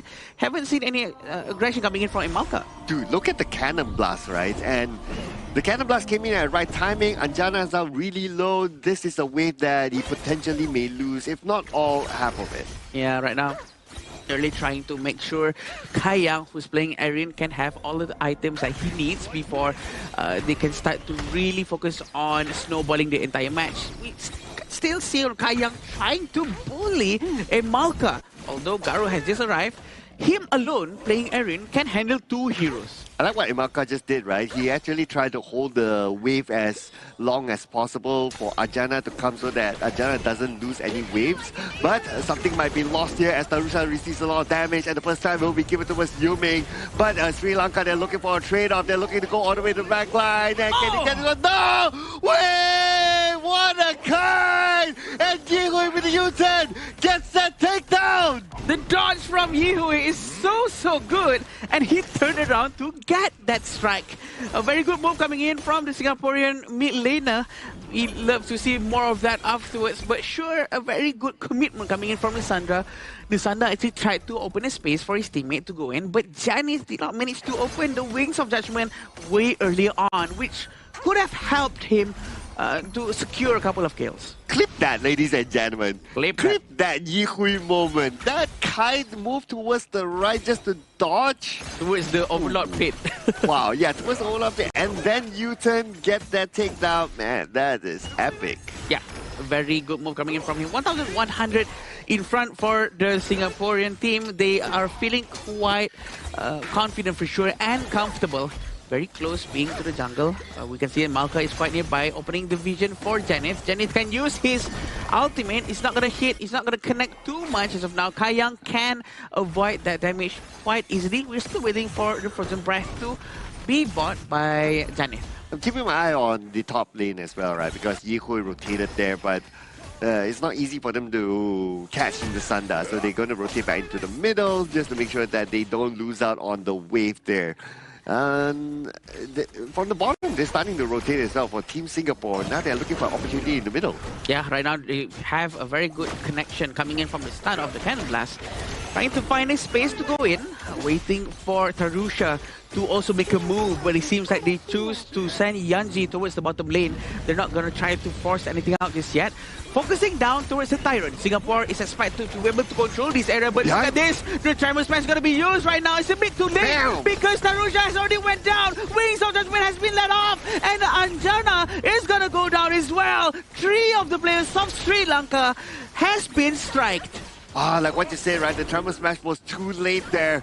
But gotta give it to also how they kind of position themselves. And that's the reason why the Tremor Smash did not come out that quickly. Okay, we're gonna have a look at this again, right? What I love is that Yihui starts from behind. Yeah. When he starts from behind, Sri Lanka almost like, oh, do we want to look behind? Do we want to look front? Where do we look at? And that's what kind of messes up their formation. That's why the Tremor Smash was there. Here comes another team fight. A very good ultimate coming in from the Guan Yu. He's trying to push into the tower. Yanji gets down immediately. A very good move coming in from Sri Lanka. This is the play that I love to see. Nisanda trying to be as aggressive as possible. He saw the chance for him to actually do something in that situation, and he took it.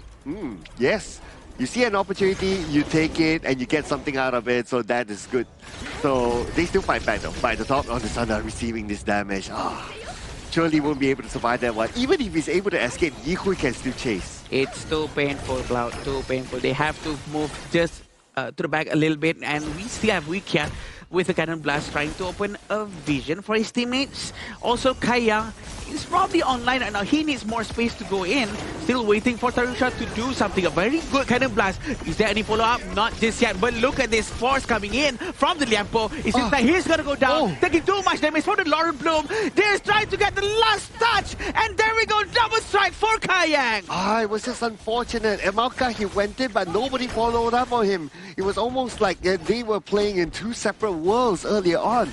Communication wasn't there, the understanding wasn't there, and how to execute the plan was lacking from Sri Lanka. They have to find their synergy again.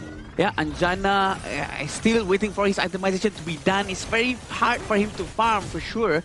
It's not an easy hero to use. He needs a lot of babysit coming in from his side of the team, and I think they need more time. They need to slow down the tempo and try to be more safe and focus more towards farming safely. And for Team Singapore, they're going to focus onto the top lane instead. They should be able to get this one behind. Emalka is still behind. They're trying to go in, but look at the slashes coming in from the Ukyo. A very good move coming in too from Tarusha. Yihui went down very quickly. Emalka got down, including Anjana. There's only Tarusha left trying to defend the high ground tower, which is very important. Oh, it was almost an ace there. And now with only Tarusha alone, there's nothing much he can do. If he goes in, he will get deleted. So he has to let this lane go. But his teammate Janev is going to be back soon. Next is going to be the Thunder. And now with the Wings of Judgment, they're going to buy enough time for Team Sri Lanka to reset again. Taking down the minion. This is what exactly happened just now. A very good dive in because of the good cannon blast. Follow up from Yanji has been quite crucial for the entire team. But the way Sri Lanka defense actually managed to get Yijui as well, eventually they still managed to just let Tarusha survive. They really need to end that one, really to close the game. That's what Sagi was talking about as well. Going into 8 to 10 minutes mark, sometimes Singapore a bit struggling with how to close the game. Well, we are approaching that 8-minute mark though, so let's see what happens here. At least for Team Singapore, mission completed at the top lane. Now they need to focus on to the other lanes. They're gathering in the middle. They're waiting in the bushes. Oh, Yuming passing by. Yuming passes by and Yuming shows himself, but he reveals his opponent at the same time. Nisanda is still over there, but he's gonna get caught. There's nothing he can do. He had to pull back, and the teammates are quite far away. Emalka do have his ultimate. Tremor Smash is still online, but look at the positioning coming in from Weekat.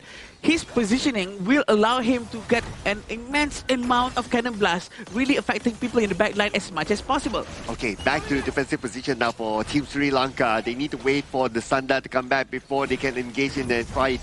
But at the same time, Team Singapore, they're pushing at the bottom as well, sending Yanzi there. Yeah, very smart from them. Yanji is using this as a distraction for him to try to destroy the high ground tower as much as possible, while the Wings of Judgment has been used to clear the wave as fast as possible. But also look at this, Yuming actually dive to the back, using the blade, but the Tremor Smash connects to two people, having Garo shooting from the back. 3 hits coming in from Garo, but he goes in from Yehui. The damage coming in from Sri Lanka is also enough to take him out. Are they starting to get a little bit jittery here? I'm kind of worried for Team Singapore, but then again, they will have another chance.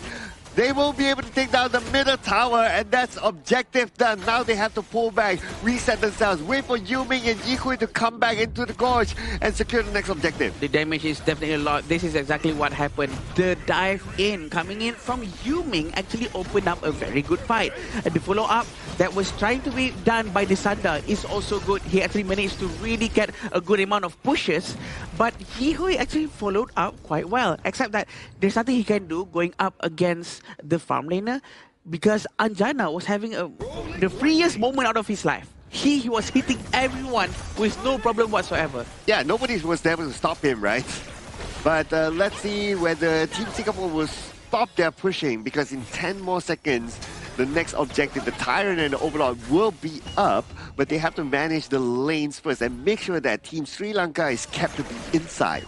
Yeah, Nisanda is one to be looked out for. He will try his best to flank, but it seems like maybe Sri Lanka doesn't realize the fact that Singapore is actually trying to get a double objective at this time. Only sending Monster and Mai Shiranui in front of them, trying to zone them away, trying to show a little bit of a presence. But maybe Sri Lanka can smell something. He's waiting. Taeyang is waiting for Dun to get some damage into the Tyrant so that they can take it both together. Yeah, they're being as efficient as possible, right, by doing that. And that's just communication, right? Good communication shown by Team Singapore to get the 2 objectives. And now they can focus onto the base. Yeah, right now base will be focused down as much as possible. We do know that high ground tower is going to be the focus. Very good cannon blast hitting in. The follow-up hasn't been done just yet. Waiting for Garo, but look at the dive! Yuming goes all the way in! Nisanda's trying to do something, but Nisanda goes down because of the second tree blasting from Yanti! And ace has been done by the Singaporean team. 1-0. 20-4 in terms of the takedown score, and it took a while for them to finalize the game, but they did not drop it in the end. They finished the game up, and they are now 1-0 in the lead. If you are from Sri Lanka, you will be worried, because if you lose the series, you're out for contention. Yeah, you will definitely be a bit worried there, and they want to win this one for sure, but going up against Singapore, they can start to notice a little bit of a mistake being done by Singapore, and they saw the chance, they saw the small window, and they took it, and they actually did it very well, except that they could not really utilize that advantage as much as they could have. Yeah, there were a few occasions where Team Singapore kind of overextended, especially inside of the base, and some moments at the top lane side. It was taken well by Team Sri Lanka that they fight back and they won those fights. But okay, after they won those fights, then what's next, right? Do they come out back and win back their jungle? I'm sure they wanted to be fair, but because they lost too many towers by that time, right? The minions were pushing in, they were pressuring, they were too busy just clearing the waves. Yeah, it wasn't easy, right? Especially you giving over to the side of the Maestro pick on the hands of Yi Hui. He was practically everywhere in the map, involved in every single play.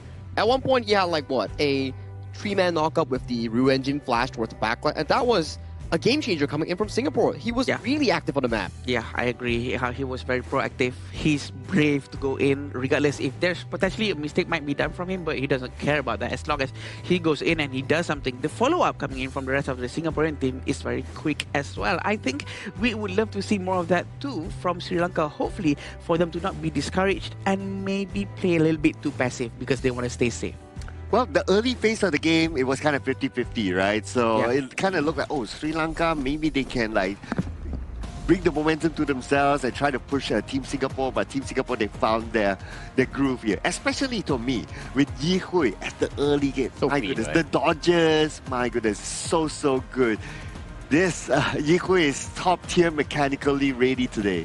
He is. Just going through some of the plays that he actually did, the early game one with the first blood that we talk about, he was maneuvering around that play, and he found the counterplay in making sure that he didn't fall in those plays. And you can see the amount of gold Yi Hui actually has. Only 8,000, but the involvement in the game is what allows this player to be so active across the map. Him and also the side of Rikiat set up the plays perfectly coming in for the side of Kai Yang to be steamrolling in that game. Yeah, I agree. Rikiat's involvement as well. He had 0 strikes, 0 eliminations, but 16 assists, which means that all of his cannon blast has been connecting, and the follow-up coming in from his teammate with the Unruly Blade goes in, the Wind Slash, everything was just so nice, Sagi and Cloud. Also, at the same time, just now, I actually saw that Nisanda wasn't really able to do flank and try to get them from the back. But he did try his best though, in his own way. He dived to the front using his second skill, and then he actually pushed them towards the crystal. That's a very good try coming out from him. We can see the effort for sure. Yeah, I guess what was difficult for him to do the flank is because of the Moza as well, right? Because the Moza will always stay behind. So the Moza, if he positions himself well, he can kind of anticipate that, okay, he's probably going to come from here. So if I stand here, at least I get the vision first, and he can alert his other teammates. So that's the advantage of getting like a Moza, because he will, well, for the most part, won't be in front. Yeah, and to that point as well, on why Nasanda wasn't able to find those flank angles is because Yu Ming consistently walks in towards bushes, make sure that he face checks every single one of them so that Kaiyang and Yanzi gets the room to actually do damage. And you can see this goal graph. It's a very smooth sailing goal graph for Team Singapore, where every single skirmish that they found and they took on, they made it work, and they allowed this to be a smooth sailing game. Yeah, for sure. I think Singapore was actually on the right track, although they did have a little bit of a hiccup. But they have proven that they can close the game very well in the end. We'd love to see much more of this aggressive gameplay coming in from them as well in the next one. Sri Lanka too, because they have been showing a lot of effort and potential inside the match of game 1. Oh, yes. We do see moments where they almost look like, oh, maybe they can make this comeback, right? Yeah, and I'm sure it will be shown in the highlights later on, but at the early stages, it was Team Singapore that played really well. Look at this. And look at this, like, look at Yi Hui's position. Okay, so he chased, he swipes to the right. Ooh. Wow, fancy feed coming in from the side of Yi Hui here. And take a look at his positioning right here. Ryu Engine with the Hisatsu pushing back Tarusha, giving him no room to actually react in that play itself. And after this, it's just a steamroll coming in from Team Singapore and finding pickoffs after pickoffs after pickoffs. Then we have to see that every time the war or the team fight started, it always goes with the Kainan Blast first. The blast first and the follow-up coming in from his entire team, even with a flash from Kaiyang for that double strike. That's just how it all goes. Always start with Rikiat in every beginning of a team fight. Yes, and of course, because the Cannon Blast can hold, like, if you are able to connect, you can hold, like, for what, 1-2 seconds? So that will be long enough for your teammates to react to that. Yeah, and this is exactly what happened again in the last few moments, where we had a little bit of a moment where Sri Lanka could have done a comeback as well, but they did not manage to at least go out and gain all of their resources, Agi. Yeah, it wasn't the cleanest game coming in from Team Singapore. There is some mechanical misplays, but the aggression coming in from is what is valued, because it's controlled aggression in making sure that they play the team fight by out-mechanicking their opponent here. And the MVP is the guy with the finger hearts here, throwing right at you. Singapore's Kai Yang with a 12-0 and 4 KDA and 32% damage dealt. Is that a finger heart? I think so, yeah. If you put it... To me, it looks like he's pinching himself. It's like, is this real? Am I the MVP? Really? Am I dreaming? It's a cheek heart. Oh, cheek cheek heart. Yeah, that's the word I'm looking for. Because it's on the cheek, yeah. Yeah, I mean, it's all the new things that's gonna come out every single year. There's always a new post. 12-0-4 is a huge amount of number. I think he's very comfortable as well. The fact that he can actually handle two different heroes in his lane, having a roamer and also the farm laner from the side of Sri Lanka. That just shows the confidence that Kai Yang has for himself. Yeah, it's 12 takedowns, right? 12 takedowns, 0D, so it's a really clean game by him. But also he has to give it to his teammates as well for opening up the space for it and also setting up the fights, especially with the Moses Cannon Blast, and then he follow up through there. So it was very well done by him and the entire Team Singapore. It's very good of a confidence boost coming in from Team Singapore, especially knowing for the fact that they travel all the way from Singapore to come over to the side of the Marriott Petaling Jaya Hotel, because this is where it exactly is for the 2026 Asian Games Esports event for the qualifier of the Honor of Kings game.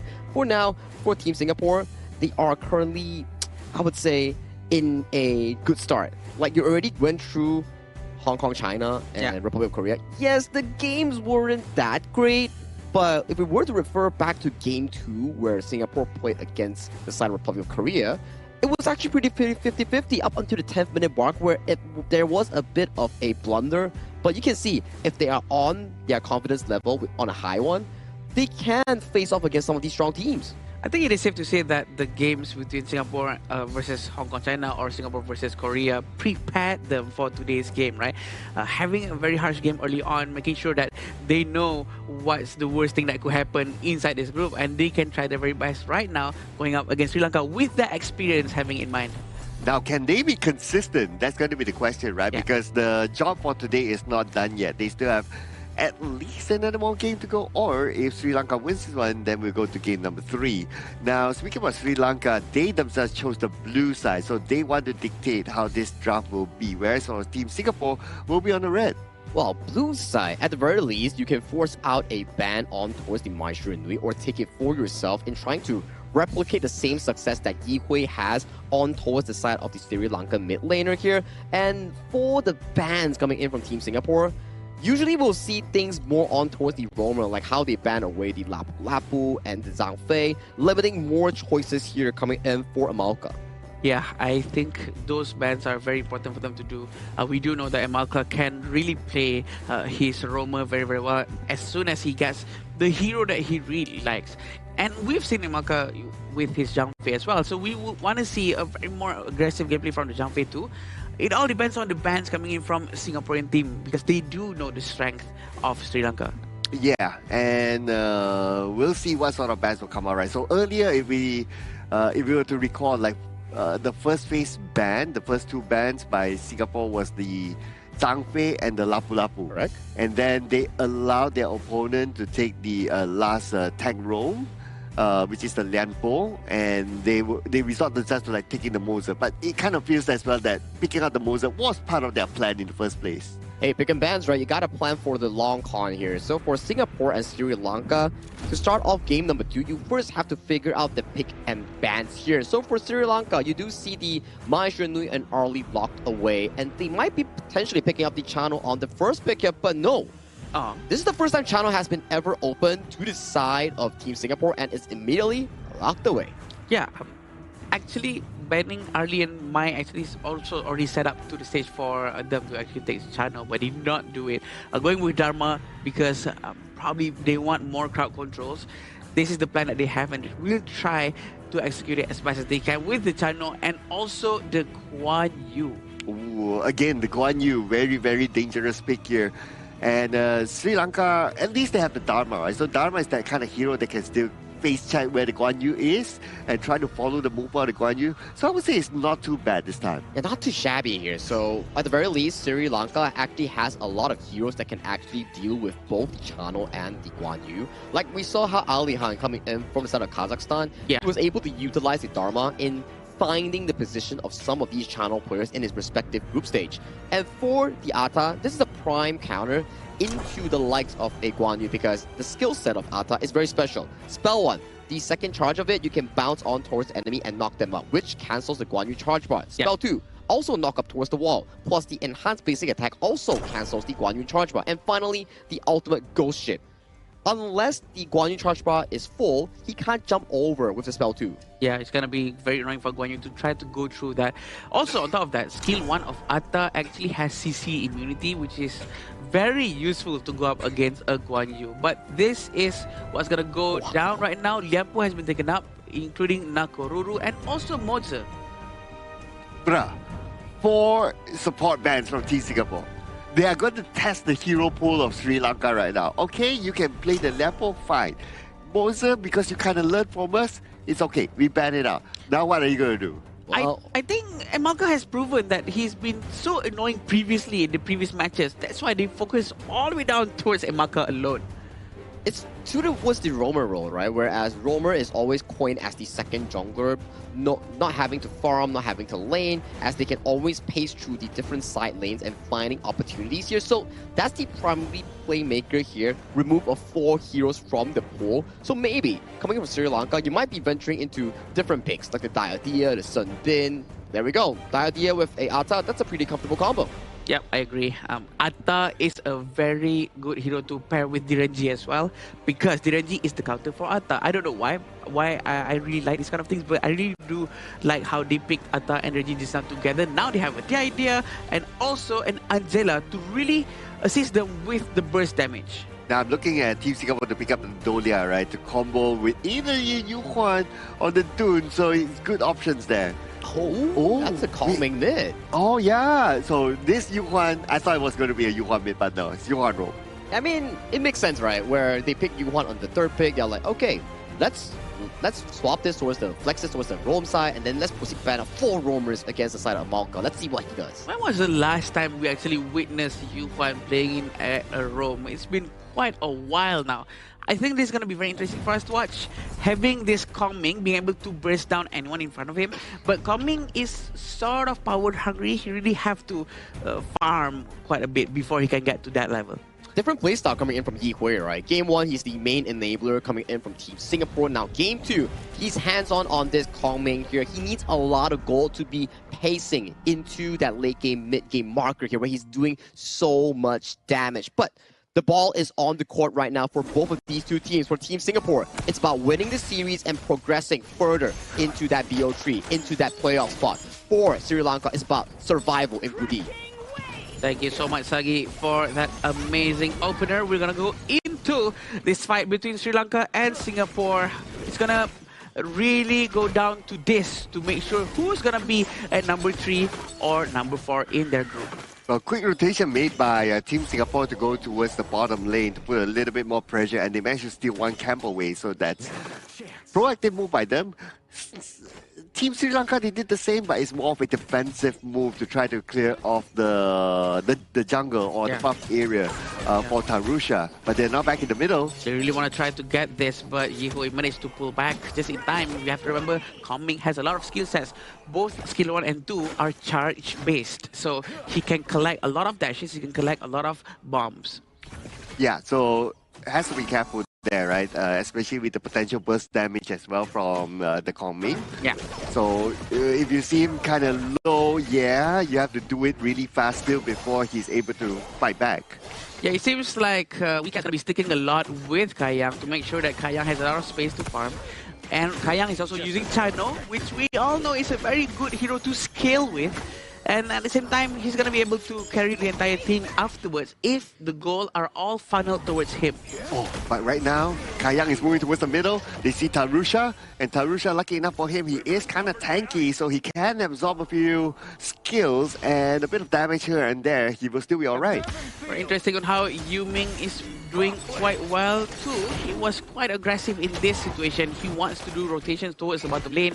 Still waiting for Janeth to maybe surprise attack, but it seems like Yuming is going to be able to spot him over there. They're going to have to wait at the Crimson area. Oh, and they're waiting there.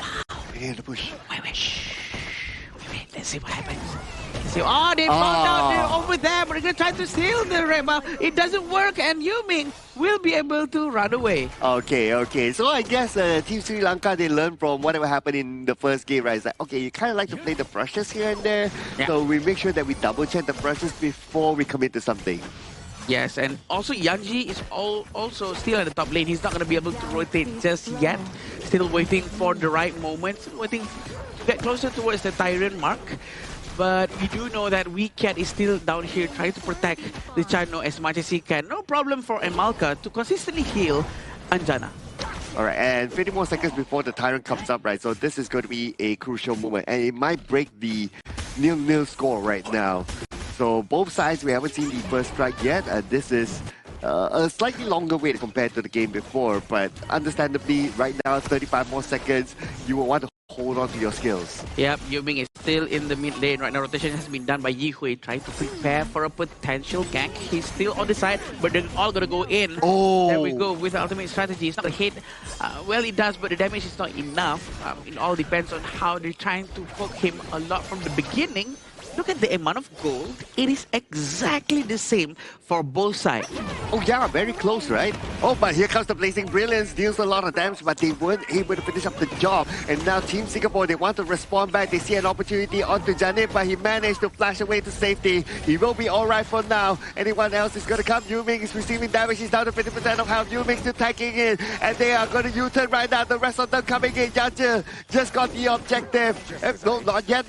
Oh, it's being pulled away. So now it's going to be on the reset. Sri Lanka, are you going to respond? Are you going to go in? The answer is no. Tarusha, with that tank capability, he actually went in and everyone wasted all of their skills towards him. They did not manage to get him, but at very least, handed Tarusha off away from that area, making sure that the Tyrant was there. It's a very good move coming in from the Singaporean region. That was good zoning though by Yuming, gotta give it to him. And because of that, they secured the Tyrant just like that. And now they will also secure the bottom tower. I don't see anyone from Sri Lanka coming to defend it. I don't think they can because they will be outnumbered. Actually, look at this. Two of them still hiding, but actually I'm wishing for Tarusha to be much more aggressive because for Atta, his power spike is at best and maximum efficiency right now. He has to do it now because he doesn't really scale too well compared to other heroes in this game. So he has to do all of the damage, try to get as much advantage as possible and rotate with the idea and also Janit. So it all depends on the rotation that's going to be done by the Sri Lanka. If they are playing too passively, they're not going to be able to find their space. Yeah, they've already grouped out now, right? So if there is any opportunity for them to take, it should be now. Because they're not too far away from each other, but Team Singapore, they're grouped up at the bottom as well. Looks like they're going to take the fight. Blazing Brilliance has been used, but it missed its mark. Look at this Kayang, free hitting non-stop with his ultimate, releasing all the wolves towards everyone. They're trying to dive into the 30th tower. Never mind, they're going to go back. Tarusha is nowhere near the team fight. He should have been involved there from the beginning. Yeah, if he was involved there, right, the goal ship would be really, really helpful, like what you said, right? And it would be most effective at this moment of the game. But the fact that he was still in the middle, sort of clearing out the wave of minions, and that's where Team Singapore, they found the opportunity, they saw the signal that Tarusha is still in the middle. That's why they opened up the fight. I think he was a bit unsure if it's the right moment for him to go in. I can understand that as well, because as a jungler, there's a lot of things that's going through your mind. You have to think about the laning phase. Also, at the same time, you have to think about, should I really help my team right now? If I go now, is it too late? Is it better if I just stay alive for the entirety of the team? A lot of things going through your mind. I'm pretty sure he really have to make good use of the first and second skill non-stop, but Aribe has been used. They're trying to force this one out. And here comes the ghost ship as well. And Yuming has nowhere to go. He's not able to escape. And Tarusha will take advantage of that. But then again, the rest of Team Singapore comes in. And the Sanda, Janif went down. Kai Young is currently on the hot streak. They try to trade it back even further. They are almost able to get Tarusha. And they will lock him in. Looking for that fourth takedown. It's going to be Ajana next that they eliminate, and an ace given to Team Singapore. A very good ace from Singapore. That's what I'm talking about, right? Even though they actually lost, but Sri Lanka, with the Atta, Tarusha actually managed to survive for so long. Watch this crowd. Tarusha is always in front. He's tanking all the damage coming in from the side of Singapore, giving a lot of space for Anjana to actually deal a lot of damage from the back, from safety, while Tarusha is so busy tanking the damage in front. This is what should have happened way earlier on. Yeah, and when they were so busy in front, right, then the Guan Yu came from behind. Yanzi comes in, pushes, and that's how the Guan Yu is supposed to play. You find opportunities from behind, you push opponents forward with the Razor Cavalry and the heroic charge, and the rest is history. A great unruly blade goes in. Janit's got to go down. The ultimate from Yihui sticks to him. But this is a very bad fight for Yuming. He's going to go down as well. But Yanji is going to try to turn the fight around. Him with his Guan Yu is just relentless. Here we go. That's the one that we've been waiting for. Rika's trying to go in. Unending Sorrow heals everyone inside his circles. He's trying to destroy the last tower. 2 aces back to back for Team Singapore, and they are able to end the game right now. Janif is back. Can he pull off a big one here? Blazing Brilliance, but the moment he shows up, he goes back down again. And Team Singapore gets the win. But hold on, not yet.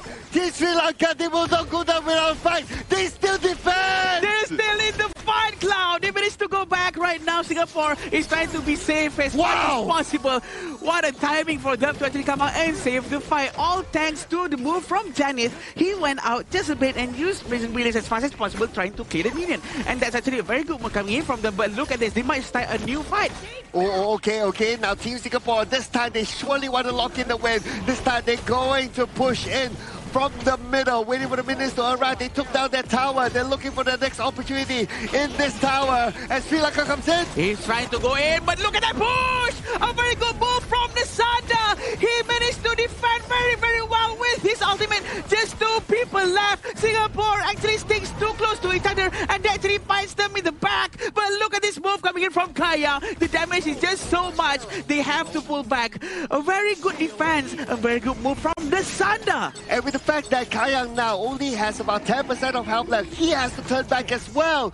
So Sri Lanka, they have another lifeline. I can't believe this. 2 lifelines back to back. I cannot believe this. Look at this play. Watch Nasanda, how he is so ready to go there. And he actually pushed everyone towards the wall. He actually managed to get that strike, an important one.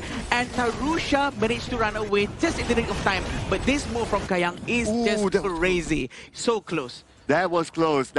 If he gets stunned there, that's it. Right? But now, Tyrant is going to be up, and it looks like Sri Lanka, they're feeling it. They're feeling the power in themselves. They want to come out and fight.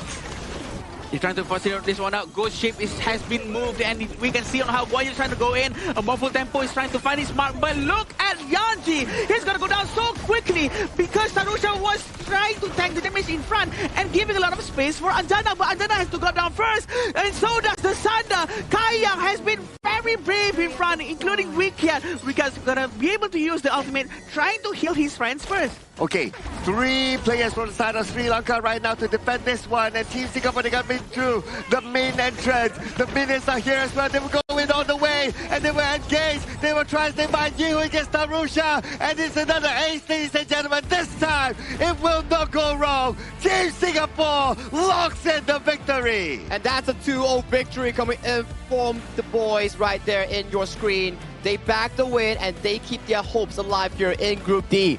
Next tomorrow, they will be facing against their opponent Syria in deciding who ventures into that last chance stage. Yeah, that's going to be a very important match, definitely, because it will make sure that they get the 3rd position. Singapore played very, very well, but also Sri Lanka, with their gameplay, with their relentless defense, the mentality that they have to always try their very best all the way to the end is just something to admire about. You know what? This almost feels like I'm watching the Syria game again.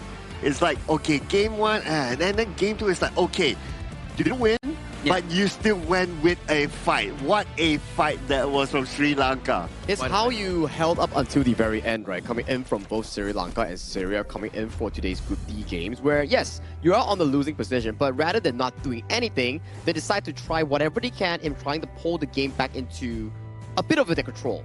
Yeah, definitely. I think the way that they rotated throughout the entire map just now, coming in from Singapore, has been improving quite a lot. But at the same time, Sri Lanka also almost be able to adapt. And just like game one, they tried to improve within such a short period of time. If they were given a little bit more time, probably will be able to change all of the gameplay. Yeah, maybe, right? Because you can tell that by the fact that they could defend it not once, right? Yeah. At least 2 or 3 times that they managed to defend. It was insane. With that sort of mentality, that's the mentality when you want when you play. Right? Unlike my ranked games, right? Oh, you get the first strike, and then people start to press surrender. Oh, what is this, right? Yeah, and this is why these players that are playing at the top of the game. I mean, it's very much of a good mentality that you actually need as an esports team, and definitely as a bunch of players representing their own region, Sri Lanka, in participating in this tournament. I think applause towards them for trying until the very end. Although, yes, they are unfortunately out of the contention of the last chance stage, but thank you so much for participating, and I hope they come back stronger in the next one. Yeah, thank you. Definitely, because we would love to see their gameplays. We would love to see much more involvements after this. And that's the beauty of Asian Game Qualifiers, right? Because we get to group up everyone in the same place and, you know, mingle around, sharing the same passion for the same game. That's what's beautiful about this. Oh yeah, it's just so beautiful, just so beautiful. I mean, the last 2 series have been amazing, so to speak. But focusing onto this game in particular, we're going to look at some of the stats here, including the item builds. Having a quick look, I would say the item builds are pretty stock standard. Obviously, we didn't went too far into the game until the Chano is able to get like a Sun Chaser or something like that, but it's still in play. Yeah, he's still pretty stacked out, right? 10, 0, and 10 on that KDA, and he's like almost 11,000 in terms of gold, and you're panned slightly right towards his partner in crime, Ikwe, also coming in clutch and clean on that Kong main here. I would say these 2 carries definitely stood out on top in this game itself. Yeah, and we do know that the way they itemized out of this is quite straightforward as well. But Atta, if only he can actually start to find the fight that he needs to from early on, he wouldn't be able to change the pace of the game for Sri Lanka for sure. It hurts me a little bit on how he did not manage to actually join the fights early on, because he was actually alone and in the mid lane while he's not supposed to be in the lane. He was supposed to be with his team because his team was trying to defend the jungle that was his. It was his jungle. Yeah, don't hurt Adam, okay? He's a nice guy, right? Yeah. But I do agree, right? That moment in the middle where he was like, okay, he was kind of clearing, his teammates like went in and the team fight happened, but he was nowhere near. So that was kind of like a missed opportunity for me. A bit of a, but something that we learned from Sri Lanka from game 1 and game 2 is that in terms of how they communicate and their synergy of moving together can be done better. It can be better. I think it's just something of an issue where you don't have enough time together, you haven't practiced enough in towards the game of Kings. You need more competitive experience to be able to convert those learnings into proper gameplay. Sometimes it's something like when you do a specific question on a test paper, you don't really understand in the first go, but as you give it a few days, you start to understand the logic towards it, it starts coming to you more naturally. True, and then that will also help answering the next questions naturally, because you already know how it goes, the pattern of it all. And this is the gold graph for both sides of the Sri Lanka and also Singapore. It started off very evenly all the way to 33 minutes mark, and then it starts to slowly slope downwards and all the way down towards 11.7 thousand gold difference. Oh, and there was only 1 Tyrant taken? Okay, I thought there was like at least 2. But okay. Only 1 Tyrant taken. But this time, like what we kind of noticed as well, right? During the early phases of the game, both sides very respectful of each other. That's why the goal graph was kind of there until like the middle point mark, then it just goes all the way down. But just check out some of the highlights here. And I'm pretty sure we will see that moment where, look at the minimap. Janif is still in the middle when all the takedowns were happening. I mean, it's Tarusha's job, right? Where you need to be able to clear the waves first before you actually go into the jungle, because you can't be affording to drop that middle tower per se for a fight that's inconsistent here. But as of this point, the snowball has already been immense coming in for that Team Singapore, and they just paced through the game really, really quickly. And this play, right, actually Team Singapore could have ended the game if the final member actually tanked the minion here. Look at this. If the side of Yanzi, he maintained the tower aggro, this game could have been over at this 8-minute mark. Yeah, that's true. If only someone was just realized that one. But Blazing Brilliance here and also the Dharma from the Sanda actually managed to give them, like what Cloud said, the second lifeline. I think they know what they're doing. They know how to actually go in together. It's just that the timing that they're doing it is probably a little bit too late. Yeah, I'm counting. That was the second lifeline. I believe there was a third lifeline. This is the third lifeline here. Yeah. When they got Yanzi, and then they got the good Blazing Brilliance to shoo away Yuming, and at least they could fight back. Oh, imagine the Sanda had more items there. He could have one-tapped the side of Yang's channel because that was a pretty decent setup into the wall coming in from the Sri Lankan Flash laner here. But let's award the MVP once again towards Kai Yang. Back-to-back MVP performance here. Wow. I think he suffered 0 deaths back-to-back games. Yep. Clean slate so far coming in from the Singapore farm laner himself. Yet another dominating performance. Beautiful. 10-0-10 with 35.3%. I think he's one of the most dominant gameplay shot coming out from farm lane. It's very hard and rare to see a very aggressive farm laner playstyle like him, because we all saw on how he just keeps on jumping forward trying to get a space to do damage, and he just proves why he deserves to be here. Yeah, he's pinching himself still. Double MVP, is this real? With the Chick Love thing, is it a dream? Is it a dream? He's pinching himself. Is it a dream? Think of it like this, right? First MVP is one half. Second MVP is the other half. That makes one R. There we go. Okay. Very smart, Sagi. So it's gonna look something like this then. Something like... There we go. Thank you, Adam, for the visual sample there. They should actually edit his picture now to make it both on both sides. But it was such a good gameplay just now coming in from both regions. We love to see this. We love to see it. Oh, I love it. I love, even though Sri Lanka didn't win, but I really loved seeing the fight that they had. It was really, really entertaining. I thought that, okay, the game was done during the first push, but no, okay, we still play. Let's go, boys. Yeah, just a bit of an extension there on that lifeline there, but it's Sri Lanka's spirit and courage that actually reminds us on why mobile games like Honor of Kings is fun, because you don't know what will exactly happen in the next play. You just gotta commit for that cause. Yeah, we definitely don't know that. But what we do know is to spectate to claim the commemorative badge on 21st of June. It can be used in the Grand Venture. More great rewards awaits you. So do not forget to check it out, because we do have this spectate to claim this. You know, you guys can get spectate inside the game. So that's going to be very helpful for you guys to win all of these rewards. Yeah, anything that has a cat on it, I'm all in. It's pretty cute, right? Like, it's a little cat token that you can actually use for fantastic rewards. Like, coming in for the Dig It event, right? If you dig enough stuff, you can actually trade it for skins or actual goodies in-game or in real life. But Interview is online right now, coming in with the side of Mara and potentially Kai Yang, because, you know, back-to-back MVP, we want to know what he has to say as a representative of Team Singapore. So let's hop on to the interview with Team Singapore. Team Singapore finally grabs their first win. Congratulations, Kai Yang, double MVP. Thank you. Team Singapore was very clean today. You guys were engaging, had a follow-up all throughout both matches. What seems to be something that clicked for today that you've been searching for all week? I think the losses against Hong Kong and Korea made us realize we need to be better and we need to improve very fast as a team. And I think it just showed today against Sri Lanka that we dominated them. That's how, You did dominate the opponent, and after this matchup, you're going to have a meeting with your teammates. What will you tell them to ensure that tomorrow you will get the same results? I think just play like today. We had a lot of fun when we were on stage.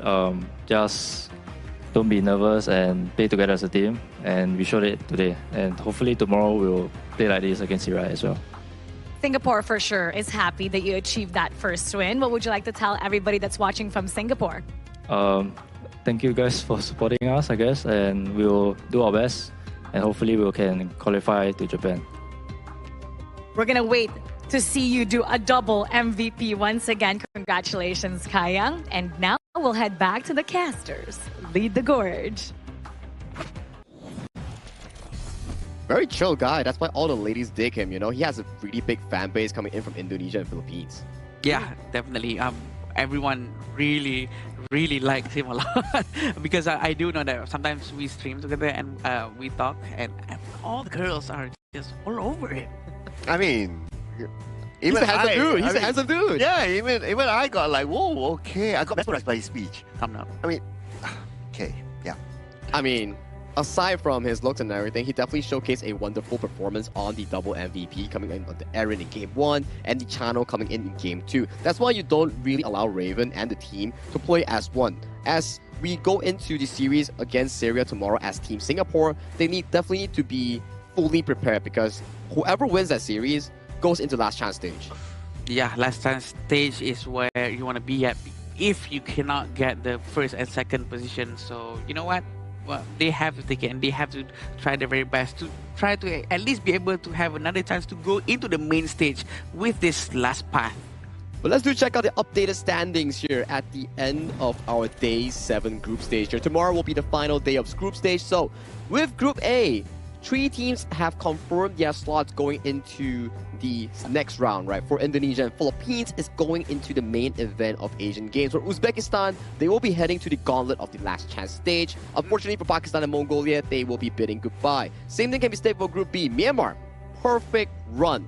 4-0, securing the slot to the main event. And then, this is where it gets interesting. Oh boy. UAE is the only team that is out of Group B. Yeah. Now, if Jordan wins against Nepal tomorrow, they'll be forcing a 3-way tie between second, third, and fourth to decide the last 2 slots in Group B. Moving on towards Group C.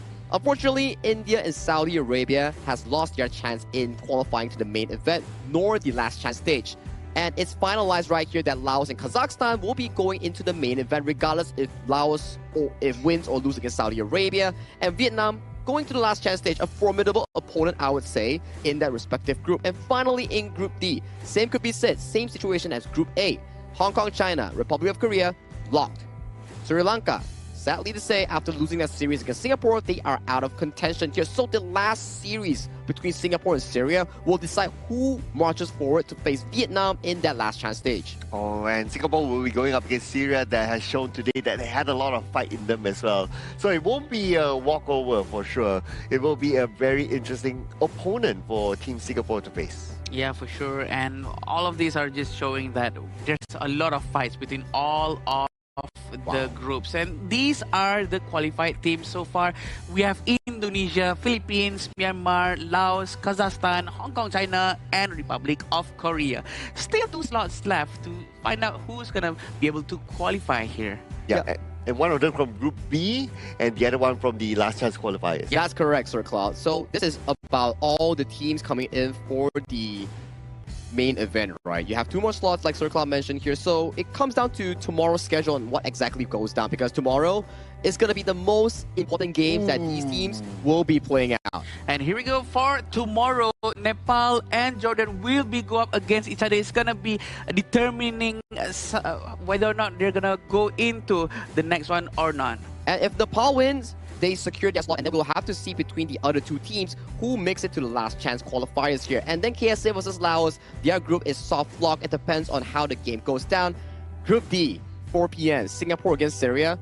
Who wins? Who faces Vietnam in last chance stage? Who loses? Out of contention. Yep, but the entertaining ones come also at the very end, the big right? boys. Oh, the big boys. Arguably the top 4 big boys in the entire tournament, right? We're going to see Republic of Korea going up against Hong Kong, China tomorrow, and the last game for the qualifiers is going to be between the 2 rivalries, Indonesia and the Philippines. I like how Nepal versus Jordan and Singapore versus Syria is a fight for the final slot to the last chance and also the confirmed slot to the main event. Yeah. And then the last 2 games between Korea, Hong Kong, China, and Indonesia and Philippines.